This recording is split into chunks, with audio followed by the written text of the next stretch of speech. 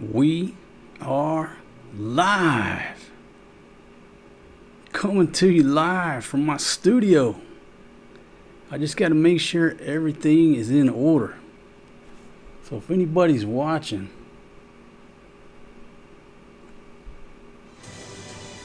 let me know how the audio is. Got some audio going on in the background. Oh, that's the ad. Okay. Anybody's watching. Guess I should turn off my own stuff. Alright, so I got 9 folks here. Somebody give me a audio check. Let me know if the audio is okay. I think I got the audio turned on. Make sure I can see y'all in the chat. Okay, Sam, I am. How you doing, my friend? At least I got somebody in here. How's the audio, man? Can you hear me? Adidas, how you doing? Budalam in Thailand. Okay, sounds good. Awesome. That is awesome. All right, folks. Well, I want to welcome y'all to my marathon live stream here. And I hope I got all the equipment set up. Chris B. Darn Carlin Jr. West 1841. All right, welcome everybody. All right, thanks for the audio check. Now I haven't done a live stream in a long time, and right away, like, these headphones are like messing with me, but I gotta have them because I'm gonna broadcast some stuff on here. All right, now I'm just no redneck that don't know about all this technology stuff, right? But we are going to go and we're going to cut live to, here we go. See if I can get it done right here. There we go, and there's me. Look at that. Boom, shakalaka. We are live in Spain with the running of the bulls. I bet y'all didn't see that shit coming, did you? I don't know if we got audio there. I got so many mouses on this screen. Oh, I don't have the audio up. Okay, let me turn this down just a little bit. Okay, there we go. There we go. Now we got audio and video live from the running of the bulls. Now I watched this the past few days, and folks, it just cracks me up. Just absolute. Just cracks me up. I can't figure out how to turn my headphones down. Okay, so anyhow, we're gonna watch the running of the bulls. I watched this a couple days ago. This is I don't know, it's just the funniest thing to me. I don't know nothing about the history. I've never run with the bulls. It seems like something that would be fun to do if you're, or at least for me, if I had like a case of beer. Oh yeah, I want to run with the bulls. At least a 6-pack. Say a 6-pack. If I had a 6-pack of beer, I would want to run with the bulls. But since I haven't been drinking in over a year now, it doesn't sound as appealing to go run with a bunch of bulls in this corridor. It's like a big long chute with all these people in your way. Now I guess that can go both ways, because if there's a lot of people, the bull is not coming after you. But if there's a lot of people, they're not going to get out of your way. So anyhow, folks, that's what we're watching right here. This is a live feed from Spain. All right, so Uncle Frank, In Brew. Okay, so In Brew, you did the running of the bulls. Yeah, it looks like quite an experience. And Arshine, how you doing, Dawn? We got Arshine here in the chat, looking beautiful as usual. Okay, so it looks like, now folks, I'm gonna do some Ron Burgundy speculation here, because I ain't never been to the running of the bulls, and I mentioned that. But it looks like everybody's getting ready. I guess I should have done my. Man, what am I hearing? Folks, Got so many devices going on. If you hear like an echo, let me know, because I'll have to shut down that device. I had my TV on a minute ago, but I guess it's 50 hertz. It's like flickering on my face. Anyhow, not Steven Spielberg. Alright, Richard, Cambodia. How's the weather in Cambodia, my friend? I heard there's some turmoil on the border over there. Hello, Z. How are you, my friend? Yeah, Chris. I mean, it's inevitable. Somebody's gonna get horned. You mess with the bull, you get the horn. That's what happens. Hey, Dave. Yeah, I can do it. Give me a 6-pack of Miller Lite. I'm gonna run with the bulls. Hey, Gardner, R. Scott, all day vapor. No, man.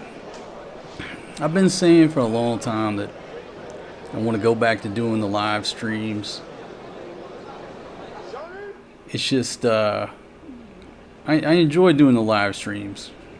And selfishly, one of the big reasons, if you do a live stream, at the end of the live stream, there's not 14 hours of editing and everything that goes with it. So I want to get back to doing the live streams. That's the way of the future here.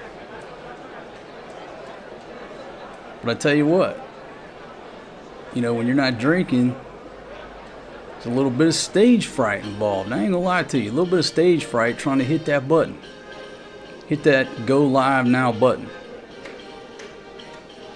When I'm drinking, I don't care. I just fire it up. I don't care where I'm at, what I'm doing. So anyhow, I'll talk about it, but I've like set this little studio up. It takes a minute to set up all the equipment, right? Get the angle, the lighting, everything set up. I've set this up like 4 times now. And I'll talk about all the struggles and the reasons why I had to set it up in 4 different places before I finally hit the go live button. So let's see, who's done this before? Give us some messages here in the chat about what's going on right now. I mean, obviously it looks like maybe a prayer going on. There's just a lot of people. I mean, there's just too many people for me to run in that sea of people. I'd rather be first or last. I don't want to be in the middle of that. I mean, you can be skilled, but if there's too many people, where are you going to go? You can't be shucking and jiving, ducking and dodging, bobbing and weaving when there's 1,000 kuyas in the street. Hey Phil, how you doing? Yes, we are live. Nah, I ain't drinking. I'm just saying, if I'm gonna go run with the bulls, I gotta have a 6-pack of Miller Lite, maybe a couple Jack and Cokes, and then I'll go run with the bulls.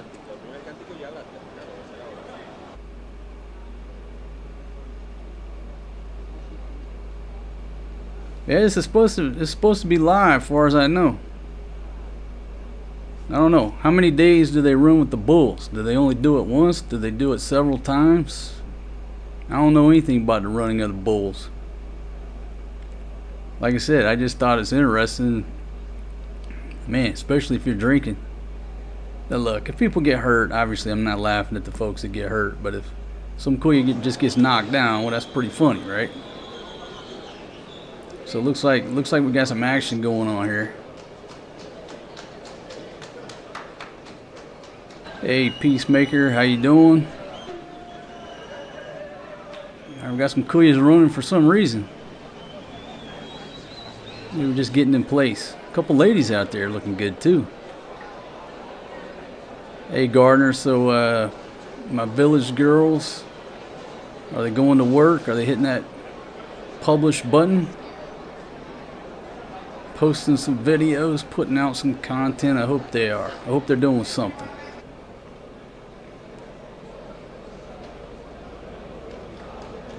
Z says no thanks to that nonsense. Yeah, West, ain't too many fat dudes running with the bulls. I think that's a I don't think there's any law against it, but I think that's a self-evaluation about just your survival instinct kicks in. If you're about 350 pounds, your survival instinct probably tells you you don't need to be running with the bulls.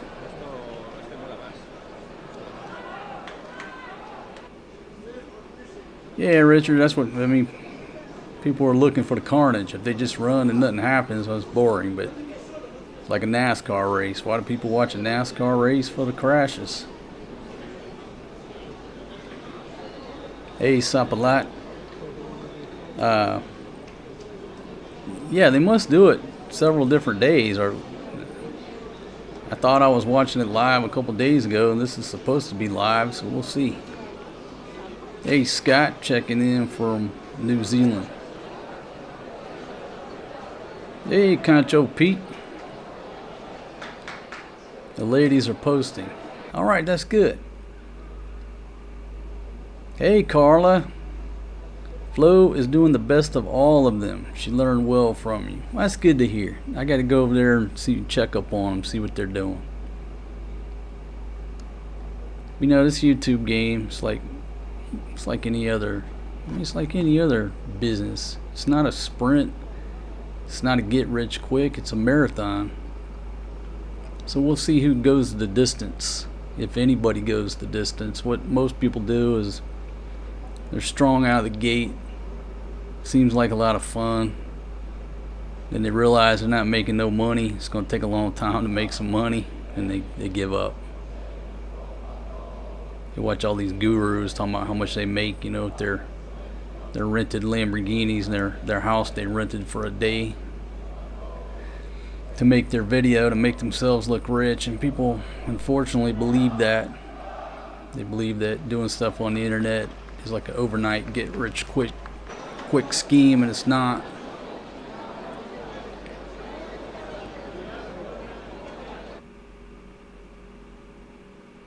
All right, so there's a look at the bulls. How many we got there? 1, 2, 3, 4, 5, 6, 7, 8, 9, 10. Is there 10 or 11? Somebody do a quick count on them bulls over there.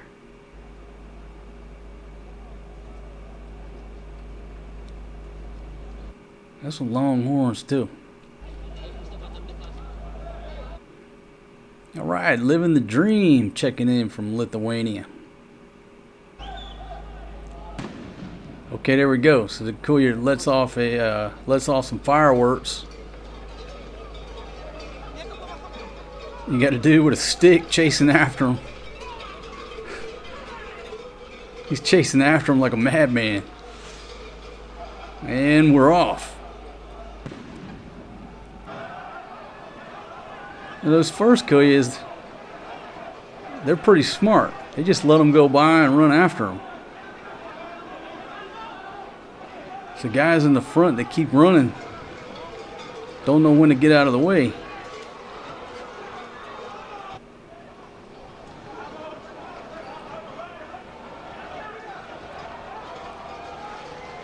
Yeah, it's like 11 or 12 of them.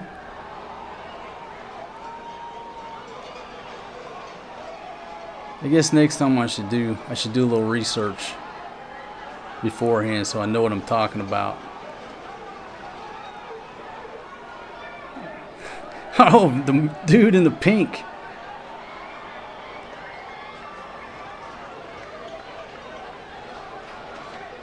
So far, not too much carnage. Oh, we got to cool you down. On the outside, coming into turn two. Ooh. All right, so he gets up, limps off to the side, so I guess he's okay.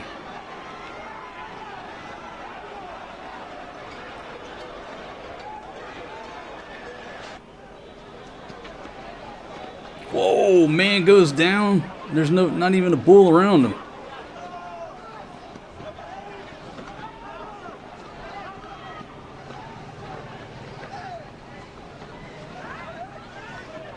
I don't know what's the average age of the Kuya running with the bulls. They look like a bunch of young cats to me. Don't see too many dudes my age out there.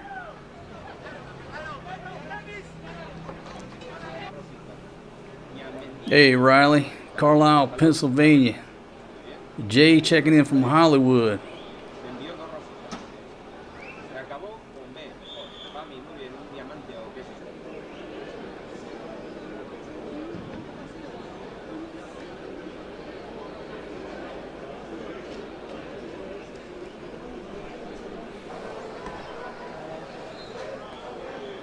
So folks, again, welcome to my live stream. One of the big things I'm doing here is also checking equipment. So if the audio is too low or the audio on the video is too low that I'm piping in, let me know. If the video is out of focus or the lighting's off or the white balance, all that good stuff, let me know. Ford Hood checking in. How you doing, Maverick? Pat, how you doing?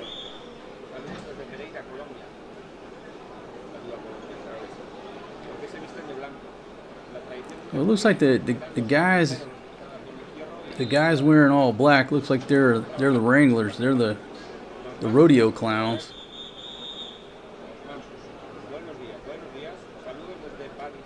I guess the difference, you know, in the rodeo versus the running of the bulls, they're just running right along.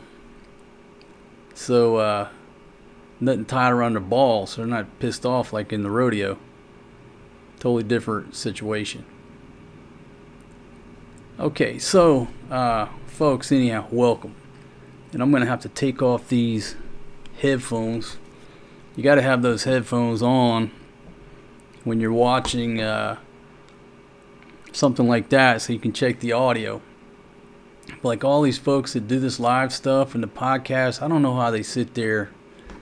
I don't know how they sit there and wear headphones that long. You know what I mean? I can't sit here for 12 hours wearing headphones.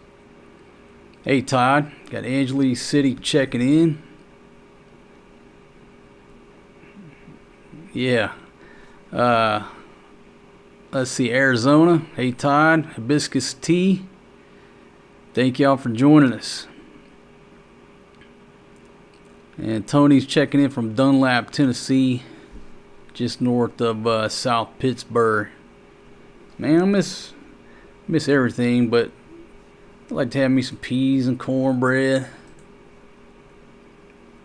Last night, the old lady did go the extra yard, and she made me some mashed potatoes. And they were pretty good, but there was no gravy. You know, Rome wasn't built in a day. I've been with the old girl for 8 years now. And she can make mashed potatoes, but gravy, we haven't got to there. We haven't got to that point yet. Can't pull it off with this equipment. But her fried chicken is real good. So she can make real good fried chicken, mashed potatoes. Let's see. Hey, Dana, I seen a dude get run over by at least 8 bulls. I think it lasts for a week. Hey, Cheryl. And hey, Eric, how you doing? All right, stay frosty. Yeah, so again, welcome to my little marathon live stream. And so I'll just start telling stories like about setting this stuff up.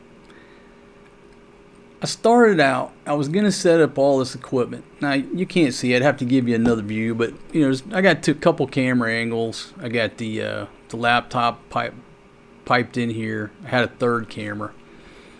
And I started out, I set it up in the dirty kitchen. What I was going to do is sit there, have a camera on the old lady while she's cooking, and, you know, sit there and read some comments, talk about some issues. And I got that thing set up, and I realized it's not rocket science, but you sit outside. A dirty kitchen is outside. It's not air conditioned. You tend to sweat.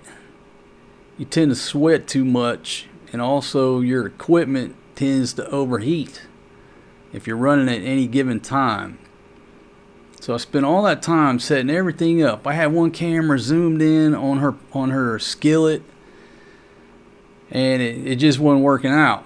Unless we wanted to go out there at like 2 in the morning, it's just too hot. It's too hot. I don't mind sitting out there, but the equipment, you know, you're trying to put headphones on, you just sit out there and sweat. I said, okay, that's not going to work. Then we move it inside to the formal dining room table. Got a lot of room, nice air con, you know, got Jesus hanging on the wall behind me. I got all that set up. I was going to go live this morning. And of course, you know, the kids burst through the door from swimming, you know, shedding clothes to jump in the shower. I mean, it's just carnage, right? I'm like, I can't take over the formal dining room table because it disrupts operations around the house. And so therefore, I'm broadcasting live from my man cave up here in my bedroom, because I can lock that door over there and nobody can bust up in here, knock equipment over, and interrupt what I got going on. So I set this up multiple times. Here I am.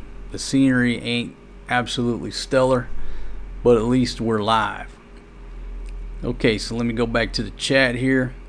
Hey, Stan checking in from Mexico. William checking in from Brisbane. How y'all doing? See Diesel Dave from New Jersey. And then Concho Pete's talking about Pia's sister Berna. Oh man, I love Berna. Berna's so sweet. She's so pretty. Yeah, I miss Berna. Just wonderful smile. Let's see, William. Yeah, man, we're live. We are live. Berna's one of Pia's sisters. She's the one who rides the chopper. You know, just not many Filipinas as a whole know how to ride a motorbike. You know, it's not like Thailand where every Thai girl over there has got their own motorbike, or at least they know how to ride a motorbike when they're you know, at a younger age. Over here, not too many Filipinos know how to ride a motorbike. So you see Berna rolling along in that chopper. I don't know, just something about it. She's so pretty. Let's see. Cheryl says, did she make Maja Blanca? Yes, she did. We went to the grocery store yesterday, and she made me buy 4 little plastic Tupperware things to make her Maja. So there's 4 or 5 of them things in the ref right now. That's what she did this morning. But the problem was, I go out there and I hear this scraping noise. And what is she doing?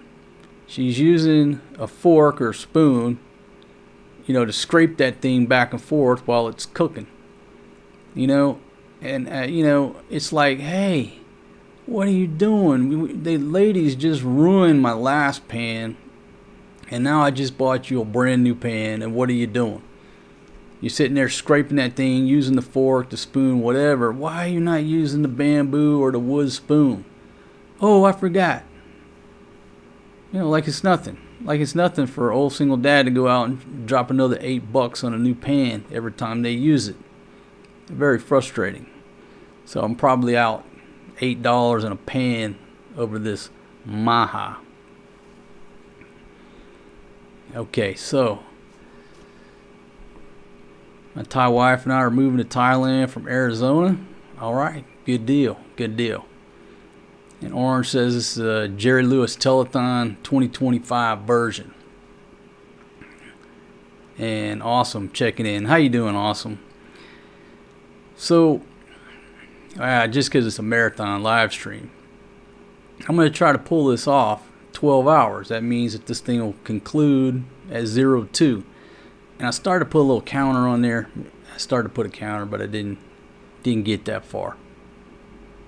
But I figure if I can run this thing 12 hours, pretty much function checks all the equipment. If anything's going to go down, it's going to go down during that 12 hours. If it lasts 12, it'll probably last 24, right? So I said, okay. What can I talk about for 12 hours? You know, I like made a list. I say, well, I can talk about some old videos, put some live events up there, and try to keep it going. But I'm going to tell you this. My voice gives out these days. Like after 2 hours of talking to the camera, talking to you fine folks out there through this lens, my voice starts to go. But you know, I was in that hot tub down in Mexico, live stream for like 5 hours. 5 hours, my goodness. I don't remember too much about that. I just remember I finished that bottle of, what was it? That bottle of tequila. Man, that was good. It's called Azul something blue. I mean, the bottle itself is ceramic. It's like worth $1 million or something. But the tequila inside that container is delicious. I don't think I've ever sat there and drank an entire bottle of tequila like I did in that hot tub. Pyongyang on station. Hey, barbecue pork. Yeah, Cheryl, you're right. Filipinos forget about everything, but they'll never forget to buy the rice. Never. Toriano TV, checking in from San Francisco. And hey, Jan. Okay, says clarity is good. How you doing, my friend? Adrian in Orange County. Yeah, again, talking about Berna. And you know what? That's the joy. That's the joy of what I'm doing. Okay? The joy of how I've got this stuff set up is that when we mention something, okay, I can just come over here and we can all watch the video together and see Berna. I got to figure out which video Berna's in. And I made a mistake by not logging in on this laptop, so now I got all these commercials. Okay, so while I'm trying to pull up a video with Berna, how do you like the branding down at the bottom? Okay, the ticker, the title, all that stuff. Let me know how you like the graphics down at the bottom. I mean, I think some of the stuff is too much, you know, like Fox News and all those, they put too much on there. But you know what? If that retains people's attention, why should I try to reinvent the wheel? So any comments or feedback on the look, I would certainly appreciate it. Okay, so when was the last video where Berna was in there? Let me pull up something. So if you have not seen Berna,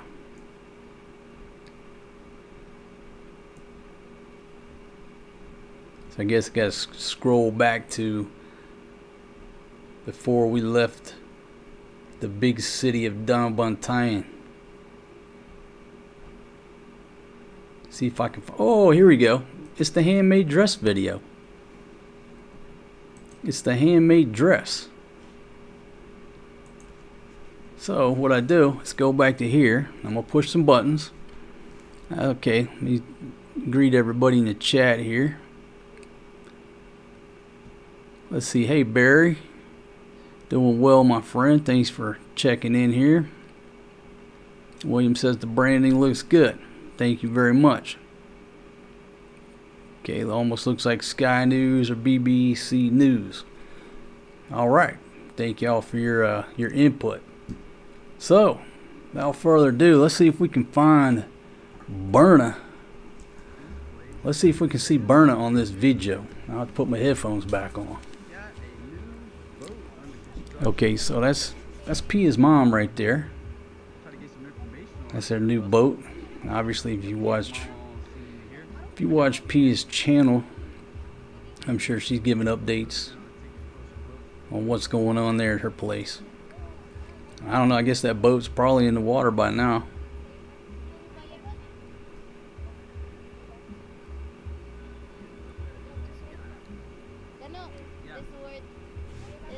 Okay, so the purpose of this was to find Berna. And I'm listening to the flow. So let me try to fast forward until I can get some action with Berna here. There's a beautiful Pia. Pia had no idea I was going to buy that dress from her that day. And you know what, folks? I still have that dress. When she was here, I told her we need you to model that dress so we can try to sell it. And she said she has one more dress somewhere, but I didn't get the full story on that. Still looking for Berna here. Got to scroll ahead. Maybe she's at the end.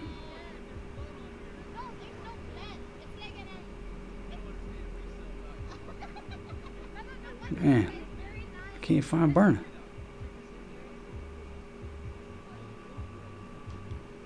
Could have sworn Berna rode up on the motorbike.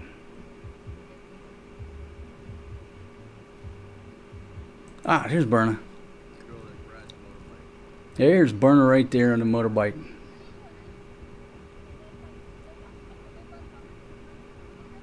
How can you not love a beautiful Filipina riding a junk motorbike through the jungle?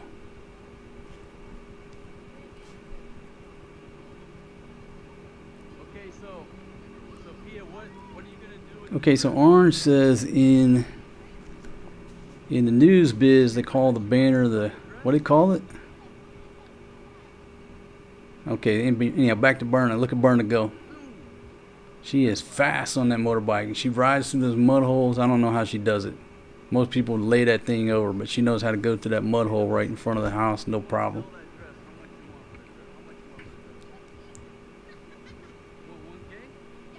Okay. So there's a quick look at Berna.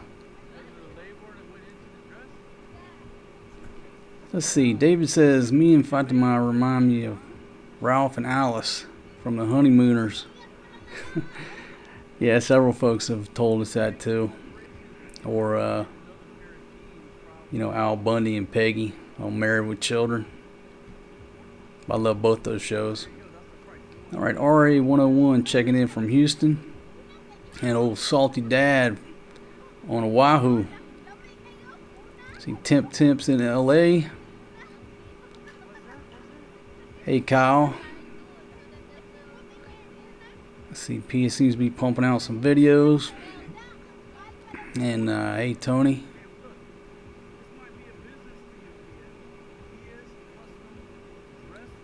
Can I say hello Dino? Alright, there you go. Hello Dino. A lot of folks, they get confused with the premieres because some folks think the premiere is live. And they don't realize, you know, the chat box is live. The video is pre-recorded, right? So they think you're trying to pull some magic or something. And then it's the same way, I guess, with the live streams. Is this really live? If this is live, you know, I guess you don't know what to believe these days with this AI stuff going on.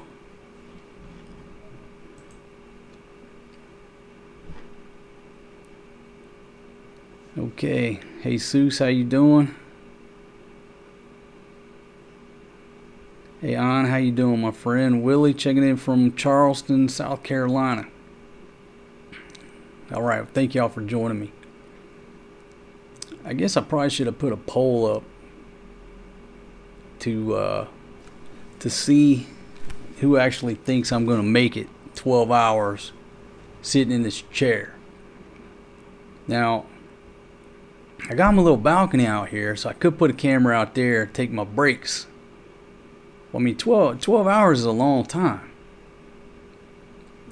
I possibly could have bitten off more than I could chew. But we'll see. Okay, so let's talk about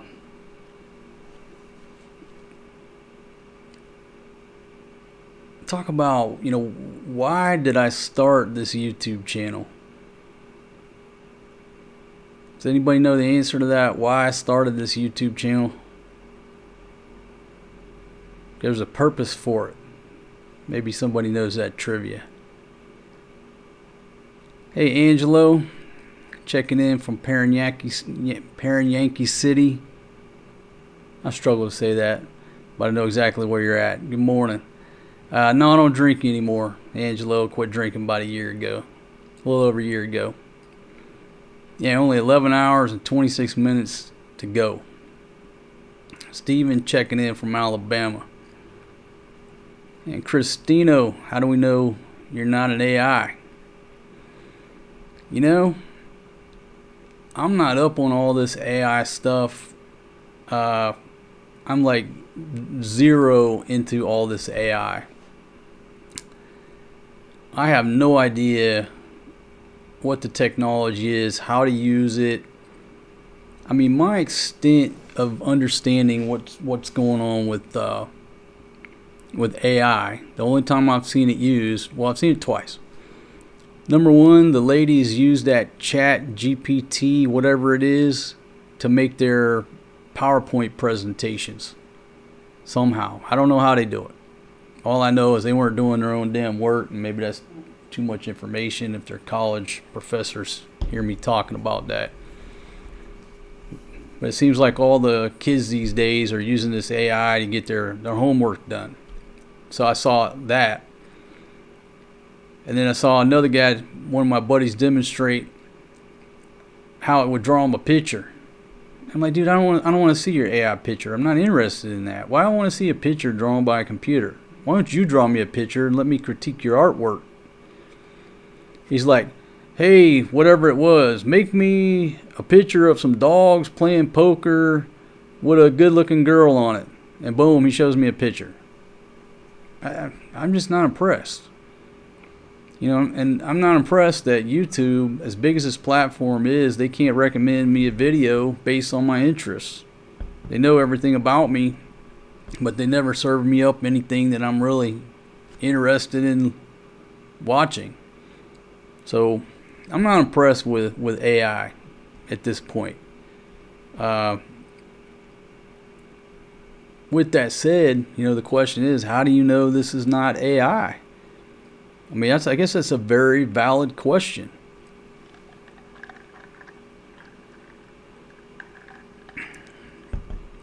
When you create a video now, there's a check box or whatever to ask you if anything was created with AI.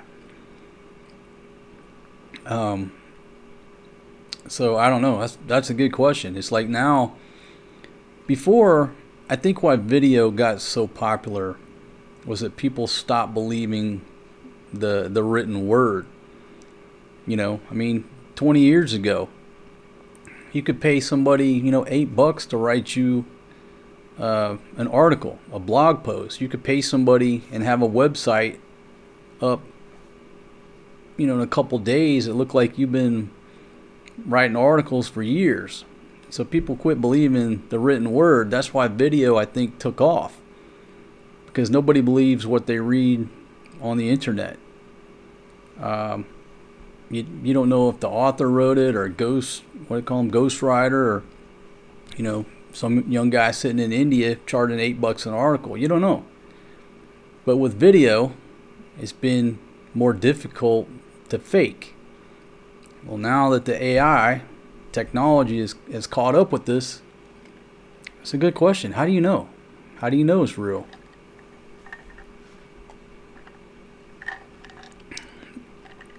Hey Kyle, I've been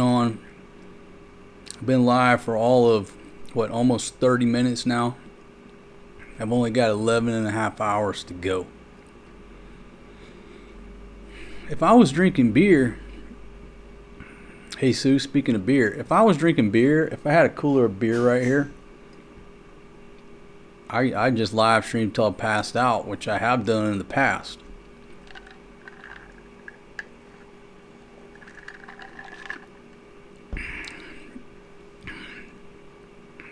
Okay, Peacemaker, talking about sand dunes in the UAE. Yeah, if you have the chance to go to Dubai, the UAE, Abu Dhabi, make sure you go on one of those desert safaris. I've done a couple videos. You know what? I can pull one up and let it play in the background while we talk. Go on a desert safari. It's well worth it. They take you out in a Toyota Land Cruiser. You do what's called dune bashing. It's basically like a roller coaster. You're in a Toyota Land Cruiser. And they take you out to a camp and have a nice spread, underneath the stars, a little dancing. They actually serve beer out there. But it's well worth the money. I'll pull one up here and put it in the background. There we go. Abu Dhabi and Dubai. Just a lot of unique things to see if you ever get a chance to go there. I went there, I don't know, 20 years ago. My first time there, we went skiing in that indoor ski slope. I didn't believe it. Somebody told me they have an indoor ski slope. I didn't believe it at first. I had to go see it to believe it, and actually go skiing in there to believe that they had an indoor ski slope.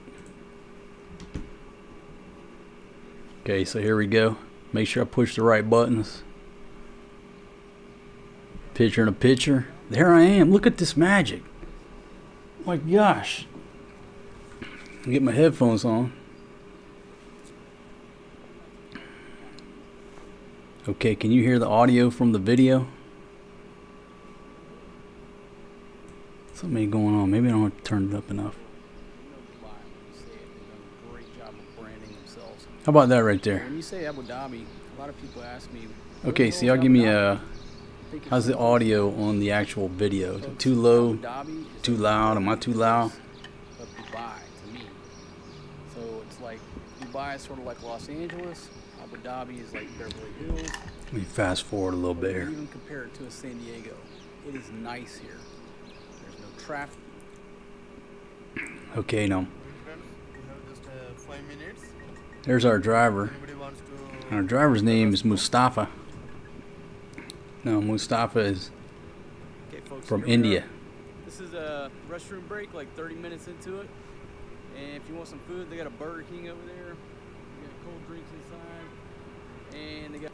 So anyhow, you go out. First stop we went on in this was a little camel farm. Here we go. Checked out some camels. A little good picture taking opportunity, and then for the dune bashing.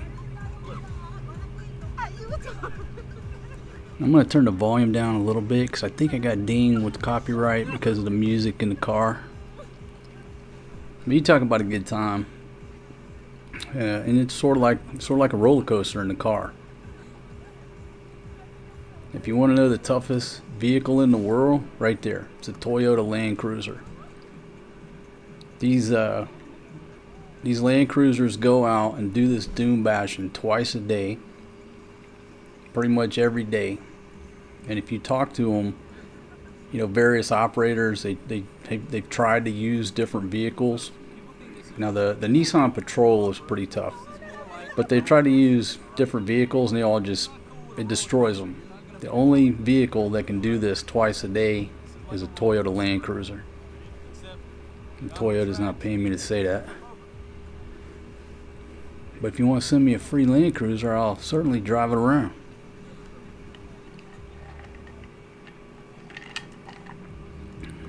Okay, audio low. Alright, so turn it up twice. How about that?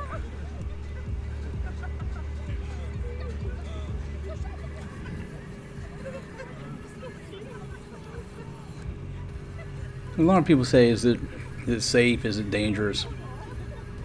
It's not, because the Land Cruisers have roll cages. You can roll that thing over 20 times. You're just going to roll. You're seat belted in. It's got a very heavy duty roll cage.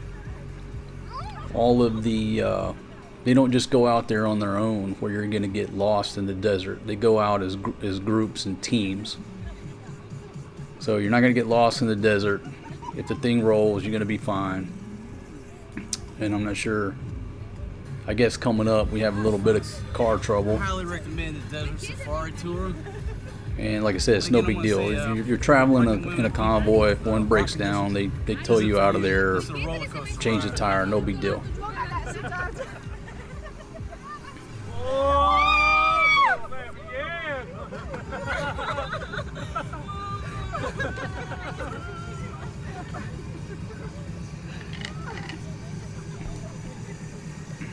So yeah, if you end up going over there, you gotta take the time, take a day. I mean, I can't remember what time we went out, but left like 4 o'clock, somewhere in there. Got back late at night.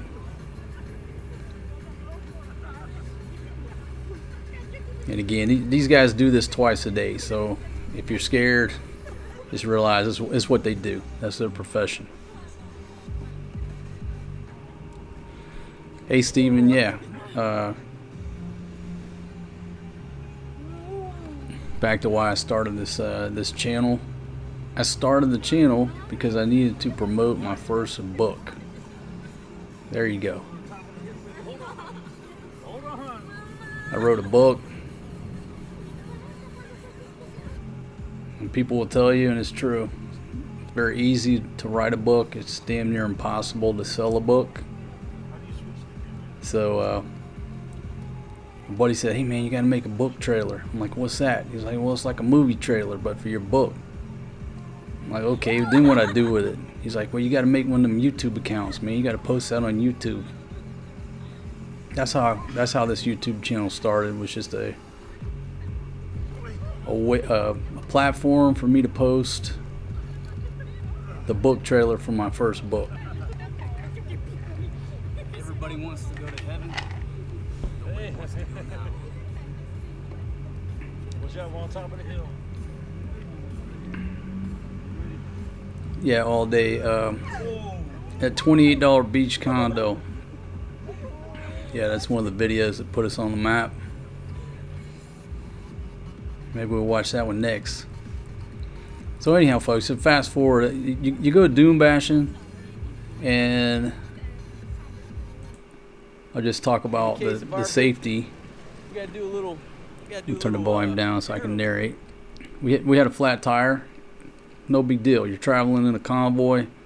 Everybody just bands together. Hey, everybody take pictures for a minute. 10 minutes. They got the tire changed. We're back underway.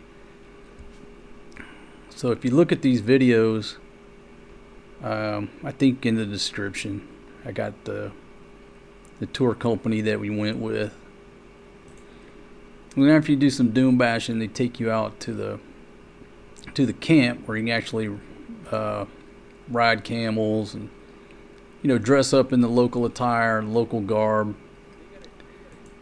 and they actually serve beer, which was good for me.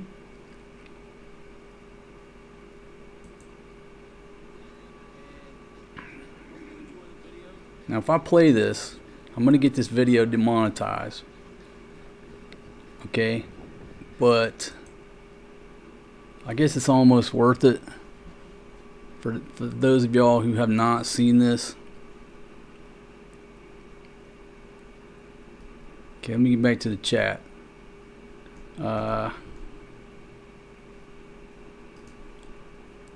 Okay, alright man, I just saw it. Phil Pines, off the top ropes of the octagon. Thank you very much, my friend. Thank you very much. Time to be open for the 12-hour stream. Hey, thank you very much. Hey, you know what? I didn't see that come across. I had to actually click the super chat tab. I got all chats, but I did not see that. Little rusty running this software. Hey, you know what? The old lady was telling me that the other day when she's watching TV, she doesn't see it come across.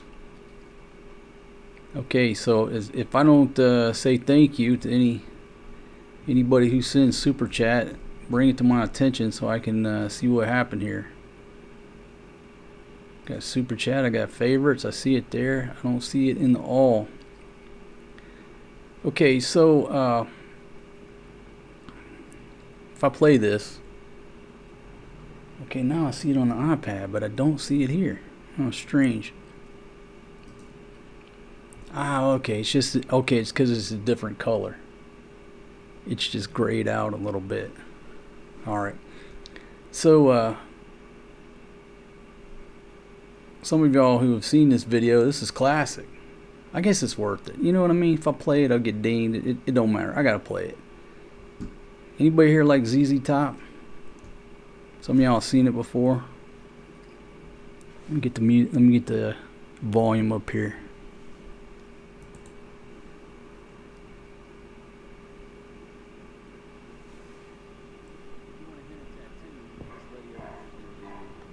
I do henna tattoos as well.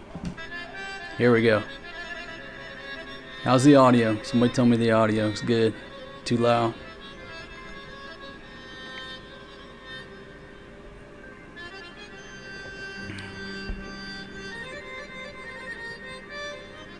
I guess you can't see the text. She spots me immediately.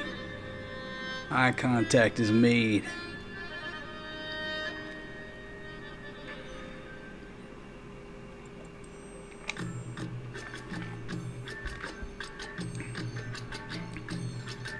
How's the audio? Is it okay, the music?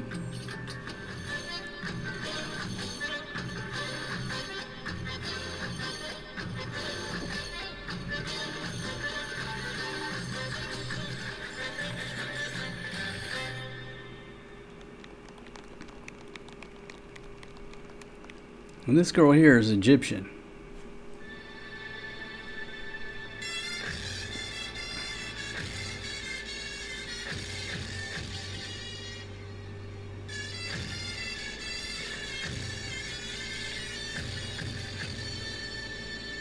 The music's good.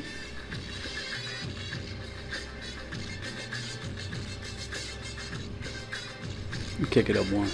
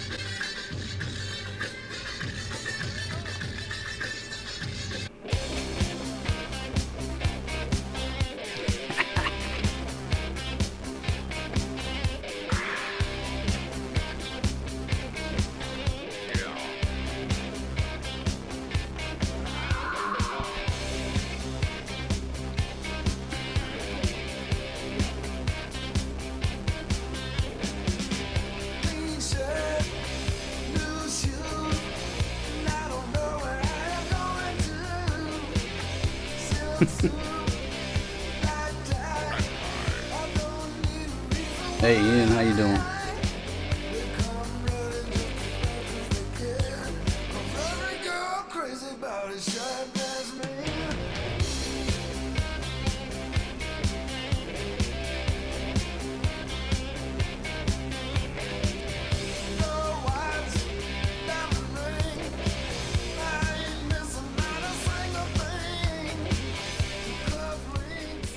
Anyhow, so if you get a chance to go on the desert safari, it's well worth it. You know, it's a lot of dancing going on.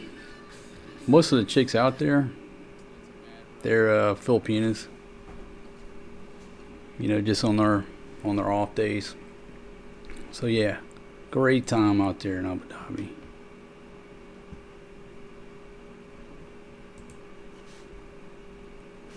Alright, so Wellington's on station. Okay, so what were we talking about before? Let's see. Somebody was talking about the ladies. Yeah, Cheryl, I forgot to talk about the food. They got a buffet, big spread of buffet barbecue. The food was great. I skipped over that part, but yeah, the food was wonderful. Okay, so let's see. I laugh. Says I'm creating monsters with Flo, Pia, and Maddie and their channels. Now they get money and Amazon gifts and get free stuff. Yeah, so hey, you know what? The thing about it, I've caught a lot of heat over that. The thing about it is, you know, they can do their own thing. They don't need me. I think P has been on TikTok for a while. I think maybe all of them have. I don't know. They got their own thing going on. They got their own lives going on. All I did was just put it out there that hey, they're gonna give it a shot. You know, I gave them some safety briefings and some pointers, and this is how it's done. If you want to do it, you know, probably 2 out of 3 of you will quit within the first month or two. Hey, I put it out there. They're swinging the bat. Where it takes them, I mean, who knows? They might stop posting in a month.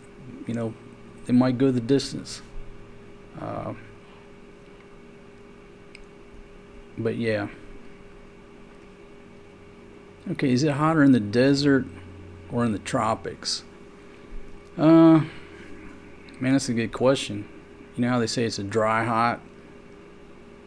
Like for me, being in the desert, I guess a lot of people would describe it. It's like, you know, when you open up the door to the oven, get them biscuits out of there, that heat hits you like that. That's like the desert. You know, the tropics with the humidity. You know, I've lived in the tropics a long time. It don't bother me, but I've spent a lot of time over there in the desert, and you know, you just get used to it.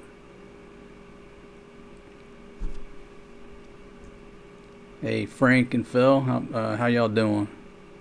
Yeah, I'm gonna try to sit here for 12 hours. I'm gonna try. Right now, I'm just getting a feel for everything, so I'm a little rusty. That's what Maria says about Fatima's English. She says Mama's English is a little rusty. So I'm a little rusty when it comes to doing these live streams for several reasons. You know, setting all this stuff up.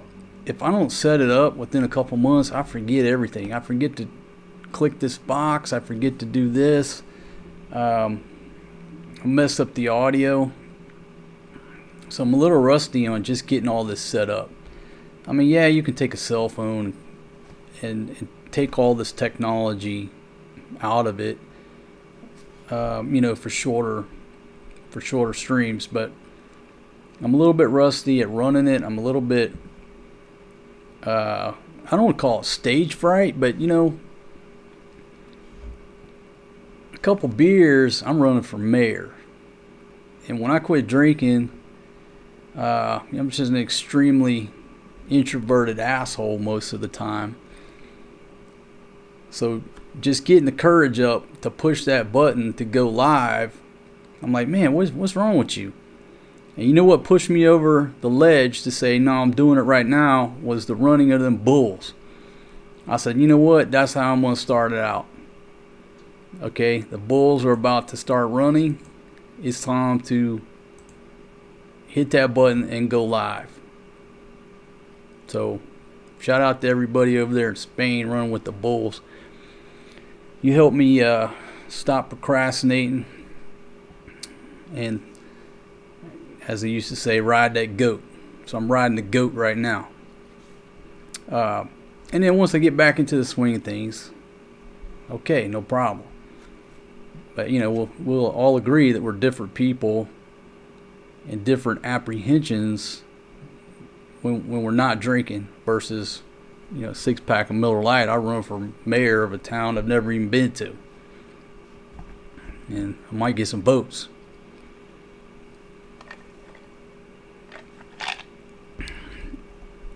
Hey Steven, have I ordered the new grill?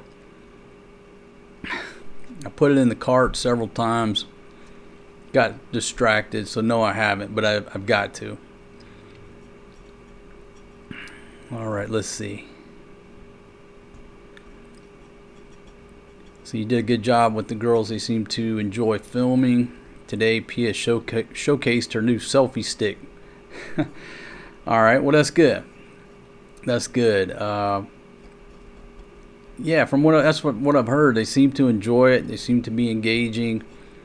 We'll see. We'll see where it goes. You know, once they get started with school, who knows? Maybe they get too busy. But at least they're off to a good start.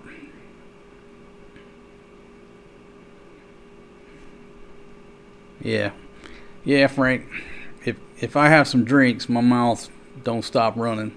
But if I'm not drinking, I'm just mostly quiet.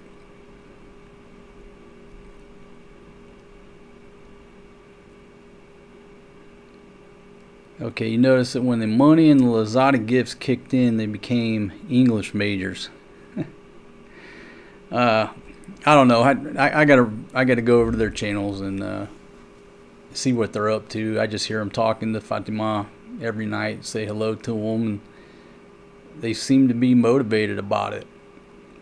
They seem to be motivated and energetic and actually, you know, taking some action. You know, and let me give a big shout out to Apple Hernandez. Some of y'all know who she is, some of y'all don't. She actually, Apple, you commented on a video recently. That's what made me think about you. You know why I like Apple Hernandez is because she's just dedicated to the cause. She hustles. She's going to work every day, seems like. So I hope to see, you know, maybe not that same level of dedication, but I want to see the ladies take something serious, because they've got one more year of school and then it's time to get out into the real world. And so I'd like to see them take it serious and stick with it and give it a shot. You know, these days, what do they call us? They call us content creators. When I first started this, and every now and then you still get a snide comment, but you know, how many times have you heard, you know, you're nothing but a bum, you better get a real job, blah blah blah blah blah blah blah. Then Mr. Beast and all these other people start making some real bank. Then all of a sudden, you know, colleges are offering courses on social media and content creation. Now all of a sudden it's a real profession, and people don't, for the most part, tell you that anymore. But being a content creator, it's a legitimate profession. And if the ladies stay here in the Philippines, you know, if they go abroad or what have you, they can make more money, obviously. But they stay here in the PI, it'd be a great way for them to supplement what they're making at their profession. Okay, let's go back to the comments. Are you worried about how many people are watching you? Hey, Jacob. What do you mean, like being apprehensive about going live, or number of views? No, it's just like when I'm doing this live stream, there's like so many things that can go wrong. I guess that's the worry. I mean, I'm not worried about talking to the camera or anything like that. I've been doing it for so long. I guess what makes me nervous about this, there's so many things that go wrong. And I'm not Steven Spielberg. I'm not a young cat who knows all this technical stuff. I struggle to get it going. And then like this morning when I was about to go live, the kids bust in. Luckily I didn't flick the switch, because they were just, you know, I had to get up and help with the kids. I guess it's just because there's so many things that can go wrong, and I'm not drinking, and you're just being too careful and too perfect. Does that make sense? Where you have a couple drinks, you're like, yeah, let's go live. Let the chips fall where they may. And I think that's why people That's why people love the live streams. I mean, I guess I should ask you, why do you like watching live streams? I mean, Fatima will show me her cousin or brother or whatever, and they're walking down the creek or something, and we'll just sit there and find ourselves watching this live stream, and it's just the kids, the teenage boys walking down the creek trying to find some shrimp. We've done that millions of times before. Why do I find it interesting? I don't know. Because if it was just a video, I wouldn't click on it and watch it. But if they're live, I just find myself watching what they're doing. Same way with Marjorie. Marjorie sits there, does that live selling of her clothes pretty much every day for hours. If Fatima will pull that up on the iPad and be like, hey, Marjorie's live, and we're just sitting there watching her sell clothes. Why is that interesting? But if it was a video of, hey, I'm selling clothes, I ain't got time. So anyhow, maybe some of y'all can explain it, know the psychology behind it, but the live streams, everybody loves a live stream. Okay, so King B says, sucks I have to go back to the U.S. in 2 weeks. I've been here for 9 months and love it here. Be back here in October for the birth of our first child. Okay, buddy. All right. Well, congratulations, man, on the upcoming addition to the family in October. All right. Hey, Steven, how you doing?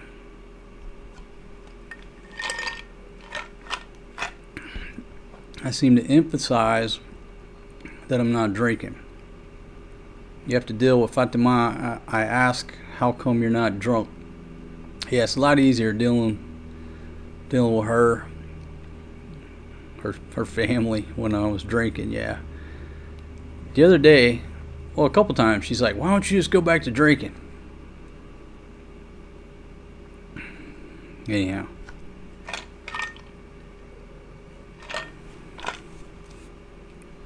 Okay, William says, I think live is more interesting unedited. It's genuine interaction. Yeah, I think that's it. Especially this day and age, you can polish a video and edit the heck out of it, and you don't know what's real, what was in sequence. I guess you're right. On a live stream, it is what it is. It's real life. I mean, if we're sitting at a bar right now, drinking beer, you have a conversation. You don't get to go back and edit that conversation. If you say something that the other person disagrees with, okay, well, you debate it, you talk about it. You don't get to go back and edit it out and cut it out, right?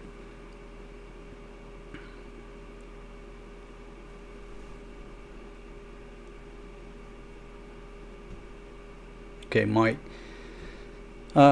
Seems like the Philippines is making it harder.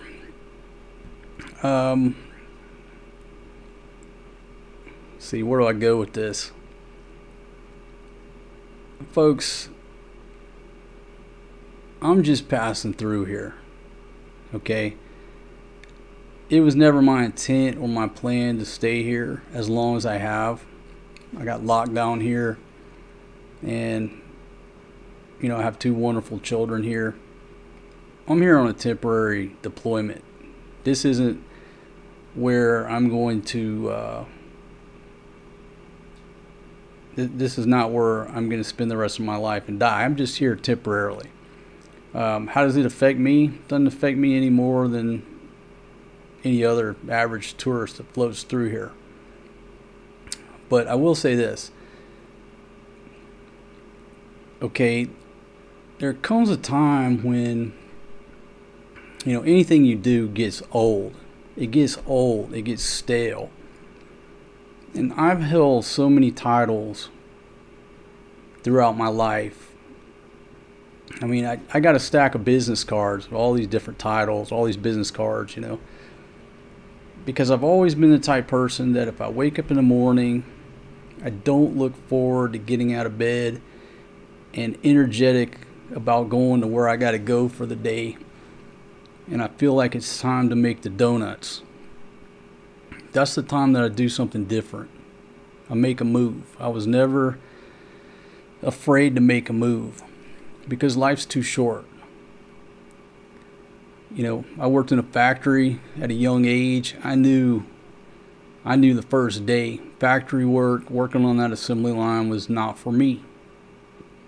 And I put my time in, but I knew I'm making a change as soon as possible.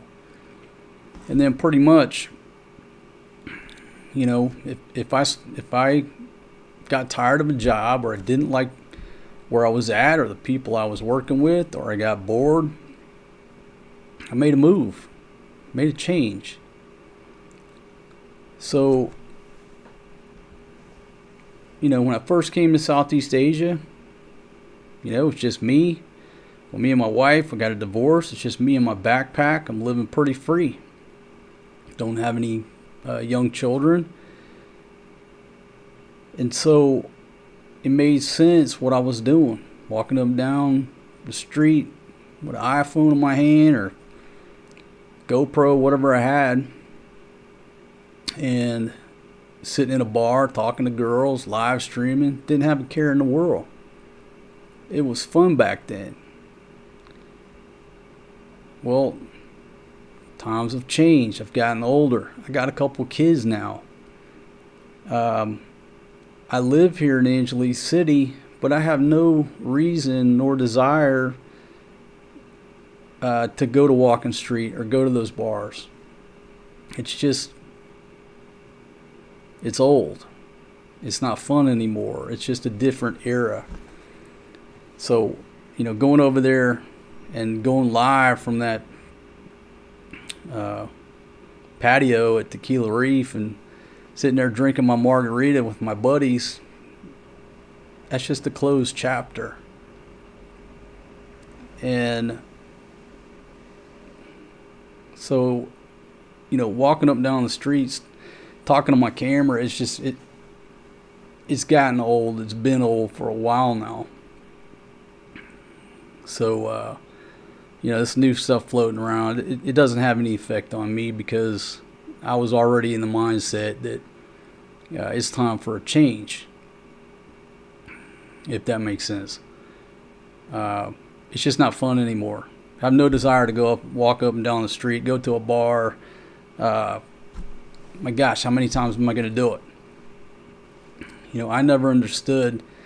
I guess what I didn't understand 10 years ago was how, like, some of these food folks, the food channels, how many times can you go eat the same dish over and over before it's like, man, how many of these videos am I going to do?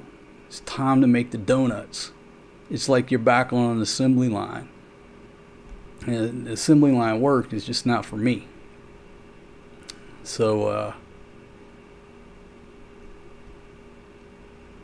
I'd already talked about like the shift to getting back to live streaming and doing different things in this capacity.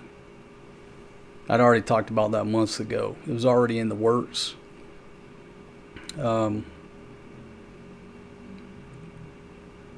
Anyhow, I don't know if that answers the question or not, but in my case, it was time to do something different a year ago, if that makes any sense. Yeah, if you grew up in the 80s, you know the Dunkin' Donut commercials. Time to make the donuts.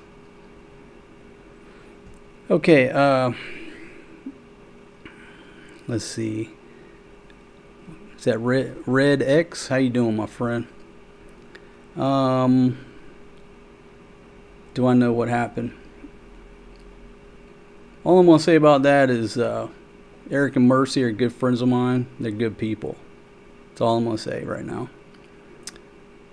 Yeah, drinking is a waste of time and money. Well, I had a lot of good times drinking, and you're right. You waste a lot of money drinking. You waste a lot of money. I don't know. I wouldn't change anything.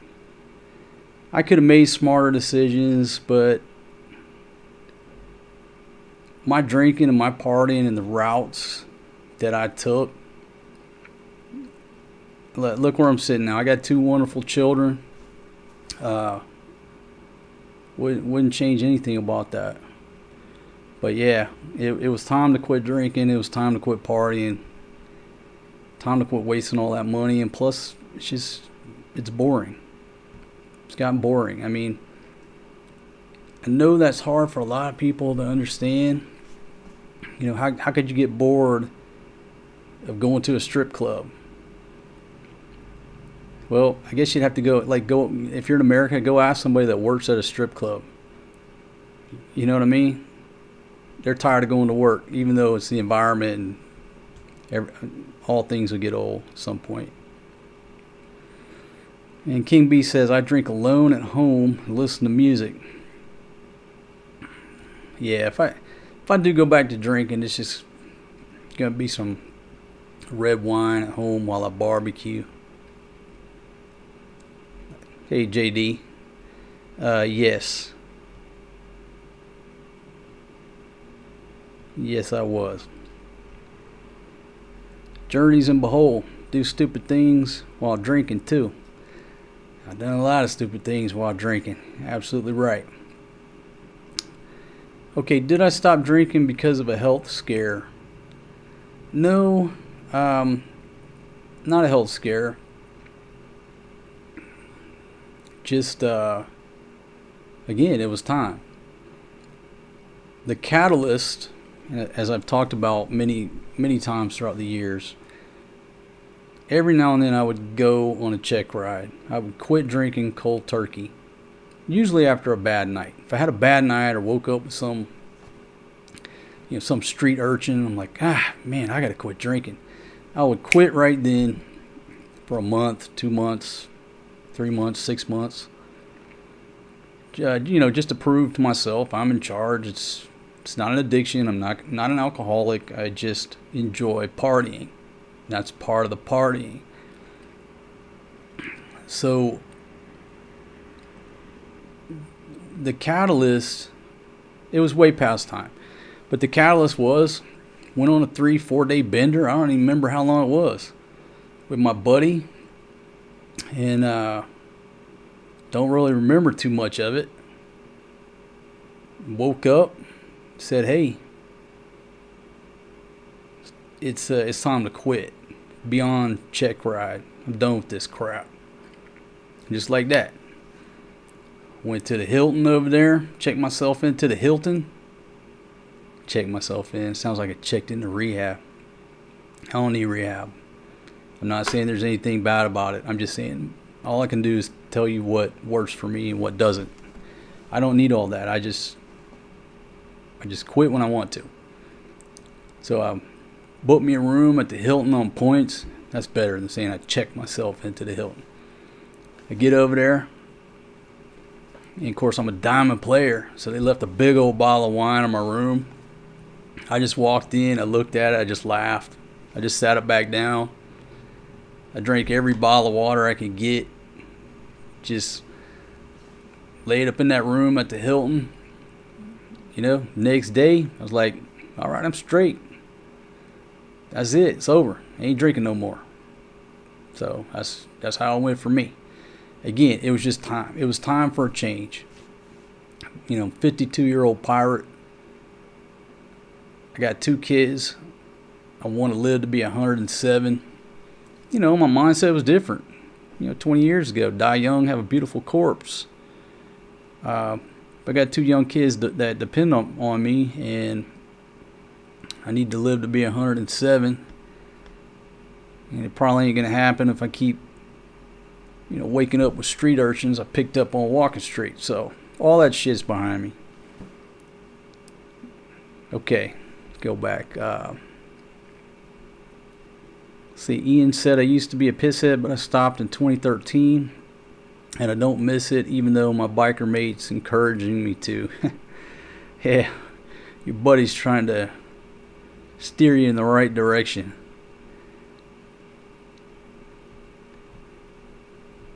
Let's see. And you know, mine, it's like the song, all my rowdy friends have settled down. I talked about it many times. Well, last video, maybe I talked about it. My inner circle of going down. All of my inner circle are down. In other words, they're dead. My buddy Doc Wayne, you know, he's older, hovering around 70. Yeah, he's just living the domestic life, you know, with his old lady out in the country. He's settled down. Same with the J-Dog. So all my rowdy friends have settled down. It's like I was the last holdout. And I'm like, damn, hey, where's everybody at? I'm the only dude here carrying the torch. But yeah, glass of wine in the evening with grilling. That might be my long-term routine, because I do miss drinking when I'm cooking. Not the partying, not waking up, you know, with strange women in strange hotel rooms. Not that part. I miss drinking while I'm barbecuing. Okay, let's see, is that K11? Okay, how do I feel about what's going on in the USA? I'm not sure what you're talking about specifically, but to answer the question, mostly, you know, I don't really know. You know, I don't know why, because I haven't lived there in a long time. I visited, 3 brief trips, 15 years, somewhere like that. So, truth be told, I don't know. I just, my brief trips, what I saw, and then what I hear from people, a lot of it's hard for me to believe, because I'm like a 15-year caveman from living in my own country. I offer my opinion on things, but realize my opinion is like 15 years ago, because I don't watch the news. I read some articles, maybe 15, 20 minutes a day. I don't have Fox News on in the background like a lot of people do. I used to. So like for 15 years, I haven't been locked into that. So I don't know if that answers the question. I don't know specifically what you're asking, or but the problem with my opinion is that I haven't been there, part of it. I haven't been part of the changes over the past 15 years, if that makes sense.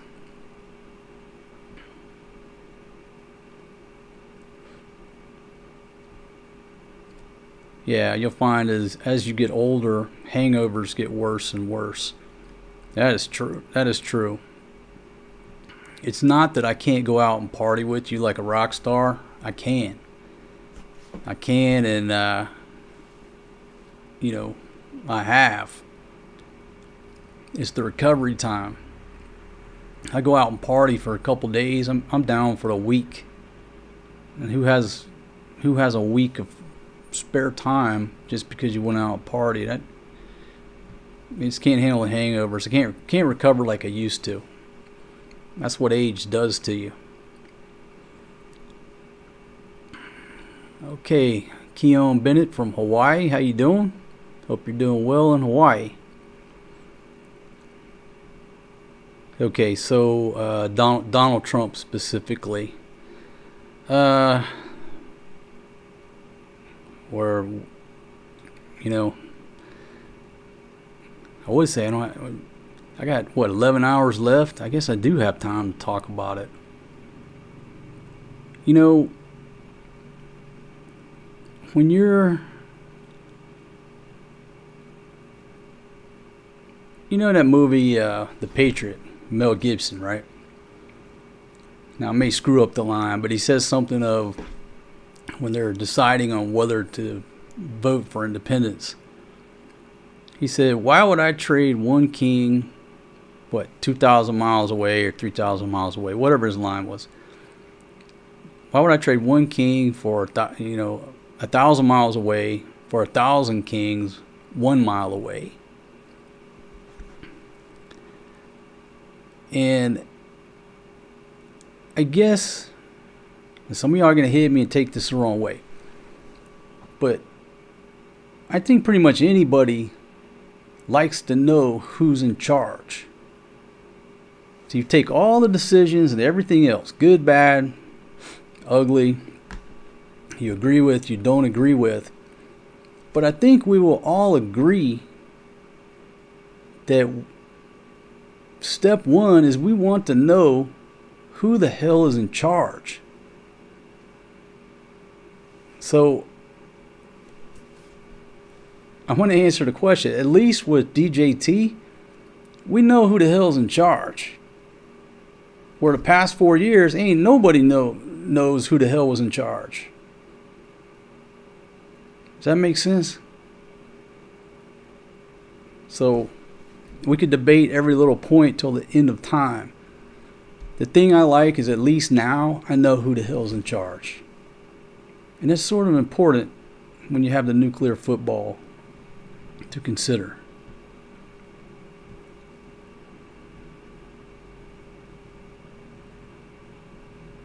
Let's see, Marcos, can you teach us the song that Arshine taught Maria? It's the Ice Cream Yummy song. Something about ice cream yummy, ice cream good. There's a dance that goes with it. I have no idea. Still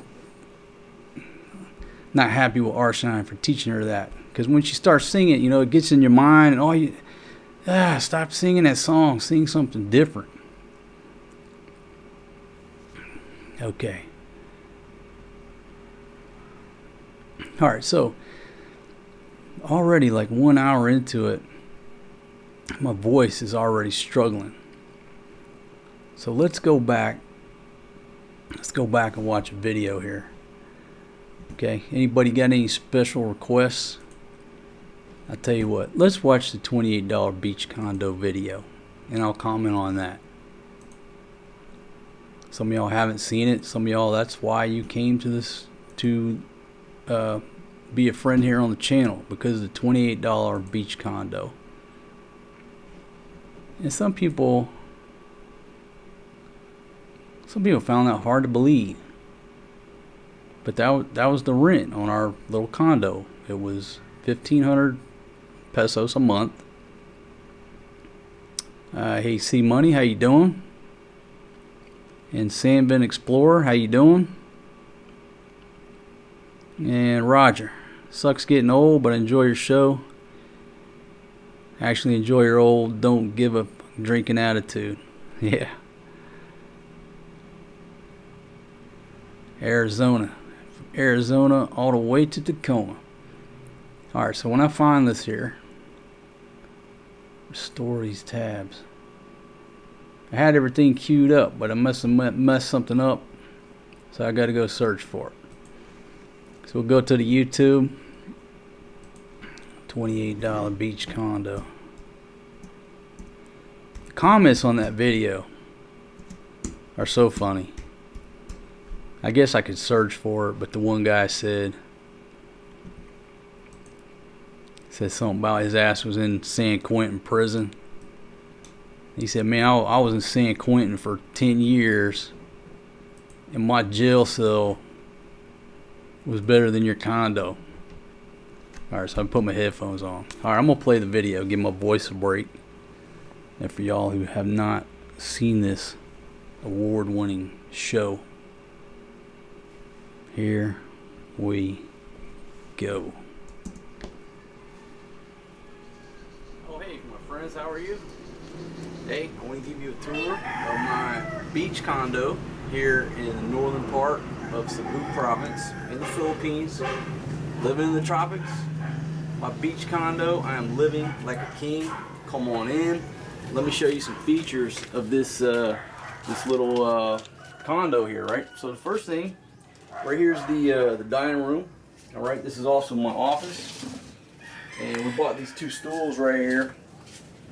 Fit perfect. I love the red color on these guys. Perfect design. I'm gonna go back for 2 more. But we have a dining room right here. Okay. And I want you to take a look at these windows right here. You know, I do have some good security. I got burglar bars. And, you know, these windows open and close. We keep them open. It's got a fresh, cool breeze coming through. And I'd like for my camera lady to turn around and just show you the mango tree. Okay, we live underneath a mango tree. And so it is always cool in this area. There's nothing but mango trees. And if the camera lady will come over here and shoot across there, I want people to see my view of that huge banana tree over there. So there's a huge stalk of bananas on that tree. It's hard to see through there, but anyhow, that's my view. I'm looking at this concrete wall, but just a banana tree. So come on over here. I'll show you a couple features that we use. This is a little rechargeable light. It's a solar light, so during the day, I put it right here. And then at night, it'll stay on all night. So we got a light for the CR, comfort room, the restroom. So good little feature right there. You move to the tropics. Okay, get you one of them little solar rechargeable lights. Okay, so moving right along, right over here is the, this is kind of like a food station right here.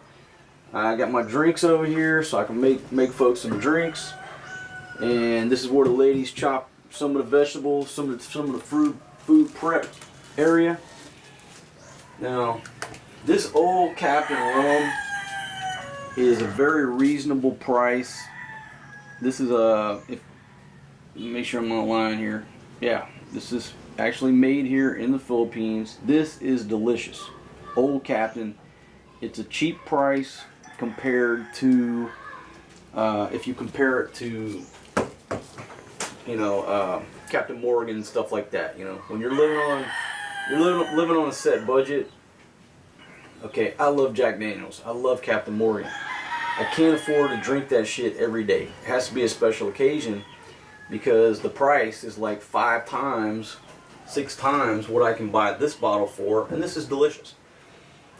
Alright, and this is Tanduay. If you're not familiar with Tanduay rum, it's a local rum, it's cheap. My wife's father, he loves it. I am not a big fan of Tanduay. Okay, I'm just not a fan of Tanduay. My buddy, American guy, he died a couple years ago. He would drink 2 bottles every night, and I just the taste. It just I never acquired the taste. So this is a distinct taste, and let me be honest, that's some rock gut shit. All right, the only thing more rock gut than this is kulafu, and that's what my wife's father drinks. It's even cheaper than this, and it's like drinking kerosene. Okay, but if you come to the Philippines, this Old Captain, I recommend this. All right, this is delicious.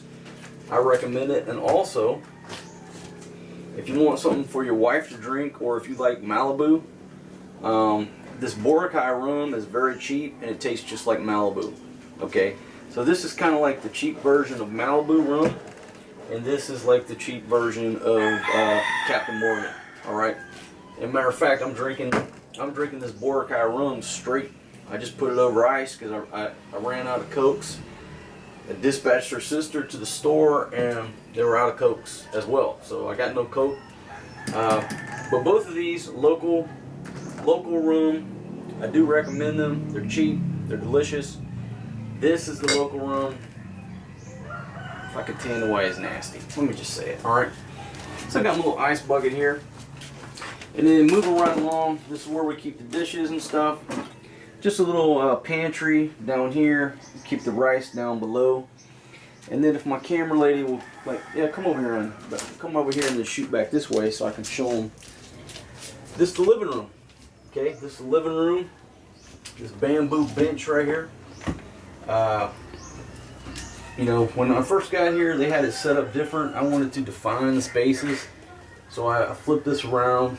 This is the living room, and we got a couple windows over here, so we can get a cross draft going on. And the breeze comes through, and we're fine in here. The only thing we did add was one ceiling fan, And when we kick that ceiling fan on with the breeze coming through underneath the mango tree, it's no issue. I mean, we're cool as cucumbers. And then moving right along. Come on over here, baby. Shoot right here. This is the bedroom. All right, this is the bedroom, and you might be wondering, where's the mattress? We don't have a mattress, folks.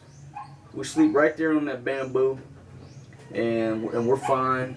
That's what, you know, folks here are used to. I'm fine with the bamboo, so no problem. And that's our bedroom. So come on over here. I'm gonna show you my kitchen here. This is my kitchen, my cook station. All right. And you showed me. I showed you a little. I had to do a little electrical work to get this running, but I just basically ran this over here from this guy. And so I got my wok going on here, which is dirty because my wife forgets to clean it after making breakfast every morning. And we got the rice cooker. I'll put my sauces back there, and then right here we have the sink. Okay, so we got this bowl. My wife washes dishes in the bowl, and this is my kitchen. All right, so I've shown you, yeah, 4 distinct rooms, right? Got the kitchen, the dining room, living room, and the bedroom. And come on in here. Let me show you one more thing. Here's a refrigerator. All right, we got the refrigerator right here, and I'm probably going to invest in a small refrigerator. But right now, we just put a couple things of ice in there every morning. That's the refrigerator right there. This is the water. You get these things for 25 pesos, I think it is. 25 pesos. Baby, don't hold the camera sideways. You can make, yeah, there you go. Hold it. Come back down because you're making people dizzy. So, yeah, 25 pesos for the water. It gets delivered. And then come on right in here. I'm going to show you the bathroom. In the Philippines, you call it the CR, comfort room. Step right on in here with me. Okay, so, you know, got all the toiletries hanging up here. Got a little shelf. Alright, so let me stop for a second. There was this huge debate about what's hanging on the wall over there on that string. Anyhow, there was so much debate and comments about what was hanging on the wall. And baby, come on in here and let's show them where all the action happens. All right, and folks, this is the toilet. All right, and it's a self-flush toilet. In other words, what you do, get you a scoop. You go like this.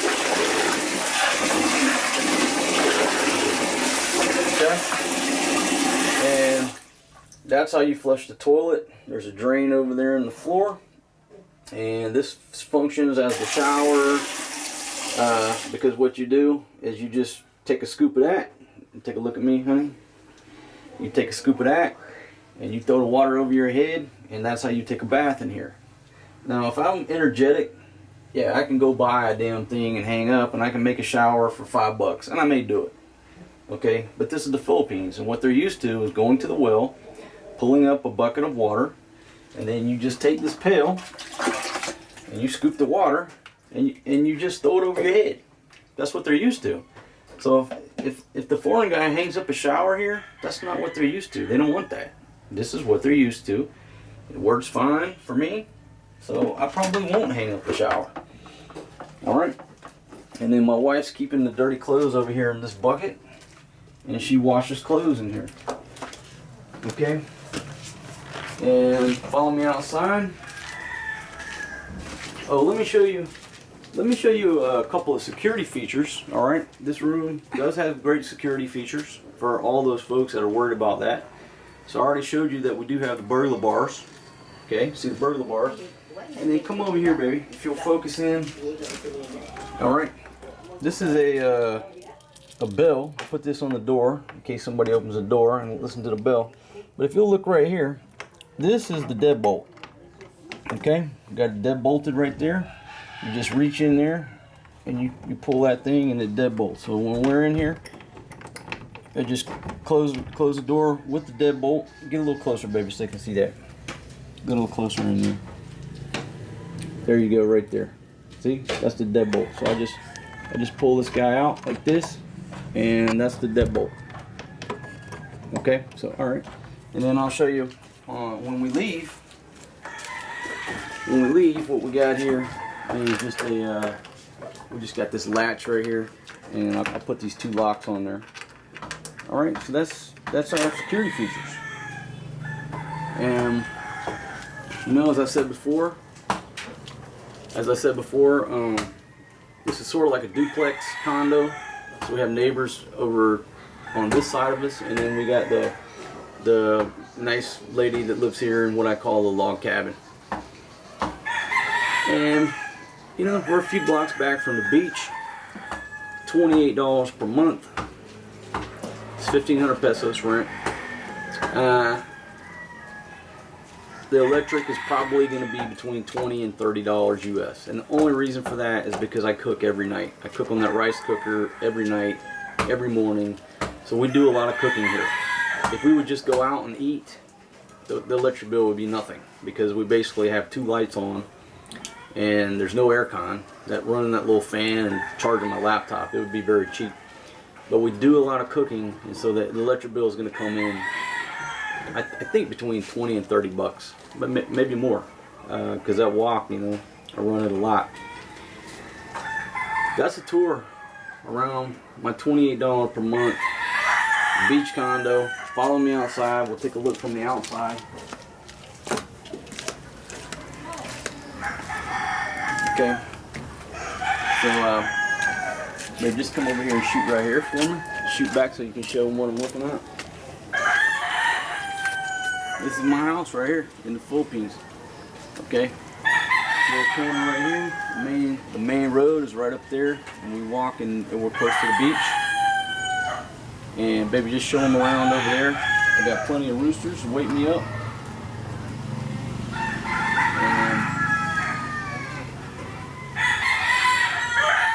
And again, got this beautiful mango tree.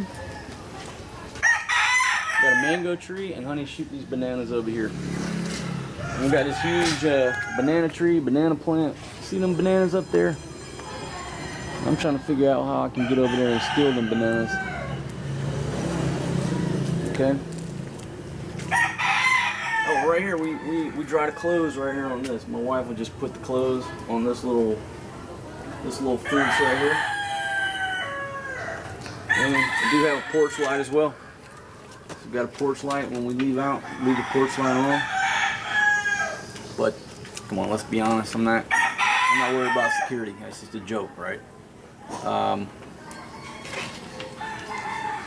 It's where I live. When I'm in the Philippines, this is my house, and I love it. So I hope you enjoy this tour of my little $28 per month beach condo in the Philippines.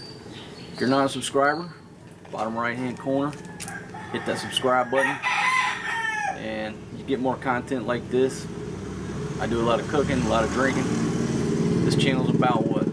It's about food, beer, visas. Thanks for joining me.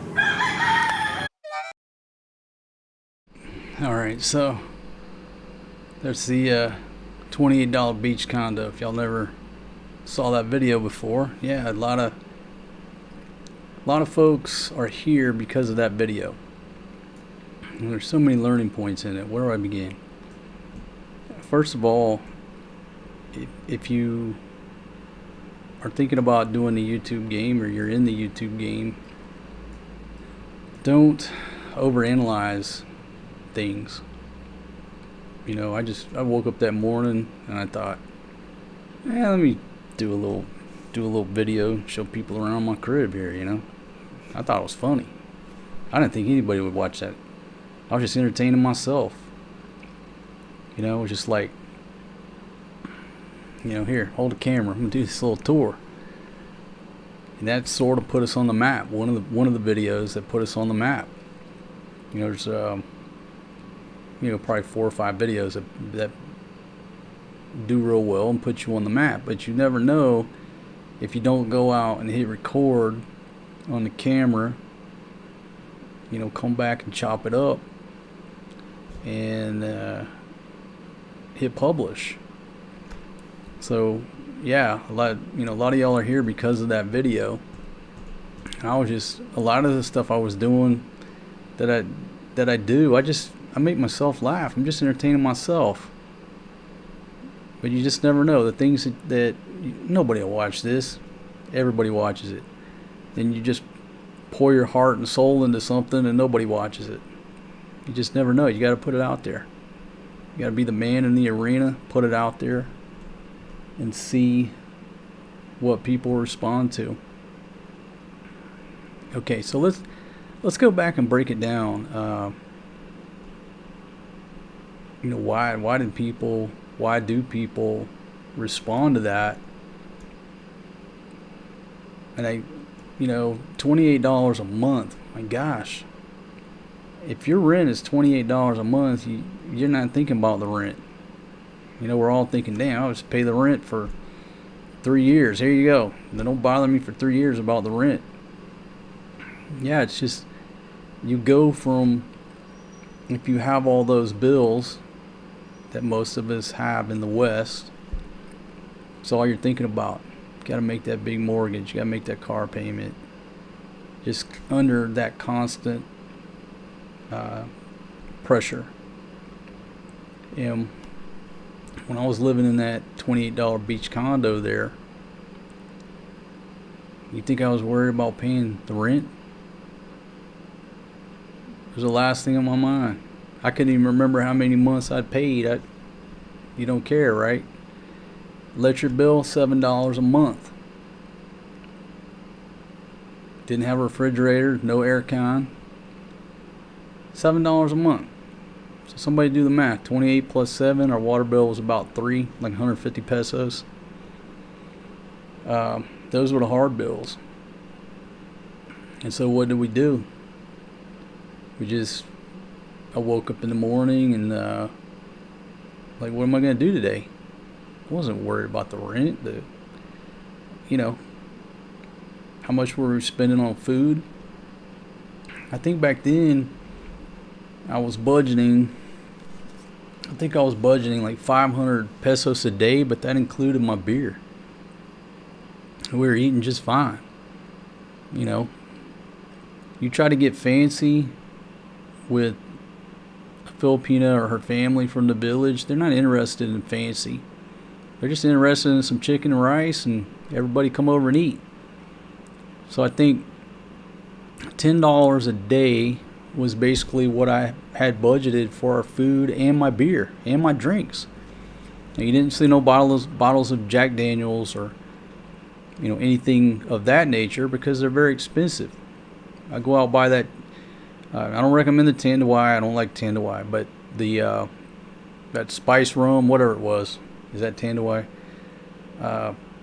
That particular rum tasted just like Malibu.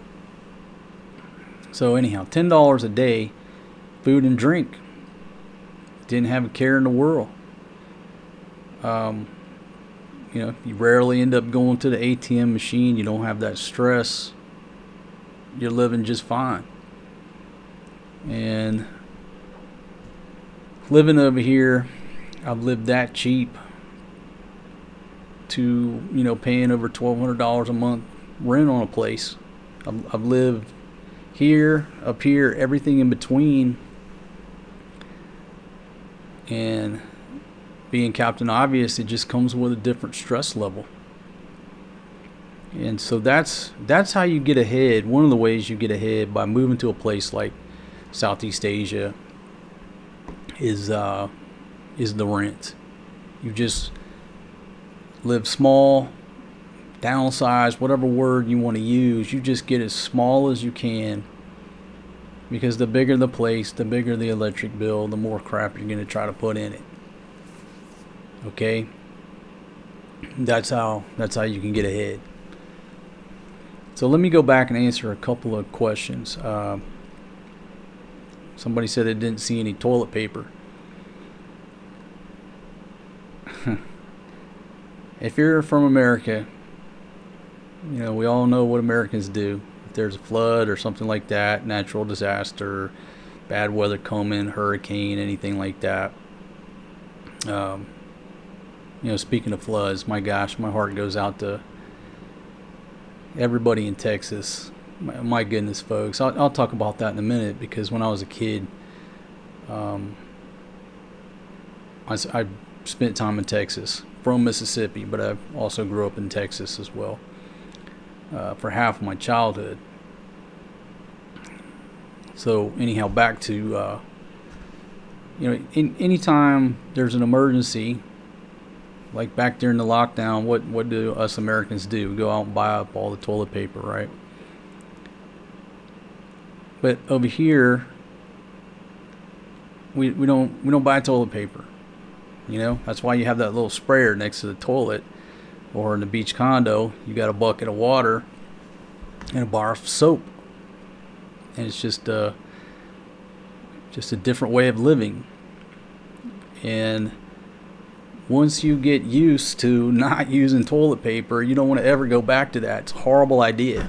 It's an absolute horrible idea.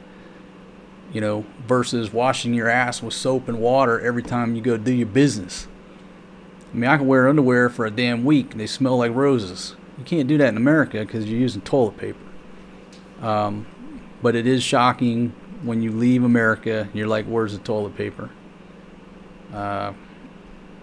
Takes a while to get used to. Once you do, that's one thing I dread when I go to America. Like, damn, now I gotta deal with toilet paper. How do we get on that? It's a shitty subject, but you got to talk about it. Oh, and I did a video back during the lockdown how to handle that business. Okay, hey Kevin, how you doing? Beautiful border collie as your neighbor. No, we never had a dog. I'm not sure which one you're talking about, brother.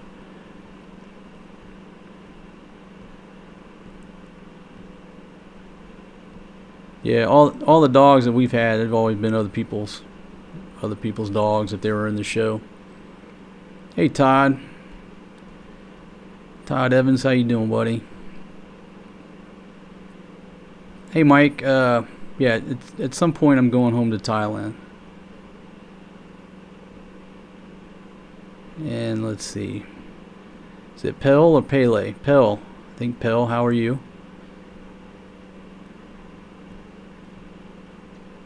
319,000 views on that video.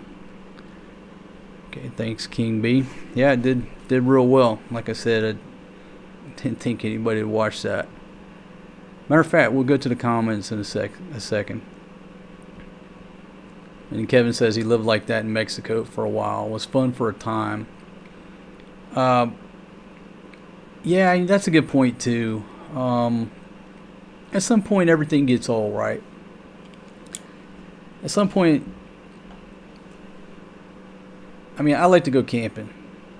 A lot of people like to go camping, but after a few days, you're ready to get back to the amenities of your McMansion and wash off, right?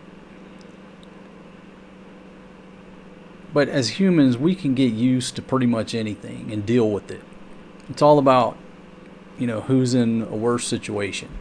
The guy who said, oh man, my cell in San Quentin was much better than your beach condo. Up to you, player. You do 10 years, getting pounded in the ass in San Quentin, go ahead. You got a better room. I'll take my room over there underneath the mango tree with a couple Filipinos laying around. The rat living in the ceiling and the big ass lizard living above the shitter don't bother me. What would bother me was San Quentin. But hey, everybody's got their own opinion about things, right? Most people, I'm gonna say this, most people, they can't live like that. You think you can, but you can't. You can't live that rudimentary, right? But the thing about it is, if you come over here with a couple $100 for rent, you can find a decent place that you can live in. It's going to be much smaller, but much smaller means what? It means less electric bill. It means less of everything, the smaller the place you get. So for a couple $100, that's realistic for most folks. You know, our one little place that we lived in down in her hometown was 6,000 pesos. I say 120 bucks. Some of y'all couldn't live in that. But the little greenhouse, which was brand new, a little bit more modern, I think you could adapt to that. What were we paying for that? I don't even remember. $250, something like that. And that's how you get ahead. That's how your money goes so much further. It's just get a smaller place, get a local place. A lot of these local places, they don't even advertise them. When we found the bait shack, you know, right on the water, it's just a cardboard sign. They just happened to be going to drop Pia off, and they saw the cardboard sign. It wasn't advertised on anything. She just put the cardboard sign up, house for rent. We rented it. The minute we moved out, the cardboard sign goes back in place. That's how you find a lot of deals around here. And that's what I've told people throughout the years is, you know, how do you find one of these local places? You come here, get you a hotel room for a month, and just get out and start walking every day. Now, it's not rocket science that if you're in the cities, if you're in Angeles City, it's going to be a little bit more difficult to find a $28 beach condo than it is out in the province. But if you really want a cheap place, you've got to just go out and start walking the streets until you see that cardboard sign. And preferably, you have your Filipina girlfriend go in and negotiate things where you get the local price. And that's what happened with us. So that's another issue. A lot of people hit me, man, I can't believe you make your wife live there. You should be ashamed of yourself. Well, Fatima picked that place out when I was in Thailand. I wasn't even here. I didn't even see it. She called me up, told me about it, said, hey, can we get it? She told me the price. I laughed. I said, yeah.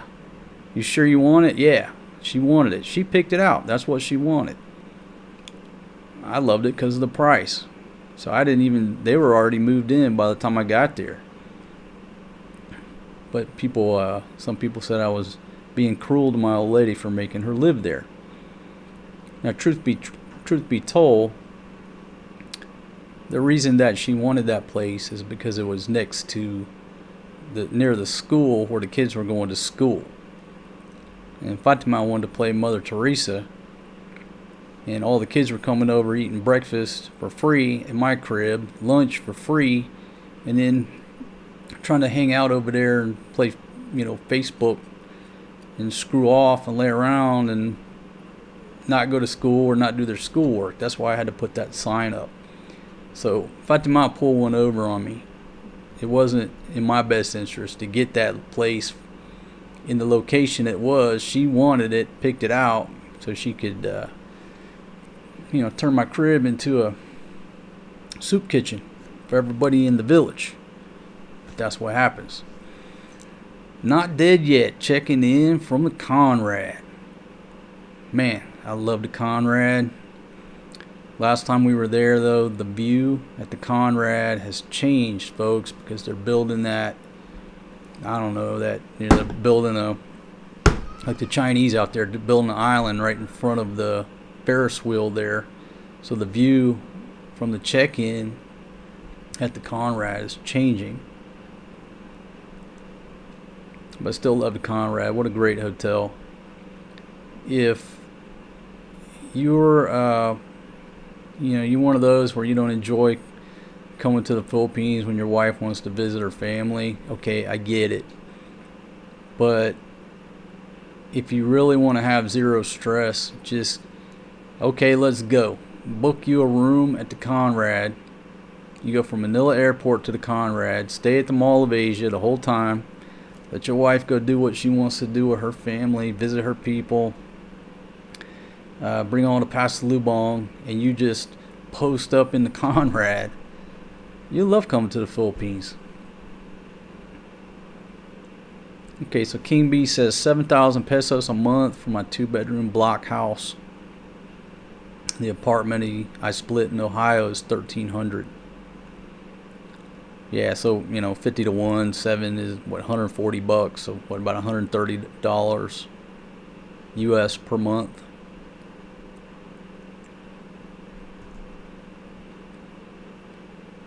Yeah, so living that dirt cheap in those in that place. You can do it. You can do it if you have to. But it does get old, sort of like camping, like glamping. But if it's just me and the old lady, well, what's the big deal? Wake up in the morning. We weren't even there most of the time. We were on the go at the beach, out doing things. It was just really like a hotel room, just like a place to take a shower and sleep.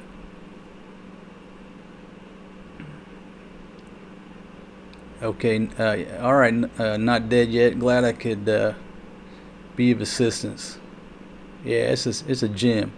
It ain't cheap. It ain't cheap for PI standards, but for American standards, actually it is. I don't know what it's going for now. A couple $100 a night, what have you. I mean, here's a fun fact. I don't know if I've ever paid for a room at the Conrad. Everybody thinks I'm big ballin', but I'm a Hilton Diamond member, and I just bank all my points, all my Hilton points. Some of y'all do airline points or this or whatever you do. I just funnel everything into Hilton points, and that's how I stay at the Conrad. That's how we stayed at the Waldorf down in Mexico. Place was like $1,300 a night. But the good thing is, you get that free night award. It's on the list.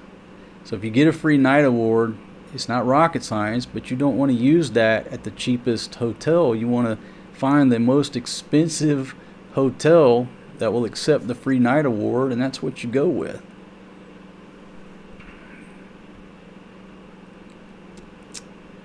Okay. Does Manila have brownouts like most other places there? Yeah. I mean, I used to have an apartment down a little bit south of Manila. It wasn't like out in the province, but yeah, I have brownouts. So we had like a 2-minute brownout a couple days ago. No big deal here.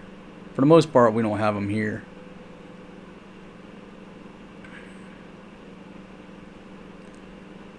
Okay, can you get an apartment in the PI for only being there for a month or 3? Hey, Jacob. Yeah, there's places where you can just rent by the month or what have you. If anybody, we did some videos over there. When we first came back, we were staying with my buddy over there, his spot, but then we moved over to a place called the M-Stay. It's on Clark, not too far from Han Casino. Back there in the Villages, it's like right across the road from the old abandoned hospital that's not abandoned, they're working on, I don't know. It looked like they weren't doing too much work while we were over there. But that place, I'm not saying it was dirt cheap, but it was all in. And it was all in. They had a monthly rate, come with a free breakfast. We really enjoyed our stay over there. And if I were a single guy, especially coming over, that's where I would stay like my first month. It's probably a little bit outside of what you want to pay, but it's just all in, so you can budget. This is exactly how much I got to pay. Internet, it's got a washing machine in there. You dry your clothes on the balcony. Comes with a free breakfast. I can't remember what it was. Was it $1,200 for the month or what have you? But you get over here, you get boots on the ground. Every day you go out walking, talking to people. If you're looking for that real cheap place. And then the only thing really that they advertise on is Facebook Marketplace. Now, I'm not on Facebook, so I told the old lady, hey, start searching. But like any of these real estate websites, you can't trust them. They're outdated. Everybody has the same advertisement. They leave the advertisements up. The only thing current by any standards is Facebook Marketplace. Or get out and, walk around till you find that little cardboard sign. Okay, so we got kind of off topic.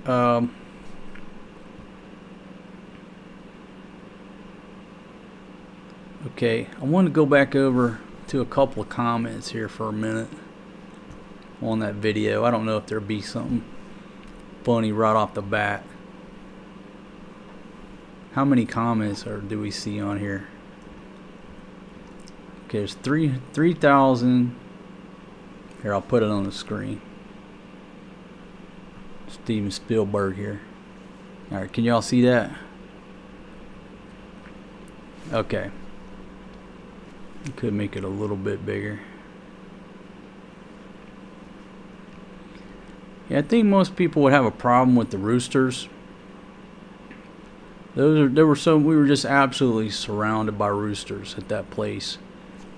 But, you take a look at Flo's place. I don't know how many roosters they got over there, but the last time it flooded, I think it killed like a dozen roosters. You get a dozen roosters right outside your door, it's pretty loud. This is a weird episode of MTV Cribs. That would have been so funny. I mean, it was an episode of Cribs. Of course, the alcohol segment was the longest and most well thought out description of the whole tour. Well, yeah, of course. I need to try some of that rum he's drinking, making you turn every negative situation into a positive one. Yeah? He opened the door like it was MTV Cribs. I'm happy you're happy.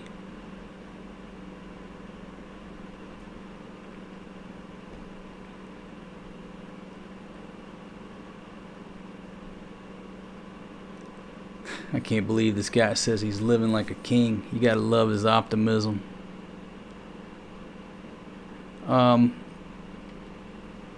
Okay, so I guess one thing I'd like to clear up about that, I still maintain, there was a comment right there. I still maintain you at least have to have $1,000 a month coming in to live here. Give or take 1,000. That's how subjective it is. Give or take 2,000. It's so subjective. But what I hope that I didn't do was put false hope by people looking at those numbers, saying, "Oh shit, man, I got $300 a month. I can go over there and have money left over." For most people, that's not going to happen. It's not going to happen. And most people can't live there in those types of conditions. Some of us can. But truth be told, most people cannot. I mean, how many days can most people stand to go camping? The average person. Even if they love camping, how many days can they make it before they need to get back to those amenities? But we did it. With those numbers, 500 pesos a day, but cheap booze, chicken and rice. These days, I want a little bit more out of life than chicken and rice and soy sauce. Speaking of soy sauce, she just hustled me yesterday to get some soy sauce. Okay, let's say hello. Hey Heath, how you doing? Checking in from Southeast Tennessee. Leaving stress behind, not the roosters, but the dogs barking all night. Yeah. The province, folks, I don't want to say the Philippines as a whole, but especially in the province, it's so noisy. It's so noisy. It's just the way it is. Between the dogs barking, the roosters crowing, it's noisy. The vidjoki all night long, the discos. What do you hear right now where we're at? I mean, I gave it up in the past video. We live in a neighborhood of subdivision. You don't hear nothing. You'll occasionally hear, somebody driving by, but I don't wake up to roosters, loud vidjoki all night, a wall of speakers from the disco that's, 500 feet away from my door. If you're going to try to live in those cheaper places, typically you're around that outside environment, and you got to factor that in. A lot of people left those comments, and the 3,000 comments, it's probably the most joked about but serious comment is like, I could live there, but not with those roosters. And that noise will start to grate on you. It will. And so that was like another change that I needed. Like, hey, all right, I've been living this lifestyle here. It's funny. It's all fun and fine and dandy while I'm drinking, but now that I'm sober, I don't want to have that noise all night long. I need some peace and quiet. I need a place where if I reach out within arm's reach, there's not a pig or a goat. I don't want to hear a pig rustling on the other side of the concrete cinder block wall all night. You might think I'm joking, but I'm not. You want to know what the sound that a pig makes when it's rubbing around on the other side of your concrete wall? I can tell you in great detail. I'm just not prepared to live like that anymore. Spend a little bit more money, and to get away from that environment. But if you want to live cheap way out in the province, that's some of the things you're going to have to endure.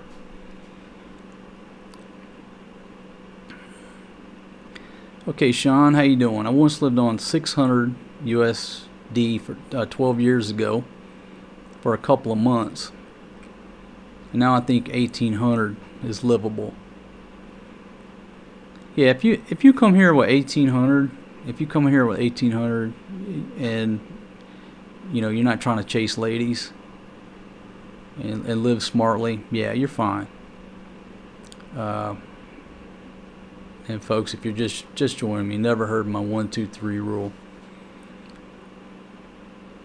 And again, it's so subjective. It's like asking somebody, how much does it cost to live in the United States? You need more information. How much does it cost to live in the Philippines?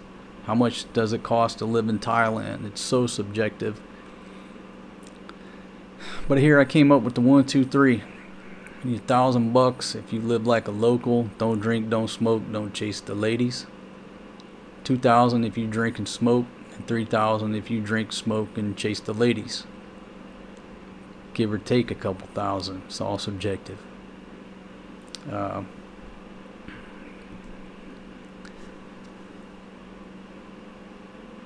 Okay, Jan, have a good night, my friend. 4 a.m. Yeah, thank you very much. My voice is already starting to give up the ghost, so I don't know if I'm gonna make it. I think what I need to do is I need to go to some more videos here. Okay. Let's see, I got a couple live feeds. Don't look too interesting. Nothing going on too crazy right now on the live feeds. Okay, so while we're talking about cheap houses, okay, there's a brief time that I was going to buy this house in Fatima Village. Let's see, am I up there? Yeah, I'm up there.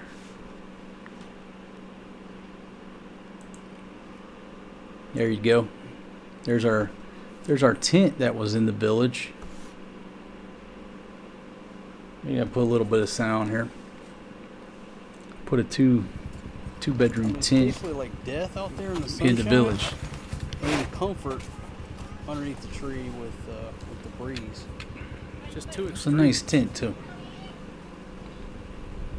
It made it for a few months, You just do like this, eh? and then I went to the village and No, because they had taken it down, and what they said was it was raining mangoes down on it, and then the tent was taking battle damage. So they took it down and put it in Grandma's house. But to be honest, I haven't seen the tent.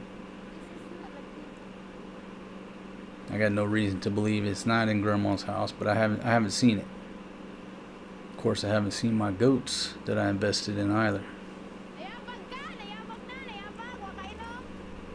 So, anyhow, talking about houses, I was going to, there you go right there.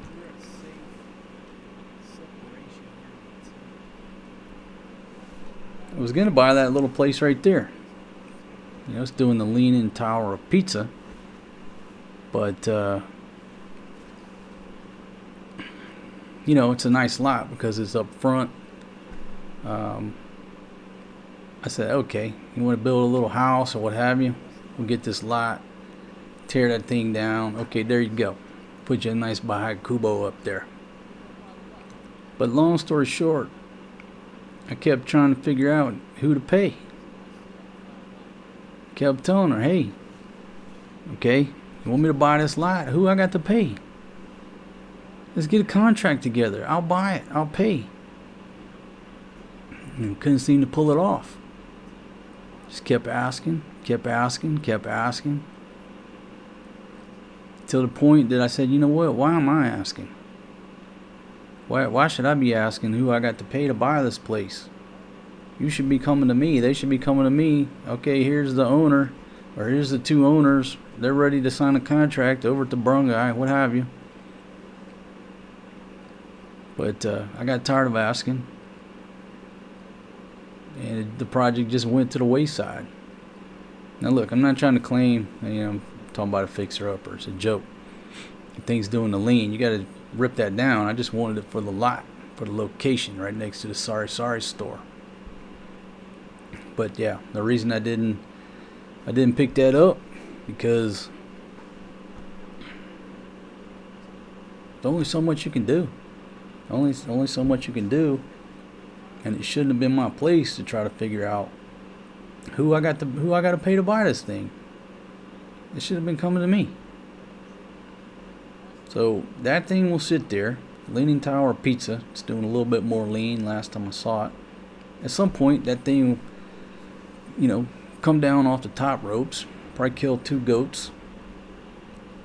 And they'll just have a big pile of rubble to walk around. What can you do? So, we'll let that play in the background there. Okay, MLS 515. Going from a few days off village life back to civilization and then back to reality, back to work.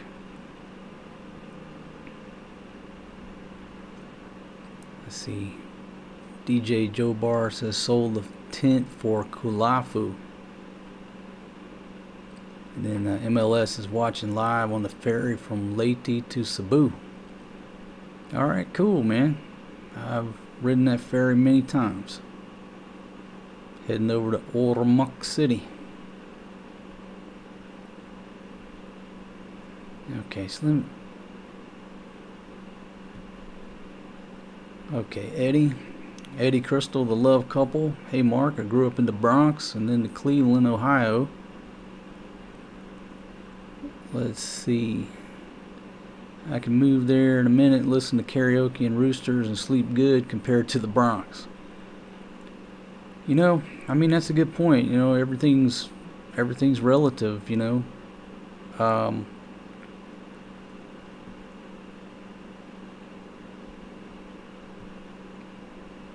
You know, her village is not my cup of tea.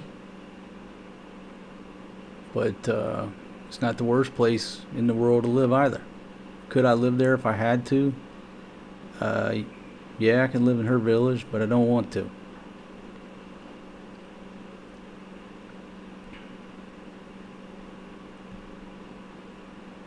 Alright, Steven. Hey, man. Thanks for tuning in. Yeah, get some rest. Gonna let it run. Alright, appreciate it. It's 4 o'clock.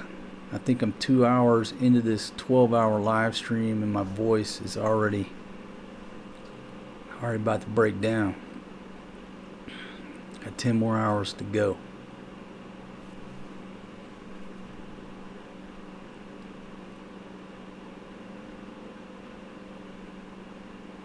Okay, where is the beautiful Jenny?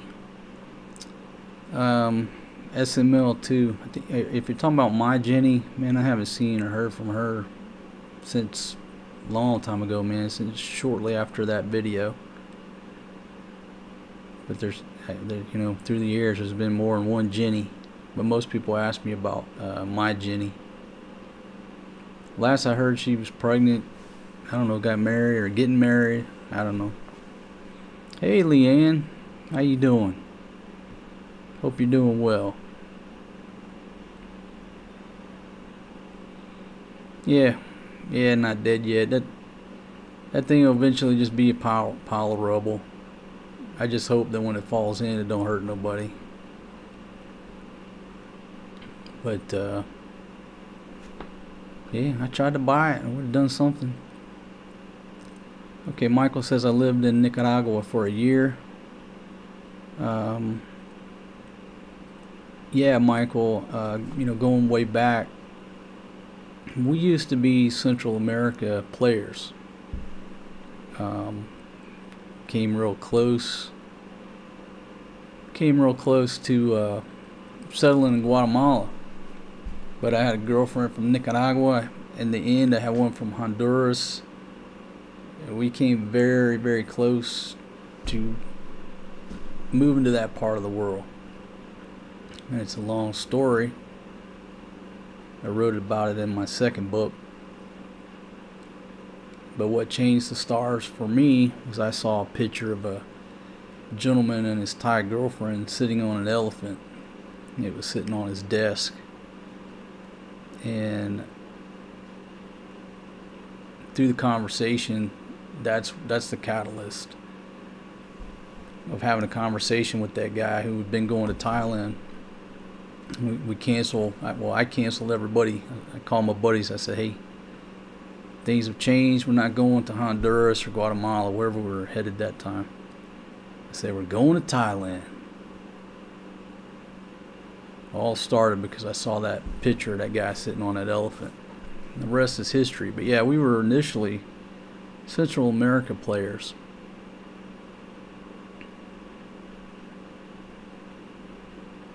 Most value for money drinks out there. Is beer or liquor cheap? Yeah, PP Conroy.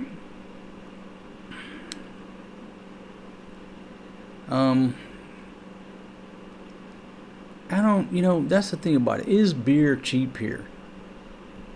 I guess beer is really cheaper in the States, and it's decent quality beer. Here, the cheap beer, I'm not interested in drinking anymore. You know what I mean? Like, if I did go back to drinking here, I wouldn't drink any local products. That's just me. Not anymore. It's just too cheap. You get what you pay for.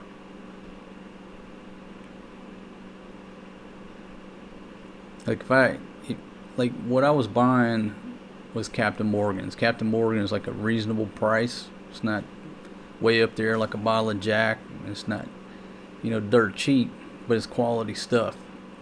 You know, that's what I used to buy. It's a bottle of Captain Morgan's rum.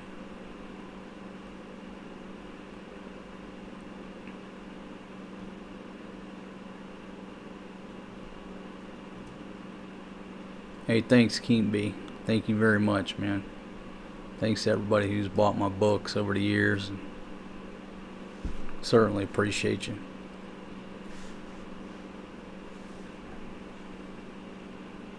So, let me go back to this for a second, because here, this part is when I'm telling them, hey, if I'm gonna buy that place, y'all got to, you gotta take some action. You gotta figure out who we gotta pay to buy the place. So you're advising that the lot is certainly for sale. Yes or no? Yeah. Are you sure? For Okay. sale for relatives only, not for other people. Okay, only for relatives. Yeah, like the daughter of mama, like just a relative, postrero. Okay. All right. So here's what I'm gonna do, Grandma. I want to buy this lot for your beautiful daughter there. Okay. So we'll put the lot in her name. This will be her lot. Yeah, and we'll put her a real nice Bahay Kubo on there. But first, I'm just gonna put the tin on there, step by step. Okay, step by step. So what I want to do, baby, is buy the lot. Okay, Grandma, lean over there so I can get you in the frame. There you go. I'm shooting on a 35 millimeter. It's not very wide. So first thing I want to do is buy the lot. So who can get me the agreement? You're gonna get the papers, and it's gonna be signed by the brown guy captain. You can print You can in there. type it in the computer, then you will Put a name. Put a name, the witness, the barangay captain. Okay, Then so they will sign it. all right. So the brown guy captain is going to endorse my real estate sales contract. No, or not mine. It's gonna be hers. The folks, here's the thing. This is not a foreigner trying to buy land in the Philippines, because technically you can't own land. This is land that Fatima is gonna own. But I'm gonna tell you this plan. Does anybody want to hear my plan of action? I don't think so. I guess I'll talk to the wall over there. Hey George, how you doing, buddy? a lot of times, folks, I talk to my friend George. Meet George. It's called the wall. I talk to George a lot. Yeah, George, I'm thinking about. Bakit to say? Oh, I'm sorry. You interrupted me and George. Pwede sa mga buhat og CR dito no. Okay, do Buhat og you CR want dito to hear ba? my plan of action? Yes or no? Yeah. Okay, step one, get the contract signed, get the land purchased in your name, Fatima. Okay. Okay, sa ingna kisa to. Step, Kaunti na ingno. and I can't get Oh, past lagi step one. lagi. I can't get past step one. Step two, I'm gonna buy some sledgehammers, and my crack team of Filipinas, we're gonna do the demolition of the Oh, you existing lost me. structure. Okay, so we need about 5 sledgehammers and some wheelbarrows, and we're gonna No, my God, demolish. I'm not going to break that. Why are you not I gonna don't break? know Why? how to. No, listen. All I need is a couple sledgehammers, and I need a carabao. I'm just gonna tie a rope to the carabao, and he can pull those walls down quickly, no problem. And we're gonna haul that off. Okay. Now, once I clear the lot, then I'm gonna put a nice bamboo fence around the property.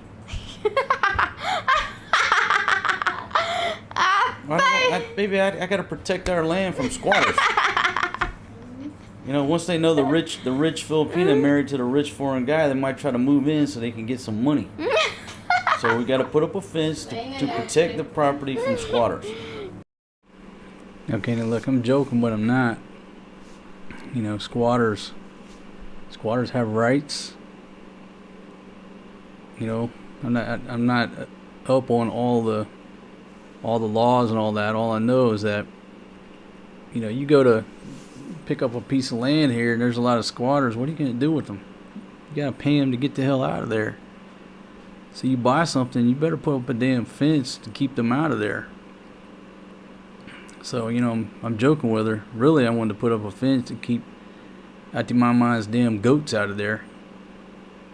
So if I were to spend the night there, I walk out with my bare feet. I'm not stepping in goat shit like everywhere else in the village. That's just real life.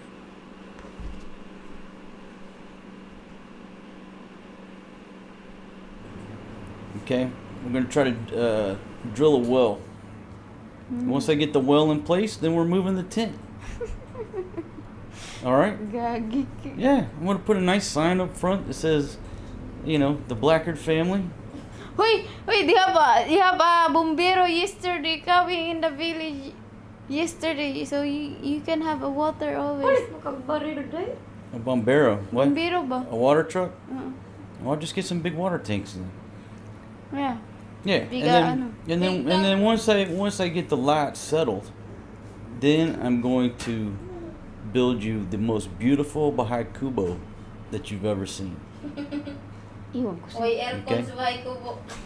Now, don't get jealous over here. Don't get jealous. I haven't forgot about you. Luti ko mga to. Dahil sa kanil, magkaroon ka ng papel. You want to translate that? So, anyhow, so that deal never materialized. A lot of y'all don't understand. A lot of folks over the years haven't understood. You know, why don't you want to move to her village or build her something in the village? Well, because, and I tried to explain this to her. Where do I start? Hell, I got 10 hours left, so I can explain it. I'm not interested in living in the village. Okay, that doesn't appeal to me.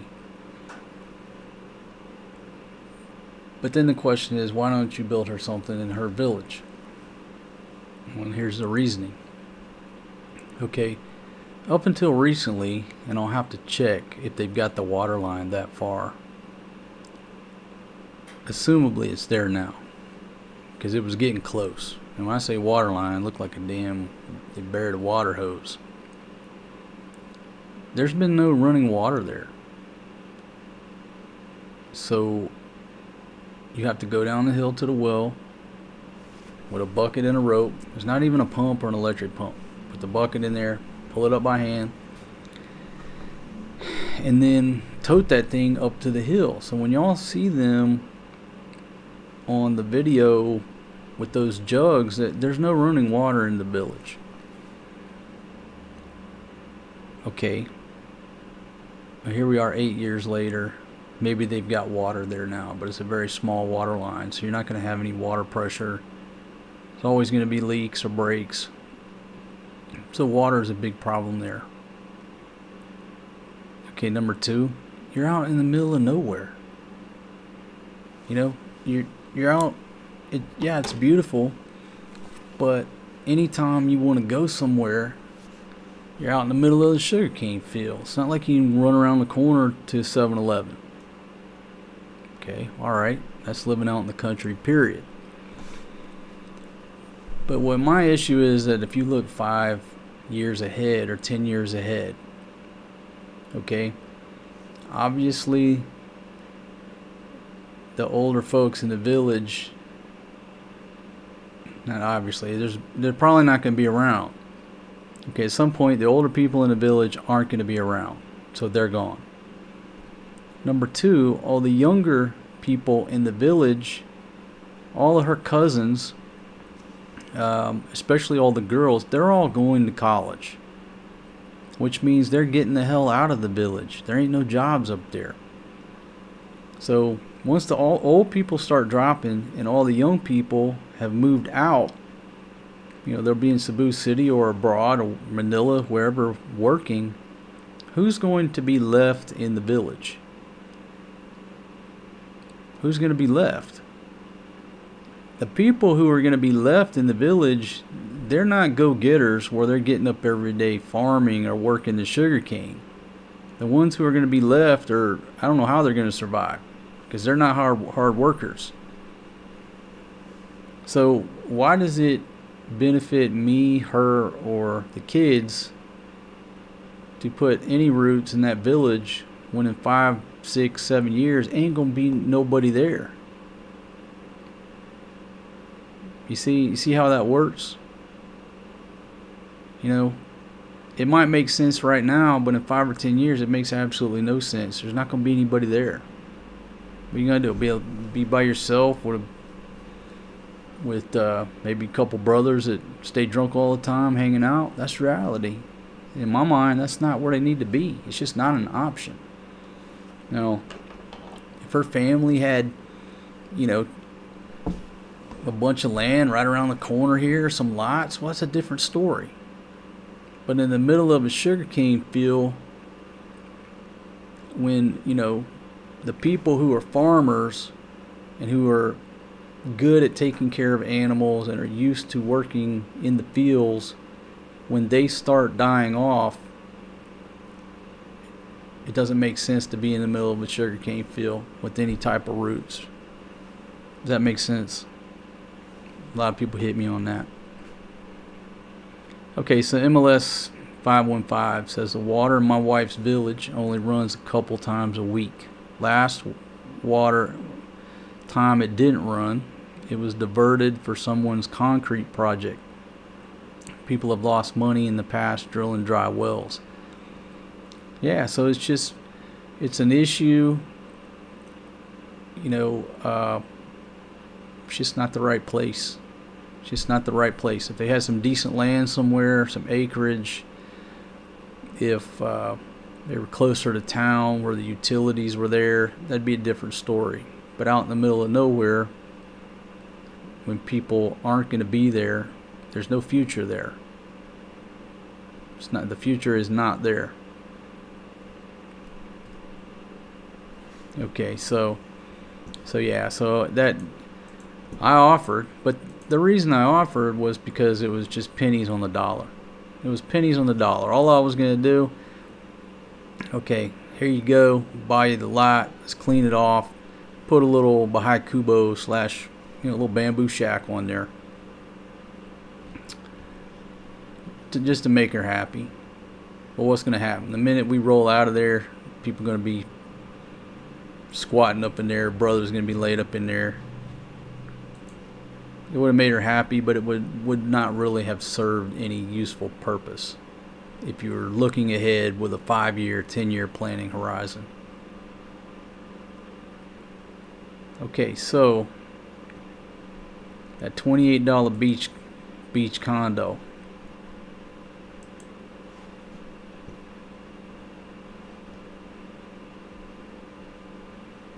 There was a place, well, it's been so long ago.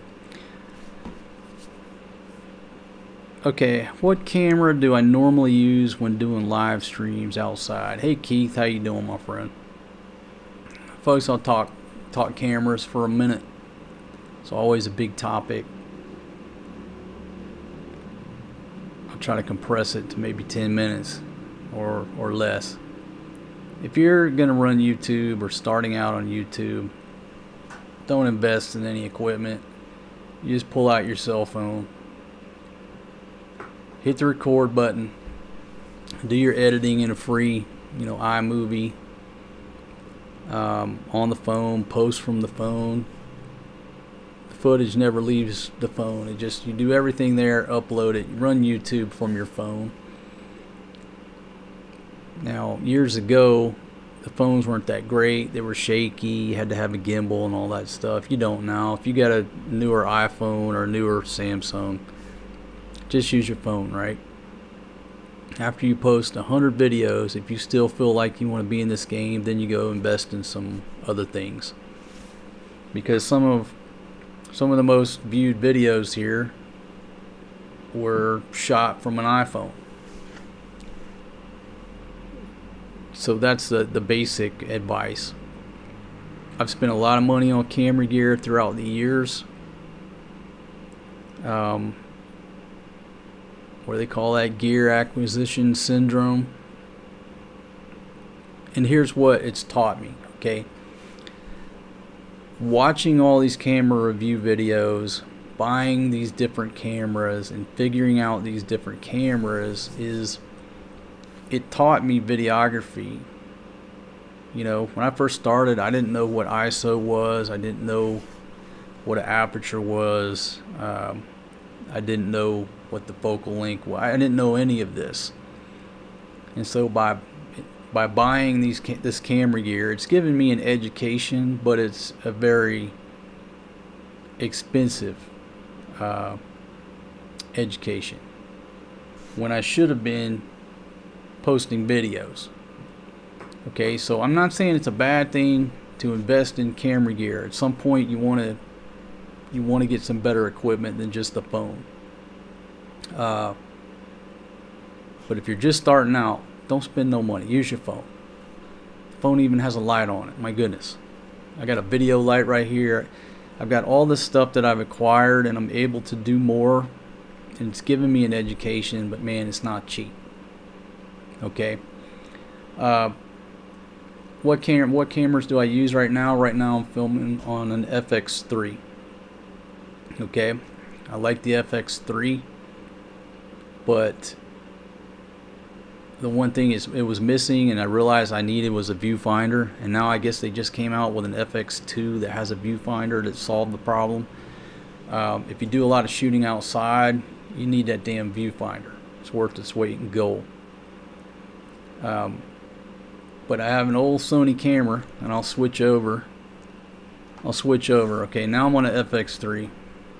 Alright, now I'm on this old Sony FDR AX100. Okay, it's an absolute champion. It's an absolute champion of a camera. It's a camcorder. You can obviously tell the difference. Well, some of y'all can. So you can tell the difference in the quality. But if I had to pick up one camera and go outside, if a UFO suddenly appeared in the sky, which camera would I pick? I would pick that old Sony camcorder right there. It's got the zoom. It goes to work. It'll work forever. It never overheats. Long battery life. That's the camera I would take if a UFO popped out in the sky right now. But this day and age, with the cell phones and how good they are, man, I wouldn't spend anything unless I'd post 100 videos and said, okay, I still want to run YouTube. Then I'd invest in some better equipment.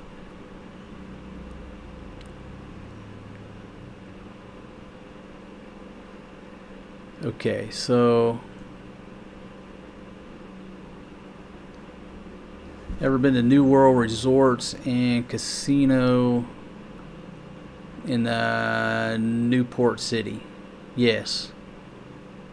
I've stayed over there several times.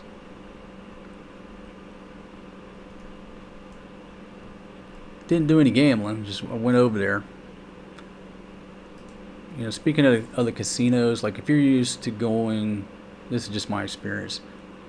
If you're used to going to Vegas or to Biloxi or Tunica or, you know, Atlantic City, the casinos when you leave the States are just not the same. Just not the same. It's not the same vibe.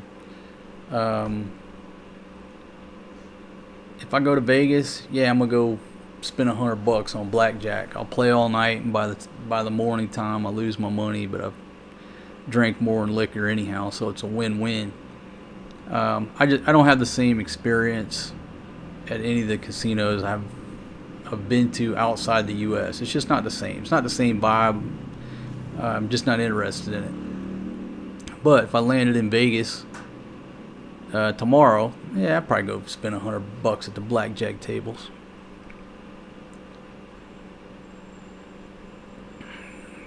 Okay. You ever thought of bringing Fatima and the kids to the U.S. for a family reunion? Yeah, I would love to at some point. You know, and again, folks, you never say never, right? You never say never. When I moved to Thailand, you know, I burned the ships. I wasn't coming back. And I'm not saying that's my plan to go back to America. That's not my plan. But in the same sense, if the right conditions came up, yeah, we'd go to the U.S. A few years ago, came real close to going to Montana. Had certain things lined up, and ended up, that part didn't fall through. Some developments came up here, and I ended up staying. So, yeah, at some point, I want to take my little girl and my son to Disneyland. Fatima might get deported. Nah, my luck's not that good. Just joking. Just joking. Okay, so let's go back over here to another video.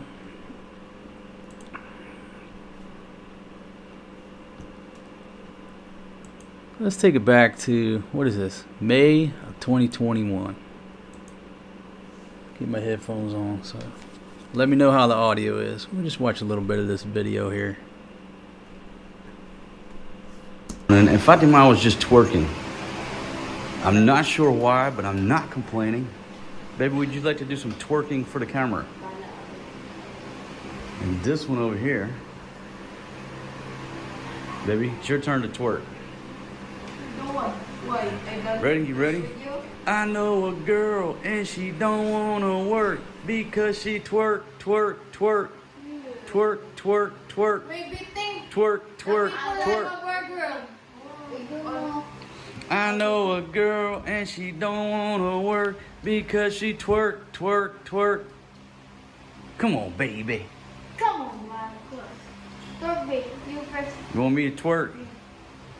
Baby, men don't twerk.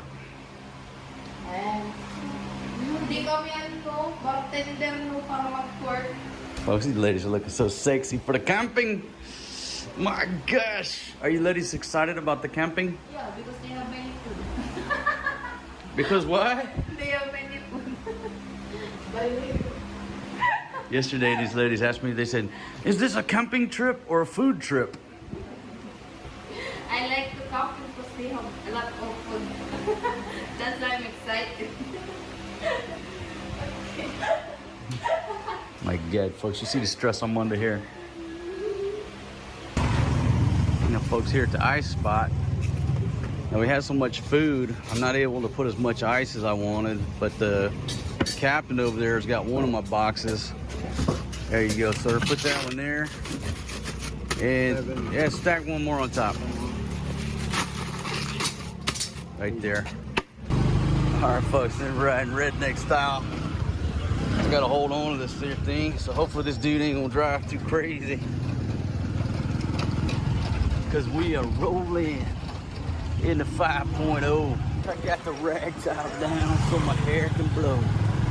I miss some redneck shit right here, but hey, you get whatever you got to do. Whatever you got to do to get the job done, that's what you got to do. No fucking excuses.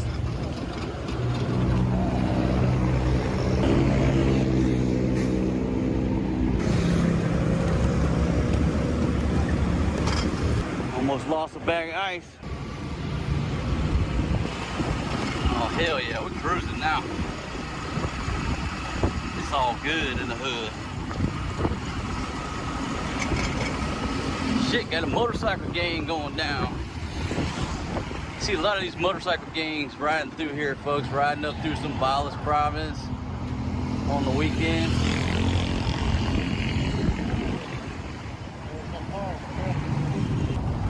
It's gonna be tight getting through here, folks. Got a vehicle parked on the street, but I think we can make it. But folks, shout out to this gentleman for moving the car. I hate that we woke him up, but we made it, except for that thing right there. Hit that post right there. There's a little lip. So other than that, we were making it through. But this gentleman's moving his ride. We certainly appreciate it, man. Sorry to wake you up, brother, on a Saturday morning. Look at that, folks. We made it through that tight squeeze right there. If we can make it past this one. That damn thing did the gasoline. It fell off of there. And that damn foam cooler got crushed a little bit. Shit happens.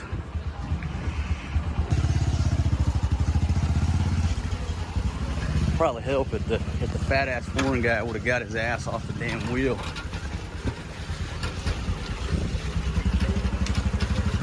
Right, folks. Coming up on our point of embarkation. Oh man, Captain Fred's already caught some fish. Good morning, Captain Fred. Got Ruben, grabbed the first two pieces of gear. They've already got the boat loaded up, jamming to some 80s music, folks. I'm telling you, life is good. And folks, here's that junkyard dog, Art's dog. Now, he was on point guarding the gear last night. And he might be coming with us, I don't know. Thank you very much, sir, for guarding that gear last night. Look at that dog, that's a good looking dog. Oh, thank you very much, sir. They're doing all the work, and of course we tip them for their service. We just got that one bag left. And this boat is loaded now. Hey, Captain Fred, how are you, man? You been fishing this morning? Yeah. Okay, folks, here's a lesson about these fish boxes. They're great boxes, but they are not portable because they are too big and you end up putting too much weight in them. These are for leaving in a vehicle or a boat or what have you. These gentlemen are breaking their backs, there's no doubt about it. Look at this boat, folks. This is the Minshew 2. Now, this is a diesel-powered vessel. It's got a wider beam, and you see all the gear that I've brought, and then we've got 9 packs that are going on here. So the beam is a lot. I'm out of focus here. The beam on this boat is a lot wider than these other boats, and it makes a huge difference on payload, stability, all that stuff. So that's why we're rolling on this vessel. One thing, when you embark on these trips like this, you know what? You're putting money in people's pockets. You're stimulating the economy in so many ways, putting people to work. Okay, that's the only way you do charity work. Okay, that's the way you do it. And then you don't call it charity work, you call it work. So if you come over here, make sure you take some trips like this, put the locals to work. Go out on a fishing trip, go out on a day trip on the boat.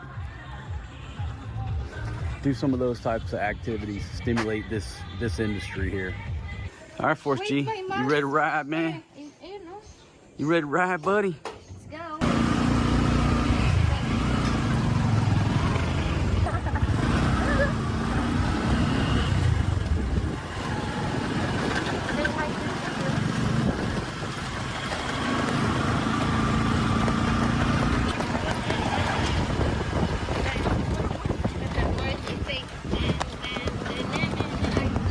All right, folks, I got these gentlemen a bottle of Genebra.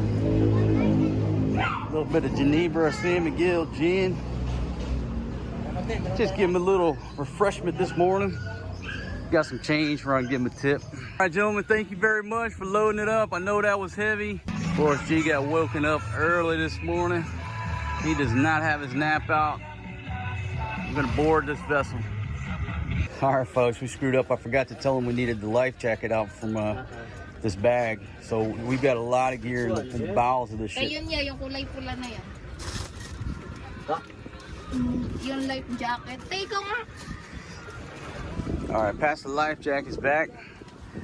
Force G, you ready? Folks, we got Eric and Mercy on board. The first couple of the Philippines.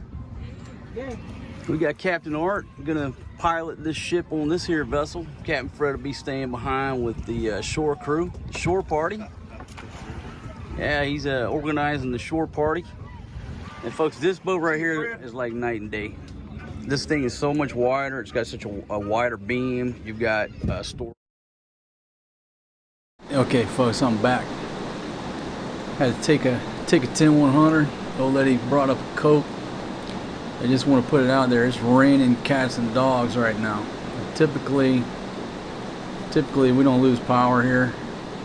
But if all of a sudden my stream goes down, it's not because I gave up, it's because it's raining cats and dogs. Again, right where we're at, it usually don't affect have a brownout. But if we were in the province down there, yeah, you better expect a brownout coming up. So, Sling Blade, how did the Filipino coleslaw work out? She didn't make it yet.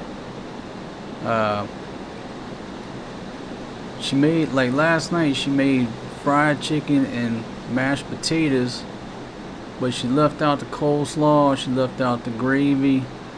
We bought some French bread to make garlic bread. She forgot that too. So yeah, man, Rome wasn't built in a day. But I told her, I said, hey, make spaghetti, get that French bread, put some butter, garlic salt on it, you can do it. But that's about the same time she was sitting there scraping my brand new pan with that fork, messing up the brand new pan. So yeah, you know, everybody misses Janice. I miss Janice. I chatted her, I don't know, a couple weeks ago, what have you. You know, she's still over there. Still over there, somewhere near Silbic.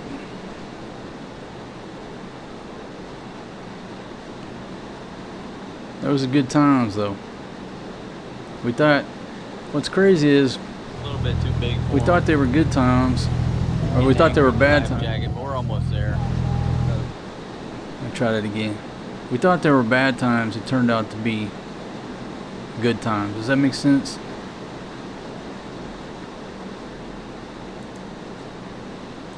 We can get Janice up here. She said he looks like a little robot. So it's starting to get a little warm out here. Check out the ice box. I don't want to say this is glamping, but we're not roughing it on this trip. Ain't no roughing it this time.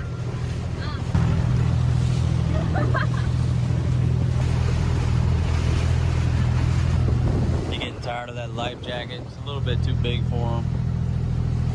He's getting angry at the life jacket, but we're almost there. Another 20 minutes. Baby, listen, we're gonna take our shrimp and we're gonna dip it in your bagaong to help catch fish, okay? No. So you have to donate half the bagaong to the fishing operation. Get the fish in the it's gone now. Just half, baby. Just give us half the bagaong. We're gonna make What if you not cash? we're gonna make some stink bait. In America, we call it stink bait. So we're gonna take your bagaong. That bug, honey, that bagaong stinks worse than any stink bait. If you're not too bad but 3 days, not that too bad but 3 days, you're stink too. You put your clothes in the fish. Maybe you catch the Honey, there's nothing in this world that stinks worse than bagaong. They have. What? You're not bad but for 1 year. You're stink. No, you would still not smell as bad as bagaong cooking on the stove. My God. But I'm not cooking in the stove. You're the one by that. All right, folks. So we're coming up, and we are going to try to make a run through the shortcut. Now, you know, we're not the captain, but Eric and I discussed it, and we said if this vessel runs hard aground, we're not getting it off that sandbar like we did the last boat. This thing's too big, too heavy, too wide. We got too much gear. But the captain says we're going to take a look at it and try to make the shortcut. If not, then we'll have to motor around the island like we did when we left last time. Now, for me, if it were my call, if this is shallow, I would go ahead and motor around it for the simple reason that we're going to be camping on the far side. We're not coming over here into the cove, over here where we used to be. We're going on the far side. But hey, it's not our decision. You know, we're just passengers on this here vessel. But I can tell you this, the law of physics.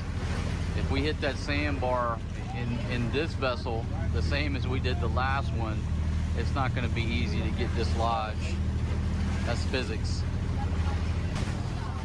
Yeah, we were here before on the other side. Yeah, folks, so those times back then we thought were hard times. They turned out to be good times because of the activities we were doing.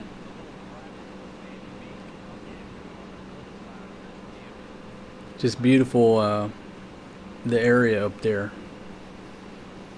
If you're not familiar, we're basically between Subic Bay and Plundocket. We're in the, if you leave out of Subic Bay, start heading north, I think it's the first cove. Anyhow, so we went camping up there a couple times, few times, what have you. And I think this is the trip where we're actually going to camp on the island. Oh, just beautiful, just absolute gorgeous scenery up there.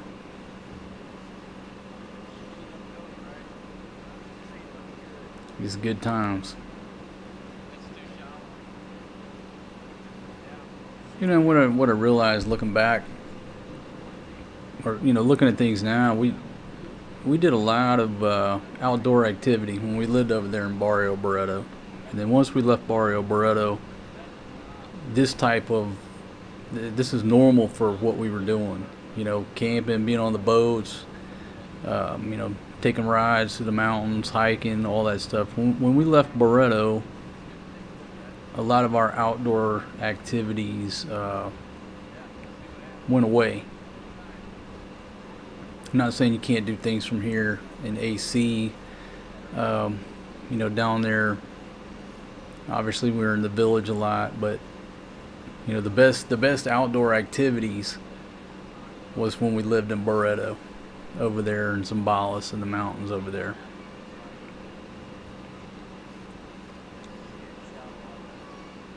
Hey, good night, Kevin, my friend. Thanks for joining in. Thanks for tuning in. We'll see you on the next one, man. Have a good night. Hey, Roses. Hey, Dave. Hey, Luke. Hey, the ugly tourist. We are living in your old house. The spirit of overstay lives on. All right, man. Now, folks, I don't know, but you can hear it's coming a monsoon rain outside. So again, if this stream drops, it's not because I gave up. It's because maybe there was a brownout. We're holding strong, but you can hear that rain hitting that tin, right? And there's the tin roof there. I should grab my other microphone to drown it out. I'm using a boom mic, which is not actually ideal, especially when it's raining. So I'll turn my mic off and turn this up for a minute until the rain goes away.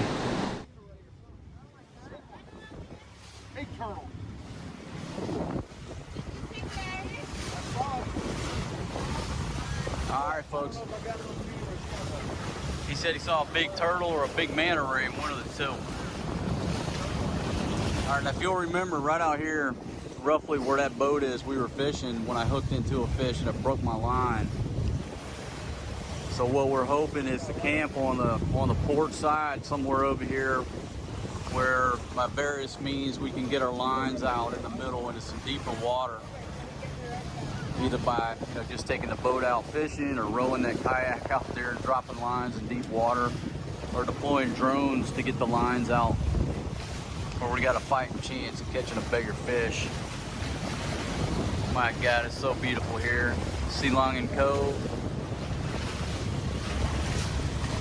And I'm not sure the terrain getting up to the top of the mountain here, but we're gonna try to hump up to the top just out of curiosity to see if we get a cell phone signal up there. I don't think so, but that's information that people want to know.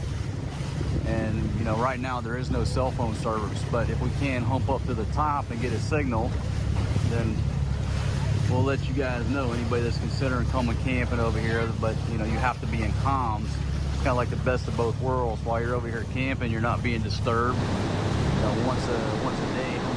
Somebody's put the rain back on. Can you hear the rain?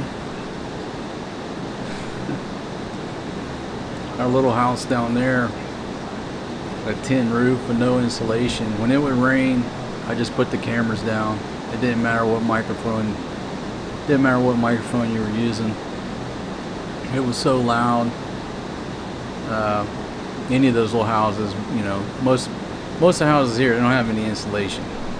You got roof, and then the ceiling, and it's loud, it's noisy.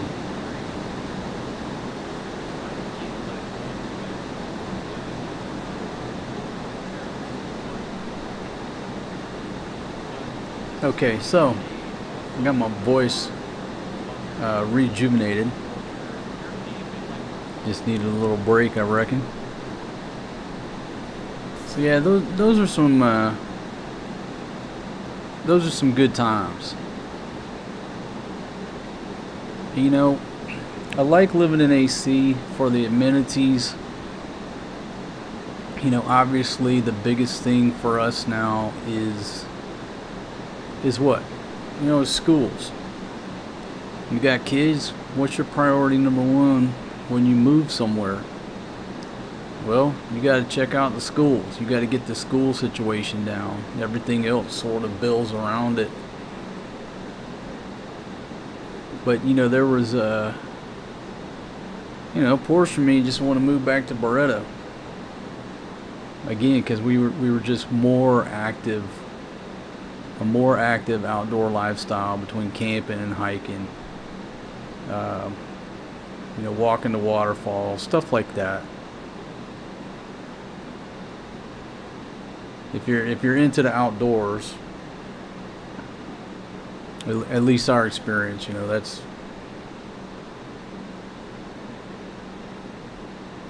where we certainly enjoyed ourselves over there.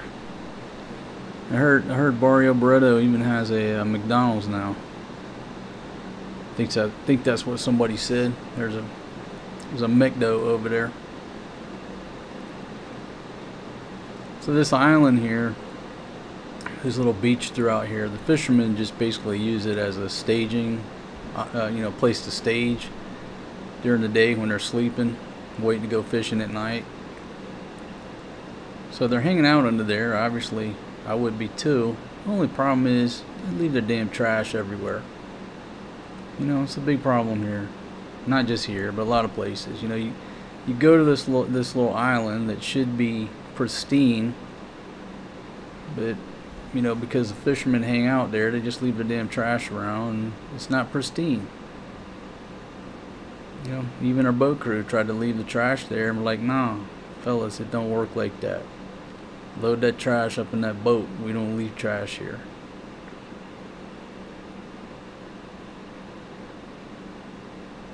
You don't want to see trash, you got to get really remote.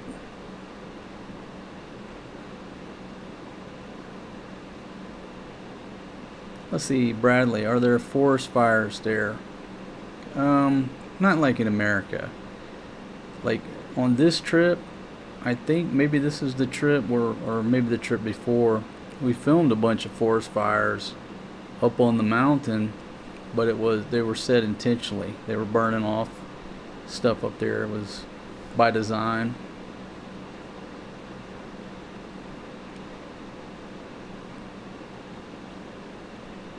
So Leanne says the girls are doing good on their channels.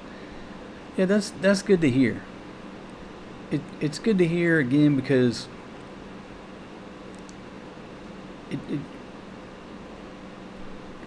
when you find somebody who wants to hustle, wants to have that, or has that entrepreneurial spirit, it just wants to hustle, you really appreciate it. Because a lot of folks, they just don't. They're not interested in hustling. They just want the money. So again, we'll see. We will see who hangs in there and goes the distance. See if any of the three go the distance. So that was just a blast from the past with Janice. You know, now I know a lot of people miss Janice. Janice is just like a comedian. You know, she's very funny. She's always talking. She's loud. She's outgoing. Just really good for the show.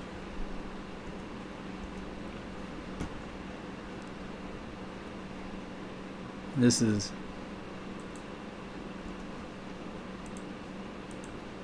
okay. So we went camping in January too. Then this is when the boat got stuck. And what I came to the conclusion was, what I suspected was, I think Captain Fred needed glasses. I can't be sure about that, but I think Captain Fred needed to have his eyes checked. So I just played a clip here where Captain Fred beaches the boat. And this is just one time of many. But like I said, I think he needed glasses. I just think nobody ever took him to get glasses.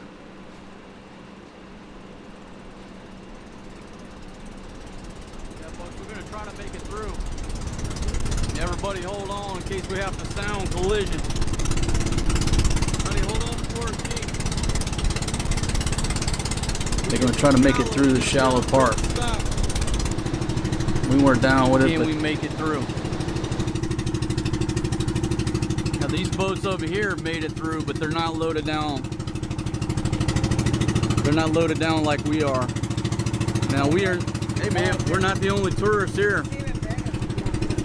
Yeah, folks, that you can see all the way to the bottom. It's beautiful. I think our depth right now, we're probably about 5 meters. But getting through these rocks is gonna be a little hairy. Got a couple ladies, a couple kuyas off over there. So we are not the only tourists coming here. It's a Monday. Check out that water. Honey, take a look how clear that water is. And then you bought your mask? I didn't bring my mask, man. I forgot about it. I forgot to bring it. Folks, if you come to Sea Long Inn, you bring your mask. You brought your mask? Yeah, 3. How many? All of our scuba masks? Honey, we're talking about scuba masks. We're not talking about face shields. My God.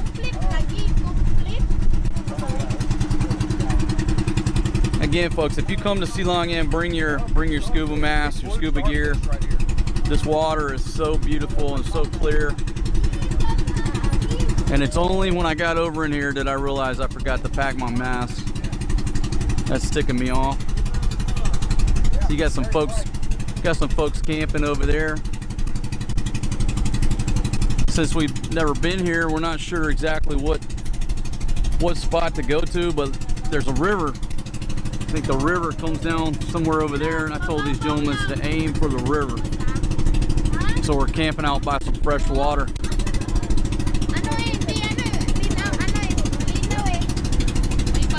Now the captain, okay, now folks, we're only in about 4 foot of water now. The captain wanted to come here in the afternoon, and we said no, we want to get here in the morning. So there's a little bit of a communication barrier, but I think the reason he wanted to come in the afternoon because he knew the tide. But it doesn't matter, we made it through there okay.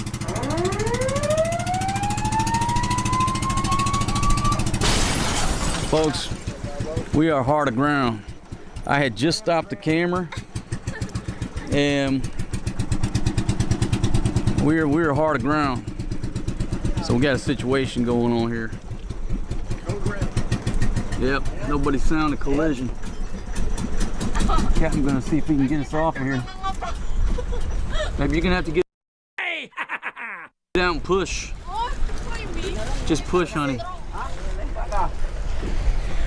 Folks, we are hard aground.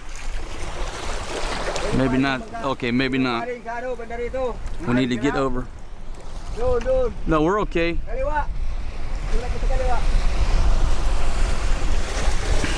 It's just over here, off to the port side, closer to these rocks. So if you're coming through here, just make sure your captain stays over to the right side. Ano yun mo mga Marcos? Ano ka ba? Ang laki mo. Ang laki nyo kayong damulag. Sino ba kaya kayo? Get the first mate out there spinning us around. I think if we spin around counterclockwise, we'll be okay. Tabangan mo si Kuya. Through by hand. Kasi ang laki mo eh. We got the captain over here.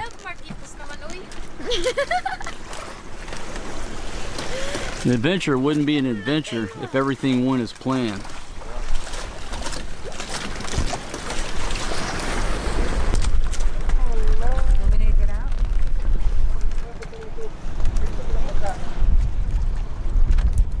Dump everything but the beer. Gosh,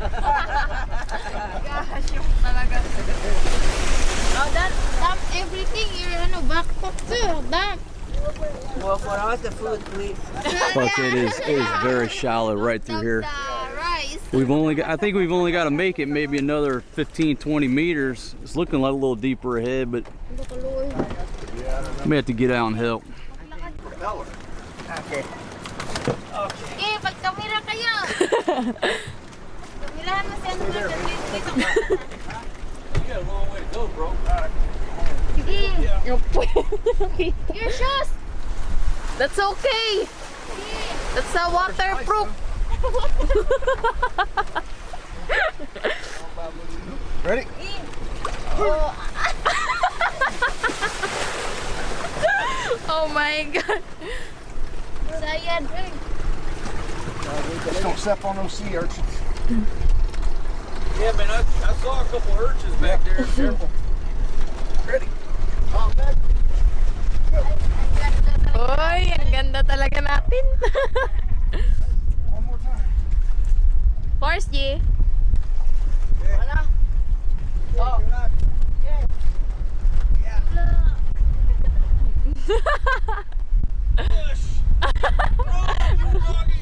Lakasan mo, Marquitos.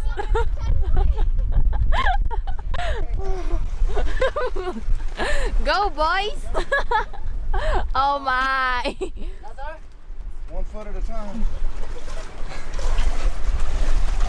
Go, Big Daddy. Let's go, baby. You're a big daddy right now. Roll, you Big dogs. Daddy. Oh, shit, I lost my shoe. Greeks are dying. Oh my god, Big Daddy. Hold on, I gotta get my shoe on, fellas. Daddy loses shoes. Big Daddy lost his shoes. Hold on, man. Hold on, foreign guy's gotta adjust equipment here. Let's do Go, it. Big Daddy. You're a big daddy. Go. Big Daddy's got it, babies. Yeah. Big Daddy, baby, you're filming her hair. Go, Big Daddy. Oh, she's back afloat. Well, yeah, because I got to get, there's all kinds of shit I'm stepping on. Yeah. Corals. I don't want to urchin in my foot to start my day. Yeah, I don't need an urchin. Right here, up the back.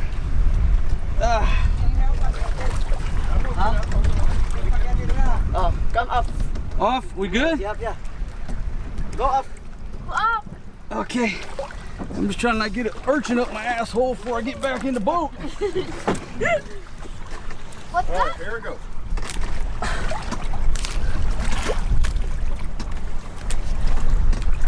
Go up. Oh, we can still hit the shit up here. What? Yeah. Stay out with it. Oh, wait. I guess. Alright, you don't want me to push no more? Alright. Yeah, but when two big heavy set foreign guys get back on the boat, we're going back down, baby. You want to borrow Huh? go around here? I got steps. Go come here now. We got steps over here. This side. Which way? I got it, man. I got, yeah. Make a hole. Make a hole. Oh my. You're the big. I'm nimble like a cat. Alright, that's how we do that. Yeah, but man, we're drifting backwards and his propeller's about to hit them rocks. Oh shit. Better go. We're gonna have to get back in the drink if we don't hurry. Folks, it's really coming down now. Be good sleeping weather. If I demand, baby, if you're down there watching, I know you wish you could go to sleep right now. Well, you want to sleep every day. But with this rain, good sleeping weather for a Filipina.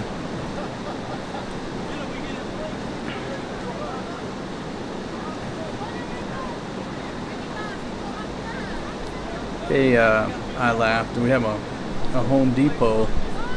We got places like Home Depot. And thank you very much for the offer. I got a grill in my cart. I just gotta pay for it and get it on the way. I got another grill picked out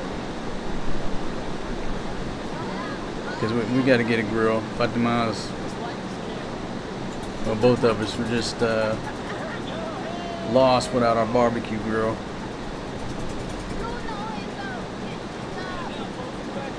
You know, we discussed getting a propane grill because we grill all the time. It's easy to just go out there with a gas grill and fire it up. You know, we had a grill for a while over there at our one apartment. Well, it was Warner's grill. It's so easy, obviously, but you know, we do prefer the flavor of the charcoal, of the ooling. It makes a better video. But yeah, it's been very tempting just to get a gas grill, so we don't have. I mean, because we grill every night. pretty much every night.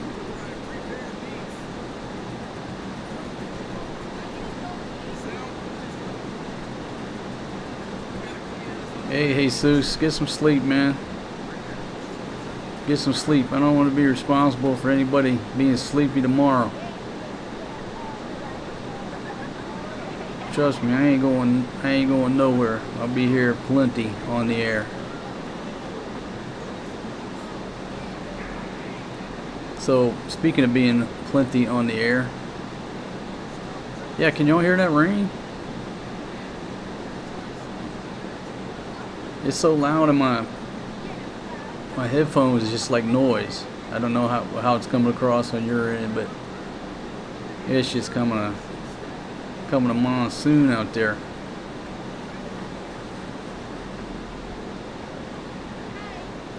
Yeah, so far, OSD, Old Single Dad, has successfully fired up this live stream.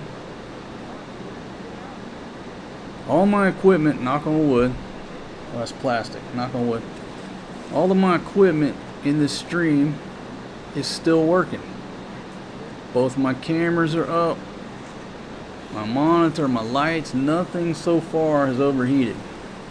It looks like my iPad's about to run out of battery because I forgot to plug that thing in. Other than that, everything else is operational, which is a small miracle. Everything is in the green. My little overlay down there, the ticker is still going. Sling Blade, his name was Ruben. First Mate Ruben and Captain Fred.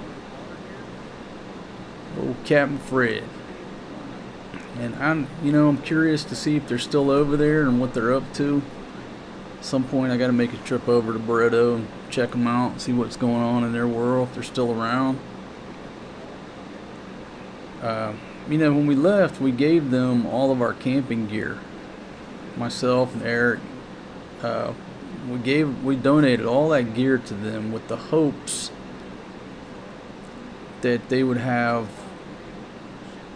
it would expand their possibilities, right? Now, instead of just taking people around to the little Castle Island, well, now they can run camping trips. That was our hopes. Maybe we were too hopeful, I don't know. But we gave them all the gear with the intent, hey, you guys run camping trips now. Just do overnight camping trips. You got tents, you got chairs, grill, you got everything you need. So I don't know how that worked out. I hope that it did, but who knows. Hey Gons, how you doing? Hey, my dad and I have been watching you since 2020. We've been here since the Tesla chopper. Thank y'all very much for watching, my friends. Thank y'all very much. Hey, Bar Fine Man, how you doing? Thanks for tuning in. Yeah, so, no, I mean, who wouldn't want to go on an overnight camping trip to Long End Cove? You come over here in a couple week vacation, what have you. Grab you two or three ladies off of Walking Street and say, hey, we're going camping. Well, back in the day, that's what we used to do. We'd come to AC, and at some point during the 10-day run or 2-week run, whatever, we'd load up a bunch of chicks in a van and go over to Subic for a night or two. But this would be an added adventure. But again, I don't know if they ever run any trips, but they had the equipment to do it. Yeah, Bad Girl. Yeah, that the floods in Texas. When I was a kid, I used to go to. I was on the Guadalupe River, a couple times a year. And the thing about if you live in Texas for any given time, that Texas floods between. In the 80s, we rode out several hurricanes, saw the flooding. You're aware of that. But, in the same sense, every time I went to, where was that? New Braunfels? Anyhow, the times I went to the Guadalupe River, I wasn't thinking like that. You know, you're aware it's Texas, you're aware of the floods. I'm just having a good time on the river. What I remember about Guadalupe is cold water. It was just cold. You know what I mean? Like swimming in ice water. Nothing but good times there, good memories. But, you know, again, if you live in Texas for any given time, you'll see devastation from flooding. What was the name of that one hurricane back in the 80s? I think it was called Alicia. I can't remember. I'm reaching way back, many beers ago.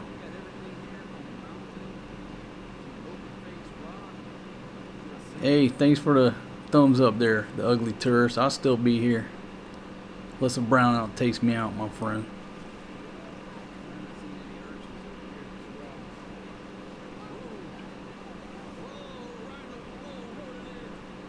But, you know, talking about like living here in AC.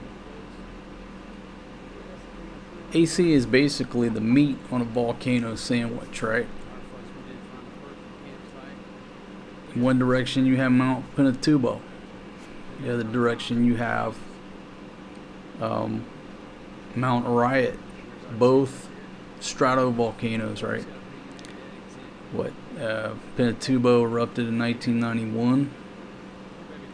You know, global event, lowered the global temperature by, I think, 1 degree for around 10 years. So I'm sitting here living in between two major volcanoes. And you question yourself. I question myself, because when I went to Pompeii, Pompeii is just north of Naples in Italy, Mount Vesuvius. In 79 AD, Mount Vesuvius erupted and obviously, you know, covered the town of Pompeii, which they've been excavating for quite some time now. I went there, I don't know, 20 years ago. It was one of the most just magical trips I've ever been on, because I'm big into history and archaeology and stuff like that. If you ever get a chance to go to Pompeii, I mean, I don't know what it looks like now, but it's just amazing to take a look at life, you know, a couple thousand years ago. And you ask yourself, how did they do all this stuff, you know? How did the Romans do all this stuff? But you ask the same question, how did they build those pyramids over there? But when you're sitting there and you're looking at Mount Vesuvius and you're wondering, why, okay, 2,000 years ago, devastated the place, and now here's Naples, just everybody's living here like nothing happened.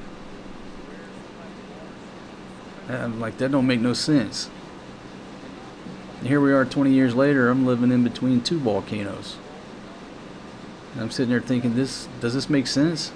And you're just banking on that it's never going to happen to you. I looked on the map one time and drew a line between both the volcanoes, and like the midpoint is right at, if I'm not mistaken, the southern end of the runway. That's like the halfway point. So if you're standing at the southern end of the runway, you're halfway in between two major stratovolcanoes. Anyhow, so to continue about the Texas floods, because of my experiences as a kid and a teenager with those floods in Texas, I was obsessive. Every piece of property, every house that I bought, period, I say as an adult, but every property I bought, my main research was about the flooding and, you know, the how the water drained, how the runoff. I was over obsessed with that fact, and my buddy actually made fun of me about it. You know, like, man, this place ain't gonna flood. The reason I did all that research before I bought a place was because I grew up in Texas. I lived there from, you know, in the 80s. So my buddy made fun of me, and like a few years later, it come a gully washer, and it flooded his living room, and he sort of lived up on a hill. He was up on a hill, but there was a little hill behind that came down, flooded his living room. He called me up. He said, man, I'll never make fun of you again. I said, why? He said, my living room's flooded. You know, but anyhow, I learned that living in Texas. My buddy's house flooded. He lived pretty close to a creek. It flooded, and the water line was basically up to the ceiling. So how many feet is that? 10, 12 feet. Just everything's ruined.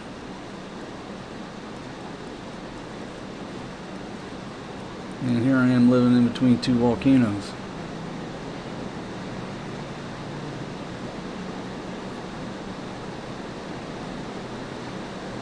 Okay, so the problem with it is the government not sending help. It took 3 days to approve sending help. Okay, yeah, I'm not up on all the details of actually all the particulars of what went down. I know it's still ongoing. There's still people missing.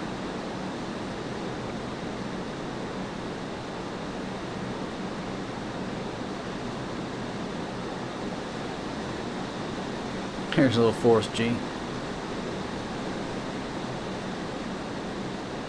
So this was the first trip where we bought this cheap tent.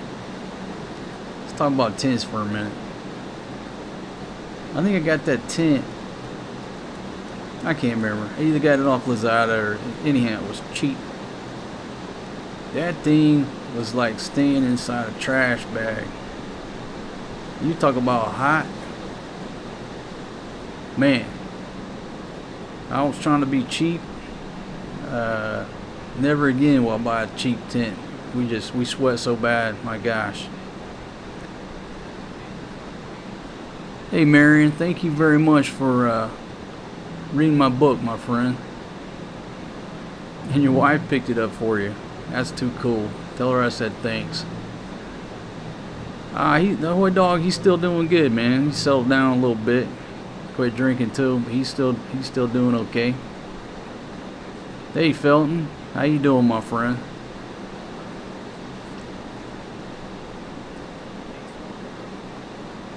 Yeah, you gotta have some type of ventilation.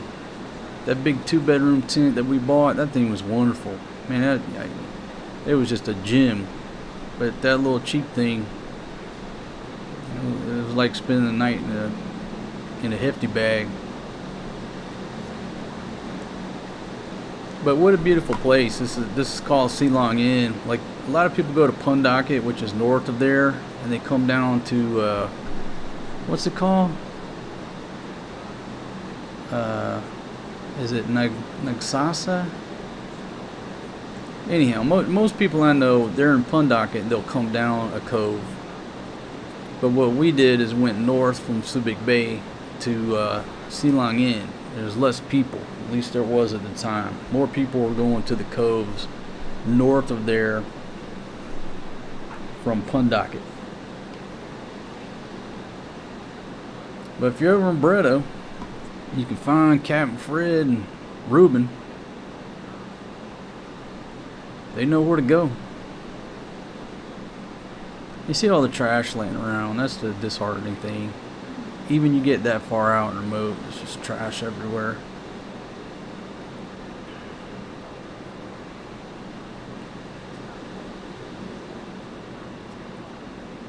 Little solar powered fan. There wasn't any battery involved. You're just running it straight from the solar panel.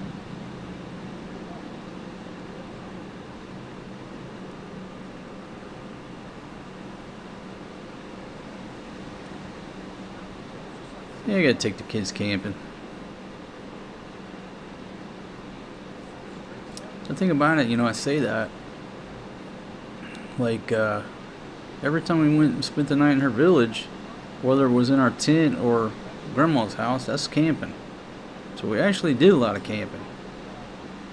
But I'd obviously rather be camping in Silong Inn Cove than the old lady's village. Hey Douglas, how you doing, my friend?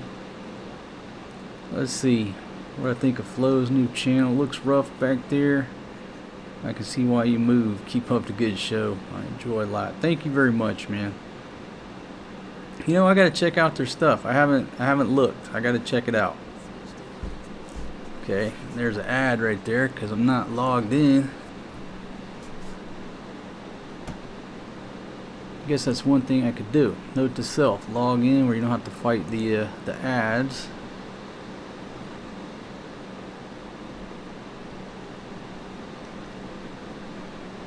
Yeah, so I certainly miss all our camping trips over there.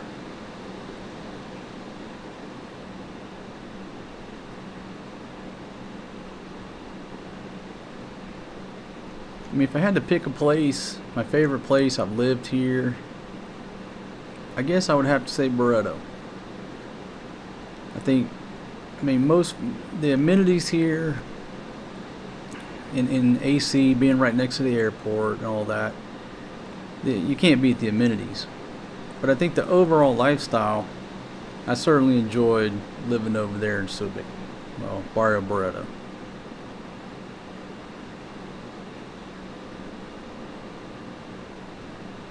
Alright, so we'll get to some cooking footage here.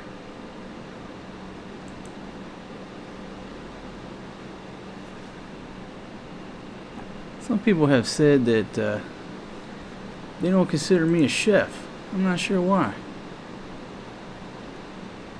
And one thing I do miss, I certainly miss that Lodge 3.2 quart cast iron combo cooker. When we went down, I gave that to Janice, and when we went down, we bought that 6 quart. Talk about Lodge cast iron for a minute. I bought the 6 quart because I thought, hey, obviously we're going to have a lot of folks around here, a little bit more cooking capacity, make some bigger soups, what have you. Hey John from Australia, how you doing, my friend? So I bought the 6 quart, but you see how this is the lid to the combo cooker, and it's smooth. And so we ended up using that lid almost every day. We use both pots every day.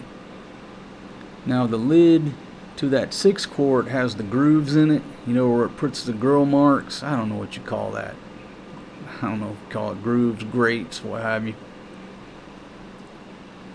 And we ended up hardly ever using that lid.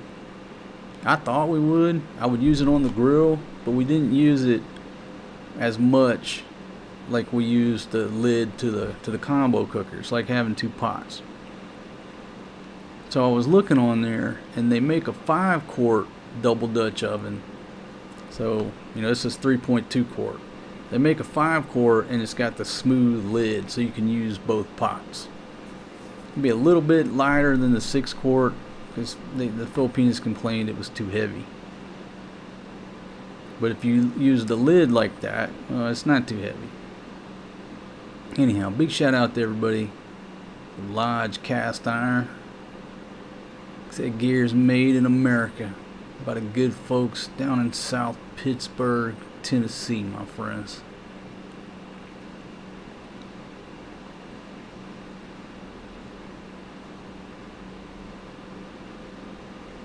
Oh, and the other thing too, I looked on Lazada. I think I paid 3,200 pesos. What, 60 bucks? You know, a few years ago for that thing, and now they're close to 6K. They've almost doubled. You know, it's made in America. Obviously, I mean, it's imported from America, but it's doubled in price. But, you know, in America, you can get those things on sale or clearance, what have you. You can get really good deals on them.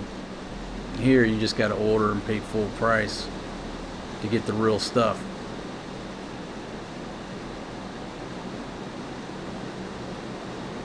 Can y'all hear that rain? Again, if you're just joining me, I'm trying to do a 12-hour live stream, but it's coming a monsoon here.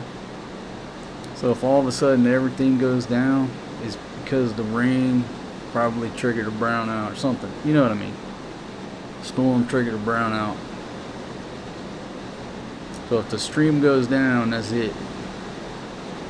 But if my equipment holds strong, I'm gonna hold strong for 12 hours. It means 2 in the morning. Now what I heard about YouTube is that you can stream as long as you want,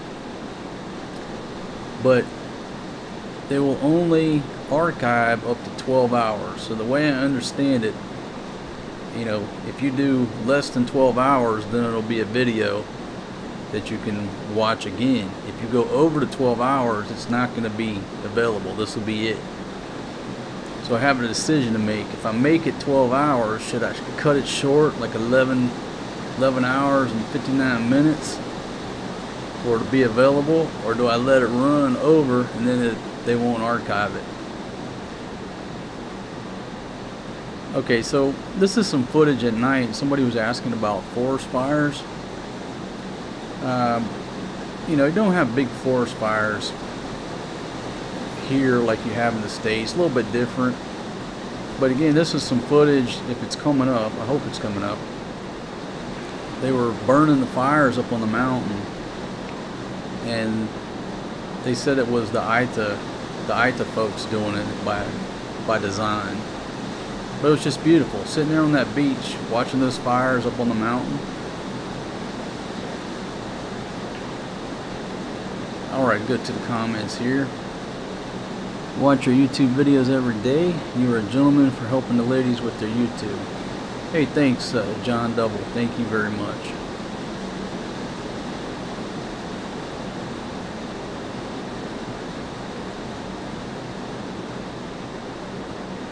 I don't even know what I'm talking about here. Let's see if we can get to the fires. We actually launched a drone towards the fires, but I got scared. Okay, so there you go right there.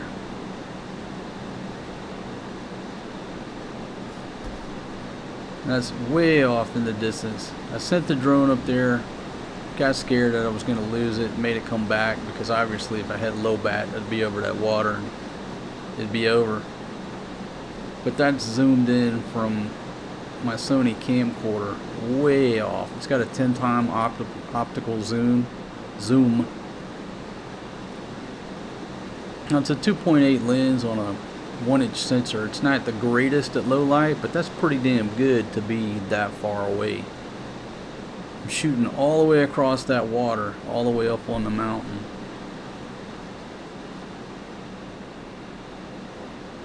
And we thought it was a wildfire, but according to all the fishermen, it was the Itas doing that. That's what they said.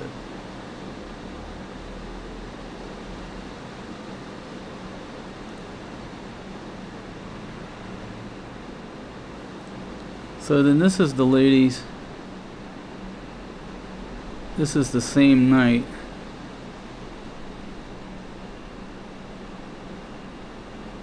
Hold on a sec, I gotta turn the microphone on. I cannot go sleep. It's so hot there. You have a discount, then you have a not air condition. Baby, I got 300 pesos off this tent. Maybe you cut that to you. Free hot. Free hot ka. Sayang yung... Okay, so let me get it straight. You're complaining I'm so because wet, oh. the tent is too hot. Yeah. Go ask to Okay, Kuya listen. Eric, can I change We the ano? got a big front door right here, right? And we got a vent up here in the roof. See that? Very good. That's a small Marquitos, oy. Maybe that's free air conditioning. Oh my God. What's I saying, folks? We don't have any ventilation in this tent. There's no windows. There's just the front door, and there's that little ventilation up top. Baby, I agree with you. It's hot in here. So could you please take one of them bamboo fans and fan me Oh off? my goodness. You the one want this? Or you the one get the... Ang tawag doon tayo? Ang pamaypay? Yeah, you the one get the pan. Kuripot ka kasi, Dudong. Pwede mo? Oh, Pwede Kuya Eric, have a good sleep. Oh, about us. Oh, he paid 3,000 for his tent. You buy for 1,010, but you cannot sleep. Yeah, but I got a nice tarp. I got a nice brown colored tarp, baby. Kita mo nga yung dagat. Di ka din naman makatulog kasi wala hangin. Please. Oh, may natulog. Buti pa sila natulog na sila. Kami magpaypay ata kami sa inyo mag-ama. Listen, you see that's a ceiling fan up there. It's got a ceiling fan feature. If you wake up, Marquitos, do like that, oh. Like a bitch. Force G, what you think about the tent, buddy? Look, your son, Marquitos. Oh, it's wet now. Why he's sweating? Oh. Life ain't always easy, Force G. Sometimes you gotta sweat, son. Oh, go that way. Oh! Ew. Why is he watching Coco Melon? We're supposed to be camping. Camping. We're going to sleep. We gotta look at the star. We're going to sleep. Why can I go to sleep? We don't have fun. We don't have pressure. What happened to the fan, baby? The fun is low, but you have a small, anong tawag Baby, yan, we got te? a big fan up there. That's a big ventilation. Just put your hand up there. Quiet, baby. tabi, quiet, I tabi. feel the wind coming through already. Quiet na, Ay, I'm go as to kuya. Hey, you guys got a heater? It's cold over here. Oh my God, I have a problem here. It's cold in here. You got a heater over there we can borrow? Give heat. Hey man, if you need some more room, we will trade tents with you if you want.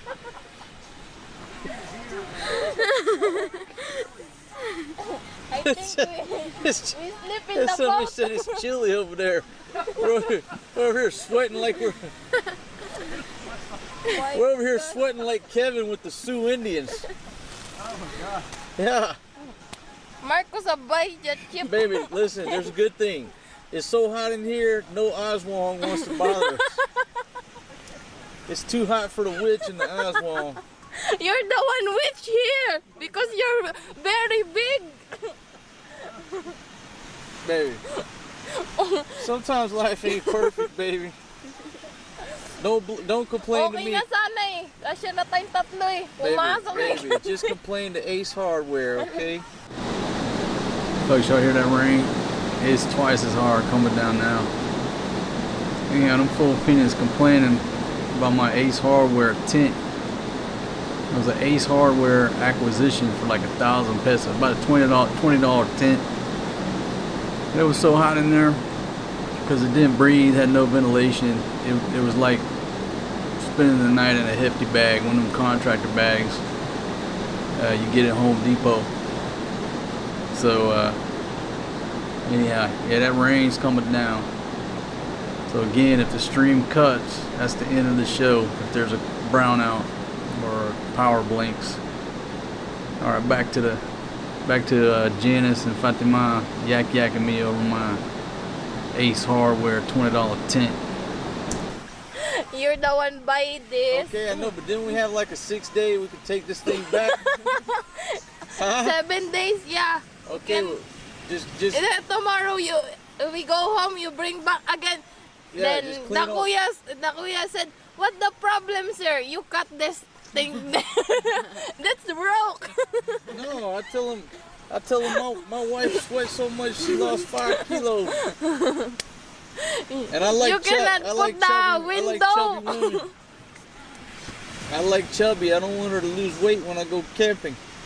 Himik ka. Tingnan mo yung anak mo, ah. Look your son, oh. It's already wet. Baby, we just clean the sand off of it. I'll tell him I never opened it. Ginawa Okay. mo pa kami sinungal. Get the sand out. We'll just take it back. Wait, ano to eh, 7 days warranty. Balik niya to. Papalitan mo yung may bintana. Fatima, baby, you know it's cooler here than the house in your village. Marquitos, they have ice there, oh. Baby, there's no aircon in a bamboo hut in your village. Huh? Uy, Yes, baby. Big Daddy, they have ice in the cooler. Maybe you put in... That's why it's cold. That's a good idea, te. Put it in there, oh, then the leaking. Yeah. Baby, just go get you a piece of ice and put on your head. And then Big Daddy will make you feel better. Oh my goodness. Ayun, parang pinagpapawisan na ako eh. Malamang pa yung dalawang. You and your son sleep there. May natin sleep there. Badig. Of course, G, it's just me and you, buddy. Tay, halika dito. Maglatad ka dito, no? Baby, just Babantayan ka ako. listen, baby. If it's too hot, just sleep on the sand out there, baby. I get some food. Honey, are you hot or are you just getting some food?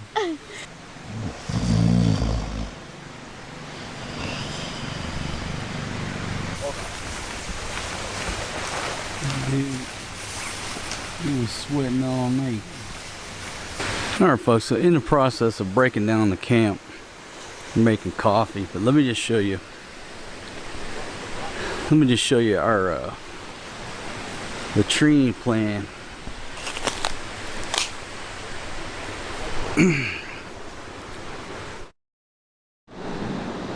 Okay, just talking about my the logistics of the camp, what have you. Anyhow, great time folks, camping. The thing about camping, you know, like it's so memorable. I mean, I don't want to say I can remember every camping trip I've been on, because I've been on many, but most of them I can remember. Always something happens. I'm sure the kids remember those types of outings. Yeah, probably a big mistake. Probably should have kept that up. Probably should have just went camping every weekend. But you know, again, a lot of things I get wrong. A lot of things I've got wrong about this YouTube game. I say that, but you know, what's this about? What's this thing about? It's about a slice of my life, living on what I call the old Overstate Road, living outside my home country. It's just really a running documentary of what I do in life.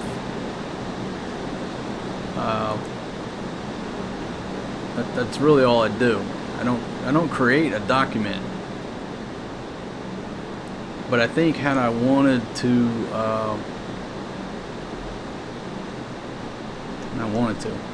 I think that if I would have just stayed in Barretto and did nothing but camping and outdoor stuff like that,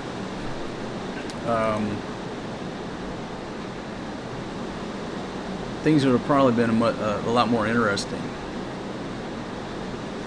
Because just interesting things happen on every trip. From, you know, Captain Fred crashing the boat to these Filipinas using all my salt to ward off the Oswongs. Stuff that you just really can't make up. You know what I mean? Just couldn't make this stuff up if you had to. So let me go and see if there's anything interesting in the news live going on here.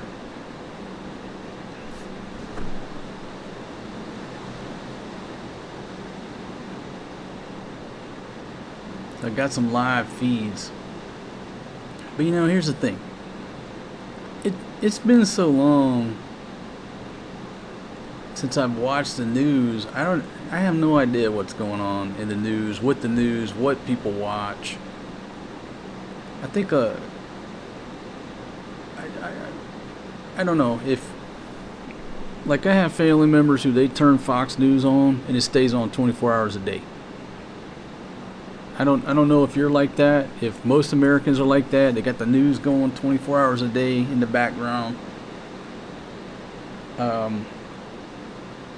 don't know, but here's one of my theories, okay? And I don't think I'm the only one in this boat. But since right around last November. You know, right around when a lot of action went down. I won't start talking about it, those keywords, but when DJT, the election started heating up and all that, it's like I saw a dip in views. A dip in views, a dip in watch time, and it's been down ever since. And I don't think I'm the only one in that boat, and I'll tell you why. My theory is that the greatest show on earth is DJT. It's the greatest reality show on earth that everybody is watching is DJT. Every day. And you only have so many hours a day that you can stay glued to the screen, right? Everybody's competing for eyeballs, as they say. Competing for your attention. And it's such an interesting, outrageous, funny, twists and turns reality show, you know, surrounding DJT, that's the main event, that's the main attraction. He's taking watch time from everybody else and every other platform, and the only way to partake in that is to cover him. He's just totally dominating the entertainment game. Does that make sense? I don't know what y'all think about that. I mean, it's absolute genius. You never know what the guy's gonna say, right? Anyhow, so I was looking at this series of like 10 videos, right? 10 videos on various topics, and it was something about DJT meets with some leader. And like any other president, if you said years ago, hey, you want to watch an hour video of Bush meeting with some leader in some country, nobody's gonna watch that crap. It's boring.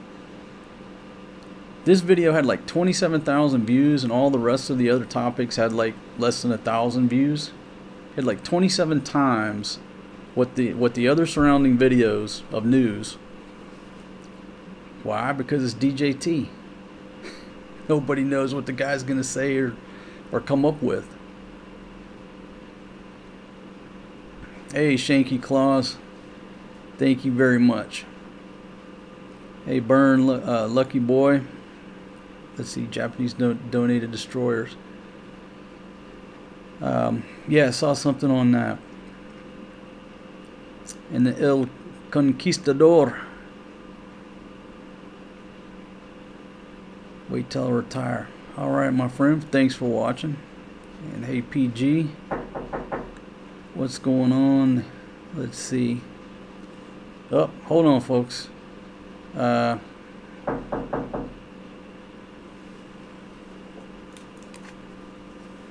Pumpkin, you may enter the studio.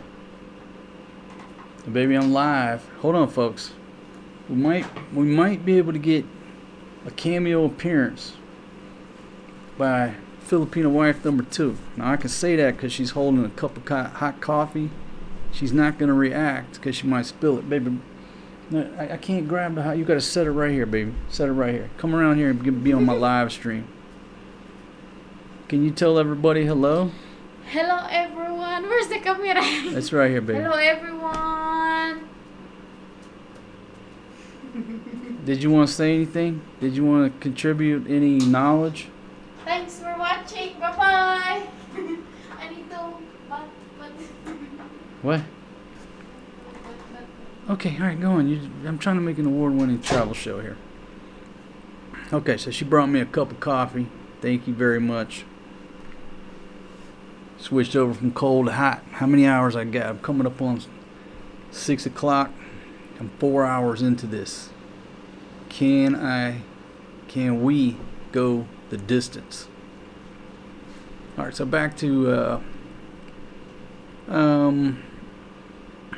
hey, PG. My only comment on that is Eric and Mercy are my good friends and they're good people. That's all I want to talk about right now. Oh yeah, nothing like a hot cup of coffee. So Barfine Man says, I agree, Mr. Trumpet is good watching, no doubt. Yeah. Now look, let's look at it from just a purely entertainment standpoint, right? And I don't have this thing on over here, so I don't have to wear this. Truly from just an entertainment position, not politics. Leave politics out of it. What do people like to watch? They like to watch drama. They like to watch a story with twists and turns and things that are unexpected, right? Well, that's what the guy's giving you. Again, leave the politics out of it. Let's just talk about it from an entertainment standpoint. Who's the greatest show on earth right now? It's the DJT show. Dictating narratives, branding everything, getting all the airtime, and everybody else is just trying to take a piece of it. Good, bad, or the ugly. So, all of these news outlets, and this is just a statement of fact. I'm not getting political here. I'm just getting statement of fact in an entertainment game. All these news outlets love it. Okay? Why? Because it's keeping your attention. Whether they like the guy, for the guy, against the guy, they don't care. Because everybody is tuned in. And that's what they need you to do. We're all competing for eyeballs, for attention.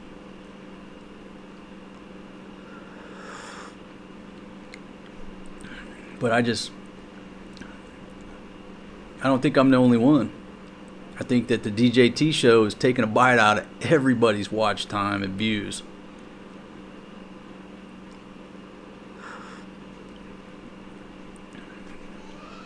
I could call her back, try to get her to say coleslaw, but she probably won't come back up here. Because folks, Fatima is so shy. And she's come a long way from where she was. She used to not even be on the camera in the early videos. She was a camera lady because she wouldn't be on the video. Too shy. She's still shy. You know what I mean? So if she has a choice to get in front of the camera, if it's her choice, she's going to run the other way. When backed into a corner, okay, she's comfortable with it. Come on over here, baby. Come on over here. Where's the iPad party?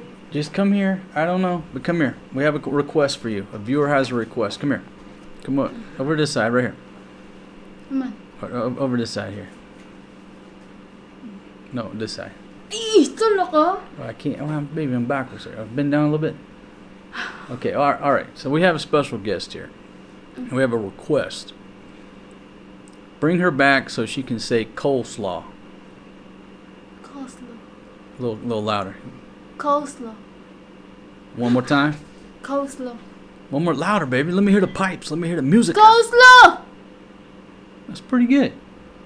Now break it down freestyle with hippopotamus. Hippopotamus. One more time louder. Hippopotamus! Baby, just assault me on live TV. What?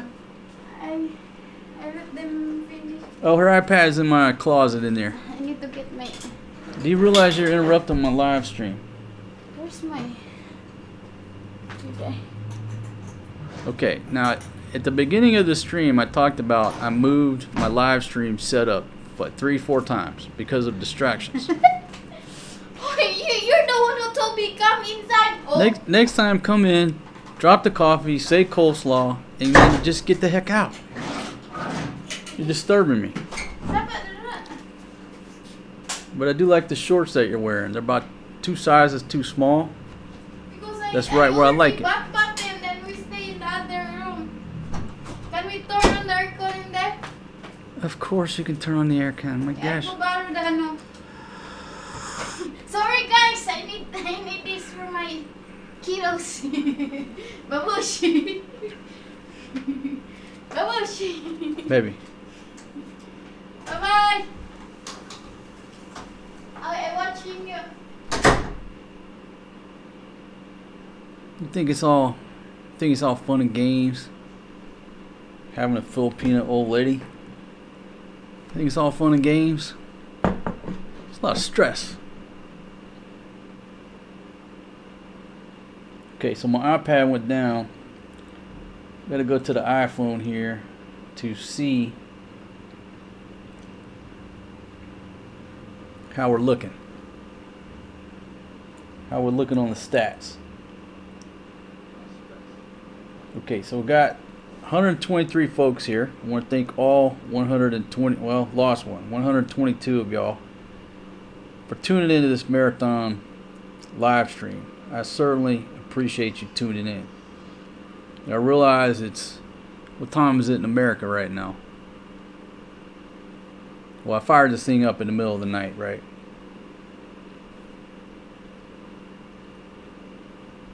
Okay, so I'll set this thing over here like that. So I fired it up in the middle of the night, which was a gamble.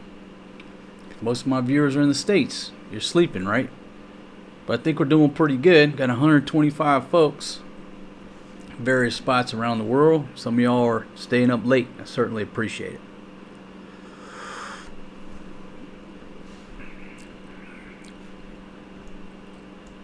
it. Back to the comments. DJT is playing chess at levels the average American can't understand. He's a chess player. He is a chess player. That's no doubt. Definitely playing chess when a lot of folks are just playing checkers trying to keep up.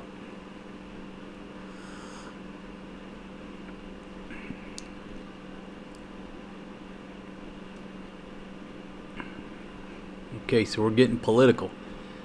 All right, which is fine. I don't have a problem with it. In the past, okay, 7:55 p.m. here in Queensland, Australia.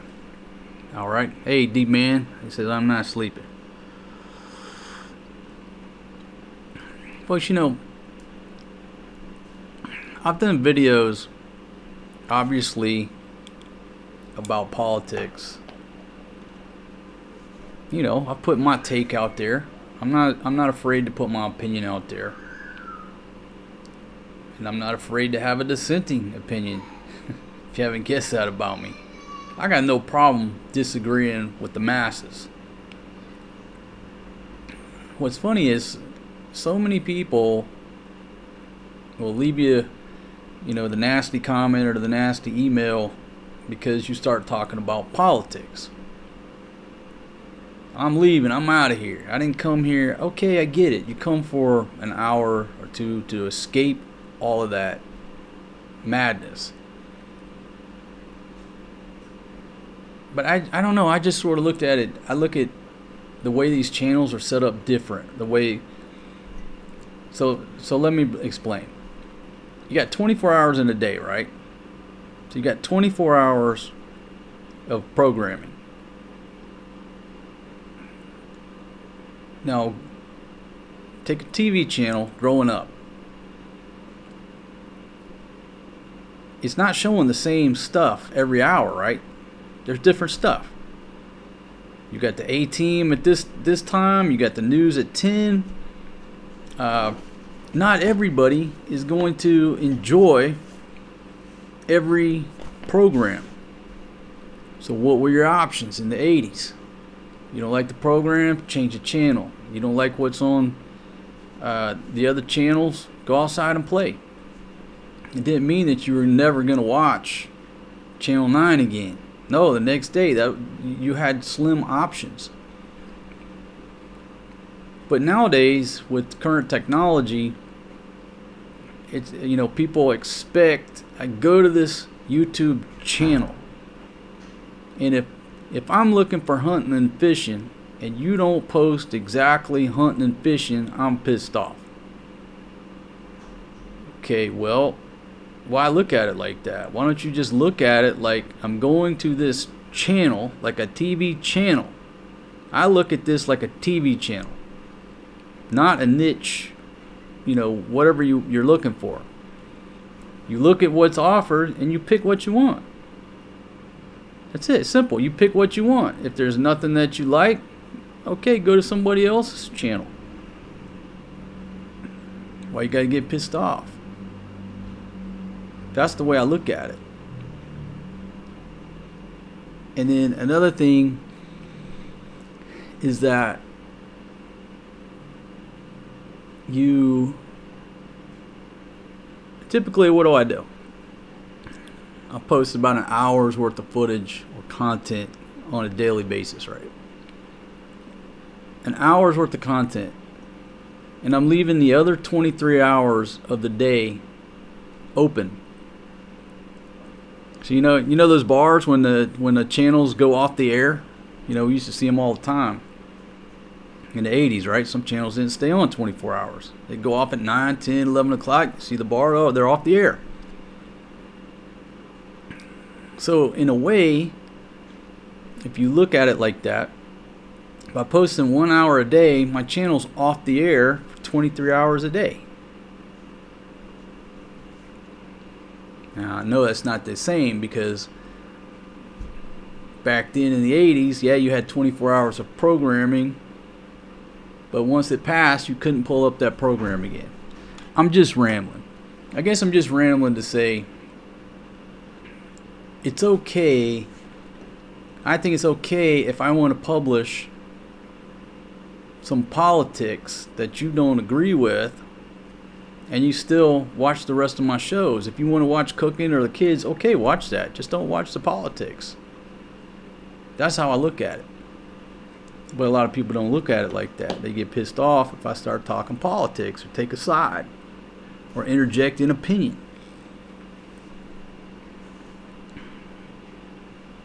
Okay, back to your comments here. I can't read your comments if I got my glasses off.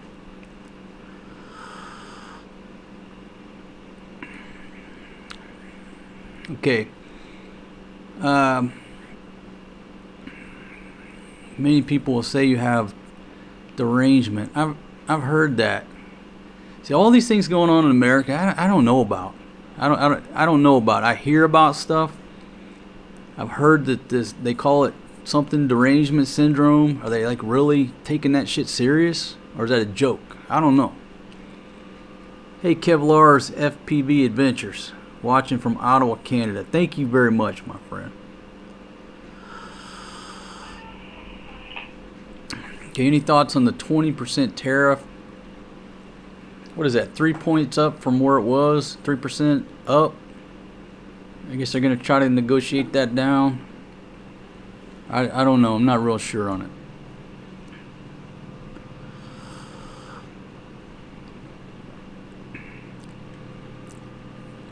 Okay, he's been listening, driving to the boat ramp, waiting on daylight to back down into the Tennessee River, going fishing. All right. Hope you catch something, my friend.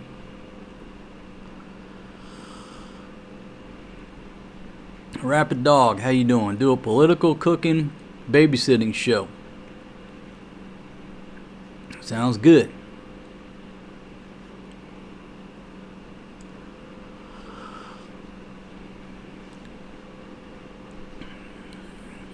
Okay. All right. So, yeah. So back to publishing stuff about politics. I'm gonna get back into that, but not because I want anybody to go away. It's just because there's 24 hours in a day. Why not post more stuff on my channel? I don't have to just stick to cooking. I don't have to stick to fishing. I don't have to stick to talking about Filipinas. I can talk about anything I want. I just looked at it. I'm like, man, you're leaving 23 hours a day with nothing. Nothing but those bars off the air. Does that make sense?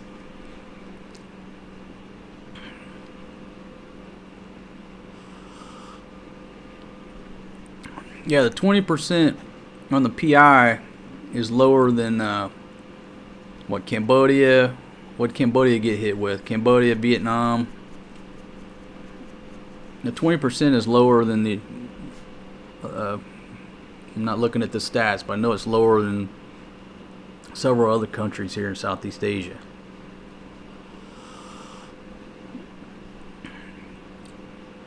Hey, 2 for 6, thanks for tuning in.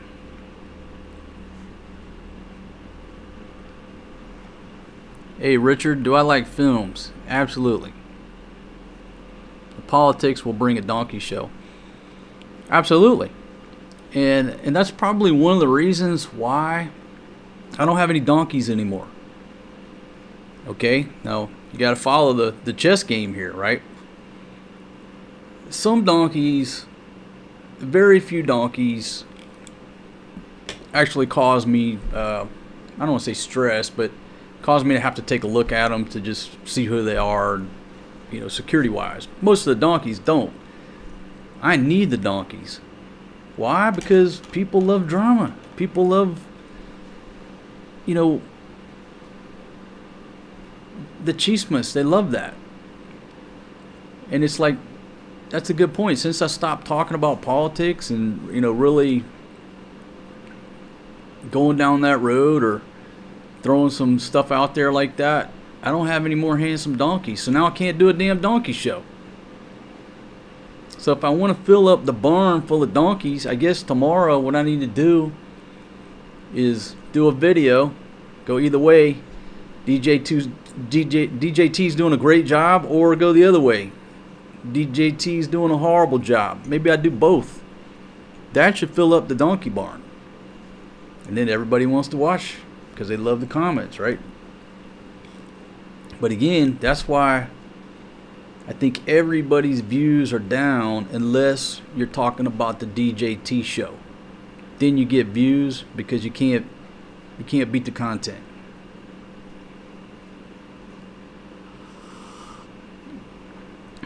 Hey, Intrepid. Offered a job flying a cargo plane out of Hong Kong.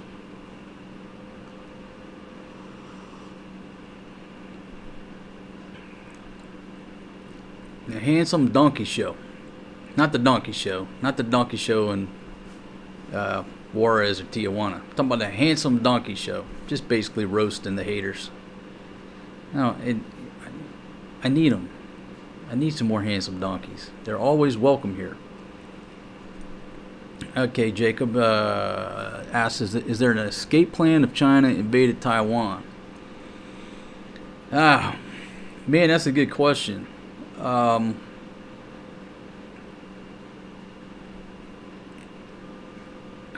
do I answer that? When that goes down,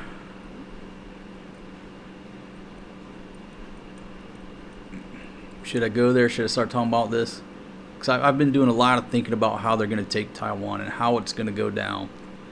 The chess game that's going to be played. The Chinese, the CCP are getting pretty fucking bold. They're getting pretty bold.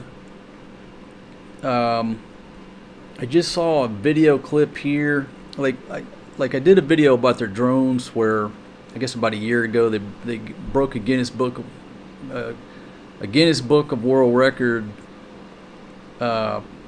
by putting 10,000 drones up in the sky at one time. They ran it off of one laptop. And the same article said that some company or collection of people, and I think it was in Texas, we put almost 5,000 in the sky at one time. The Chinese put 10. And then just the other day, I think they put 11 or 12 and broke the record again. Their drone technology is so far, it seems, ahead of ours. And whether it's the technology is so far ahead or not, their manufacturing capability to build the drones, they're number one.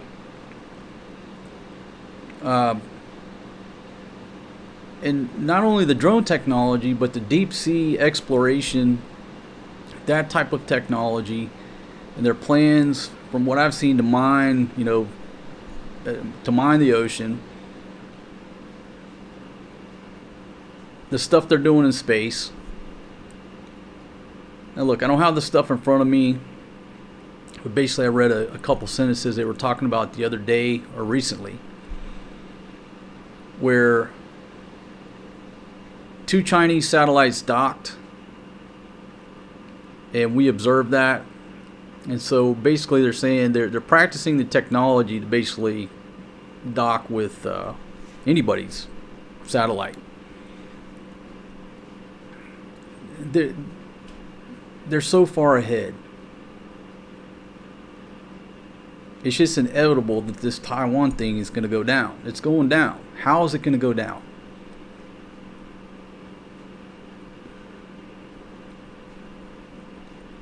Maybe I'll save this whole idea for a second video. The Chinese are playing chess.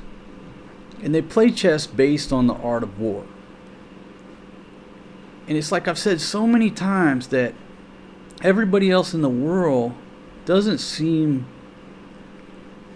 seem to realize that that's what they're doing.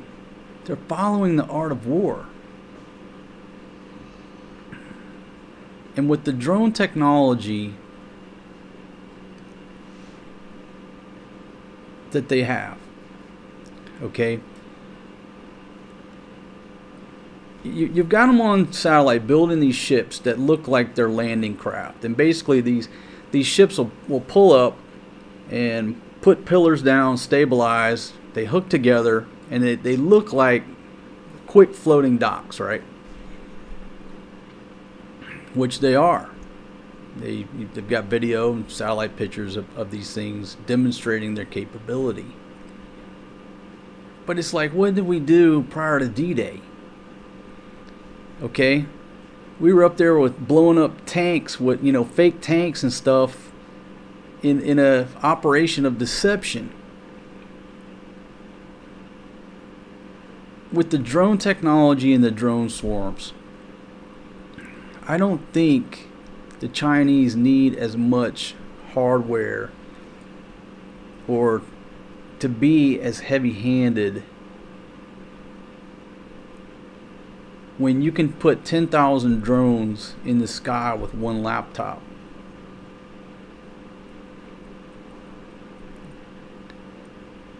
I don't think that they're going to take Taiwan the way everybody thinks. Where do I go? I got plenty of time though. I got plenty of time to talk about it. I think it's going to be more calculated, where instead of all this mass of troops and all these landing craft and tanks and all this, I think it's going to be autonomous subs come up and launch hundreds of drones, which every drone that they launch is basically a flying grenade, if they want it to be. And so, imagine these swarms of drones just landing in the streets. Anybody who comes close gets blown up. You can lock down the population by just landing these drones, these flying grenades, and control the roadways.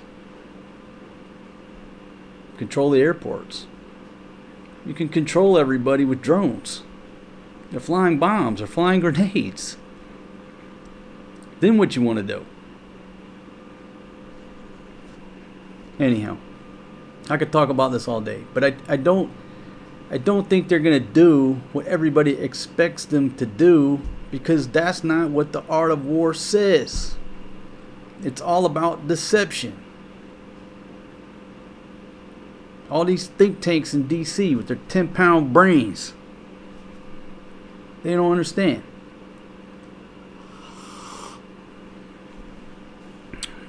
Anyhow, so what's the escape plan? Well,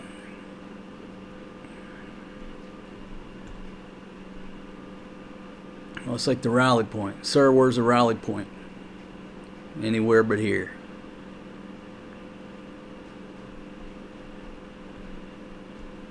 Okay, let me go back to the comments for a second, 'cause I get excited when I talk about this because I'm trying to figure it out. I think I've got them figured out. But you have to think about the chess game, right? Do we really want to go force on force with the CCP over Taiwan? Do we really want to do that? Or is it better if there's some type of negotiated, choreographed dance for it to happen? You know what I mean? Alright, we're going to let you take Taiwan. Y'all get in there. Get the people out of the chip factories. We're gonna drop some bombs on the chip factories. Now everybody's happy. Oh, by the way, get off those little fake islands y'all made out there. Deal? Deal. And then we'll blast each other with bullshit in the news, but it'll be done.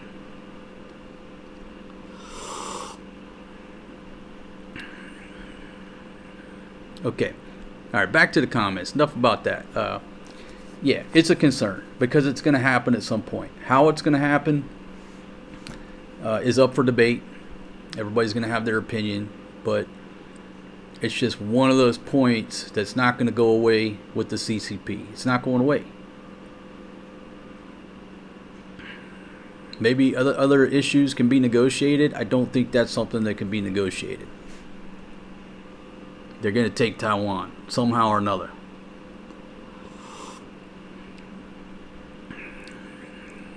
Okay, Texas bad boy.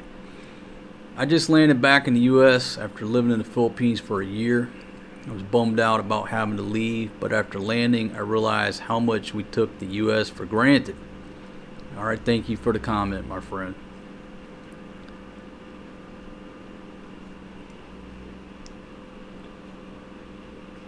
Okay, what are the options for living off grid in the Philippines if the shit hits the fan? Solar, water wells, bores. Would you head back to the fam in the village?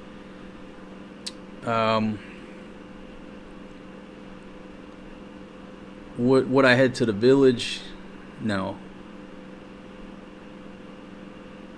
Would not head back to the village. If anything goes down, that's the last place we're going.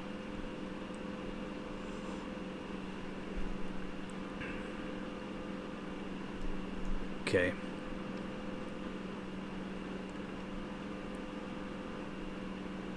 All right, and a dissenting opinion. Taiwan will never submit to China. The U.S. wouldn't allow it. It's the world epicenter of semiconductor production. Okay, thanks for the comment. Here's one about drone signals can be jammed unless they are run with direct wires to the controllers. Look what is going on in Ukraine with drones and why. From Mark. Thank you very much. I saw that clip the other day where the drone's going through the forest with the fiber optic line.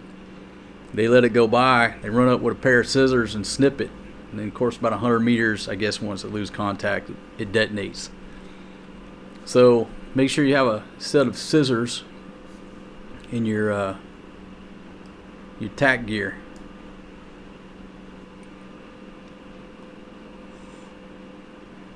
Speaking of that, man, how do we start talking about drones? I think it seems like everybody in America now is carrying an M4. It wasn't like that when I left, right? Seems like everybody now walks around with a damn rifle slung around them, right? With body armor. That wasn't the way it was when I left the States, right? If you saw somebody walking around with a rifle and body armor, they were a threat. But I think going forward, I mean, obviously, you're going to have some type of AR type rifle.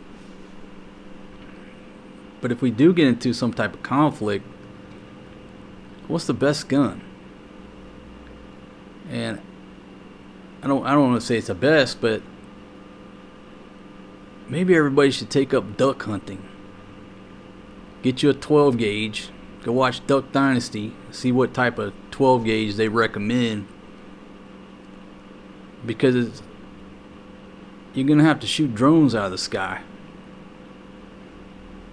You know what I mean? You better have somebody with a damn good 12 gauge and some bird shot to shoot that damn drone down. We could jump to all this stuff going on in New Jersey with these drone sightings. All you had to do is send, 10 rednecks up there from Mississippi. It'd have blasted every one of them out of the sky. Send some duck hunters up there. Maybe spend less time at the range and more time duck hunting. Because what's a drone? I mean, I got a drone in there, right? It's a flying grenade. How you going to compete? They don't need to send soldiers against you. You're going to send a drone. A damn flying grenade. How you going to defeat that? Last resort, you better know how to duck hunt. A damn 12 gauge with some bird shot in there. Is that enough politics to get some donkeys to come out and hee-haw?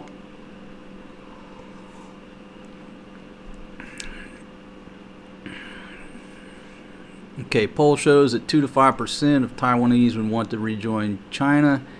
Not happening peacefully. Yeah. But you know, if about 50,000 drones land on the streets and tell you don't come outside or something's going to happen, everybody's going to go inside. There ain't going to be much conflict. You see what I mean? There shouldn't be a lot of conflict. You send the drones out there, lock down the roads, tell everybody to go inside or they get a nice hand grenade up their ass. Everybody's going inside. Ain't gonna be a lot of fighting. It's all about the drones. Autonomous drone submarines coming up out of the ocean, launching 1,000 flying grenades. How do you compete against that? They put 10,000 drone, now, or 11, 12, whatever it was, 10,000 a year ago. 11, 12,000 drones in the sky with a damn laptop. One laptop. Doesn't matter how many soldiers you send against that.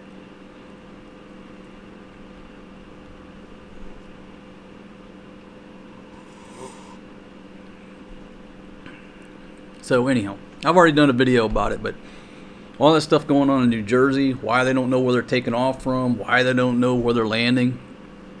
Autonomous drone sub like this launches the shit. The drone sub may leave right then. They just crash back into the ocean when they finish collecting data.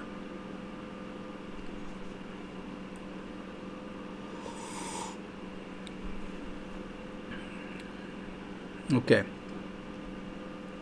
Rapid Dog says Taiwan joining peacefully would be their best option. Yeah, they're in a rock and a hard spot.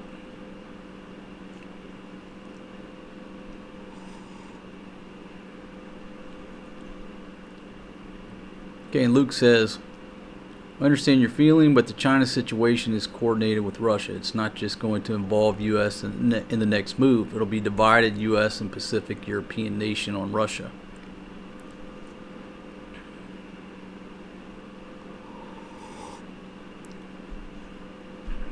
Okay, so all good comments. Everybody's got different theories. I just personally, I think the Chinese Communist Party, they're following the art of war and deception. They're making it seem like this huge build-up and this huge invasion. That's what we think. That's what they want us to think. And it's just going to be more surgical using drones and a lot less people.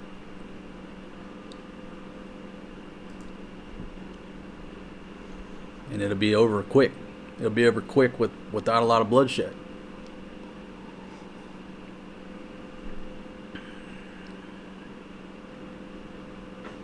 Okay. AI is impacting jobs here in Australia at an insane rate. I was hoping to retire in 5 years before AI takes my job, but I think it's going to beat me. Are you noticing the impact of AI? Again, folks, I don't really know anything, much of nothing about AI. It's I just don't know. So far I'm just not impressed because YouTube can't recommend a video that I'm interested in watching, and I've been on their platform for 12 years. They still don't know what this guy wants to watch. All the AI usage that I've seen basically just throws too much data at you, right? You go in there and say, hey, write me a paper. Me as a human, I would write 1 page. AI writes like 3 pages and throws it at you. Well, a human ain't gonna read that shit. So who's gonna read it? The other AI bot? Like when those girls sit there and tell AI to do their homework for them, it spits out so much crap that nobody's gonna read that shit. So I don't know. I don't know much about AI. I've heard of this Chat GPT. That's what they're using to do their homework with. Some of y'all send me emails and stuff, and they're this long. I mean, they're literally a chapter of a book. I know you didn't write that. AI wrote that. I ain't reading it. 2-3 lines with a couple things maybe misspelled or whatever. Okay, you wrote that. But 3-4 pages of shit with 0 errors, you didn't write that.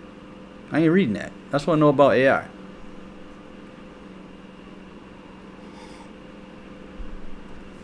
Okay. All right, so let's go to another video.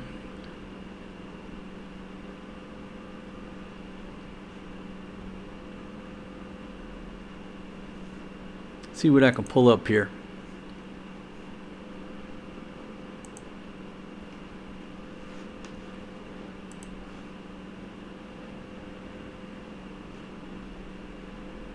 Okay, we went over to $28 beach condo. Get off of politics for a minute. Get back to something less stressful.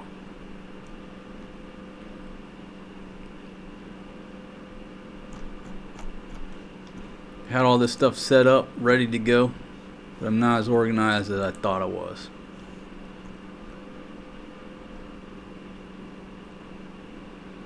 Village girl versus banker. I'm not going to play that because it's just a talking head video.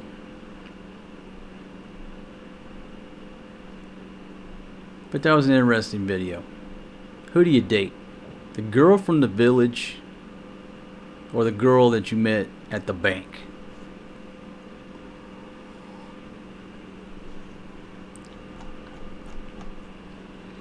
Okay, Rick says, I met a guy on my way to the Philippines. He said, what did he say? He made money making books using AI. Yeah, I mean, like I said, years ago, when people actually read blogs, the written website, blogs, articles, you could pay people in India $6, $7, $8 to write the article. It was a good article, so people could build these websites, made you look like the expert overnight. You didn't write any of the articles. Now AI can write the book for you. You don't have to pay these guys over there. And now that it's gotten into video, how can you believe anything?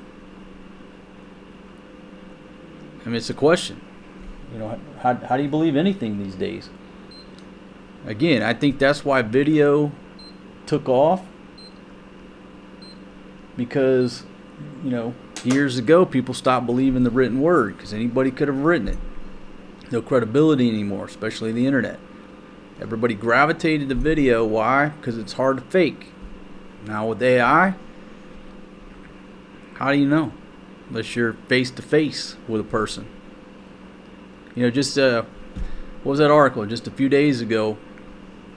Somebody in the State Department got impersonated by AI or what have you, somebody using AI. I don't know the whole story.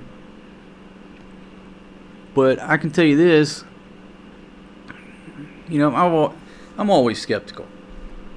Somebody calls me up, even 20 years ago, calls me up and says, this is me.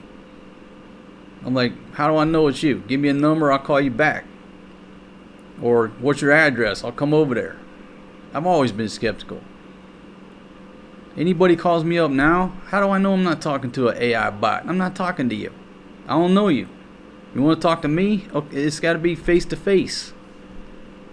It's unfortunate that the world's come to that. But Even people, well, that's a bad analogy, giving government officials too much credit. I was going to say even people in the State Department, but you see what I mean. People in the State Department or other government people falling for AI.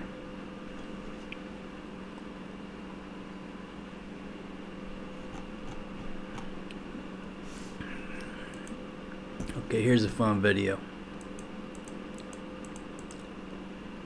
Let's go back again. This is just a boat tour to Castle Island. Give my voice a break. We'll look at Janice for a little bit. See, what are they studying in college? I think they're just studying education to be teachers. Okay, I'm going to take the long shot bet. China economy is going to fail and split like the USSR, and mainland China will fall under the historical leadership now running Taiwan. History, study your history.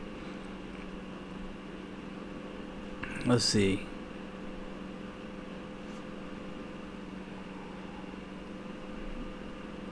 Okay, so Village Girl versus Banker was a funny video. Fatima was hilarious. Yeah, she wasn't too happy with what I was saying. I'm just trying to tell it like it is.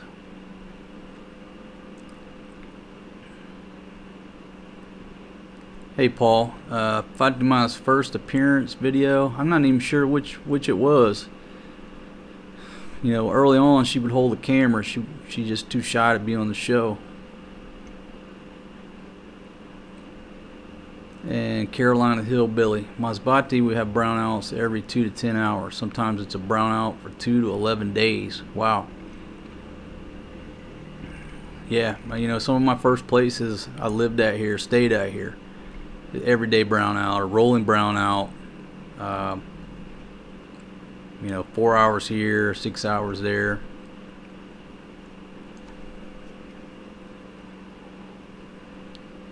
Rick D says they even have AI of deceased using a sample of their voice. You can even talk to yourself. Crazy times. Yeah, it's crazy.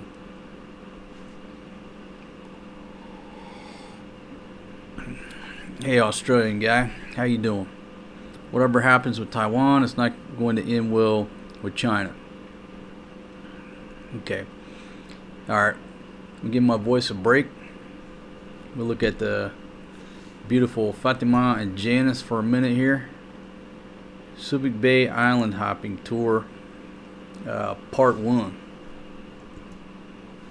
Close. Getting ready for our day trip, little island hopping trip. The ladies are getting ready. Little Force G still sleeping. And although it's only a day trip, we still got the 2 big fish boxes we're rolling with. And one. Let me talk about them fish boxes for a second. Those things were champions. Absolute champions. But don't buy coolers that darn big. Period. My goodness. How many people almost broke their backs moving those coolers around? If you're going to put them in a boat and leave them there, okay, fine. But if you're going to lift those coolers, those things they were just way too big. Great idea, but it turned out not to be a great idea. Nothing wrong with them. Good coolers. But they're not portable, I guess is what I'm saying. You fill them up, you can't lift them. Backpack. But I've got it separated today. I've got a little bit of cooler management going on. I told the ladies don't put nothing in here but drinks. I'm stacking ice on top of this, drinkable ice. Everything else is in here, including the frozen chicken, so we don't cross-contaminate, cross-pollinate the coolers like we normally do. That's it, Force G. That'll keep the sun off your head, buddy. How about we treat the mamas? All right, buddy roll.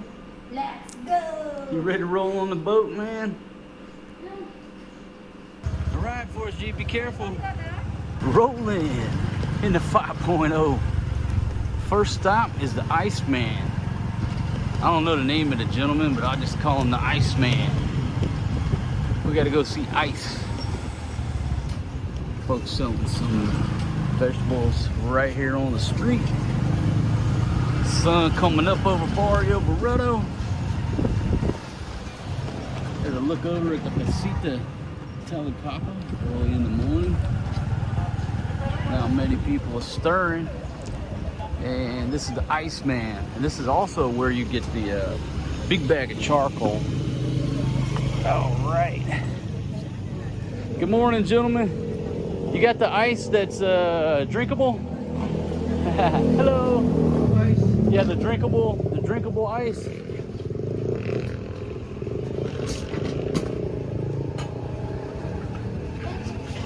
All right, that's exactly what I need right there. Give me 3 and let me see how much I can fit. All right, folks. Let's see, which one is it? Yeah, right there. There's 1, 2. Hold on, we got to bust that open. All right, awesome. So that's 3 bags of ice. Yeah, you can just put that one there. Or like that, that's okay. That's 3 bags of ice, that's 4. And we got to get 1 more bag here.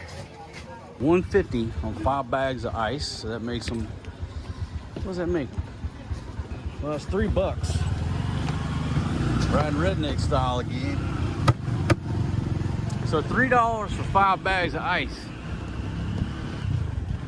And that's good, potable drinking ice. It's not the block ice. And if you buy the block ice, that shit gets thrown around on the floor. It's not safe for drinking. But the ice that we just bought, that is. So I got 5 bags of ice, which filled up this cooler, $3 US. So we're $3 into it. I think that's plenty of ice for the day. I'll give you guys a look around the sights and the sounds of Barrio Barreto. And this is a Saturday morning, and it's a beautiful Saturday morning. Cause I've been jet flying, limousine riding, and women loving. Woo, daddy, you messing with the nature boy. Got Rick and Racer taking him down on the outside, coming in there with the cheese dog truck. He jockeys for position, coming into turn 1. He's gonna take down that bus on the inside, but he's got blocked by a jeepney. What a way to start the morning. Get fucking lapped by a cheese dog truck. I think it said idle cheese dog, didn't it? If you're looking for our boat crew, you need to turn between Cocoa Lips and the bar 50/50. There's Cocoa Lips right there. And you're headed towards the Wave Song Apartments. So if you're looking for Captain Fred, Captain Art, and First Mate Ruben, and our armada of vessels, you just basically need to turn to the left of Cocoa Lips Bar. Or the Wave Song Apartamentos. Alright, we'll say hi to these folks right here. Cute little baby right there. My goodness. That's a little tight. Good morning. Thank you, baby. Thank you. Hello. Did you want to say anything while you're here? Thanks for this cup of coffee. You don't want to eat? What? You want to eat or not? It depends on what you got cooking. Hey, 345 Adventures got the Cayman Islands on station. Baby, you remember that time that you and Elise got jealous over that lipstick? Yeah.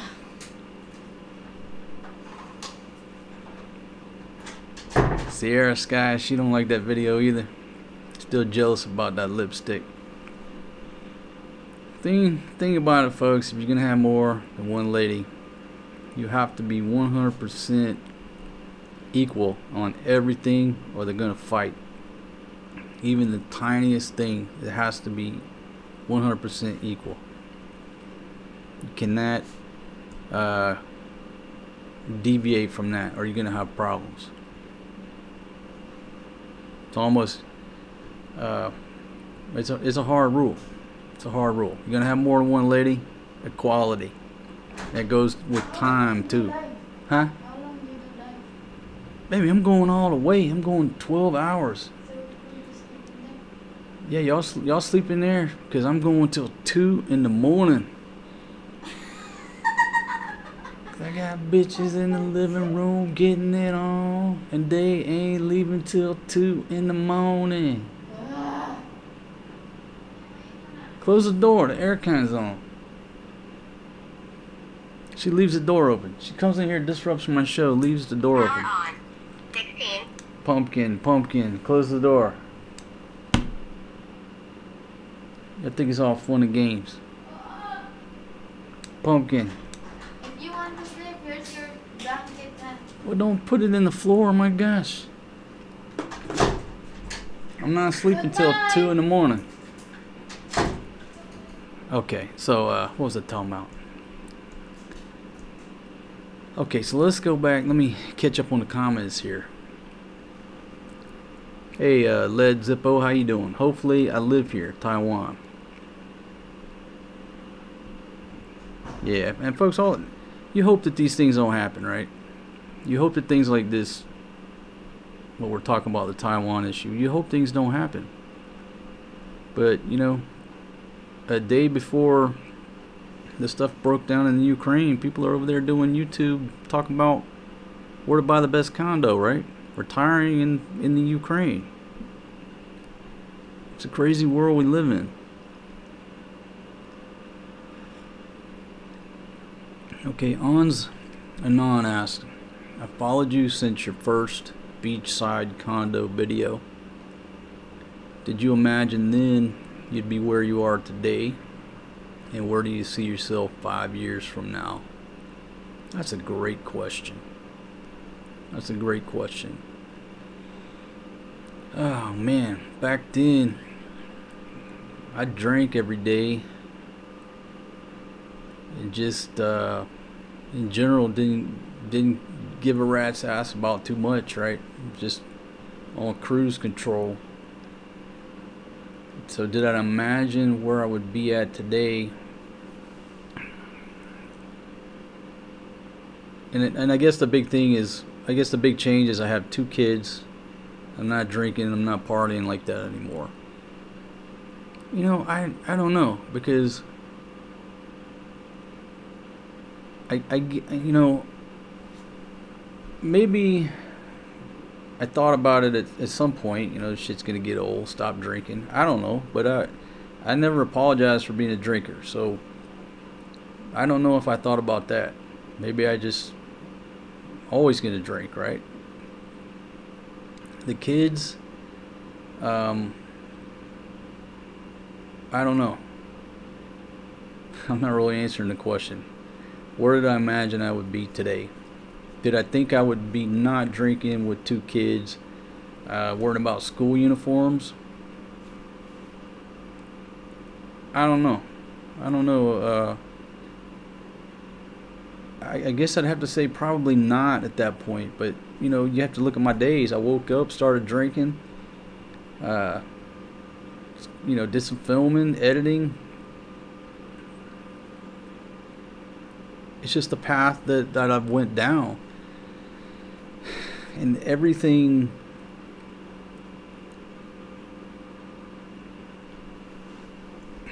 if I hadn't went down this path, I wouldn't have these 2 wonderful kids here, right?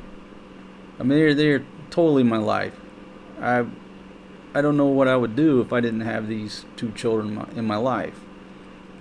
So everything that I did up until this point led to having these kids. If I wasn't, you know, partying and going out drinking and chasing women all the time, I wouldn't have 2 kids.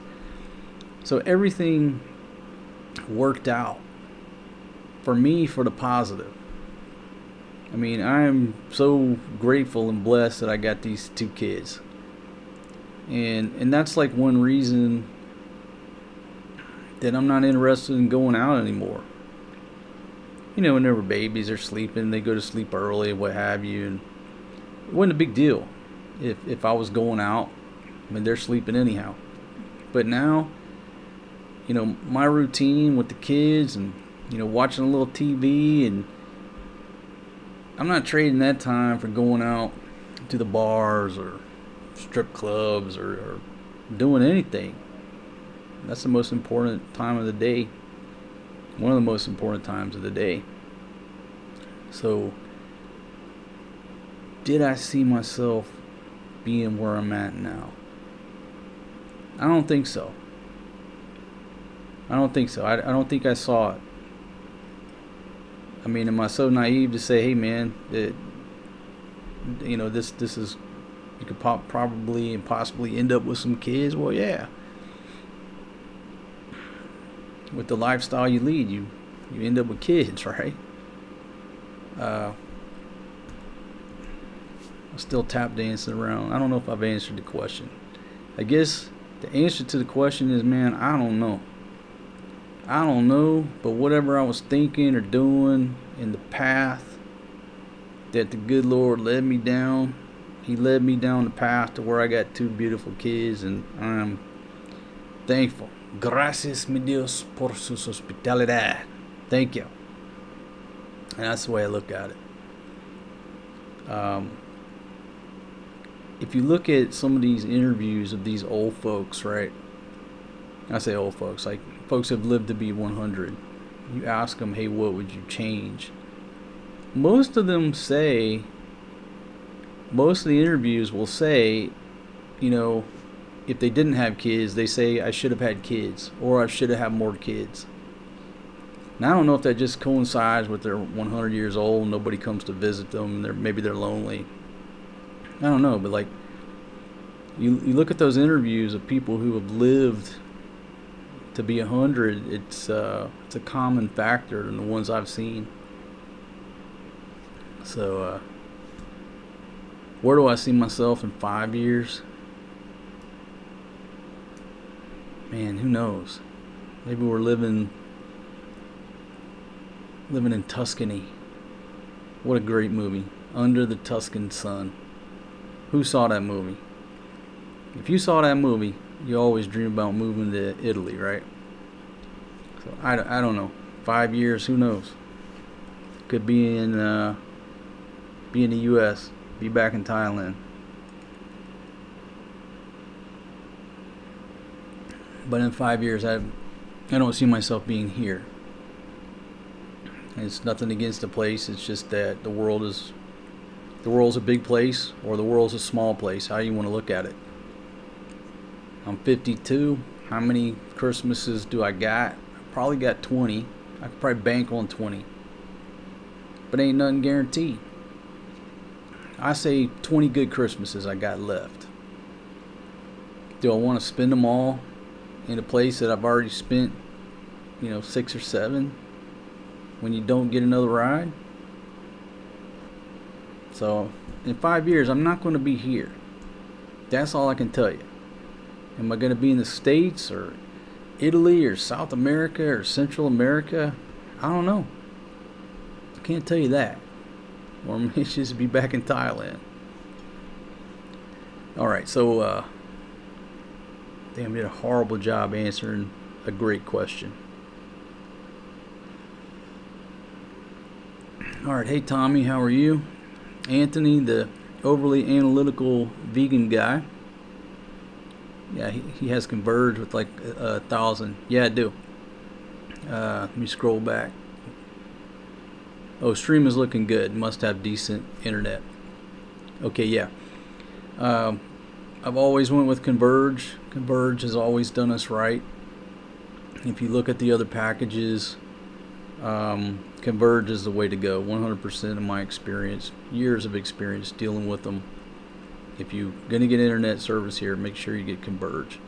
And I'm not taking away from the others, but the others are more expensive in the packages that I looked at recently.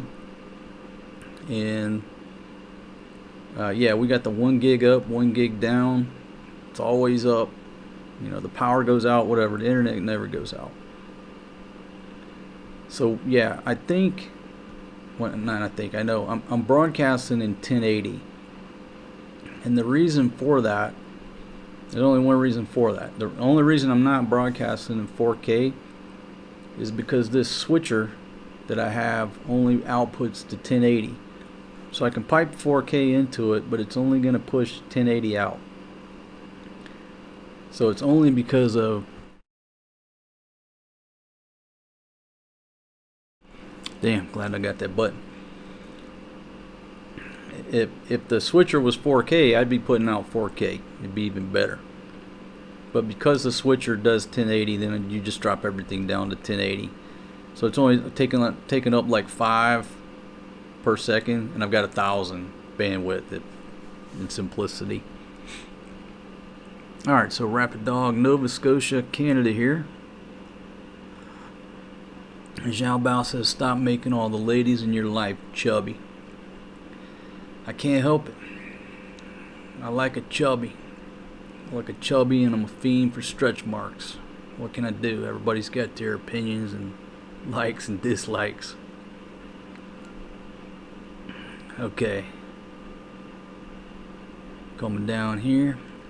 I don't drink, but Red Horse is actually good. Rick D. Yeah, man, I can't drink Red Horse. If I went back to drinking, well, even before I stopped drinking, I can't drink Red Horse anymore. If you come over here for the first time, don't get drunk on Red Horse. Just sort of ease into it, see how it affects you, because like almost every fight I've ever seen in this country, between locals and foreigners, whoever, a fight, period, it always had that one common denominator, and that's Red Horse. If people are sitting around drinking San Mig Light, no. SMB, no. If there's drama, I almost guarantee you that Red Horse is involved. And it makes me crazy too. I tell the story many times, but the last time I drank Red Horse was during the lockdown. I drank Red Horse. And in the middle of the night, at midnight, I took off nothing but my shorts and my guitar because I told them that Jesus told me to go mountain climbing. And I was after getting drunk on Red Horse. And it took an army of people to get me down off that mountain. Just picking dirt and twigs out of my guitar for weeks.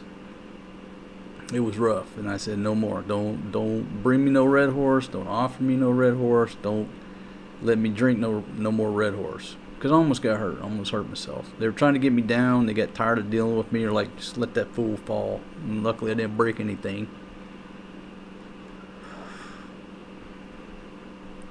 So first timers coming here, and it says on the label, it's Truth in Advertising. What's their tagline?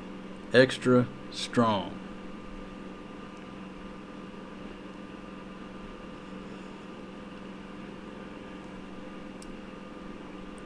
And Anthony says, you have a 1-year-old baby, more of a blessing than you'd ever know if you haven't had kids. That's right.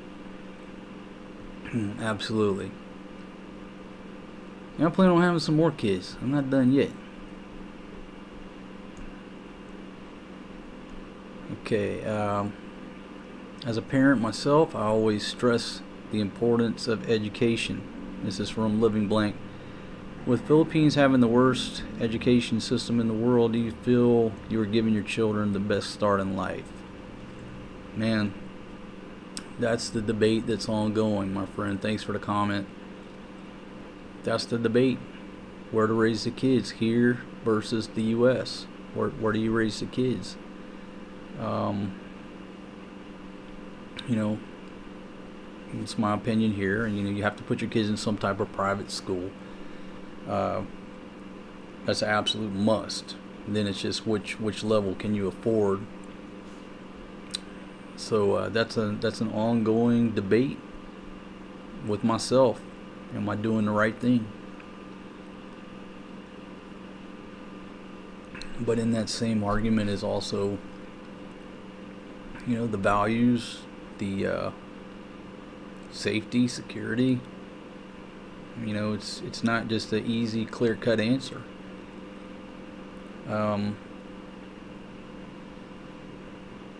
There's crime anywhere you go in the world, but for 15 years, I haven't had to carry a gun.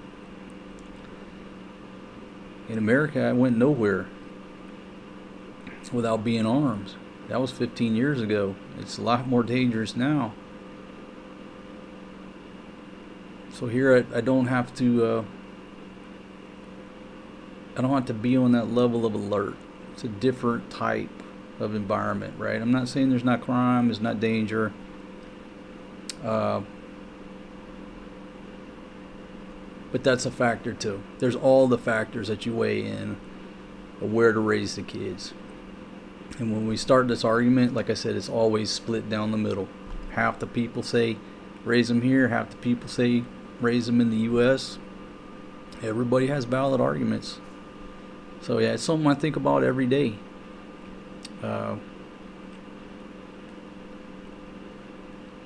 And as they get older, you know, both of them have different situations, unique situations. It may change my way of thinking. I think right now we're okay. Right now we're all right. But once Maria gets older, I mean, every year I have to reevaluate this.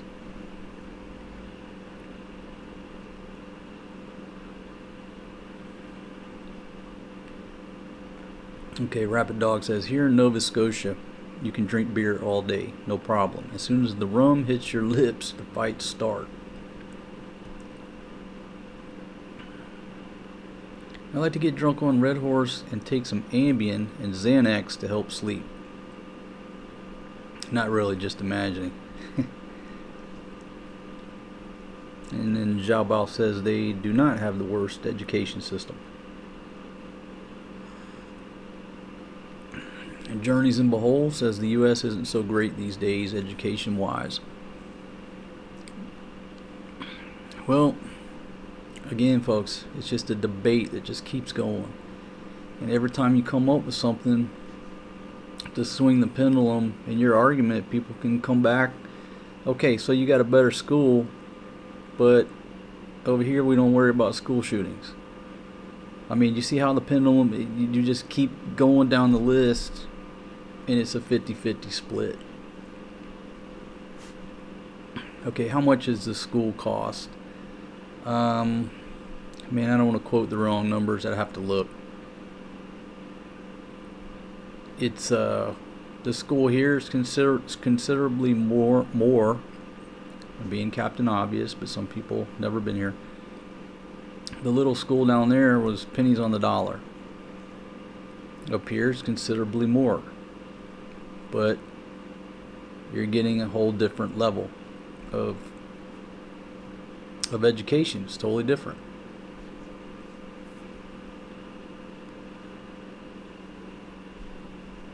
Okay, I need to give my voice a little break.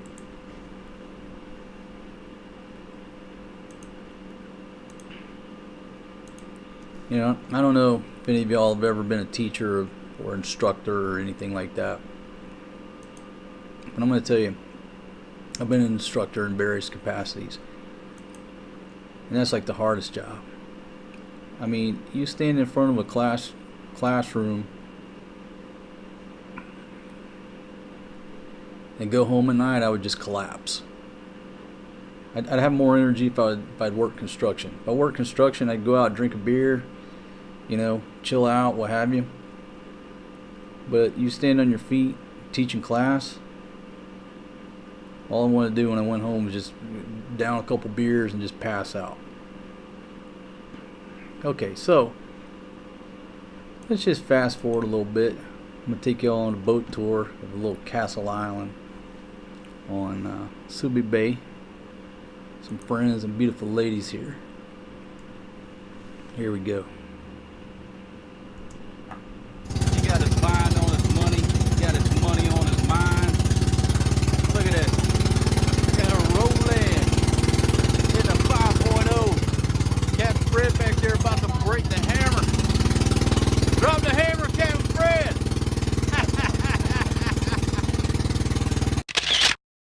What the hell happened to the floating bars? Is that just a coincidence that both of them are gone, or did somebody drop a regulation that we don't know about? Somebody leave the answer down in the comments. Folks, first stop on this little island tour is White Castle Island, just off of our bow.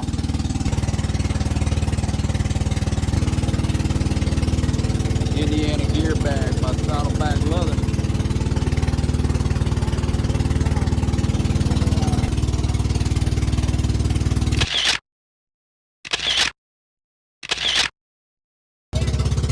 Like, check that out. If you come over here to Subic Bay and if you don't want to take a big long day trip, whatever, just get one of these boats to bring you out here to Castle Island. It's a unique experience, unique photo taking experience. Folks, Captain Fred brought this thing back to a throttle, about to kill the propulsion system. This thing does have an advanced propulsion system, reverse engineered off of some technology found underneath the ice down in Antarctica. Similar to the craft called a HAUC. Anyhow, enough about advanced propulsion systems, alien technology. You can see the bottom here, folks. It's very clear, but there are rocks everywhere. Now, on a calm day, it's no problem. But realize there's no port here. There's no dock. You got to basically jump off that bow and time it. So if there's any wind or waves, it's too difficult to get off of this thing. Just letting you know if you decide to come out here. He'll get her tied off, but basically you just got to jump from the bow onto that wall. Watch these masters go to work. Got Captain Fred here on the rope, pulling us in. And we're gonna get a real good tie off today. So this is not gonna really demonstrate the difficulty of getting off on a kind of a windy or wavy day. But I've been out here on kind of rough seas, and this thing's going up and down, and people are trying to jump off. Just pick a calm day, that's all I'm saying, for your safety. All right, so an easy step off. This is dry right here, but if it's wet, it's slipperier than dog shit. Captain Fred over there perched like a parakeet, ready to strike. Or maybe like a snow owl, ready to perch down on a mouse. All right, got the iPhone 12 mini mounted in the gear bag on a selfie stick. See if I can get the right angle on the dangle. Careful, baby. Now, there's glass and stuff up here. I don't know where your shoes are. Come on up here, Deuteronomy. Hey, walk, boy. All right, Papa got you. Careful, baby. Easy steps. Get that dude. Yeah, brother. Got it. All right, folks, we'll give you a tour. Now, obviously, you know, if you're not as nimble as a cat, there are some hazards here at this island. But for the most part, as long as it's a calm day and you can step off there, come on in.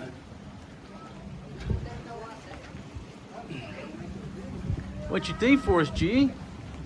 You're in the castle, buddy. Let me just give you a gander at the construction of this place.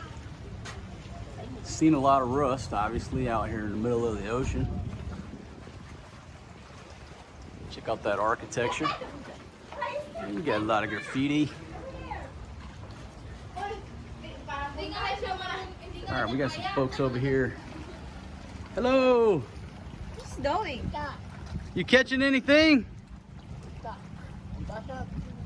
Catching a catching an octopus. Folks, we haven't. Oh, look at that one. He's got a big octopus. What's wrong with you now? Yeah.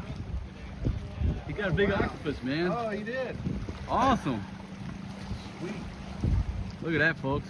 That is cool. This is how this gentleman makes a living right here. Oh, wow.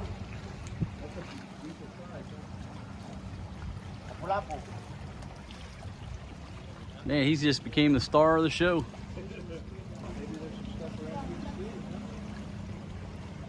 Yeah, so if you bring your snorkel gear, you know, you can snorkel around these rocks. Then there's all kind of fish down here. Jellyfish, oh. Couple jellies, yeah. Folks, we've had a jellyfish invasion. They have all. Jellyfish invasion. Okay, ladies, what do you think about the castle? We take me pictures. Okay. Think what did you think? All right, I'll take some pictures.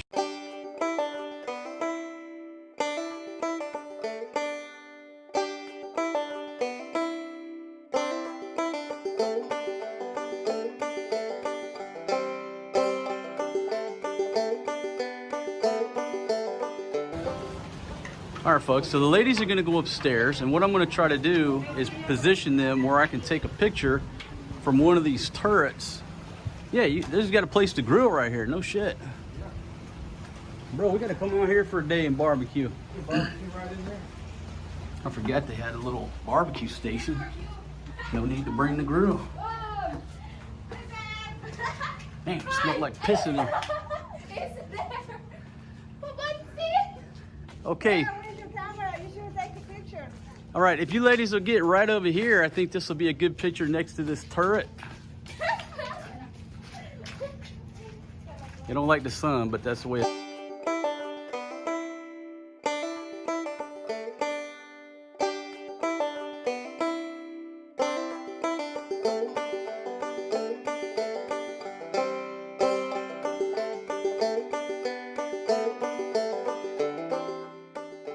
Here's a look around from the top. So you got these turrets. That was good. I actually caught him. Yay! They want a good picture, but they don't want to be in the sun. Ladies, if you want a good Facebook photo, you have to get in the sun and sweat a little bit. Uy, baka we go.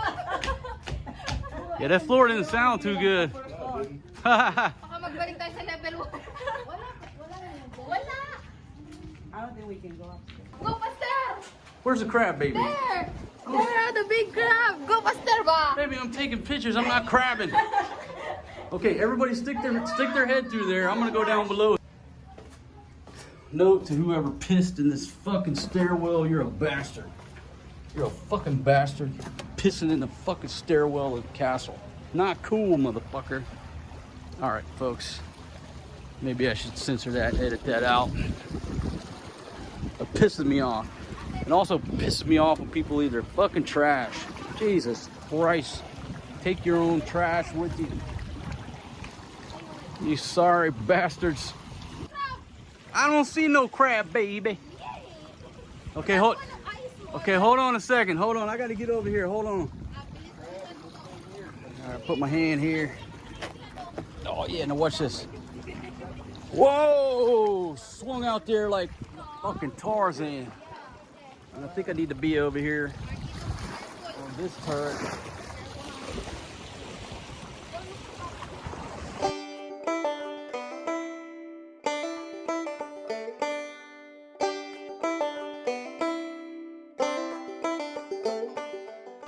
It looks like y'all are in some kind of prison up there. Yeah. Rescue, you It's- rescued or something. Baby, this is Romeo. I'm looking for bingo.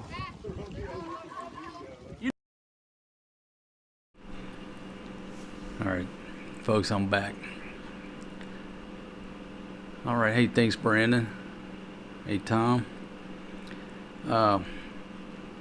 If you go out to this little castle, you know, it's just from Beloit Beach, whatever. Quick little boat ride out there. I don't know what shape it's in today. Haven't been there in years. I'm not even sure it's still there. I'm sure it is, but if you go out there, be careful, folks. There's so many ways to fall and slip. There's some sea urchins there, at least there used to be. Just be careful if you go out there. It's just right in front of, if you're sitting at the Blue Rock, you can see the castle. Just a quick little boat ride out there. But, you know, the place is starting to fall in, whatever. Like, again, I don't know what shape it's in today. All I'm telling you, if you go out there, just be careful. Hey, Paul, who's the other lady?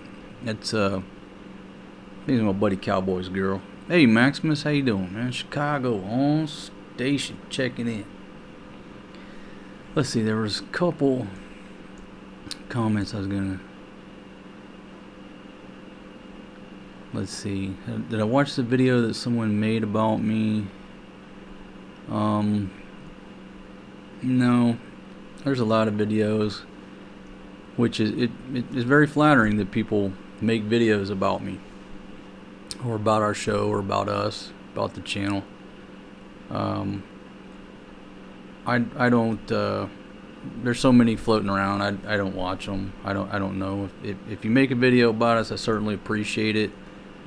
I'm sure some are good, some are bad, what have you. You can't control the critics, right? The ones I've kind of dipped in on, peeked in on, they don't get the facts all right. You know, well, whatever. That's the entertainment business. Tabloids never let any facts stand in the way of a good story, right? So anybody who makes a video about me, they're promoting me one way or the other, and I certainly appreciate it.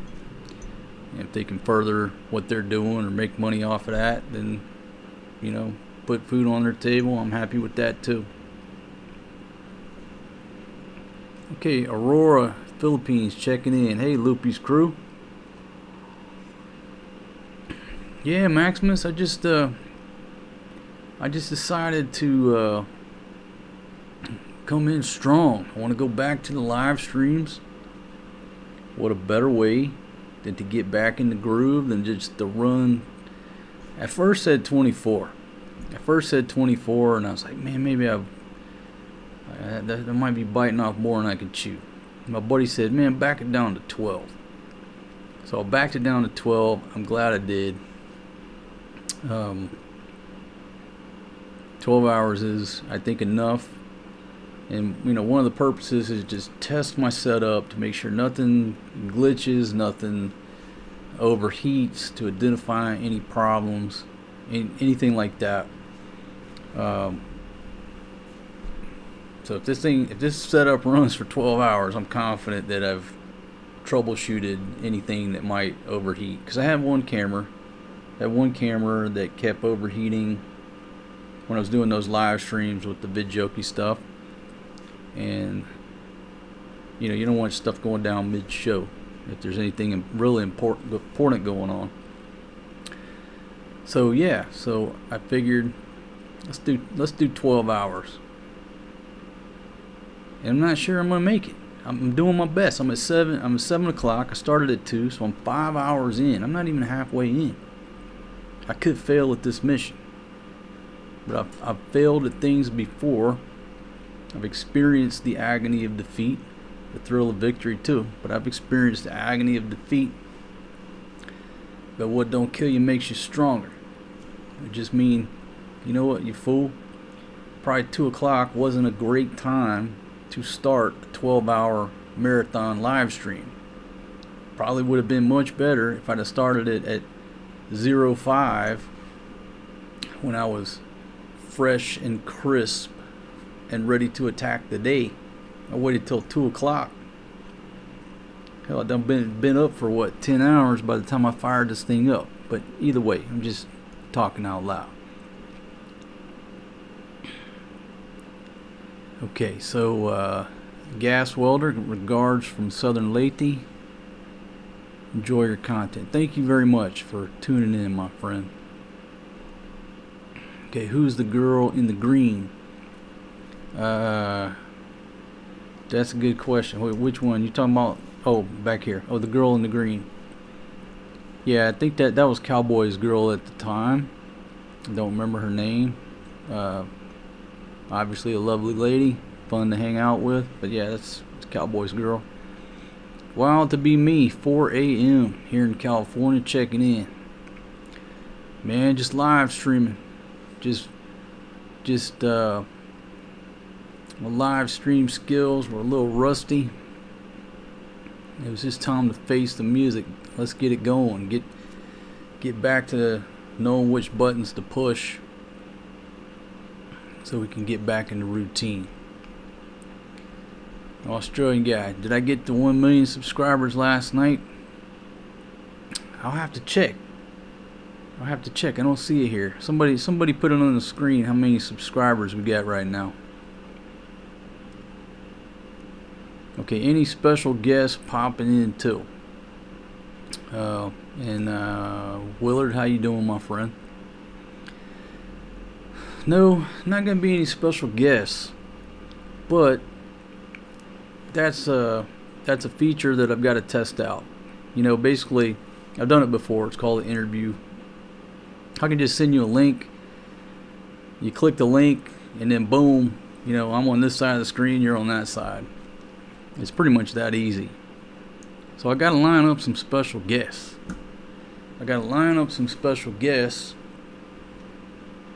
You know, the problem, if I tried to line up some special guests down in the village, hell, you got to make sure they got load and signal and low bat and all that stuff. Look at this, more trash. And I don't know. If I edit that out, I'm just sugarcoating stuff. But anyhow, yeah, no special guests tonight, but in the future, yeah, because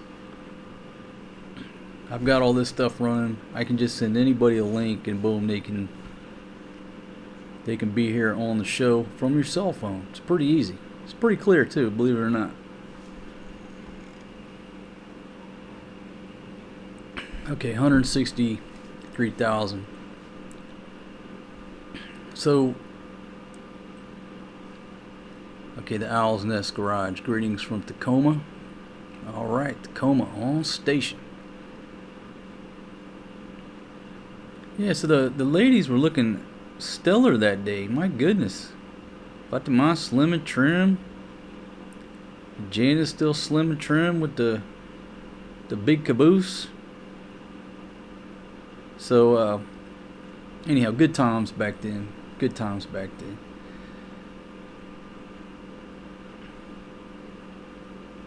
Little Forrest G. He loves to do piggyback rides still to this day. He just loves piggyback rides, always has. Yeah, if you go out to that castle, don't do what I'm doing right here. That's not necessary. You fall on those rocks, it's a hospital trip. Somebody gonna get stitches. Hey Samson, how you doing? Thank you very much for tuning in. Alright, so what are we at? 152 folks here. It's early in the morning in the States. It's 7:15 here. So at least my little box and my branding down at the bottom is telling the right time. It's got the right date. And has anybody read the entire ticker that goes by on the bottom? How many people read the whole bottom there? I put it on a turtle. Maybe I should speed it up a bit. Yeah, basically where you maybe the guests don't gotta be here. They can, you know, just call in and pop up on the screen. But with this software, it's just a link. It's just too easy. Somebody send the guest the link. They click, boom, let them in. It's just too easy these days. Where years ago this shit was so complicated, you had to have a PhD. 6:15 in Chicago. And folks, I don't know if y'all are still having a heat wave over there. Hold on a second.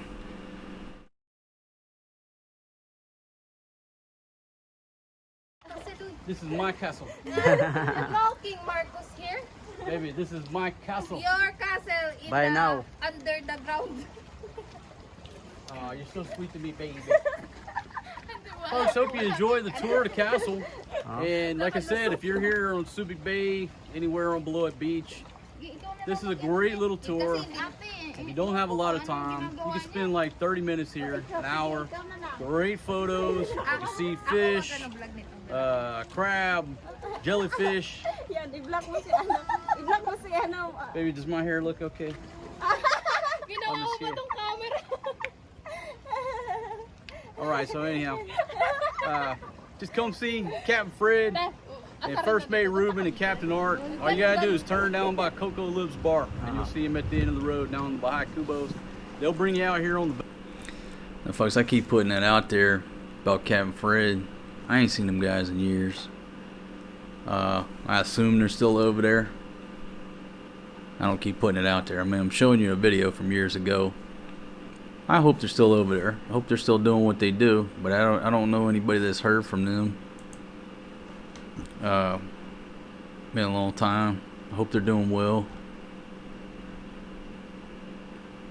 See what's happening in the world here.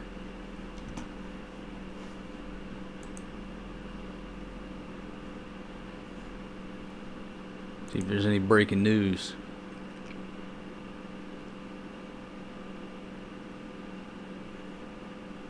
Doesn't look like anything exciting on my live feeds here. I've got some live feeds of breaking news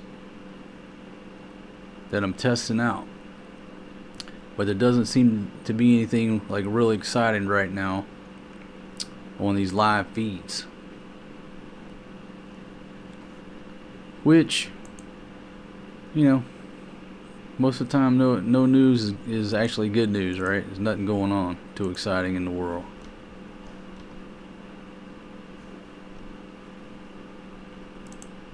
Okay, so Bitcoin is doing pretty damn good today. Says the Night Watchman. What's it up to? Like, how good? What's it doing? Yeah, that jellyfish looked like a breast implant. It sure did.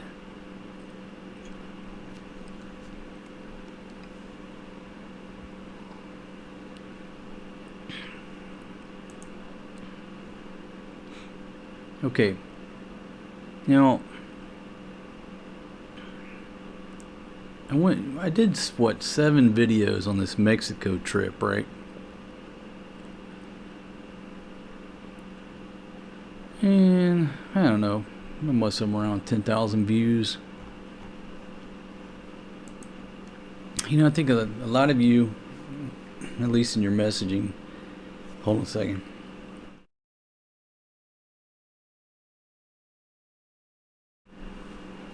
Had a cough.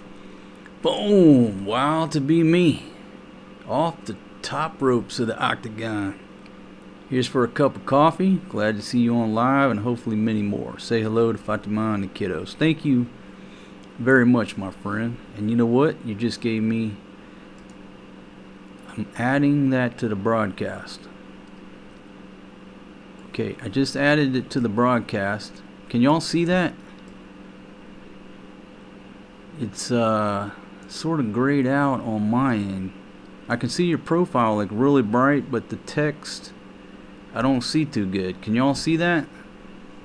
Now it's gone.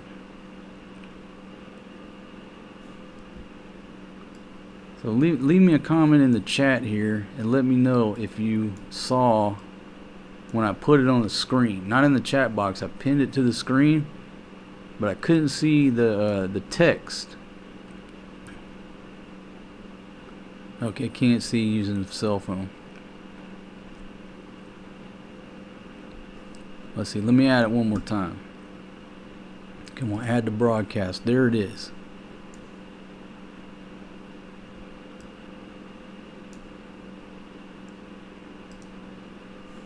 Okay, alright, here we go. So I gotta style the background. Edit the text. I think the text needs to be...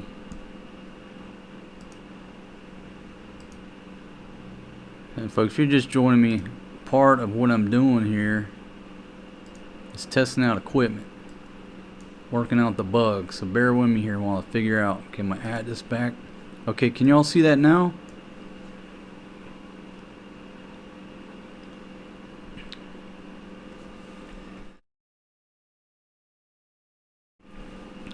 Okay, how about now? I changed the text to where the text is white and there's a little bit of a dark background. It's under the band at the bottom. I need to move it up some. Okay, let's try it one more time. Wild to be me. Thank you very much, because I'm trying to troubleshoot this. Okay, is that above the band? Okay, you can see it now, and it's above the band, right? How about About right there. Okay, so let's try somebody else's comment. Okay, everybody's reporting they can see it. Okay. Hey Melanie, how are you? Leanne, how you doing? Hey Jack. Okay, Samson, you said you can see it. Okay, so let's do. Yeah, seven hours to go. Hold on a second. I'm gonna add that.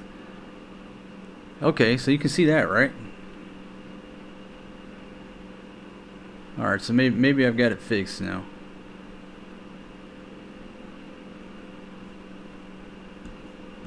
And it should go away in like 15 seconds if old single dad put the right setting. Okay, cool. See, I'm working stuff out. And the audio is okay.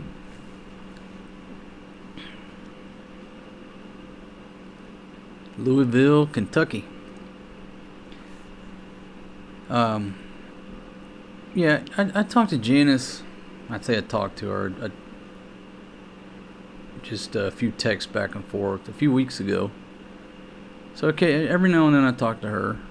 You know, she's doing well, you know, like anybody else. She knows she has an open invitation to come here anytime she wants.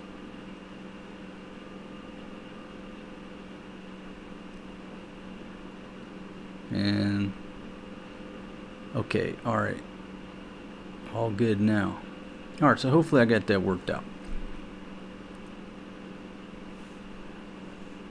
Okay, hey Kyle, it says Kyle just became a member. Alright, let's put that on there and see how that looks.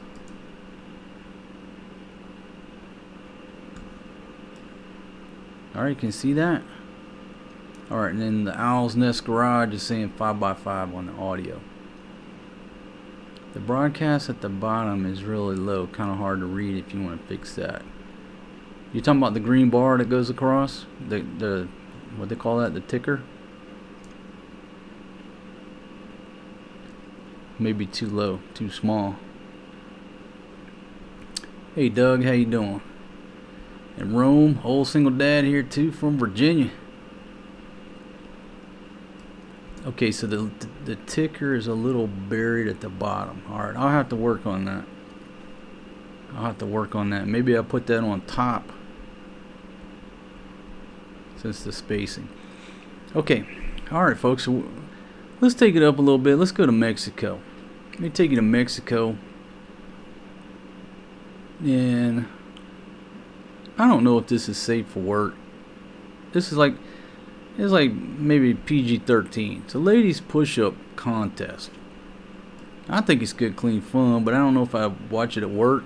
If you're tuning in from work, this is a bikini push-up in Cabo San Lucas.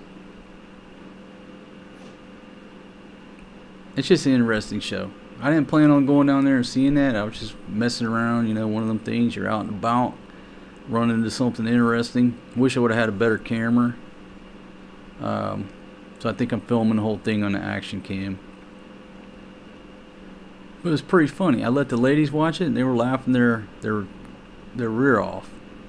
So if you haven't seen this, I'm gonna roll it. But if you're at work, maybe you shouldn't watch it's like a bikini contest, sorta. It's a push-up contest. Or what is it? Strong, Beautiful Lady Contest. I think that was the name of it. What software? I'm running Ecamm Live. I'm running Ecamm Live through an ATEM Mini Pro as my switcher. So the green bar is okay on a desktop, but it's on phones, it's small. Okay. Yeah, there's no way to overcome that. I guess if you're watching anything else on the phone with a ticker, it's probably too small. Alright, hey Iani from Crete Island, Greece. Thanks for joining us. Okay, and Tone Lope. P is doing pretty good, huh? She's grinding it out. Okay, so and I'm working with two mouses.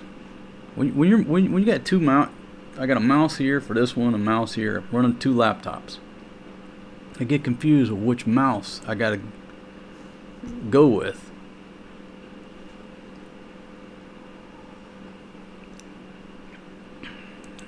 Okay, we'll give my voice a break. We'll get a little bit of action here at the strong, beautiful lady contest that I stumbled into.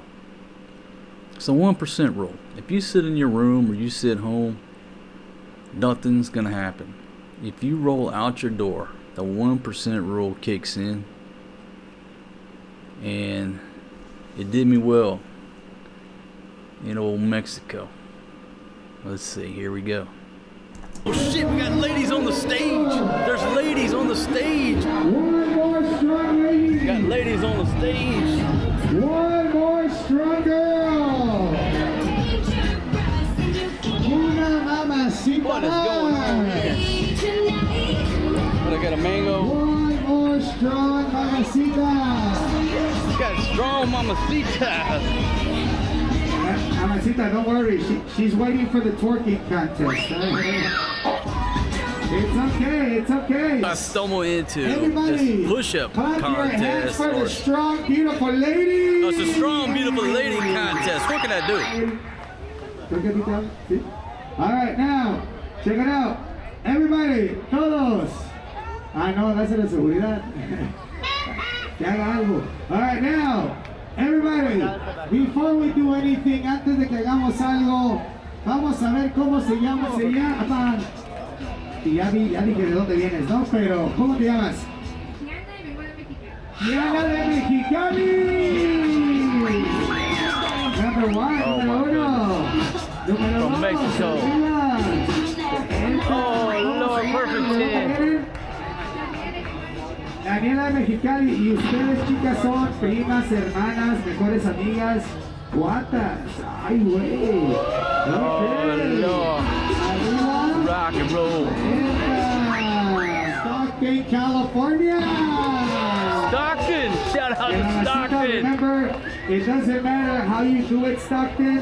You're going to do it 1,000,000 times better than the guy that was scared earlier. All right, here we go. Let's go. And arriba.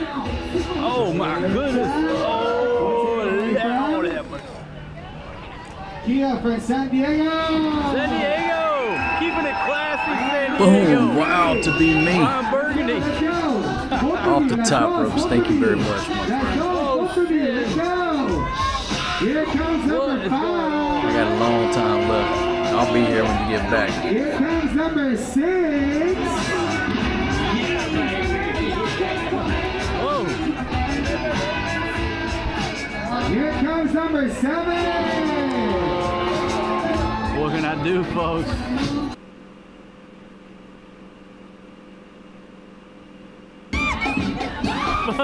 Oh, Lord, come to Cabo. My goodness. Oh, yeah. She's selling a shirt over there that says, I love anal.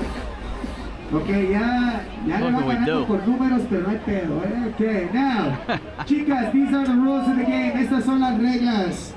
These are the rules of the game. Estas son las reglas. Every single beautiful lady. The star of the show is that guy right there. All of you, todas. You're gonna go up and down at the same time. I like at that. high pace. Up and down, Le van a up dar and para arriba y down. para abajo a la misma vez, a mi ritmo. All Up the and girls at down. the same time, just not how I imagined it, okay? Todas las chicos, when you go down, please, I'll make it simple, muy fácil. Man, that Dos It's a Equis looks push good. up, don't use your feet, no usa los pies. Don't use your shins, no usa las espinillas. Come on, man, it's too many rules. Shut the fuck up and let's see some push-ups. Put the titties on the floor. Foul language. Oh, shit. How can you not love this? This is good, clean fun here. How can you not love this entertainment? I'm gonna take runway 1 left. On the floor, relax. Yeah, runway 2 left. Let the Cali girls go back to work. We'll take the Sí, Mexican cuando diga girls. para abajo, así como están ahorita. When I say go down, this is the position, okay? All the way down, okay? All right, everybody, todos. Help me to count up in Spanish. That's not the count. All right, now, help me to count up in Spanish. Ayúdame con el conteo en español. Here we go. Uno, dos, tres. Up, arriba. Just stay up. Arriba. Stay up. Smile for the camera. Alto. Beautiful smiles. Sonrisas. Pura sonrisa colgante. Let's go. Beautiful smiles. Sonrisas. Beautiful smiles. Sonrisas. Wow. That's some pretty white girls, man. I ain't gonna lie. Sonrisas. Sonrisas. That's some good-looking white bitches. Oh, where the sisters at? I need a black girl. Lay on the floor, al piso, lay on the floor. Al piso, lay on the floor, lay on the floor. On the floor. Up, Hey Lee, how you doing, buddy? Kentucky. Dos. Up, arriba. Tres. Oh, bring it up. Uy. Down, abajo. Up, arriba. Arriba. Down, abajo. I ain't seen nobody sweat yet. Let's get to sweating, ladies. Sweating to the oldies. Oh no, hit the knees. Disqualified. Don't worry. Red top, disqualified. Every girl gets a spot in the twerking contest. Oh, the twerking. You're our 18th place winner. Down, abajo. Oh Lord. This cougar over here. No. Shit, I had faith in her. She's out. Up, arriba. Fucking cougars. Hold it. I tell you, I bet on the Mexican girls on the far That's what left. she said. Hold it. I want it. Hold it. Everybody that's not doing push-ups, make some noise. Whoa! Hold it. Hold it. Hold it. I want it. Down, abajo. Down, abajo. Down, abajo. Abajo, arriba. Rápido, rápido, ándale, ándale. Down, abajo. Push, ladies, push. Abajo. Up, arriba. Arriba. I want to see some sweat. Alright, she's done, she's done, she's done. Clap Oh, your hands, shit. aplausos. Cougar is out. Yay! The cougar is out, folks. Here we go. Pandemonium. Up, arriba. Cougar is out. She's a beautiful cougar. Down, abajo. Up, Wow. arriba. I'm gonna see her in the Alright, club a later little tonight. faster. That's what she said too. Gosh. Down, abajo. Up, arriba. Whoa! Up, arriba. Rápido, rápido, Down, rápido. abajo. Up, arriba. Ándale, ándale, arriba, arriba. She's done, she's done. We got 4 left, let's get on 4. Wow, that's a beautiful white chick from the cruise ship. Carnival Cruise Line. The ghetto, the trailer park, the redneck of the cruise lines. Like Southwest Airlines or Greyhound Bus. Carnival. Get it, girl, represent California. California love. Whoa, arriba. Hold it, I want it, hold it. Ándale, ándale. I want it, hold it. So you do, I'm betting on my Mexican girls. Hold it.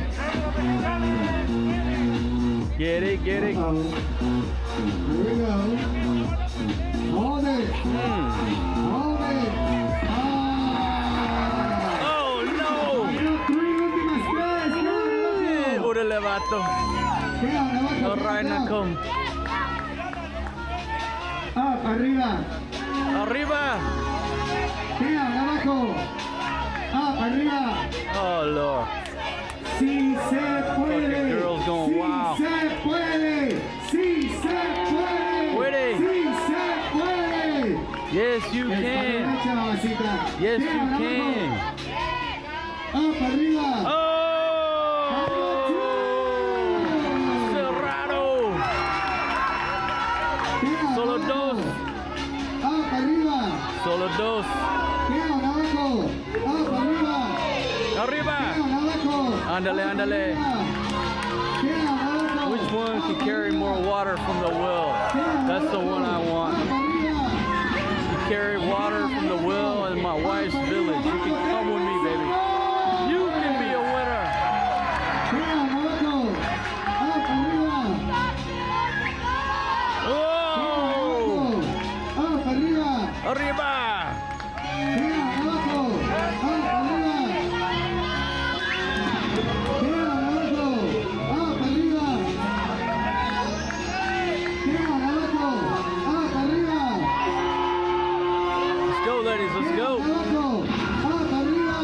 Arriba! Hold it. I want it. Hold it. I want it. Hold it. Get it, get it, get it. Down. Abajo. Push, Up. push. Arriba. Dig, dig, dig. Arriba. Up. Arriba. Up. Oh, coach arriba, coming in, give him a little pep talk. arriba. Dig, dig, dig, dig, dig. Chicas. Dig, dig, dig. Let people see. Let people see. Here we go. You gotta dig, baby, dig, dig. Dig. Oh, Lord. Oh, Lord.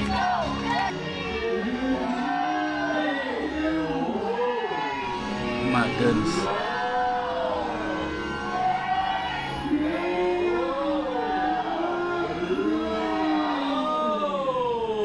Need to get back down to Mexico. Up. Arriba. Dig, dig, dig. Oh, my goodness. Okay, pueden escuchar.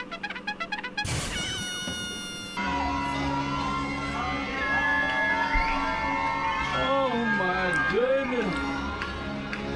Okay, pueden escuchar. Oh, Lord.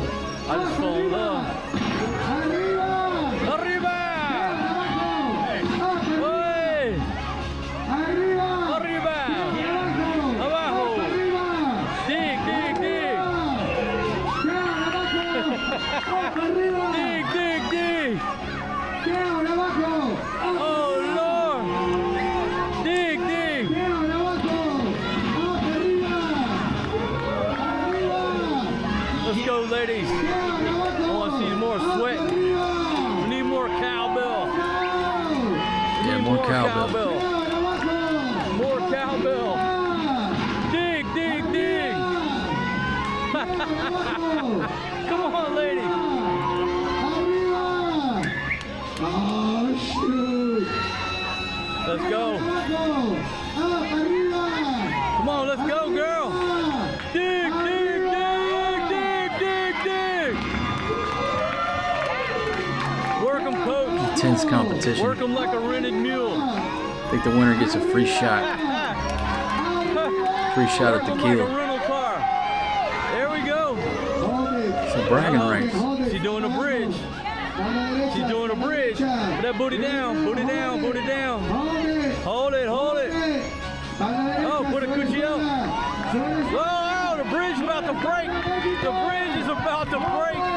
There you go. Flatten them out, girl. Oh!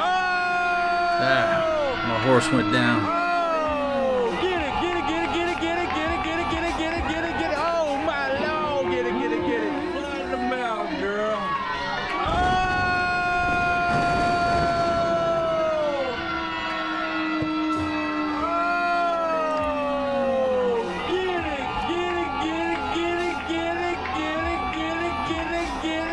What can I do? Oh my Lord! Get it, get it, get it! Get it, get it, get it, get it, get it, get it, get it, get it, get it, get it! Oh, Good times in Cabo. Lord, get it, get it, get it! Get it, get California love. That's all right. Okay, folks. So that was like I said, I stumbled into that.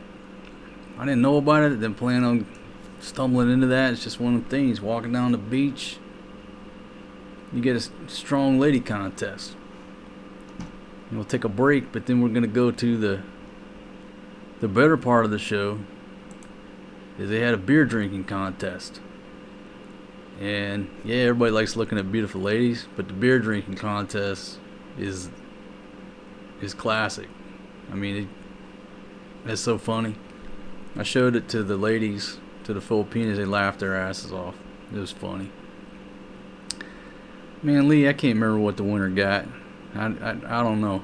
I'm not sure what they got. But it was intense competition. My horse let me down. Yeah, living blank. I gotta fork over some funds every now and then to them folks. Hey, that's right, Willie. Still going strong, man. Everything's still going strong. Now, you know, I don't mind sitting around sweating, but my cameras and computers, they like it cold, right? So I'm keeping it cool in here. Had to bust out my leather coat, my leather jacket. It's cold up in here. Once that rain starts hitting that roof, it cools down things immensely. You have that air con running, the minute the rain cools that roof, whoa, you can hang icicles up in here right now. You can hang meat up in here. So, I feel better now. I got my leather coat on, straight out of the thrift shop. Great Falls, Montana. Paid about, what is it? I keep forgetting. Like $3.14 for this thing. Used to have some good times in Cabo at Sammy Hagar's bar. Cabo Loco. Yeah, we had a good time in Cabo, but it's too, how would I put it? It's too rich for our blood. We went down there. Neither one of us had been there before. Kicked it around, and things aren't cheap down there. It's an expensive trip. The place is nice, you know, great food, party spots, what have you. But it's not like you're going. You're not going anywhere cheap. I mean, those prices down there, America prices. So if you're going down to Cabo, realize you're not going down there getting no bargains, at least in that area. So, hey, Pop Displays, how you doing? Indiana, on station. Thanks for joining us. Hey, Hob, thank you very much. Hey, Jacob. All right, we'll be here, man, when you come back. I'm sure I'll be here. Hey, Shadow. Okay. And, okay, thanks, Hob. Yeah, man, it was a good find on this jacket. Anyhow, Cabo's not cheap. And what some people said was, they said that, you know, during the lockdown, they were one of the first ones to open up. And so they were the only game in town, and they figured, hey, we can charge whatever we want. So they jacked the prices up like 4 or 5 times. And they said that they were astonished that the gringos paid the price, right? And then after the lockdown ended, the prices didn't go back down. They kept the prices up, and they were shocked that the gringos still kept paying the price. And so that's the new price. But it's not cheap. It's not cheap to go there. It's pretty safe there. I guess I shouldn't start talking about cartels and stuff. Anyhow, it's very safe there. There's no problems there, at least in that tourist area that we observed. Everybody followed a rigid set of rules. And it's not due to the government, due to the cartel setting down the law. Now, if you get a little bit outside of town, we had a good time at some local spots, but we were the only gringos there. And, you know, you're in local spots. The average tourist ain't going to go to where we went and party. So will we go back? Hey, if you got a pocket full of money and want to take your family and kids, yeah, but it won't be my first choice. Does that make sense? Anyhow, nothing negative about the place, but if you're on a budget, that's not the place for you. I guess that's the best way to describe it. Hey, Fire to Freedom, looking good in health. Thank you very much. Hey, Scott. RS, Rico. It's cool here where I'm at, man, 'cause it's been raining. It's been nice and cool, breezy with the rain. Yeah, got too commercialized down there and way too expensive, yeah. Hey, Scott, checking in from Virginia. And Cabo's a tourist trap. Everything's way overpriced. Yeah, it's overpriced. That's best way to describe it. But everybody was there having a good time, paying the money. 6 hours and 14 minutes left. Did we break? Or are we coming up on the halfway mark? I think I've What time did I fire this thing up? Right before 2? I'm coming up on 8. Yeah. About halfway through the stream, everything is operating in the green. Everything's working. Nothing has went down. Well, my iPad went down, but I just need one plug for that. I don't really need the iPad. Okay, Rico, is internet expensive there? Okay, we're here in the Philippines. I use Converge. 1 gig up, 1 gig down. It's 3,500 pesos a month. So that's roughly, if it's 50 to 1, that's 70 bucks. It's less than 70 bucks. Say 65 bucks, somewhere in there. Somebody can put it on the screen. 3,500 pesos, 1 gig up, 1 gig down. Average person don't need that. Get the lowest package, you'll be fine. So yeah, real good internet here. There's other providers, but I recommend Converge. I don't know what the lowest package is, but the average person, you just need the lowest package. You don't need to pay that. But when you're, uploading, 60 gigabyte videos all the time, it equates to time. And I guess, like, when it comes to internet, I don't mess around. I guess it's because I've been so many places with no internet, places where we're trying to get satellite internet to work, and now this is 20 years ago, but used to, you had to have a PhD to sight in a satellite internet system, right? You can't just go up there and eyeball it like you could a TV. Put some sandbags down and it's good. I mean, if that thing got one tick off, your internet was gone. You had to get a guy with a meter. Now, this Starlink stuff, it does it all on its own, but 20 years ago it didn't. So I had so much trouble throughout the years being out of comms. These days, wherever I go, you give me the fastest internet. I don't care how much extra it is, give me the fastest internet, period. That's not something, I'd rather not eat 2 meals.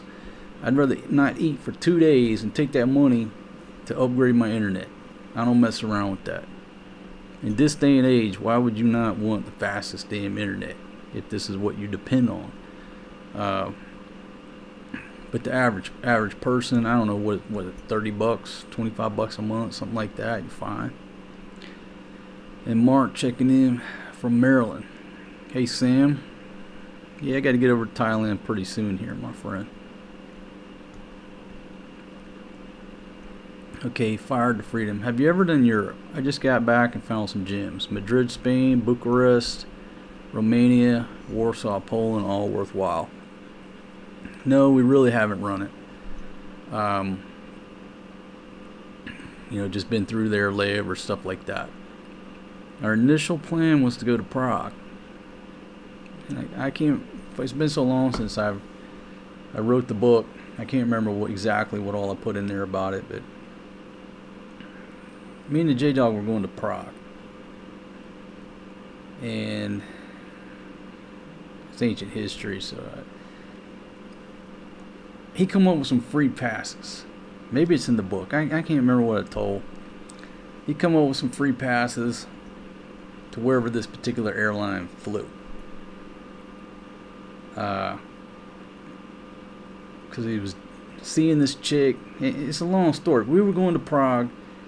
I ended up taking a gig. We didn't have time, so we diverted to went to Guatemala. We ended up hanging out in Central America, but our initial plan was to go to Prague. Had we went on that initial trip, I'd probably be sitting over there somewhere today. It's probably where I would be sitting. But the diversion, we ended up in Central America, and then I saw that picture of that dude and his Thai girl sitting on an elephant, and that's what led us here to Southeast Asia. Changed everybody's life. Just looking at one picture.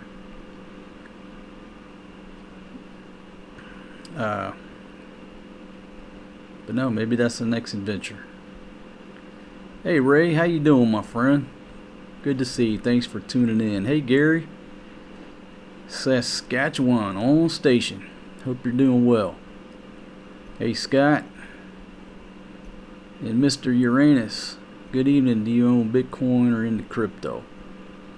And hey Tommy Bond, Tommy aka Is it Jomo or Jomo? 2.0. How are you, my friend?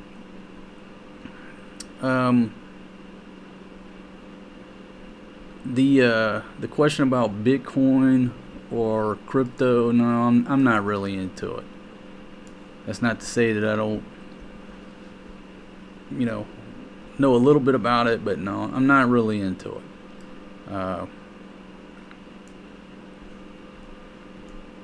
I'm sure we all wish we would have been into it, back in 2008. But my gosh, missed that train. All right, Ray, man, come on back, man. We'll see you in September.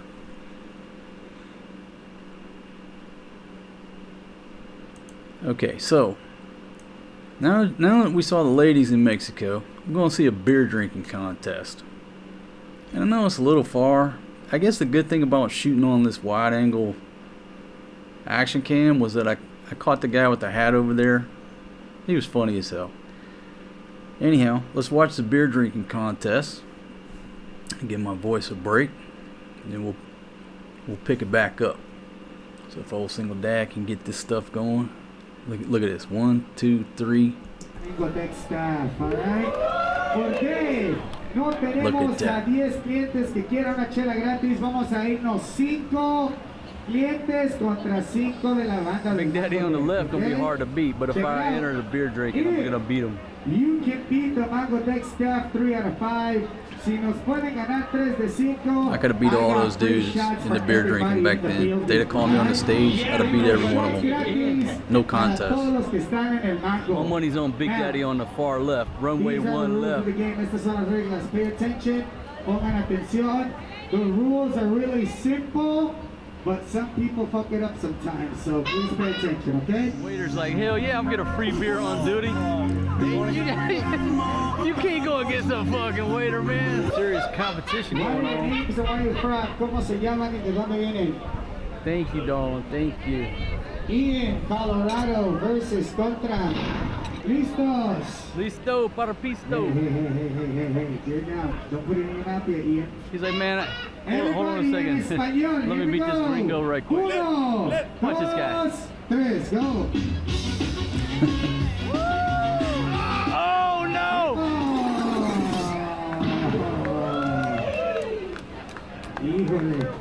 What a great job.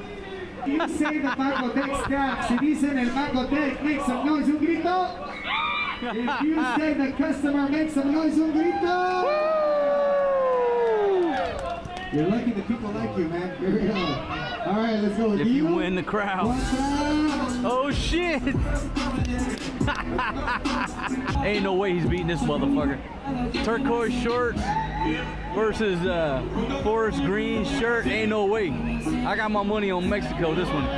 Viva la Mexico! All right, what's your name and where you from? Brad from Florida versus El Paye. All right. Bragg finna go down against El Paye. All right, here we go. El Paye is not. He's not too stressed. He's not even sweating. What's up to those? 10. Hit it, El Paye. I don't know. Brad got it. Hey, Brad!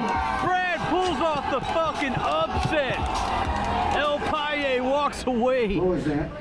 Fucking Yo, yaks over the fucking back. My wife last night, dude. Here we go. Holy shit, El I'm sorry, Paye. but it goes for the Mango Deck. Man, gringos.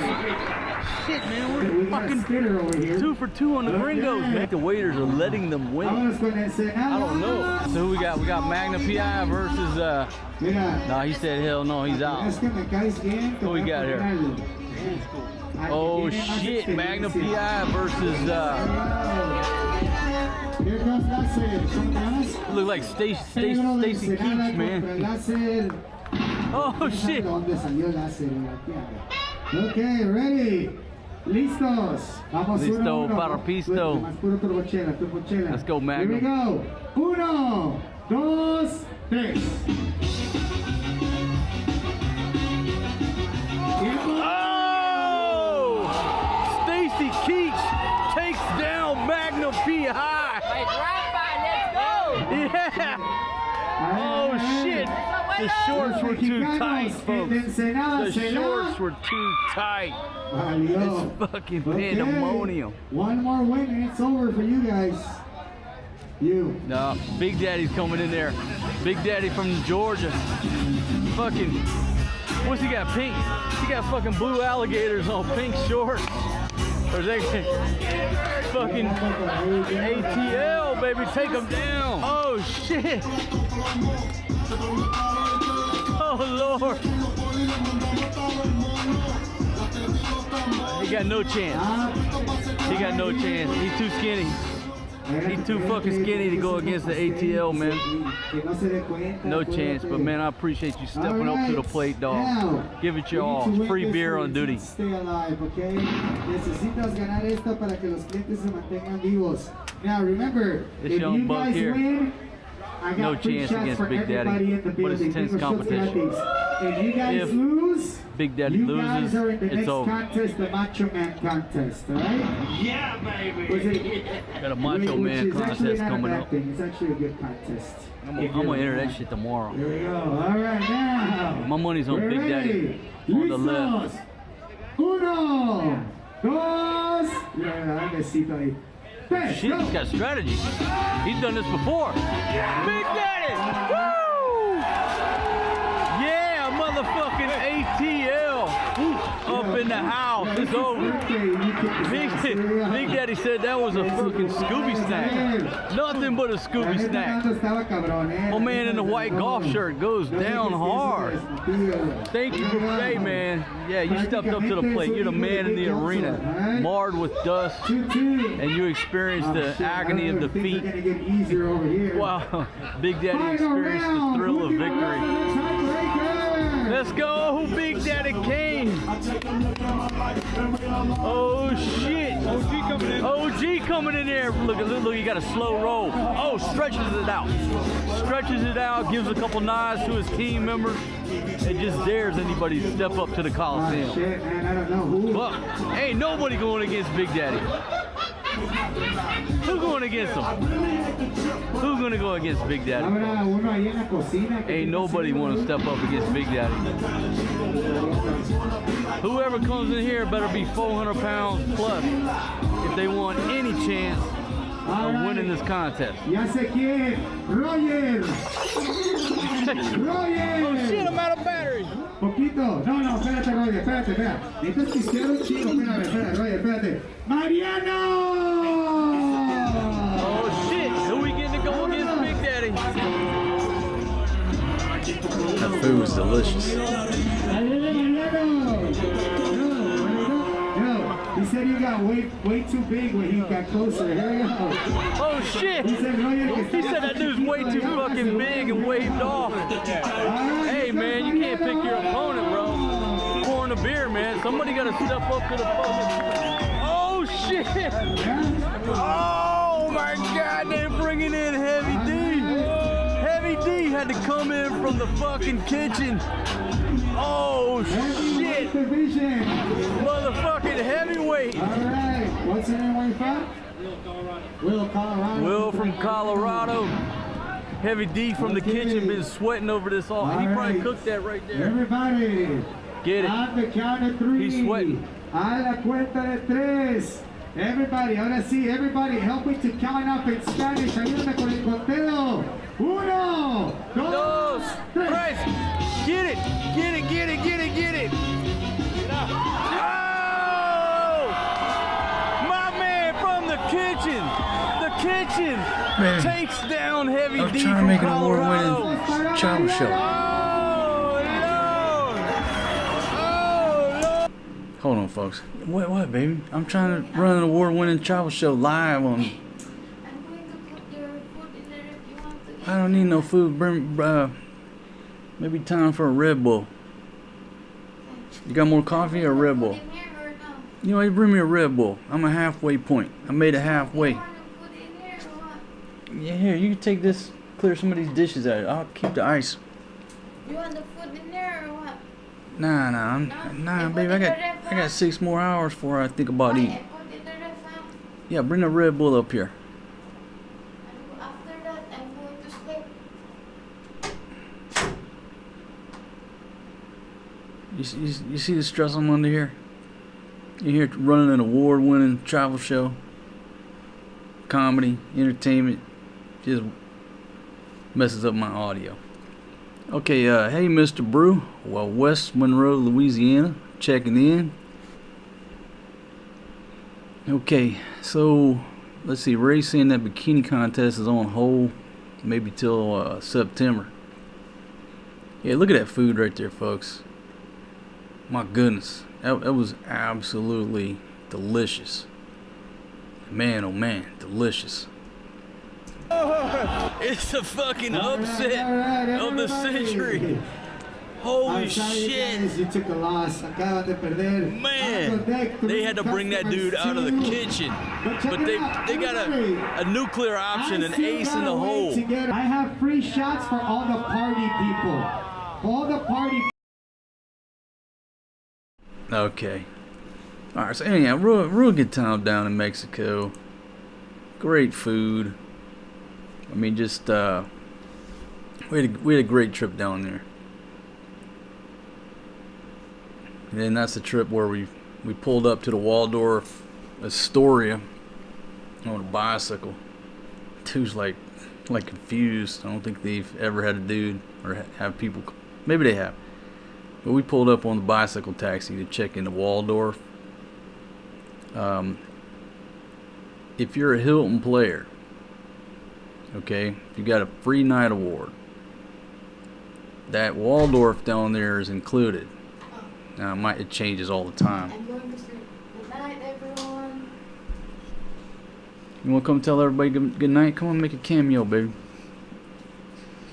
Good night, everyone. Oh, you're going to up all night? Yeah, I'll see you at 2, baby. I'll wake you up. Go get some sleep. I'll see you at 2. Good night. Good night. Good night. Good night, honey pie. Good night. The baby sleeping? Yeah. Okay. All right. I'll see you at 2, baby. Wait, don't wake me up. No, I'm waking you up. Go. Get out of here. So, what was he talking about? Talking about the food. Yeah, these Red Bulls will kill you. But you know what? I like the taste. And I think that's the most, the richest family in Thailand, still the Red Bull folks, the Red Bull heirs. I don't drink too many of these things, but, and this might sound crazy, but I don't drink it for the energy. I like the taste. If they would just can this taste and take out all that stuff, I just like the taste. I don't drink it for that stuff. Yeah, they're bad for me. I agree with you. They got all kind of stuff in here. My kid was telling me some ingredient in there. It's like, I know they're not good for you, but I don't drink too many, and I just love the taste. Okay, what was I talking about? Oh, the food. Food was awesome. Oh, the Waldorf. If you're a Hilton member, that place is like $1,200 something bucks a night, but they will take your free night award. So it don't make no sense to use that on a $150 property. You go for the most expensive property. It's not points. It's not points based. I don't even know what the points for the Waldorf is down there. Probably take all your damn points. Don't use your points. Use your free night award. So we stayed at the Waldorf, $1,200 something a night property. Outstanding, beautiful place. Free. Use a free night award. Pulled up on a bicycle. What it cost us? A few bucks to get over there. Got a free bottle of that Azul tequila. Cause I'm a diamond player. Live stream. What, 5 hours sitting in that hot tub. The place is beautiful. Absolutely beautiful. Absolutely recommend it. If you got big money, okay, go down there and check it out. If you don't got big money, do the trick I told you. Free night award, not the points. Okay, let me sip on this. Help my voice here.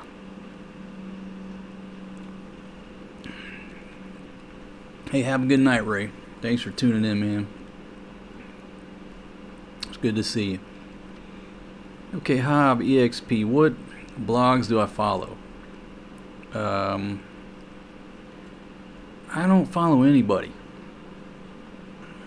I don't have time. Like we watch a lot of those the outdoor boys videos with the kids, because the kids like watching them. She likes watching any video that's got water in it, so they both like those videos. I don't follow anybody, and it mostly boils down to I don't have time, and what I like watching is documentary, history, advanced propulsion systems, stuff like that. The old lady likes to watch 48 Hours. She watches that pretty much every night.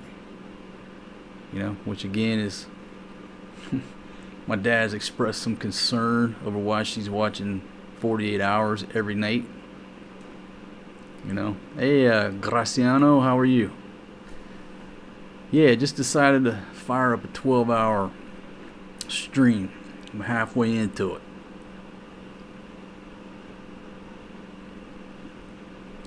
And Kyle says the taurines was not good.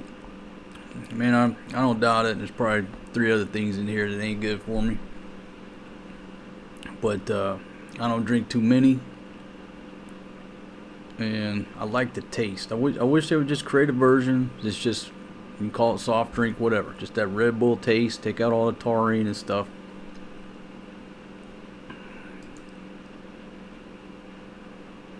Okay, so Not Dead Yet says he was trying to pull that free night in the Maldives. Or is it the Maldives? Maldives, right? But even the flights there break the bank. Yeah, that's why a lot of people go to Mexico, right? It's not rocket science. Cheap flight, quick flight down there. You do what we did, I had one free night award, so we stayed there one night. But if I had 2 or 3, I would have burned all of them there. It's just awesome place. So, folks, I'm halfway through the live stream. Everything is still operating in the green. Due to the rain and the aircon kicking. Nothing's overheated. And not that any of this stuff does. It's just that one little camera overheated during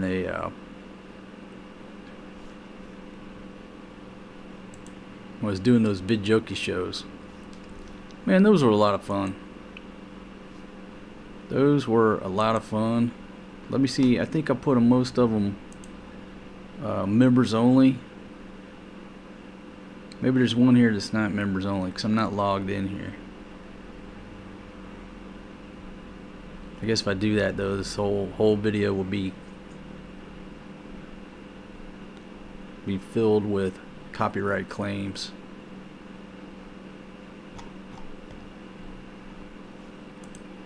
But yeah, what a good time. I should have kept doing those things. This one here.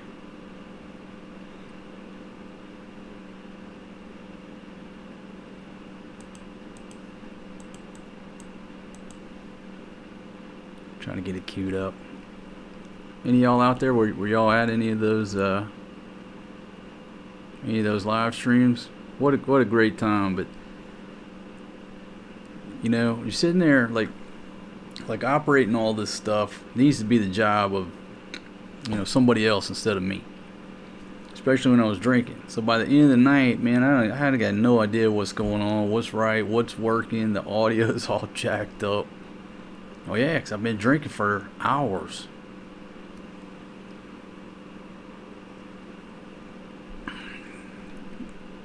So you just watched the video of Pia making some pancit. Man, they never cook for you like that. You know why? They know I'm not interested in that.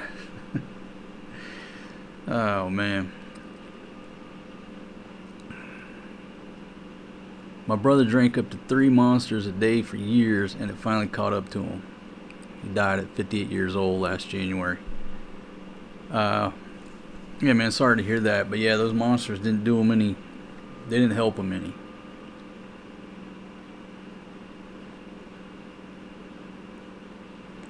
You know, I'd love to go to another bikini contest.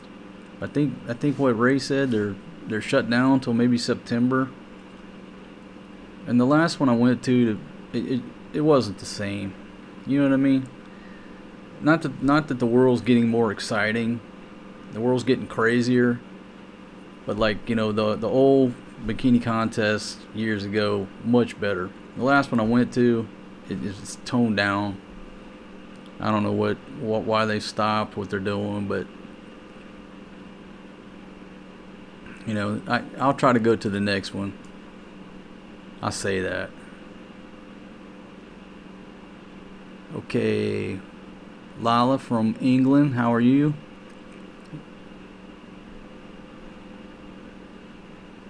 And then Graciano says, I'll be there for the next 6 hours. All right, hang with me.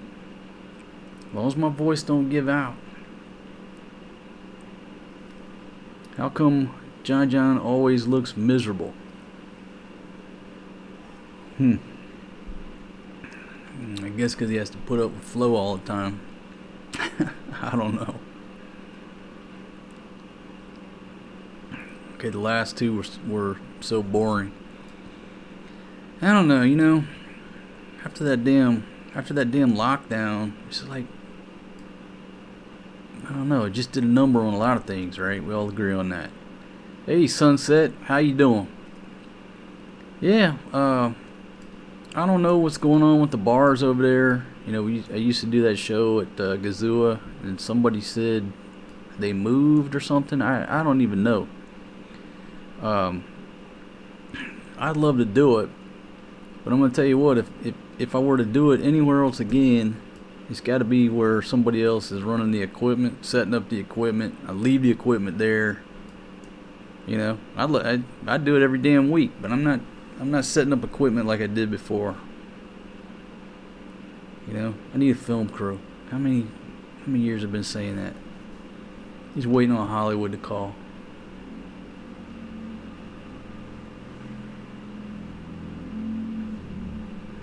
Yeah, I would play some of this video, but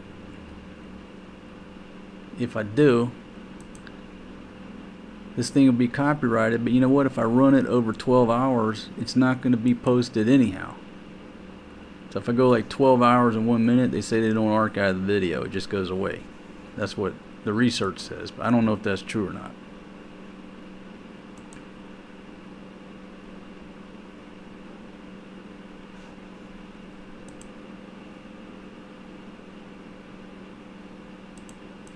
Okay, I tell you what, we'll play just a minute.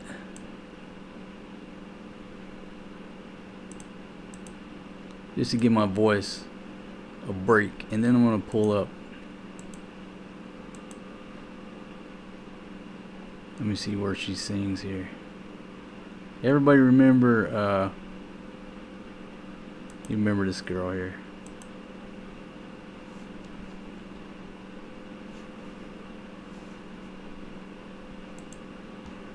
Here we go.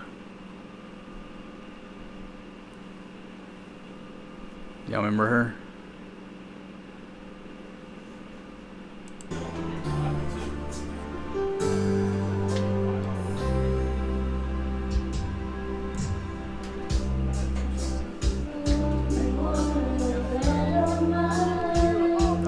Hey, King Joseph.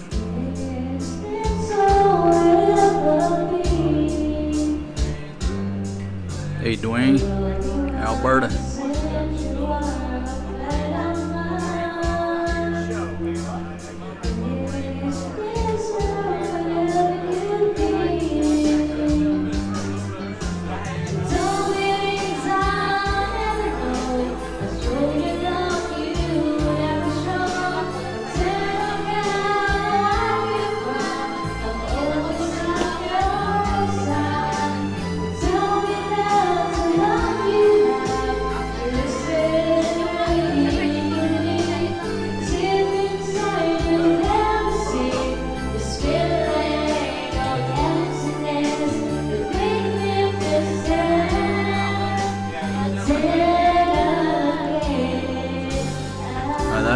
That's Famella, but the girl singing is Liesel.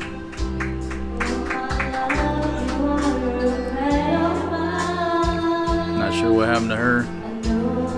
I know one of y'all scooped her up for a while, at least.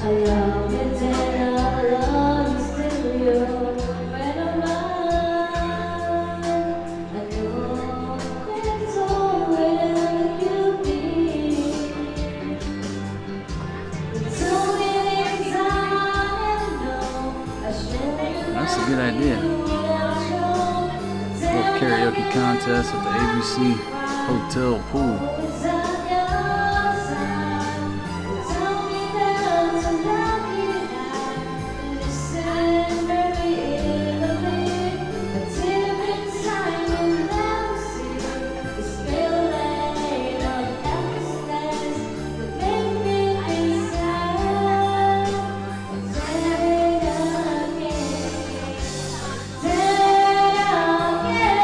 Good time in that little bar.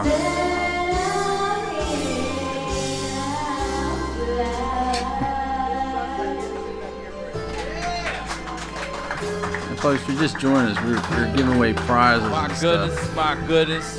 Giving away cans of sardines. The beautiful Liesel up in the house, folks. My goodness, what can I do? I hope I got the right microphone turned on. It's good. It's good seeing Liesel, folks. I know everybody loves Liesel. She's so photogenic, so beautiful on the video, and such a wonderful, wonderful singer. Thank you very much, Liesel. Okay. Anyhow, folks, good times.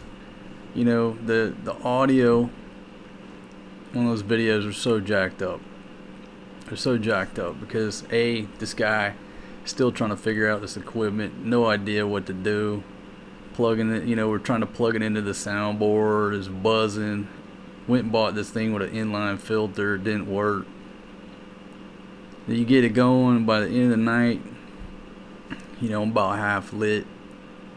And it's a wonder that it was still going. So the audio wasn't stellar on these things. We needed somebody that knew what the hell they were doing, and it certainly wasn't this dude. But anyhow, yeah, good times back then. But let me see if I can pull up a video where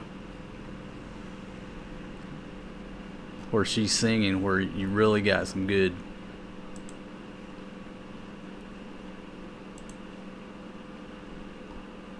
Because Famella could sing, you know, professional level singer.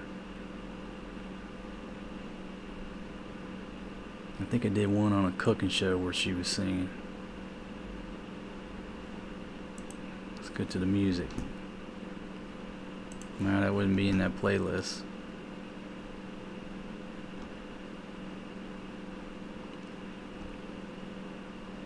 Now, some of y'all have seen this, and some of you might not.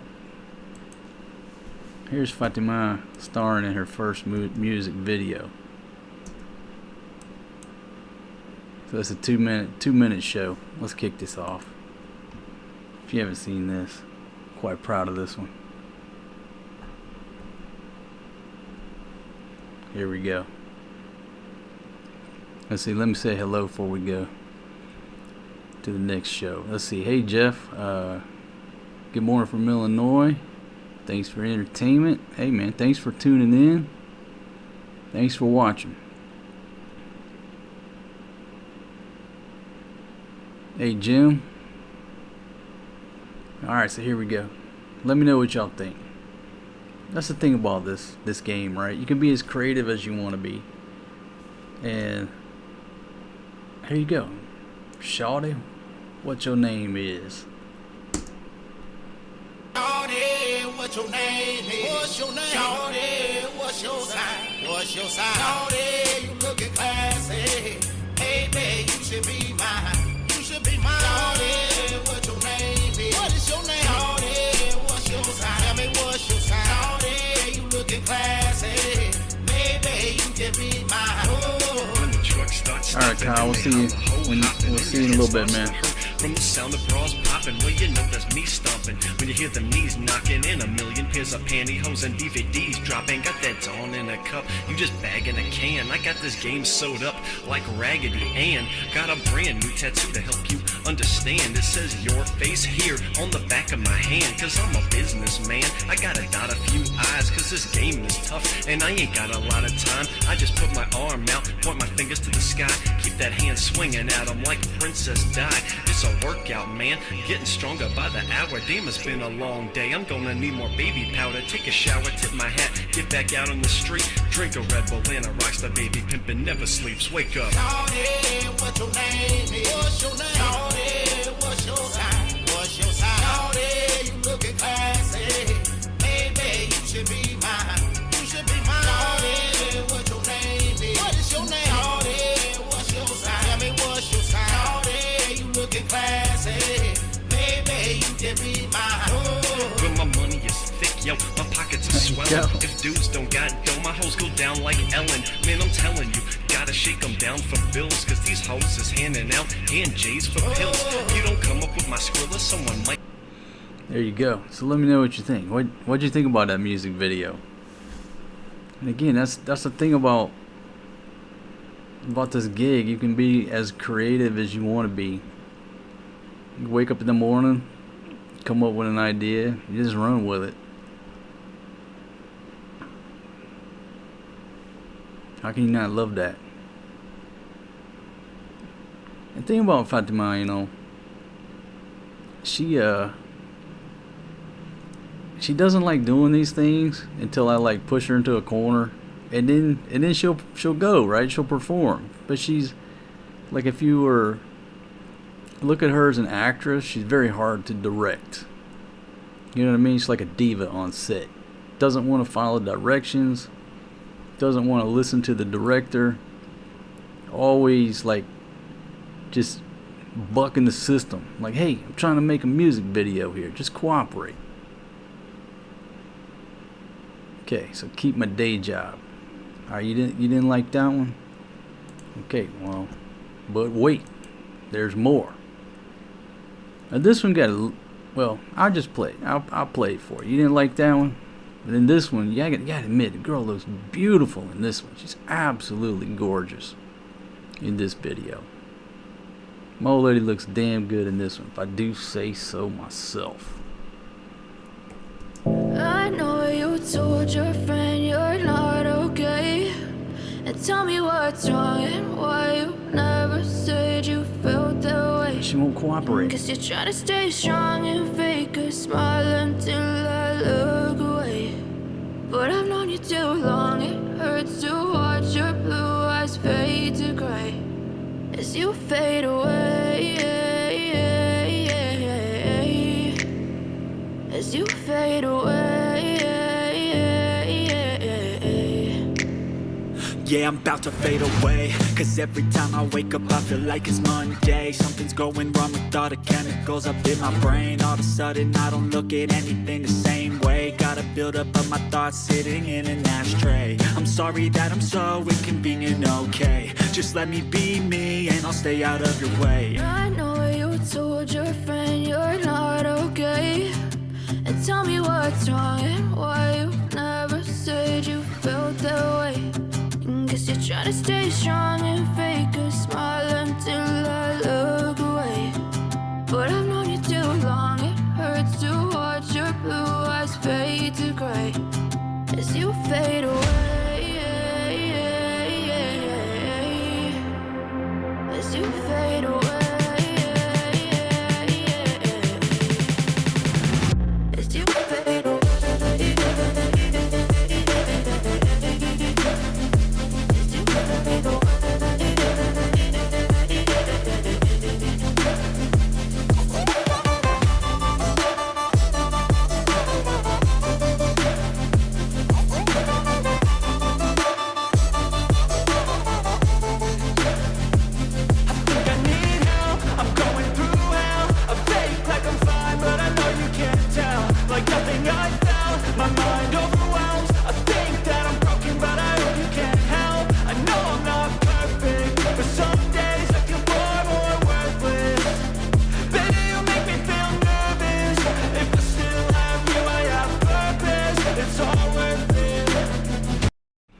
Okay, this part gets a little repetitive, but this is the issue. Okay, she was shy to get in the car. It's our buddy's car. It's Warner's car. Okay, he's our friend. It's not like a stranger, but the car had been sitting under the mango tree for a long time. So I said, hey, we're gonna do this video. Just go over there, get in the car, close the door. Well, number one, she's shy. She don't want to get in the car because she thinks Warner gonna get mad at her or whatever for getting in the car. I'm like, he's not gonna get mad. All you're doing is sitting in the car. My gosh, go over there, sit in the car. That's the scene. So she don't want to listen. She don't want to cooperate. Then you finally get her to cooperate. She opens the door, and the car's been sitting under the mango tree for like a year. It's musty in there, right? It ain't been aired out. It's been sitting. So she complained about the bad smell in the car. I'm like, look, I'm not asking you to drive to Texas in the thing. Just open the door, get in there, close the door. That's the scene that I need to capture. Just wouldn't cooperate. So I kept her, do it again, do it again. She just couldn't seem to pull it off. Stressing me out. I know you told your friend you're not okay. And tell me what's wrong and why you never said you felt that way. I guess you're trying to stay strong and fake a smile until I look away. But I've known you too long, it hurts to watch your blue eyes fade. Just get in the car and close the door. Now she wants to quit.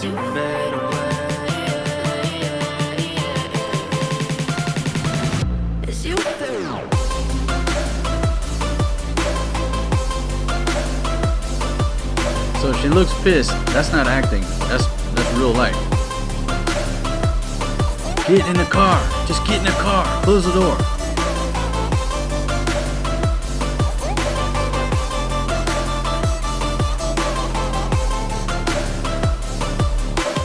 Yeah, she was looking for mangoes in the tree. Your friend you're not okay. And tell me what's wrong and why you never said you felt that way. And guess you're trying to stay strong and fake a smile until I look away.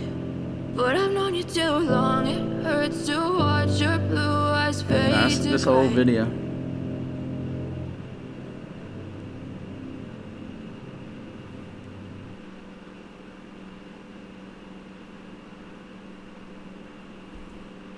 Anyhow, that was pretty good, but she just didn't want to. She didn't want to cooperate. If she had cooperated, it would have been a lot better. That's the way she is.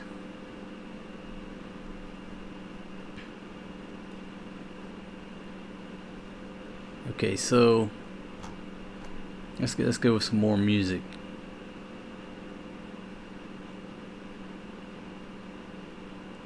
Y'all saw the video with Flo and Pia, right? I guess I'll play it. Okay, I'm gonna do Kid Rock. There's a lot of adult lyrics in this song. Okay, everybody listen. Adult lyrics. Lay It On Me by Kid Rock. It has explicit lyrics. If you're at work or you got kids in the room, turn the volume down until the song is over. There's some twerking involved. Some extreme twerking. Anybody else need a warning?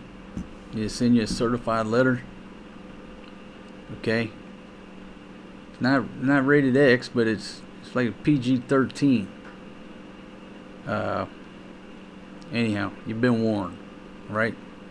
Hey Victoria, how you doing?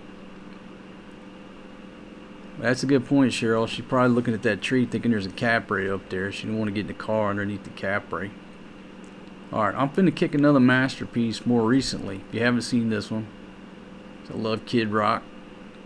Alright, I think we're adults here. We can deal with some explicit lyrics. But if there's kids in the room, turn the volume down or run the kids out the room. Anybody need any more time? It's all the legal cheese I'm gonna serve. Okay, without further ado, I'm about to lay it on you.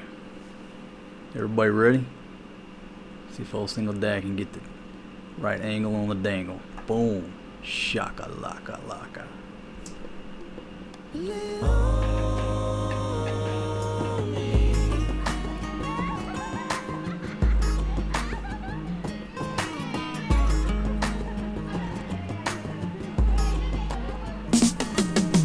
Cowboy, baby, you know my credits. Don't ask if it's true.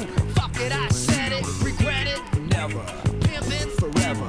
Own more hoes than a free cash lever. So you better never question the clever.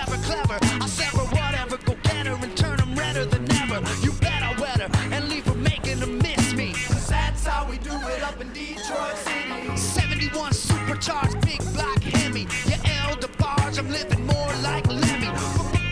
Benny in the Jets is hot, but you ain't never met a motherfucker like Kid Rock. And twisted brown truckers like a loaded gun. With a band that other bands run from. Doing the backstage boogie is where you'll find me. If you want some of that flash or pass, come back and lay it on me. Lay it on me. Just lay it on me. You got to lay it on me. Now, people always say I ain't living right, but it ain't my fault. You misplaced your life, replaced your wife with some 2-bit Missy. Now she's getting fucked up in Detroit City. Tripping with the hippies, bikers, thugs. Hit me with the Mickey fast women and drugs. One love for 2 minutes, a third minute I'm gone. Wake me up to eat around the crack of dawn. I'm making pancakes, baby, if you crack the eggs. You'll feel the Irish tornado with the Where am I over there sitting in my sink? No need to bag and don't trail behind me. Just step up front a little lady. Lay it Cutting on that me. corn. Lay it on me. Just lay it on me. You got to lay it on me. Hey, hey, hey. They got some moves. I didn't see the moves coming. Come out of left field, especially on flow.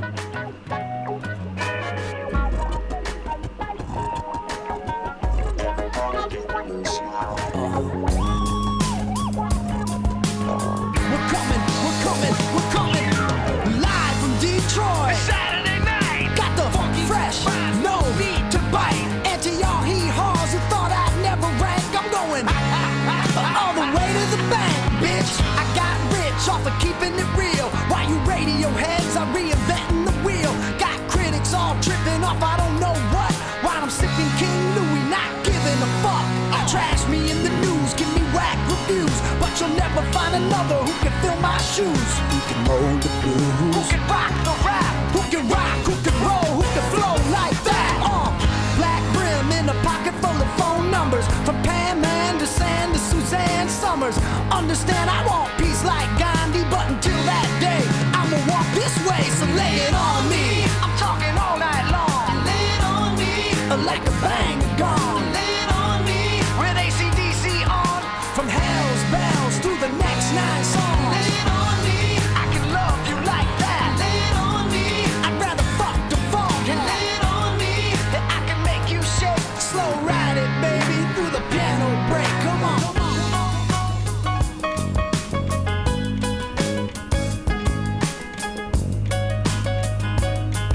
So step up front a little lady.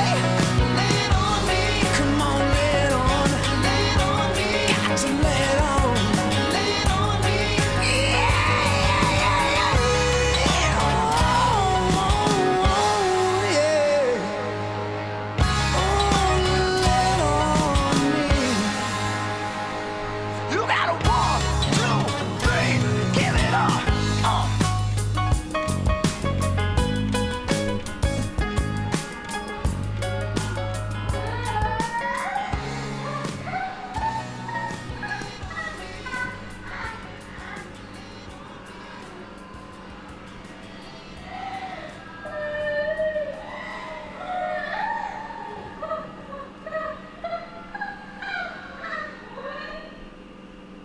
All right, folks, we'll try to sing y'all a song.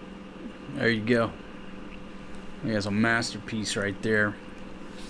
You know, if you go, like, just search for "Lay It On Me, Kid Rock" and see if they come up. I don't know if they will or not. They should. That's better than any other videos out there. I didn't know Flo had the moves.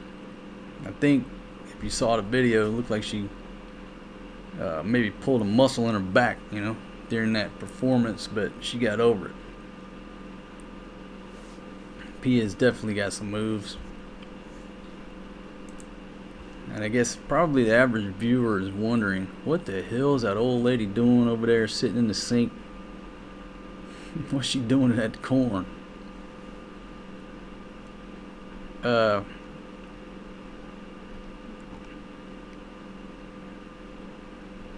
Yeah. So what y'all think? Do a real music video, you singing, playing guitar. Then you can add your own actresses. Copyrighted music is hack. Okay, well, here's the thing. It's copyrighted music, but it's okay because I bought the license to that. So that video is good to go. Now the fact that I played it on this video, you know, they'll claim copyright. But that video there, no, it's good to go. Okay, so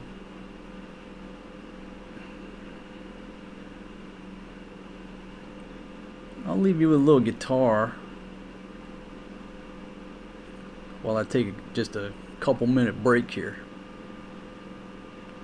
Hey, DJ Joe Bar, still going strong, my friend. Everything is all systems go. I got everything up and running, still running. I mean, just absolutely, even my cam here, everything is up and running strong. I should have went for 24 hours. I'm halfway through the 12 hours. I'm gonna make it. I feel at this point I'm gonna make it. Okay, so I'm gonna let y'all listen to me play a little guitar while I take a break, like a 2-minute break.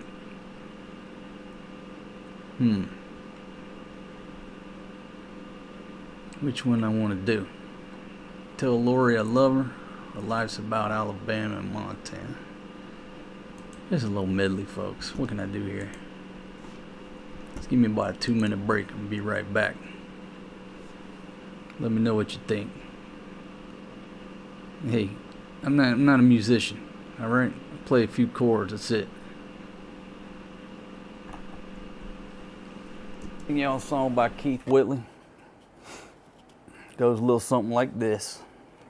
If I were alone in the desert, without a drink of water around, and on my knees and hands in that white scorching sand, with the hot Sahara sun beating down, if I could be granted my wishes, that anything I'd want would come true, I know that it might sound funny. Here's what I want you to do. Well, tell Lori I love her. Tell Lori I need her. And tell her everything would be okay if I could just see her. Tell Lori I love her. Tell Lori I need her. If I leave this whole world, tell her she's the only girl for me.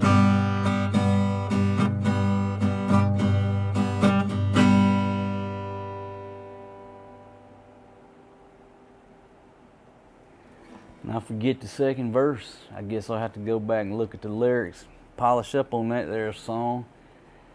Folks, I'm not a musician. The only reason I play this guitar because Jimmy Buffett said, well, something, the way the story I heard it, Jimmy Buffett said if you can play 3 chords, you can play the guitar. And that's what a dude told him back in the day at college, so the story goes. Maybe I screwed that up. I've had a few beers. But Jimmy Buffett was in college. You walked past this guy's dorm room. He was playing the guitar, stop. And I think that's what he told him. If you can play 3 chords, you can play the guitar, the rest is history. So if Jimmy Buffett can do it, well, my 3 or 4 chords, at least I impress the ladies over at the beach, you know what I mean? All right, so I'll work on that song for you.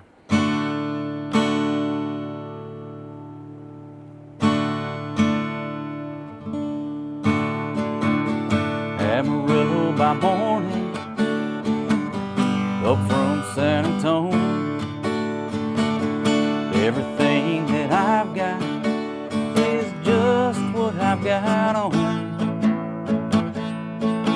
I ain't got a dime, but what I've got is mine. And I ain't rich, but Lord, I'm free. Amarillo by morning, Amarillo's where I'll be.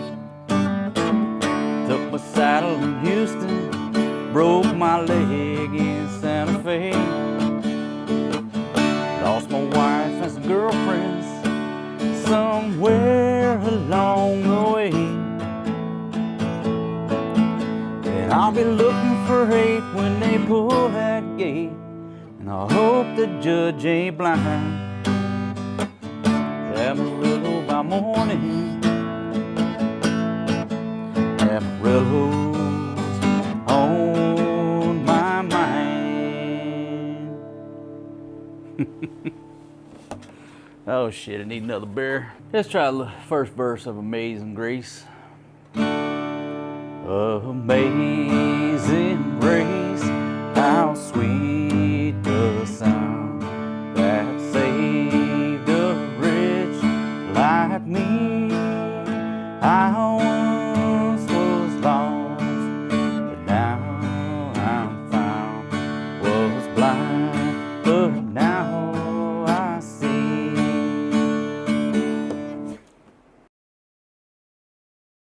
All right, I'm back. All right, how'd y'all like my guitar? A little picking in and grinning there. Basically what I'm talking about here, you know, Jimmy Buffett, he said if you can play 3 chords, you can play the guitar. That's what keeps me going, because that's what he said. That's about what I can play. I guess 4 chords. Anyhow, that's what he said. If you play 3 chords, you can play the guitar. I know enough just to make enough noise to get a bunch of drunk people at the beach to gather around the campfire. That's the extent of my guitar playing.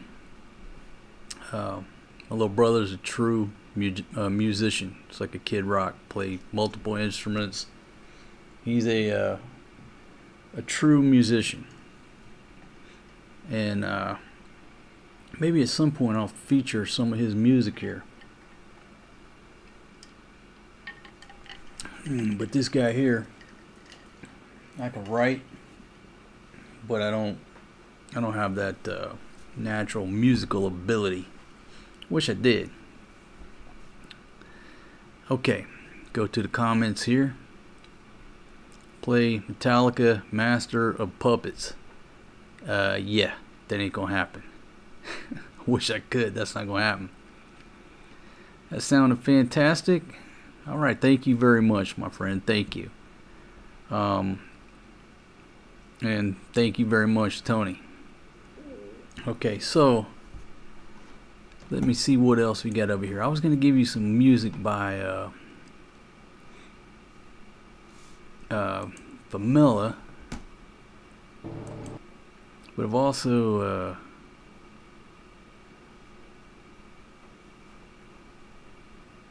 I got this song I like playing. It's hard to play, it's hard to sing. Well, it's hard to sing. But you ever listen to this song? I'm going to play it for you. It's called All in Alabama by Hank Williams Jr. And if you know the story behind Hank Williams Jr., he was, climbing on a mountain and fell and almost lost his life. basically face went on a rock when he impacted. And so anyhow, this song, it's got a lot of meaning behind it. Let me play this for you. And I think I screw up the first part, but let me know what you think.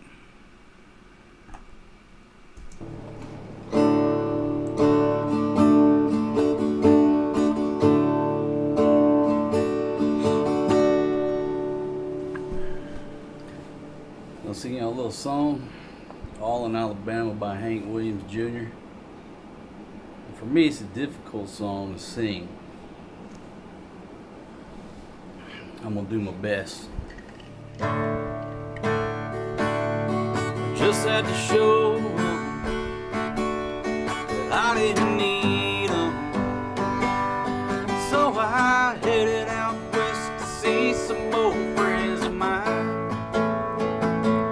I thought if I'd climb up old Ajax Mountain, maybe that would help me all off my mind. Made it up to the top, picked out a clear spot. I thought a whole lot about the rest of my life. Had no idea then, soon it was nearly here. Up on that mountainside, I would nearly die. They're all in Alabama, and they're all down in Dixieland. Lord, I'm dying out in Montana, please, Lord. Just let me go back, hold her hand. Let me get back to my old homeland. They said I'd never sing again. I thought a lot about my friends. 'Cause when you're shot down and out, you don't get many calls.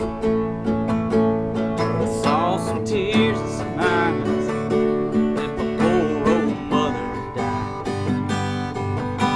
Thought I lost it all, lost my grandpa, and they're all in Alabama. Yes, they're all down in Dixieland. Lord, I'm dying out in Montana, please, Lord. Just let me go back, hold her hand. Just let me get back to my old homeland. Done a whole lot of searching, whole lot of hurting. Oh, I finally found my road in life. Got the things you wanna say, do things your own way. You could climb any old mountain once you make up your mind. And they're all in Alabama, and they're all down in Dixieland. Lord, I'm dying out in Montana, please, Lord.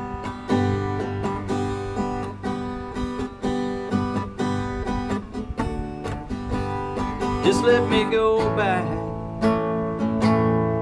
hold her hand. And I didn't die here out in Montana, please, Lord. Just let me go back,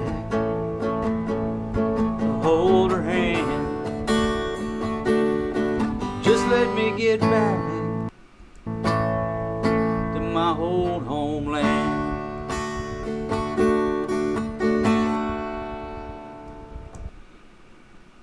Alright, my friends. You know, quit drinking. I don't know if I can pick up that guitar. Try to squeak out a tune like I used to.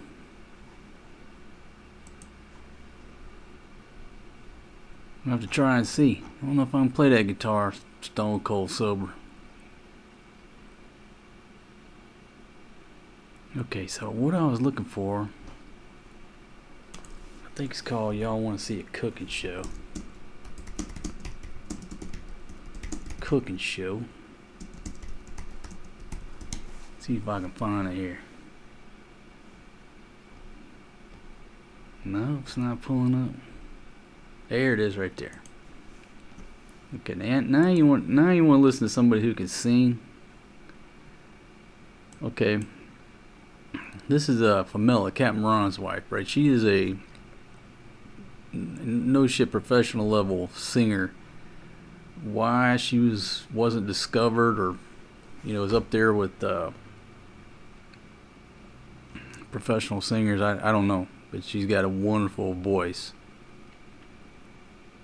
So we're just cooking one night, had the vidjoki set up. All Filipinos love to do vidjoki.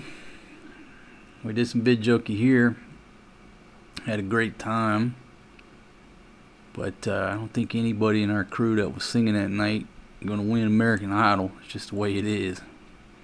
But this girl right here would definitely win American Idol. Let me know what you think. Here we go.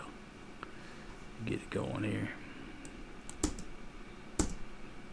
You gotta realize we're cooking too, so here we go. Like a virgin, hey, touch for the very first time. Like a virgin, when your heart beats next to mine. I went to cooking. She'll sing in a minute. To today's video, this is unscripted. We don't really have a plan. All we're gonna do is cook some dinner.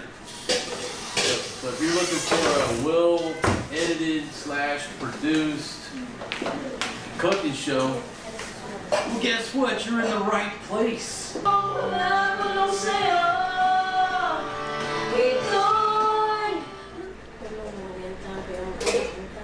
Alright, ladies, let's change over to English. Action. What we got going on here, ladies? Yeah, we're preparing for dinner. You making some dinner? Yeah. Alright, Jessica, tell us what you're making. Okay, now look, I was trying to show you all the singing, not the cooking. I'm sitting there cooking chicken, whatever. She's singing at some point in here. Maybe this isn't the best one.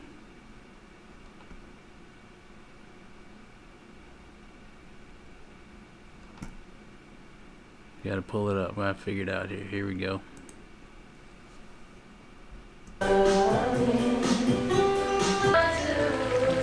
Hey, back to the cooking.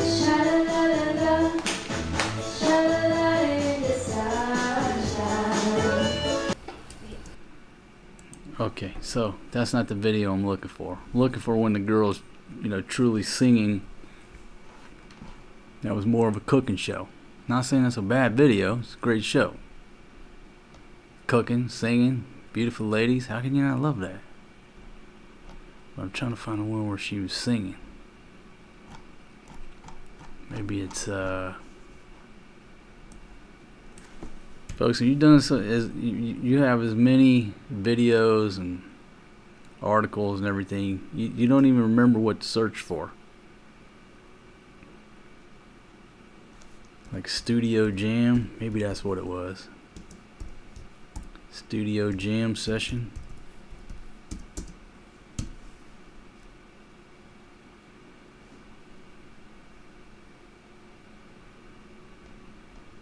Here we go. Can she sing? That's what I'm looking for right here. Beautiful Filipina sings Jessie J. Price Tag. What a great song. It's all about the money, money, money. It's all about the price tag, right? So that's what she's going to sing for us. Now we see some.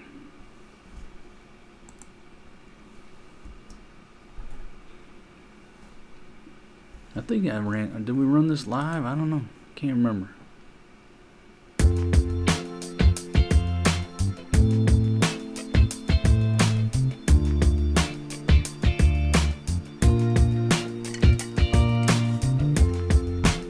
Everybody's got a price. I wonder how to sleep tonight. When the tale comes first and the truth comes second, just stop for a minute and smile. Why is everybody so serious?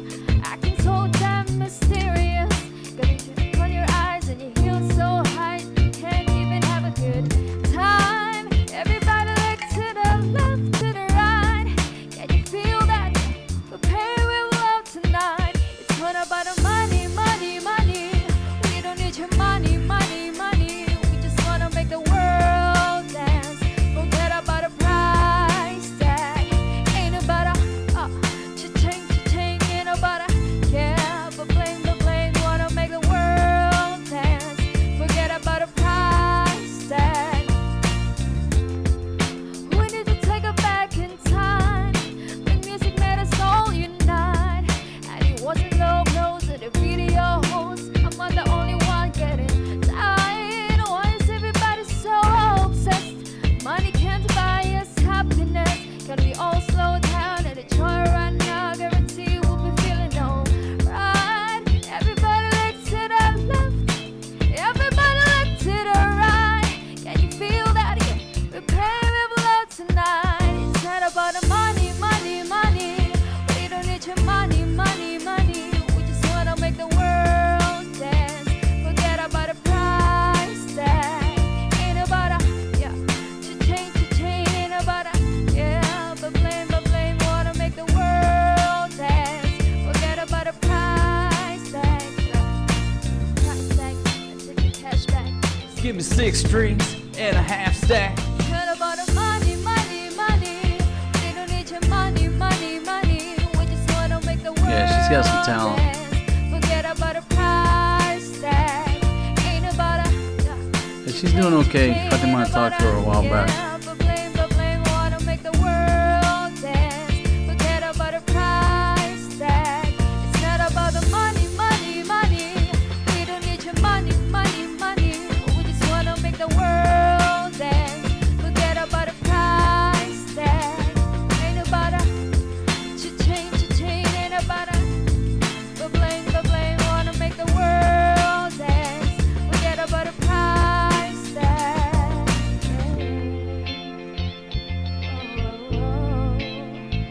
Forget about the price. Anyhow, she's a great singer. You know, the audio is not that great because I'm still struggling with the settings. That's just the way it is. Well, this is a fun video here. I'll play this video here and then we'll change up the subject. But the thing about it, you know, here everybody loves VidJoki, right? Whether they're good or not, I mean, everybody loves VidJoki. And what a great time, you know, doing singing, VidJoki contests, all that stuff. Everybody has a great time. Just good, clean fun singing, whether you can sing or not. But like this video here, I'll play a little bit of it. I won't play the whole thing. But this is just precious memories. A lot of these videos here I've done over the years, they're purely for me. They're just for me to reflect back on when I'm 107 years old. And you know, so my kids have something to reflect back on. You know, if I take a dirt nap right now, they got, you know, 1,000, 1,500 videos on this platform. As long as there's not a massive EMP that wipes out all the data. They got these memories. So a lot of the videos I've done over the years, just quite selfishly, they were for me. I shared them with you. I'm glad to share them with you, but you know, as long as YouTube don't go down and there's a massive EMP, this stuff should be here. And what happens is, okay, think about this. Okay, prior to digital cameras, right? If somebody passed on, you went through their stuff, their trunk, there's photos, there's all kind of Polaroids, photographs that were developed, you know, photographs. You could go through their life and see all this stuff, right? People took pictures on a safari. Okay, open it up, you know, there's the negatives, and you can look at pictures. And then once the digital age took over, okay, most of us, we don't just keep our stuff on an open hard drive, right? It's got a password or what have you. You got your photos on there, your videos, your documents, what have you. And what happens these days when people die? A lot of times the password dies with them. And so all of those photographs and video clips and everything that they took, it just dies with them. It's like a waste of time. Whereas previously, you're dead, people are going through your trunk, you know, and look at pictures from 20, 30 years ago, try to figure out who they are. But in this day and age, unless you post them somewhere, I guess, you know, the point is you have to post it, right? If you post it, it's there. People can look at your stuff. But if you're one of those that don't post the stuff, you just keep it to yourself, you die. All those memories are locked in a hard drive or locked on your computer, and your kids can't look at them. So that's the other thing when I talk about, think about doing YouTube. Don't invest in anything, because what happens is it's so easy to take video on this phone and just hit post, and then people can see it. Where you go out and you buy these professional cameras and you go around and you take all this footage, right? And they're big files, shooting 4K. They're big files, and they're beautiful video. But how are you going to share it with people? So what happens is, a lot of these people that buy these big cameras, they go out and they shoot all this footage, they dump it on their hard drive, they never do any editing. Why? Because it's work. It's big ass files, and it just goes into this black hole. It's like you wasted your time by lugging that camera on your vacation and taking all this video, and it just sits there. It's better just to take your phone and not lug around the extra weight or something to get stolen. I know the camera companies don't like me saying that, but they're not paying me anything anyhow. So a lot of my memories for the kids are on here, on this platform. So all they got to do is hit play. You know, 107 years old. When I look back, you know, my kids were small. You know, showing my new wife what was going on decades ago. I just hit play. Alright, so let me go to the comments for a minute.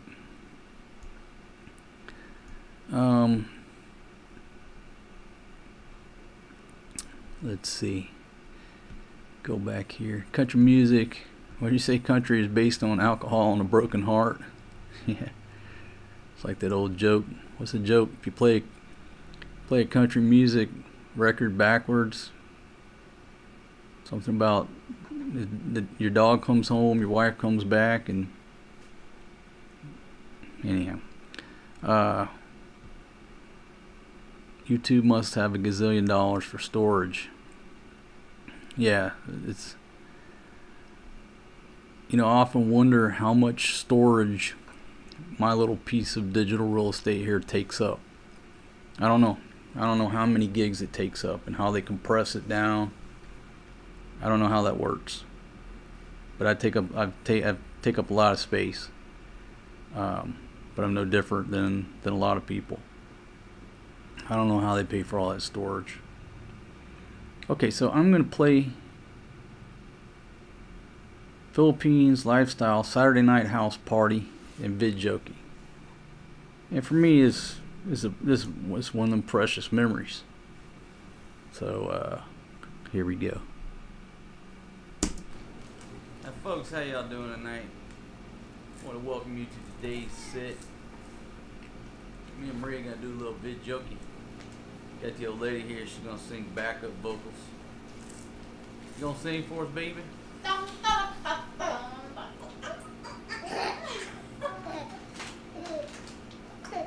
Alright, folks. Let's start out a little George Strait. Come on in here, everybody. Get Forrest G on the scene.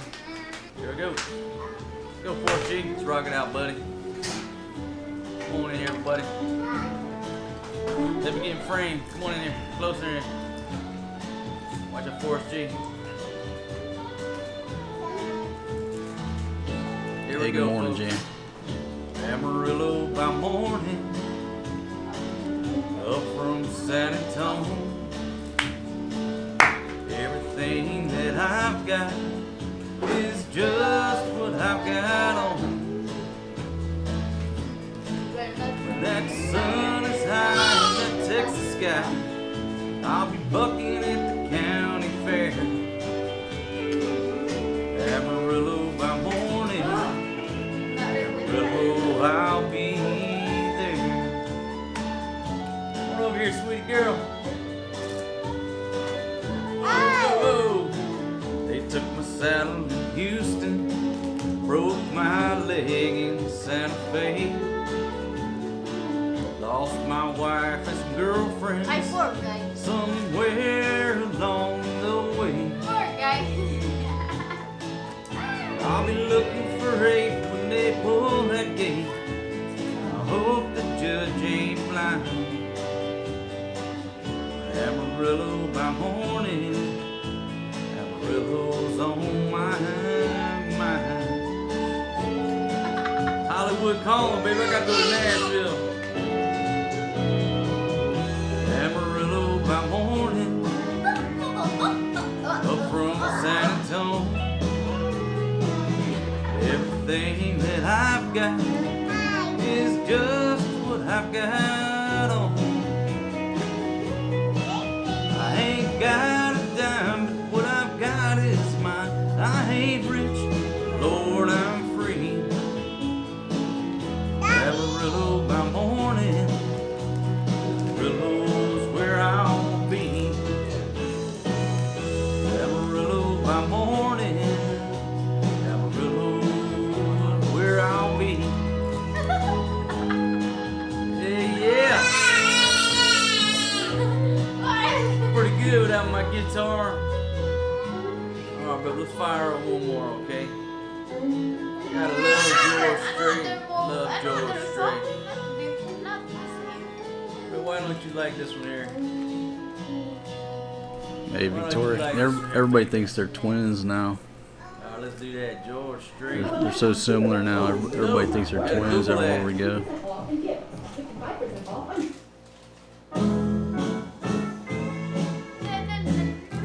Hell yeah, I got some exes that live in Texas. Shout out to you, baby.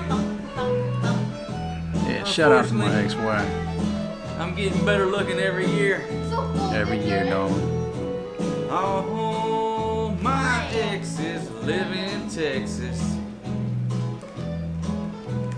Texas is the place I'd really love to be. And all my exes live in Texas.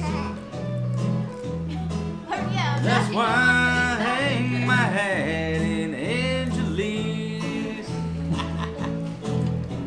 Rosanna's down in Texarkana, wanted me to push her broom. Sweet Eileen's in Abilene, she forgot I hung the moon. And Allison's in Galveston, somehow lost her sanity. Before she likes using his hair as a napkin. Back then he did. Hair smelled like potato chips. Oh, my exes live in Texas. Take it, baby.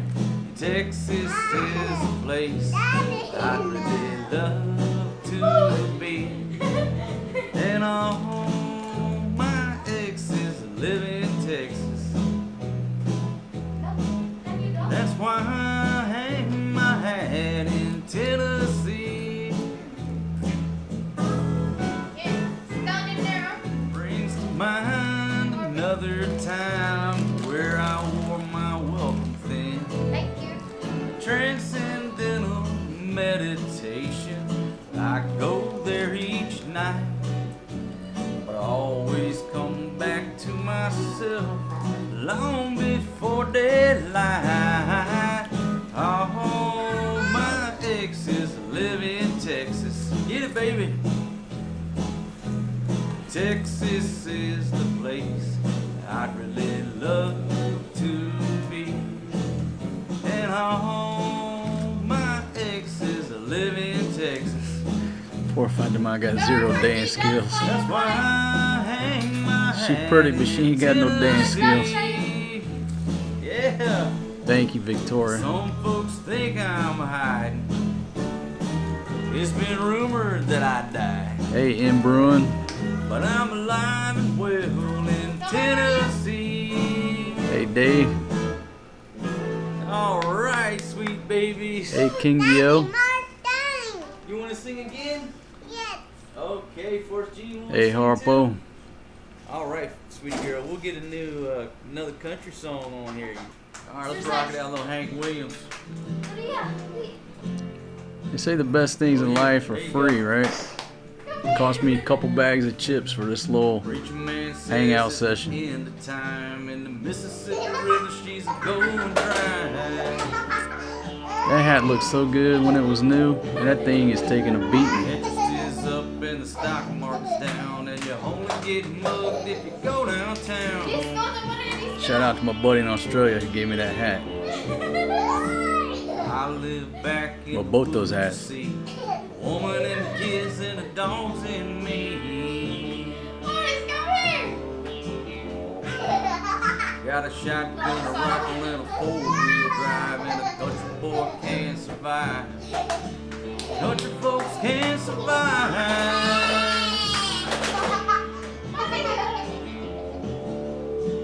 I can plow a field all day long. I can catch catfish from dusk till dawn.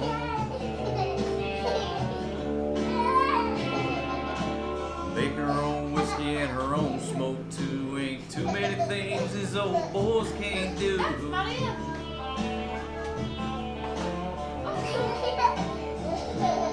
Ladies and a homemade wine, and a country boy can survive.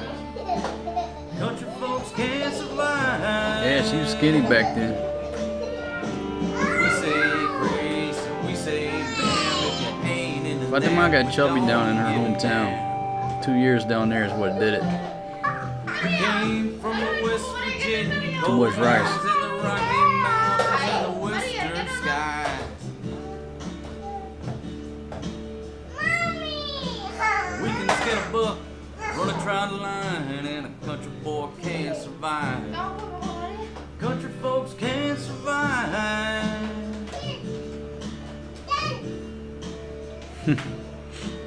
Had a good friend in New York City. Never called me by my name, just Hillbilly. My grandpa taught me how to live off the land. It's taught him to be a businessman. He used to send me pictures of the Broadway nights. I'd send him some homemade wine. He was killed by a man with a switchblade knife. $43, my friend lost his life.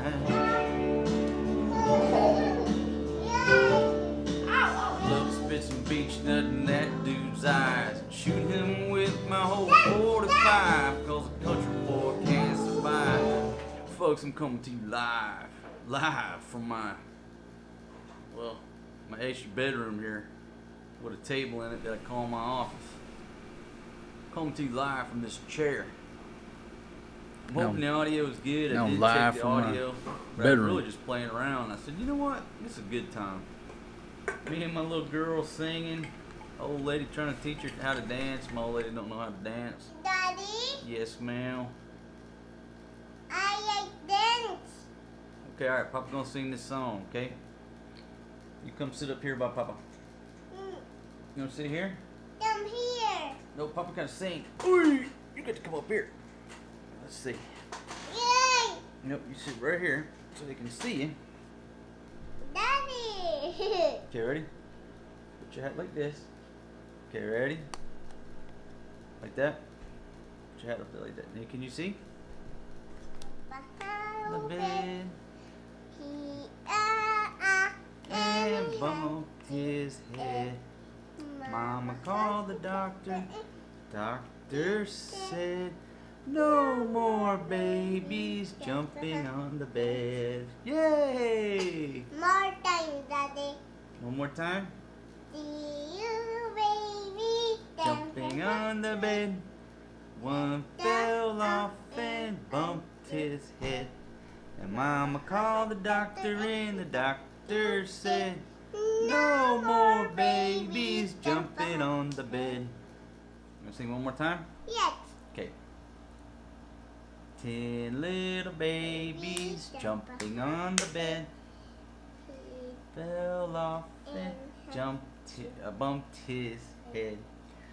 Mama called the doctor and the doctor said, no more babies jumping on. Right to bed.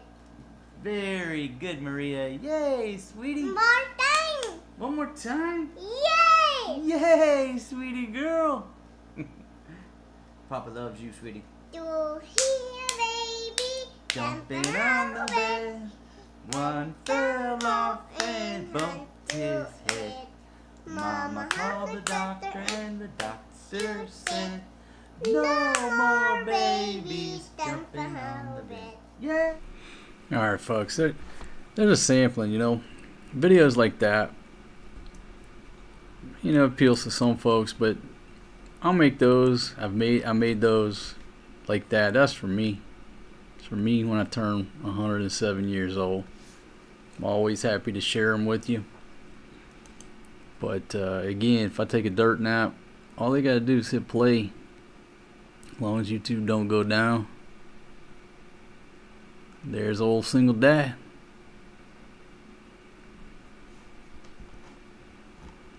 Alright.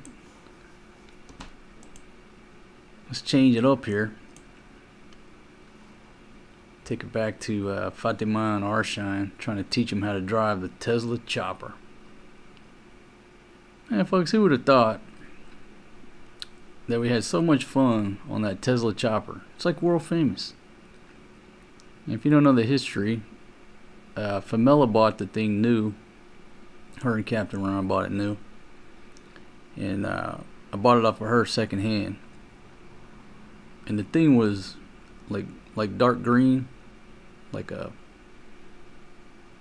you know, it was like dark green color. So I said, you know, it doesn't show up real well at night. When I'm riding that thing around at night. It just wasn't very visible.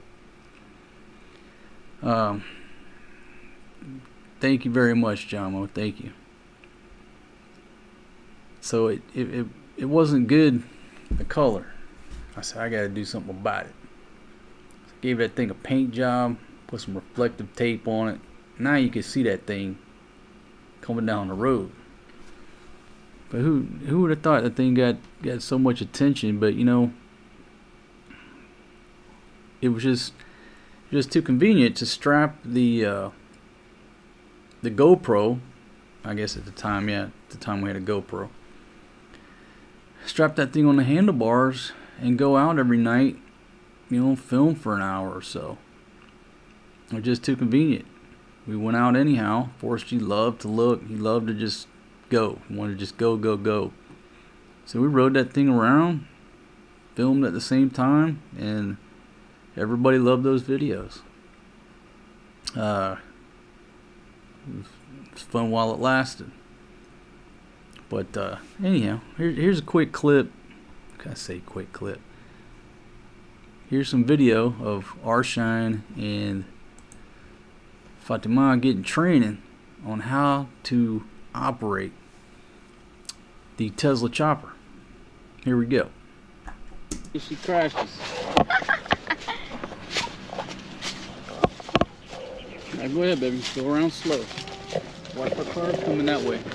Yeah, but you need to check out Nanoplaza and see what's going down.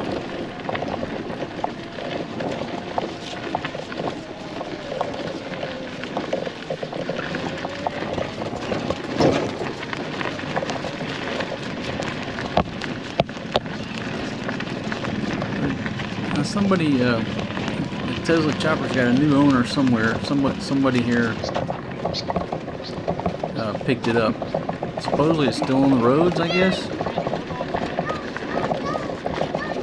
But folks, we won't fit on that chopper anymore. There's no way we could fit.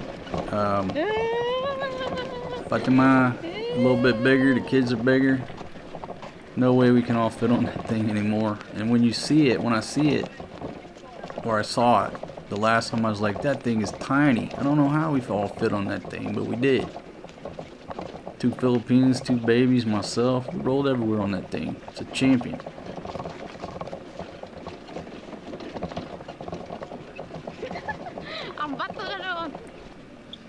But yeah, if you get one of those little small things, you got to make it bigger by, you know, paint it. Get one that's a bright color. Put some reflective tape all over it. Put some flags on there. You can make it a lot bigger. You can make a lot bigger footprint just by doing what I did. Crocodile done do like, be cool. Man, it looks cool too with the flags and everything, but I'm just making it a lot more visible. How to drive the Tesla chopper in a closed course. Yeah, I think they fixed the brakes. They fixed the brakes on it. Fixed the flat tire. At least at some point it was fixed. Ain't much to run into. If you're gonna buy one of these things, if you're gonna buy any of these electric carts or whatever, they're getting better from what I see, but you want to make sure to get one with the highest ground clearance. Maybe not the highest, but you need to look at the ground clearance, because the problem with this one, it was so low to the ground and such a short wheelbase that the speed bumps here, if you went over a speed bump, it would bottom out, and that was what would break the brakes. It would bend the metal up out of whack where they wouldn't engage. So if you're gonna get one, pay attention to the ground clearance, because some of the speed bumps around here, they're all different, right? They don't have set specifications. They just pour some concrete on the ground, some kuys go to work, and that's what took the brakes out, just because of the ground clearance. So if I were to buy another one, when I do buy another one, if I do buy another one, that's my first thing. I'm looking under there. How high is the ground clearance? But those back brakes are just like right under there. So just one speed bump just bent them up, took them out. So for the most part, we just had a front brake.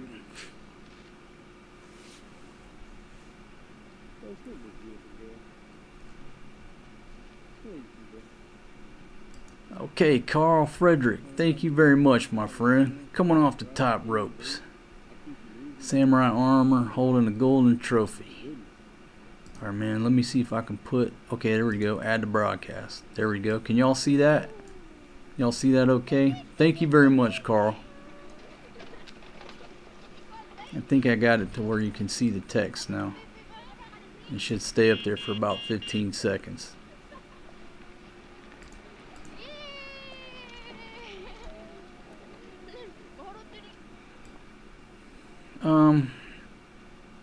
Hey Jan, worth getting a tuk-tuk for the family. You know, when I was down there, I really looked at those, I call them bajaks, the Bajaj. A lot of folks down in Cebu are getting those. I think in a few years, the roads of the Philippines will look like India. I think the trike will be a thing of the past, because they're getting loans for those things. So there's so many of those floating around Cebu, and they're just quieter, easier to drive. So I thought about those, one of those while we were down there. But the thing about it, it's just so cheap to take a trike, take a grab. Because the big thing is, where are you going to park the thing? That's the big thing. Say you go to the SM, and I don't know if it's still like this, but years ago, everybody complained, like, and maybe it's still the same way. Why, I don't know, because I don't park a car at the SM. But you would pull into the parking garage, and if you don't know any better, you go to leave and pay on the way out, and they're like, sir, you can't pay. What do you mean? You got to go to this booth on the second floor and pay there and get the receipt to get out of the parking garage. And so many people got pissed off at that. Maybe they've changed it. Why can't you pay on the way out? So a lot of places you go, where are you going to park? That's the big thing. Where if I take a trike, I ain't worried about it. It's like I got a limousine. If you're dealing with groceries, the trike driver helps you with the groceries. So it's more than, you know, just a ride from point A to point B. What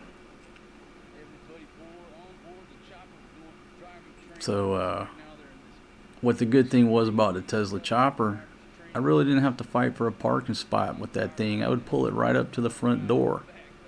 I literally pull it up to the front door like it was a bicycle. Nobody ever said anything about me parking that Tesla chopper. But if I got something bigger, they would. Hey, you can't park there. You want a tip or something, you know. Yeah, I mean, that chopper was a machine for sure.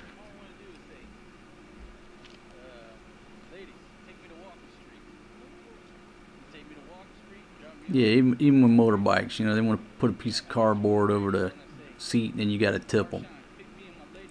You know, and some people are like, oh, what's the big deal? 10 pesos, whatever. You know what the big deal is? The big deal here, everybody wants a tip. Everybody's trying to, you get to the point, you just want to be able to go to the store and not be bothered.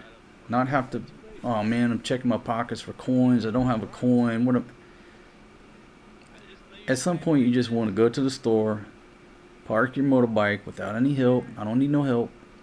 Let me go in the store, do my business, and I don't want to talk to you and I don't want to meet you. Okay? But when you got these guys there, put a piece of cardboard over the seat, they want that 10 peso. What if you don't got 10 pesos in your pocket? Now you got to go. At some point, you get tired of that crap, right? If I pull up in the trike, I just jump out, go do my business, come back in. If there's any tipping or anything else involved, that's between the trike driver and the dude with the cardboard or the whistle. Anyhow, just sort of explaining it. I don't have that problem in Thailand. Thailand, I just go, you know, park, do my business. Nobody's bothering you there. Nobody's trying to get a tip so they help you back out. But here it's just, for me, it's just easier to take the trike or grab.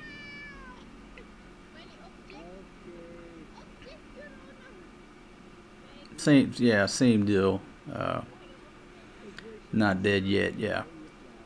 Go to 7-Eleven. Got people there, whether it's adults or kids, whatever. Everybody wanting coins. You're like, man, I just want to go to 7-Eleven and get a drink.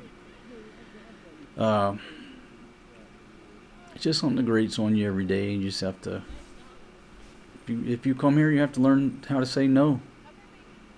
You know, you have to learn how to say no and don't let it bother you. Don't think twice about it. Nah, man, sorry, I ain't got no coins. You know. Yeah, they try to back you out of the parking lot and they want a tip. Like, just get the hell out of the way.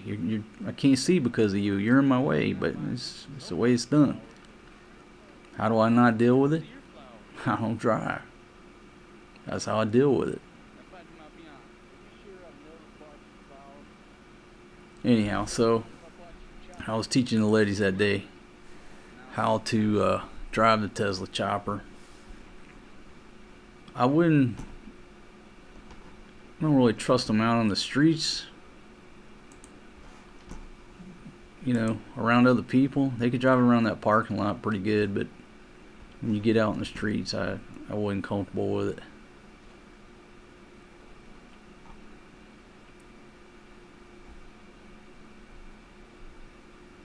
Okay. Alright, let's go to the comments for a second. Hey Gina, how are you? Now folks, what is this, 9:30? Somebody do the math. So when I come up on 10 o'clock, I think I got 4 more hours to go. Is that true? 4 more hours to make the 12 hours. My voice is still hanging in there, but I may have to slow down the pace on the talking. Okay. We'll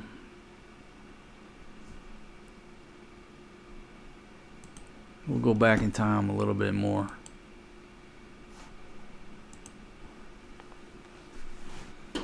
We lived over there, a place I call the Alamo.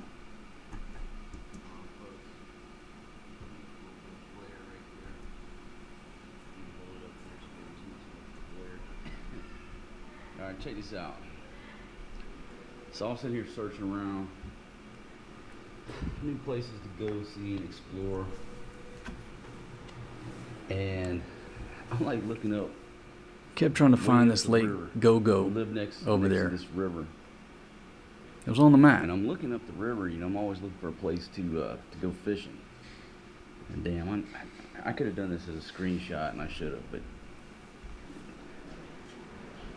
let me figure out. Okay, so you can see it right there. So I'm looking up there, and there's a lake called Lake Go-Go, and it's like at the end of, not the end, it's at the beginning of this river that runs by our crib. I said, Lake Go-Go? Yeah, Miss Arshine too. How can I not go try to explore Lake Go-Go? So I've been to plenty of Go-Go bars. I've never been to a Go-Go lake. So maybe there's some beautiful women at the bottom of that lake. And I'm taking my fishing poles. I'm gonna fish them up out of there, my friends. Hey, Peacemaker. So yeah, I'm still here. Still hanging in here. Around 2 p.m. And we're gonna head. I guess that's sort of north, maybe a little bit north. So I saw that Lake Go-Go on the map. Anyhow, I don't know. I still don't know. I'm not sure there's a Lake Go-Go because I don't see a damn lake here. I don't know if it's still if it's a real lake or if some jackass put that on there while he was at the bar. I don't know. But we're gonna see. We're gonna just take a nice tricycle ride up through the hills. Don't matter. Costs us to get out and go exploring. You know, it's kind of north of Barrio Barreto. Hey Butch, I'll pull up a floating bar video after this one. Like in between the two. You head up that direction. Anyhow, so that's setting the context, right? So we're trying to go find this Lake Go-Go. There's the adventure for the day. It turned out that's not the only time we tried to find it. Spin around for the camera one time. Just come on, let's see what you're working with. Oh my goodness. Look how skinny she was. That's after she had Forrest G. All right. Forrest G getting a little exercise. She went right back down to being a supermodel. Fresh haircut. Changing it up his but the 2 years down in her hometown, too much rice, I'm looking forward to finding this Lake Go-Go. Upgraded her body style. She got updated. I got some new Zebco 33s. 6 foot rod. Got 10-pound line on it. Yeah, so if you're in a bar stool, just get you a chick and get in a tricycle. And I promise you, you are a tricycle ride away from natural beauty, whether you're in Angeles City, obviously Barrio Barreto, because I'm standing right here. We just left Barrio Barreto. Yeah, hovering around 100 folks here on the live stream. Obviously, and ain't nobody that we've asked. No Go-Go Lake. Fired it up at not a good time, 2 in the morning. Most of my viewers are in the U.S. All right, so let me take a few pictures of my beautiful wife here. Look if I do my for her supermodel, or whatever the hell she wants to do, because this is a unique photo right here. All right, baby, hold up. Let me take a picture right there while you're over the river. But let me get that's after having Forrest G over there. Okay. My goodness, that's a big booty. Oh my goodness.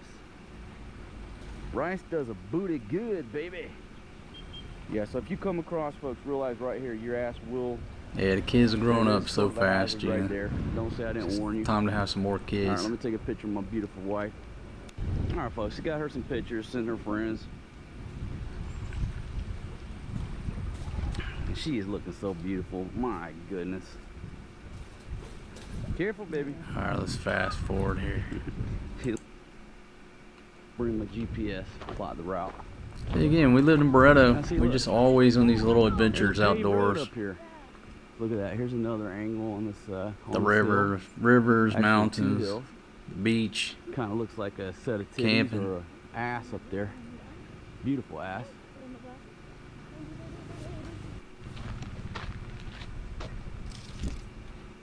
It may appear that we're way out in the sticks, but there's power lines out here. Fast forward a little bit. Hey, buddy. Hey, Forky. Going down Tabi, this tabi, tabi, tabi. Wow! Ganda. Okay. Pakikiraan ko. Big step here, Forky. Ay, mabuti naman. Para malamig. Yun ito. Ah. Guys. Walang alimatong, te.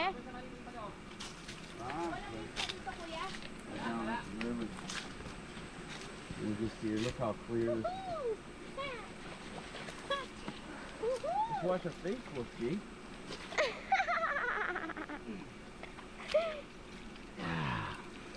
Now this is way upstream Tabi, tabi, tabi, tabi. with the mighty Mata-In River. Now when you get down towards the end, I wouldn't be washing my face in it. The way on up there, it's not, you know, Oh, oh, oh, oh. water's a whole lot cleaner than when it gets to Subic Bay down there.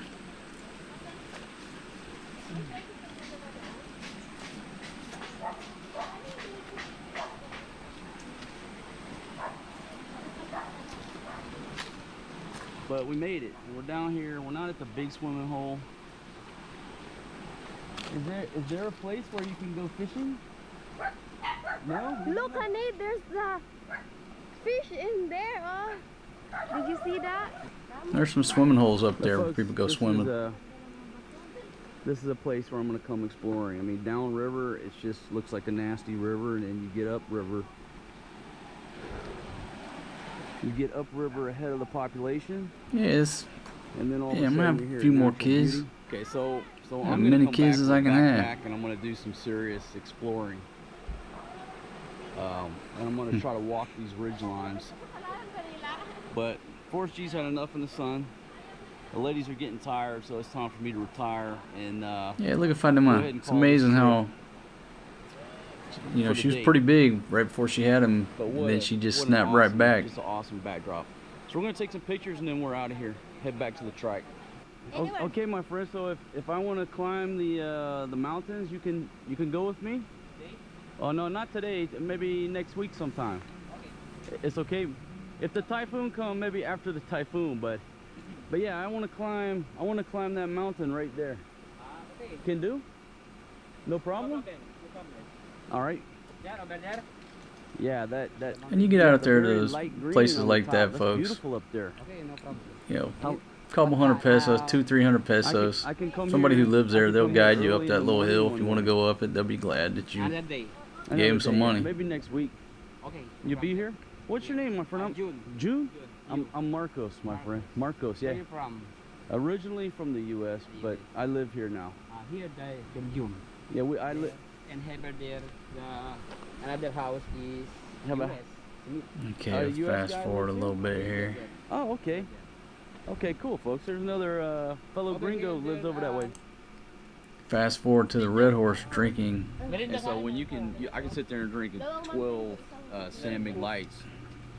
But you cannot, don't even kid yourself to think you can drink 12 Red Horse without getting in trouble or going to jail or something. Nah, you can't It's drink. so strong. You can't drink.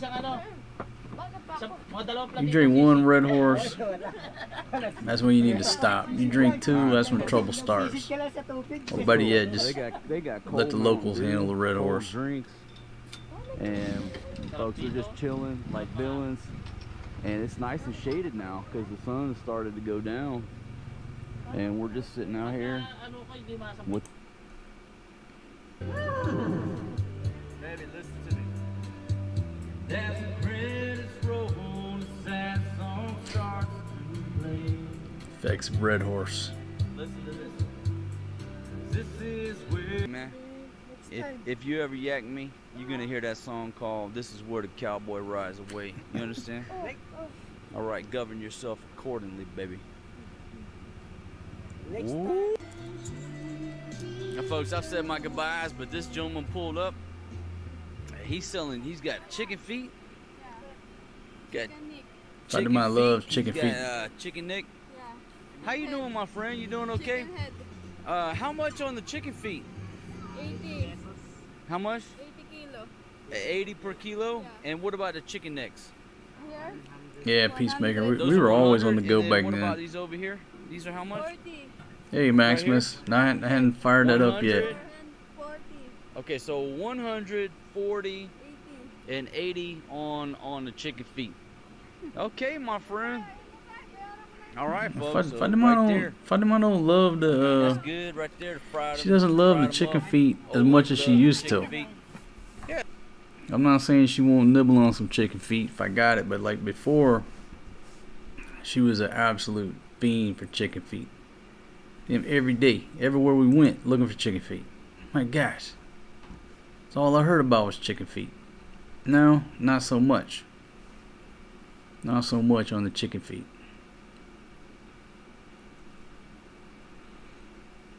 Yeah, Helen of Troy.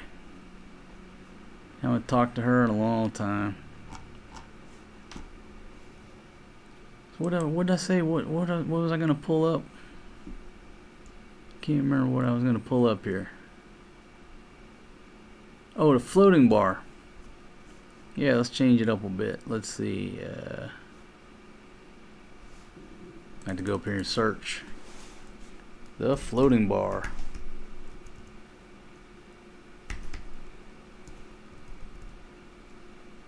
What a great time. Really enjoyed a bikini bar down in Puerto Galera. But here's the 3 floating bars of Barrio Barreto. Now folks, this is an old video. Back when there was 3 floating bars in Barrio Barreto. And this is when I was hanging with my buddy Dennis. May you rest in peace, my good friend. Let's see, let's check out these floating bars.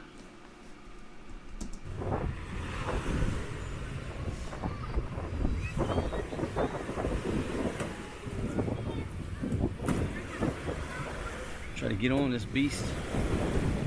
It's like Gilligan's Island. Yeah, so it wasn't a wonderful day for checking out floating bars initially. It's windy. And folks, about 6 years ago, it's my buddy Dennis. This is behind the Arizona. Folks, this is like Gilligan's Island. All right, my friend. These floating bars, you know, they just have a little skiff that'll take you out there. Tip the boatman with the rope. They call him the boatman or the rope man. It's rocking and they're yanking on this. Hey Thor, how you doing? Tampa, Florida on station. All right, so folks, we're making progress. Hey, MLS 515 This beautiful lady from right the here. Hop In. Pulling on that rope. Stayed there in the Hop In. I've stayed in the Hop In We're many making nights. good forward progress, my friends. Coming in here on the floating bar. Can I trade places with you, man? We get past. Yeah, so we picked a rainy, windy day to go to the floating bar. The floating bar. Yeah, we got this gentleman out here just chilling. All right, this is a cool little floating bar here, my friends. We'll come back on a sunny day, but we're almost there. We got the tires here. Sound collision. Prepare to collect. Boom! Right there. Hey Andrew, how you doing, All my right. friend? From Melbourne. All right, Yeah, folks. on the way back we get. Hope you're doing well. Hey, we're doing okay here. All right, step aboard this vessel. All right, hello, how are you? Here's a look around. Hello, beautiful ladies. My goodness. All right, folks, so here we are on the Arizona floating bar. And this is our little skiff, our vessel that brought us around here. And let me just give you a little walking tour. Okay, we got 3 more beautiful ladies over here lounging.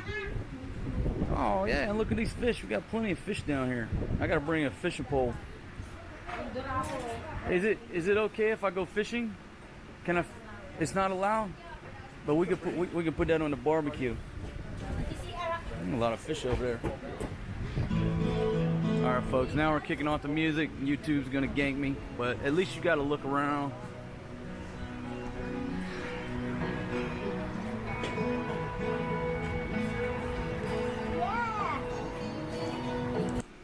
You know, I don't like to say subscriber, I like to say friends.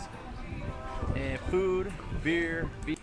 All right, so that's like the first that. floating You can bar. custom make a boat. Just get with a local boat maker. They can make you that boat very cheap. Okay, let me fast forward to the next one. Let's see. The next floating bar. Get to the blue rock here.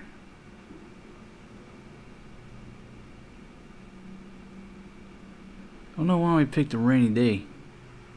Not real sure why we picked a rainy day to do a floating bar tour. Don't make a whole lot of sense, right? So anyhow, and then you go down to the Blue Rock back then. They had a floating bar at some point. Now look, over here on these rocks, previous video I talk about great photo ops over there, and damn, that girl looks good in a bikini. But if you go over and take photos on that rocks like the gentleman's doing with his Filipinas over there, god damn it, be careful. Those rocks will cut you up like a million fucking razors. Call them hospital rocks. So your Filipina is probably pretty nimble. She can go. And with that, folks, we are underway. We got a dual manpower on this vessel. The vessel that we were just on had initially one woman and one guy, but at the end it was just a one manpower. And I know I'm back here probably putting extra weight on the back end. I need to be on the front end, but just trying to show you what this gentleman's up to. South Carolina on station. Hey, Mike. So back then, this was the Blue Rock floating bar. Looks like we might double decker. No, we may have some customers out there.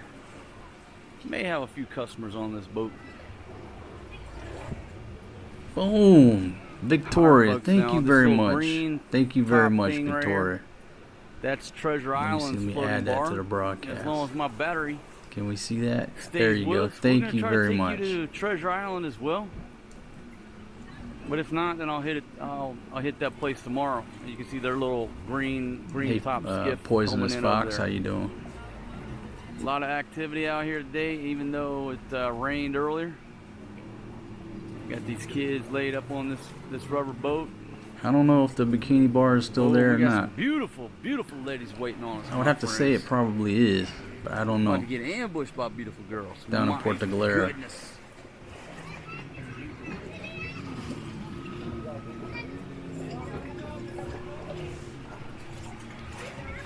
And if I fall off the front, all of this footage is going to the bottom of the ocean.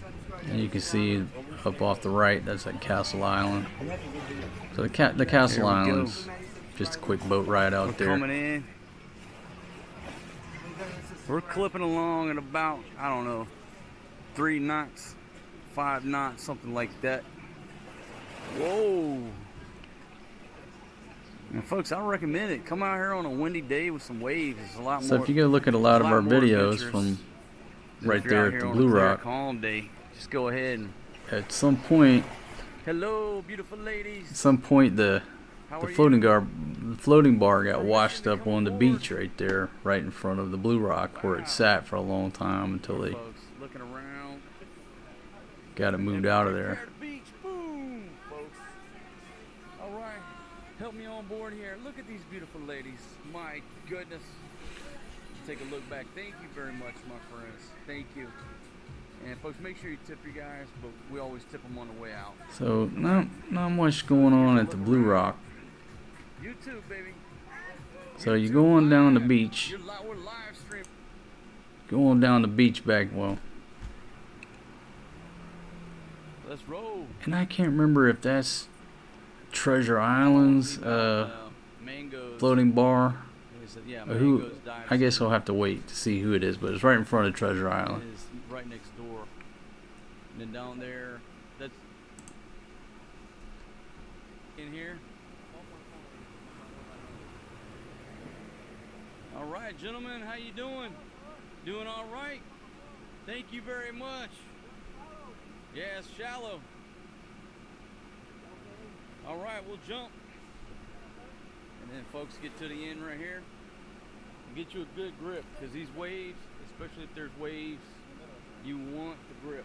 Yeah, man, we made the best of, yeah, Butch, we made the best of it there at Times Square. These gentlemen are going to push us back out. What else could you do? I mean, we all made the best of the situation.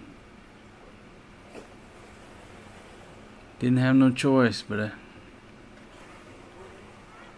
that balcony and barbecuing and cooking, that's what kept me going insane during that period. But who am I to judge or tell these gentlemen how to do their job? So then this was the third bar here. Yeah, the Sons of Bacchus, whatever they called it, yeah. Me and Dennis used to do pretty well at those shows, because they gave out so many free coupons at those shows for like free drinks during the week or what have you. And a lot of people who went, they were just there on the weekend or passing through, and they'd end up giving them to us. The next week we had a stack of free drink coupons, buy one, take one. It was really advantageous. So, yeah, it was really a good deal for me and Dennis, because or anybody who lived there in Barretto, because he just had so many freebies the next week and the extra stuff people would give us, because they don't live around there. So it was a good deal hitting that for us. Yeah, it was Xi Jinping. Still owes out money.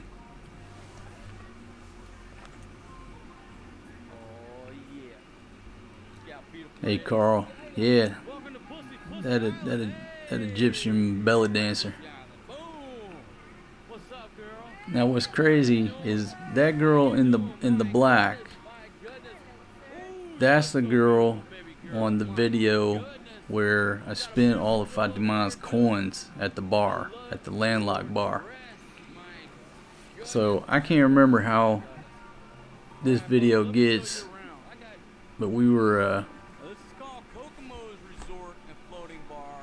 this is our sister bar. Okay, so yeah, landlocked was where I spent all the coins. Alright, so I think it gets, I don't want to say graphic, but it gets a little, we're partying, so try to keep this family friendly as much as possible. Yeah, it was a piggyback scandal, but you know, I told her, you know, nobody likes to get yacked. You don't yak, you can't yak me, you can't yak the king. I had to tax her on that. She got taxed. Okay, so then we're not done with the floating bars. Let me see if this is the one going off the high eye. Yeah, this is, now folks, again, this is 7 years ago. I'm assuming the bikini bar is still there. Nobody's told, as far as I know, it's still there. If it's not, okay, this is a video from 7 years ago. This is the bikini bar down in Puerto Galera. Great time there. Just a great time on this particular bar. Hey Maximus, any footage of the bulldog? No, I don't think I have any pictures or anything of her. You know, I like the bulldog. Fatima kept throwing us out of the house. I don't know what it was. I don't know why she didn't like the bulldog. I can't imagine what the issue was. I don't know.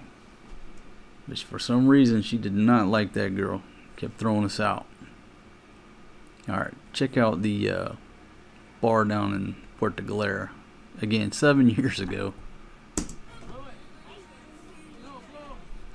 One more time. Yeah.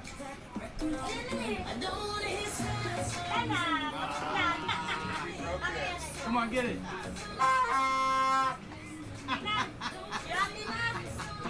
I wanted her to blow the horn for the video, but that's how they call the boat. Come over. The boat's coming back. There's no cell phone. You just blow the fucking horn. Alright folks, after 1 month of pure sobriety, I have decided to drink some beer. So I quit drinking for a month.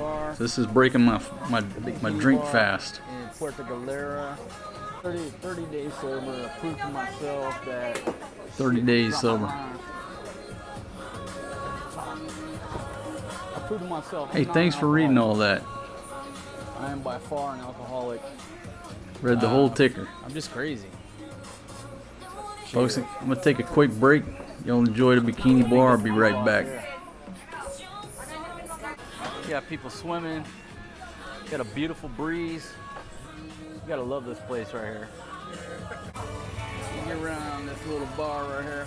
You get on this floating bar. You're not just coming here to drink beer. This is like a floating dive platform. Just look how beautiful this water is. This gentleman's, I think it's the big boss, working on a sign here. Tomorrow is volleyball. You got a high dive up there. So I'm gonna show you the high dive here. Got a couple dogs on here hanging out. So the place is dog friendly. It's a beautiful dog, people. Hey, puppy. Looking back at the shore, a lot of scuba diving in this little cove right here. You know, out of all the places, this is a perfect little place for a little scuba diving cove. I see why it's popular now. I just really don't understand why more people don't recommend coming to this little spot. All right, there's the boat that you get here on. Now look, this is what's cool about this place too. Look, if you want a pizza, Italian food, they'll deliver it right here to the floating bar. And right there is the bathroom, the CR. All right, come up this little steps right here, and the view gets even better. Now, I'm not going off this high dive right now with my phone and my beer. When my buddy gets here, I'm going off this high dive. But the high dive's right there. Can I slide past you, my friend? Just for a second, thank you. Okay. So this is like looking back here. And look, people. Look, you might not think that looks scary right there. But when you stand up here, if you've never been off a little high dive before, it's pretty fucking intimidating. Okay? So a few Korean dudes just went off, and it took them several times, a little peer pressure from their buddies to decide to go off this bitch. Now, I'm going off of it, but I'm not doing it until my buddy gets here so he can film. He can film me going off from down there. I'm gonna tell you right now, Puerto Galera is one of my new favorite spots in the Philippines, folks. There is no doubt about it. Been coming here for almost a decade. I'm just not sure why more people don't recommend Puerto Galera. I'm not sure why. I'm not sure, but here's just kind of looking around right here.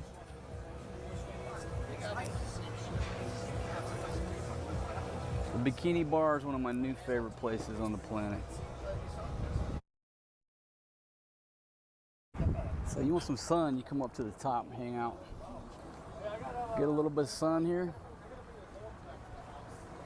And you know, I gotta go exploring. I gotta go over to this side of Sabon Beach. I haven't went all the way down over there.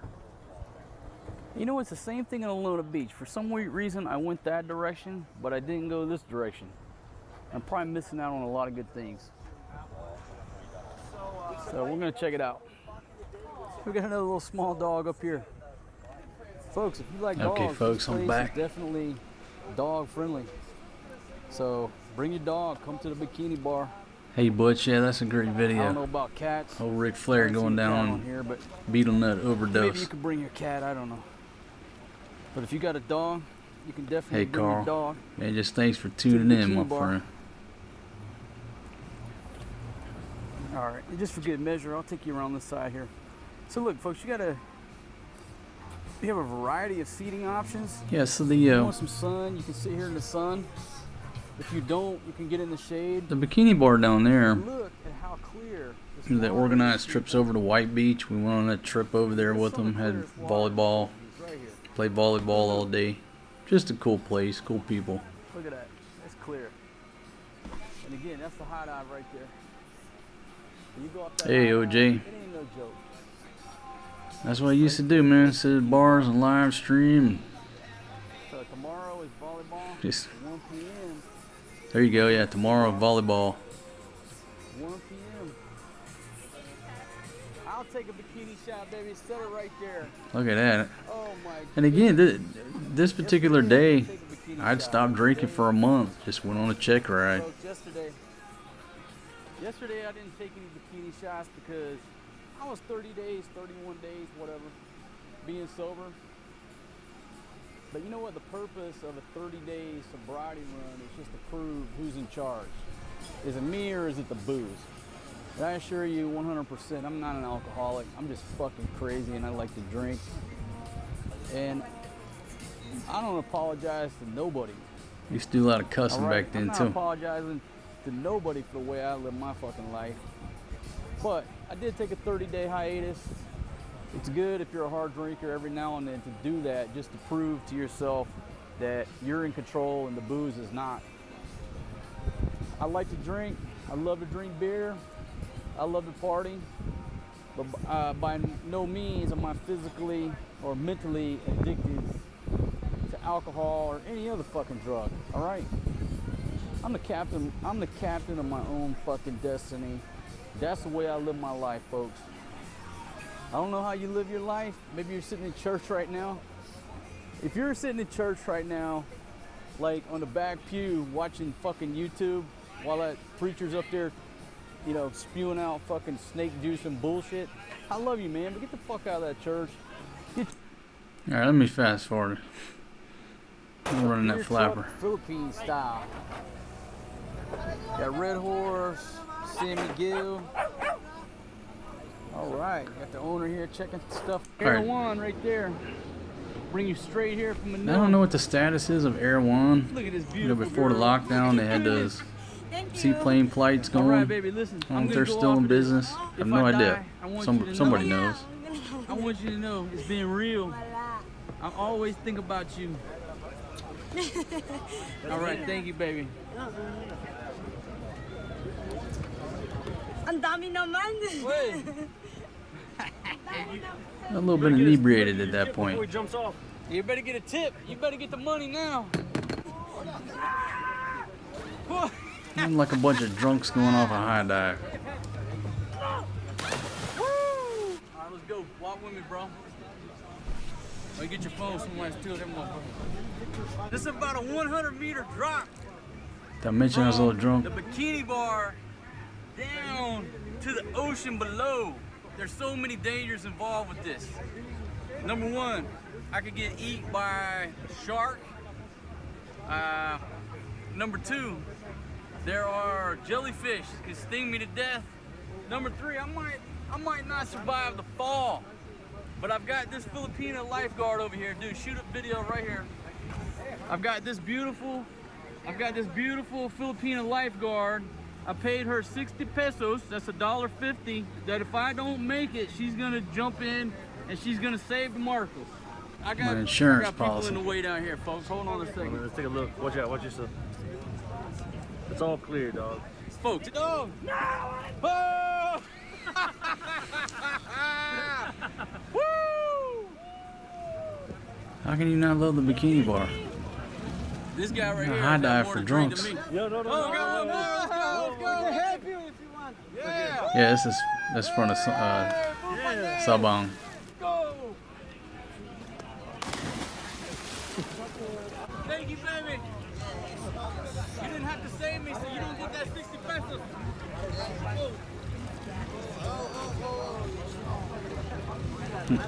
Anyhow, good times there. If you get a chance to go to Puerto Galera, hopefully the bikini bar still the same thing.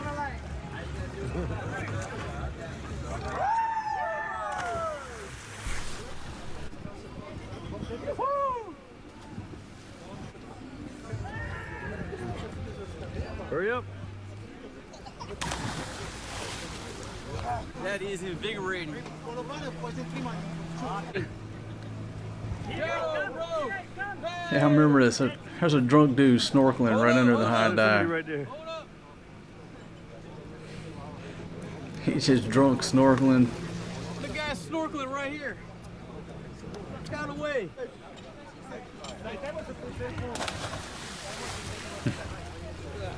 Come on. Yeah! Come on, baby, stop.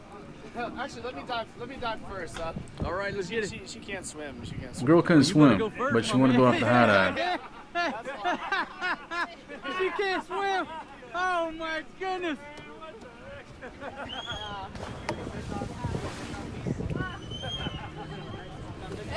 Okay, go girl.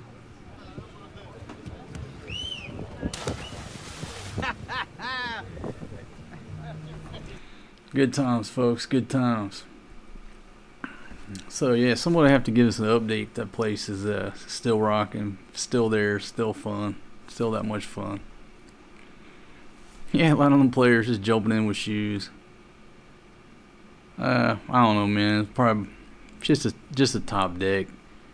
But you know, if you've never been off a high dive before, it was a little bit scary the first time, you know. But I don't want to say everybody, but most folks going off that high dive, he ain't got a care in the world. He ain't got a care in the world.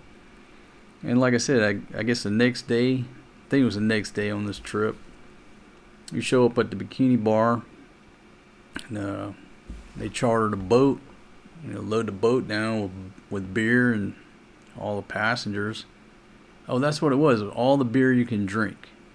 I don't know if they still do this. They probably don't. But back then it was one price, whatever it was, 500 pesos, 1,000. I don't remember what it was.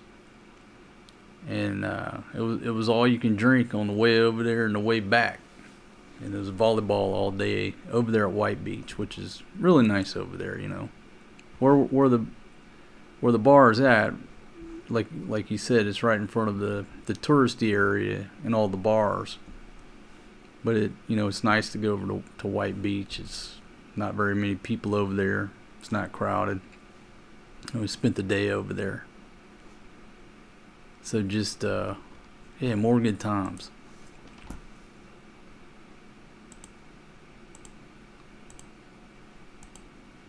So we're talking about the video where if I demand, I'll just set the tone and save 5 minutes of the show. If I demand yak me over something, I don't even remember what it was. And who likes to be yacked? I'm the king. Don't yak me. She yacked me, so I had to tax her a little bit. So she had this big piggy bank, bunch of coins. I don't know. I mean, it filled up my Indiana gear bag. It was so heavy. So I had to tax her a little bit. So I took all her coins, her piggy bank, went to the bar and partied on it. So first stop was Sitting Bull to get me a couple beers. I wasn't sure where I was going. I just knew I wasn't going to sit around the house all day and not take some type of action. I had to do it. She forced me into it. I said, all right, just take me to Sitting Bull, man. I'll start there. My bag of coins, of Fatima's coins. So we'll play a little bit here. Here we go.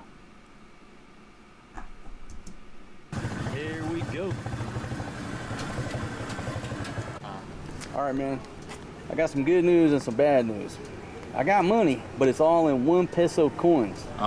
Can I pay you in 1 peso coins? Yeah, no. It's okay? That's okay. It's my buddy All right, we Jason. got to count them out right now.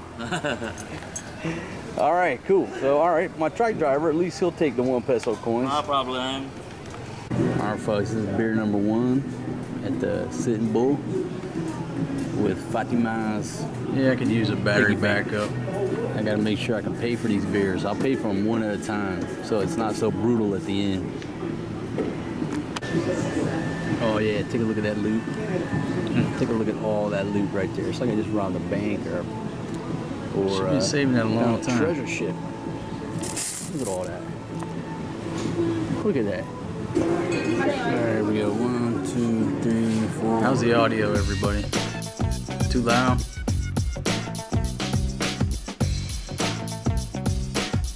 Yeah, Fatima's always hiding something. Thank you, Fatima. Thank you, baby. Thanks for buying me this beer. I love you.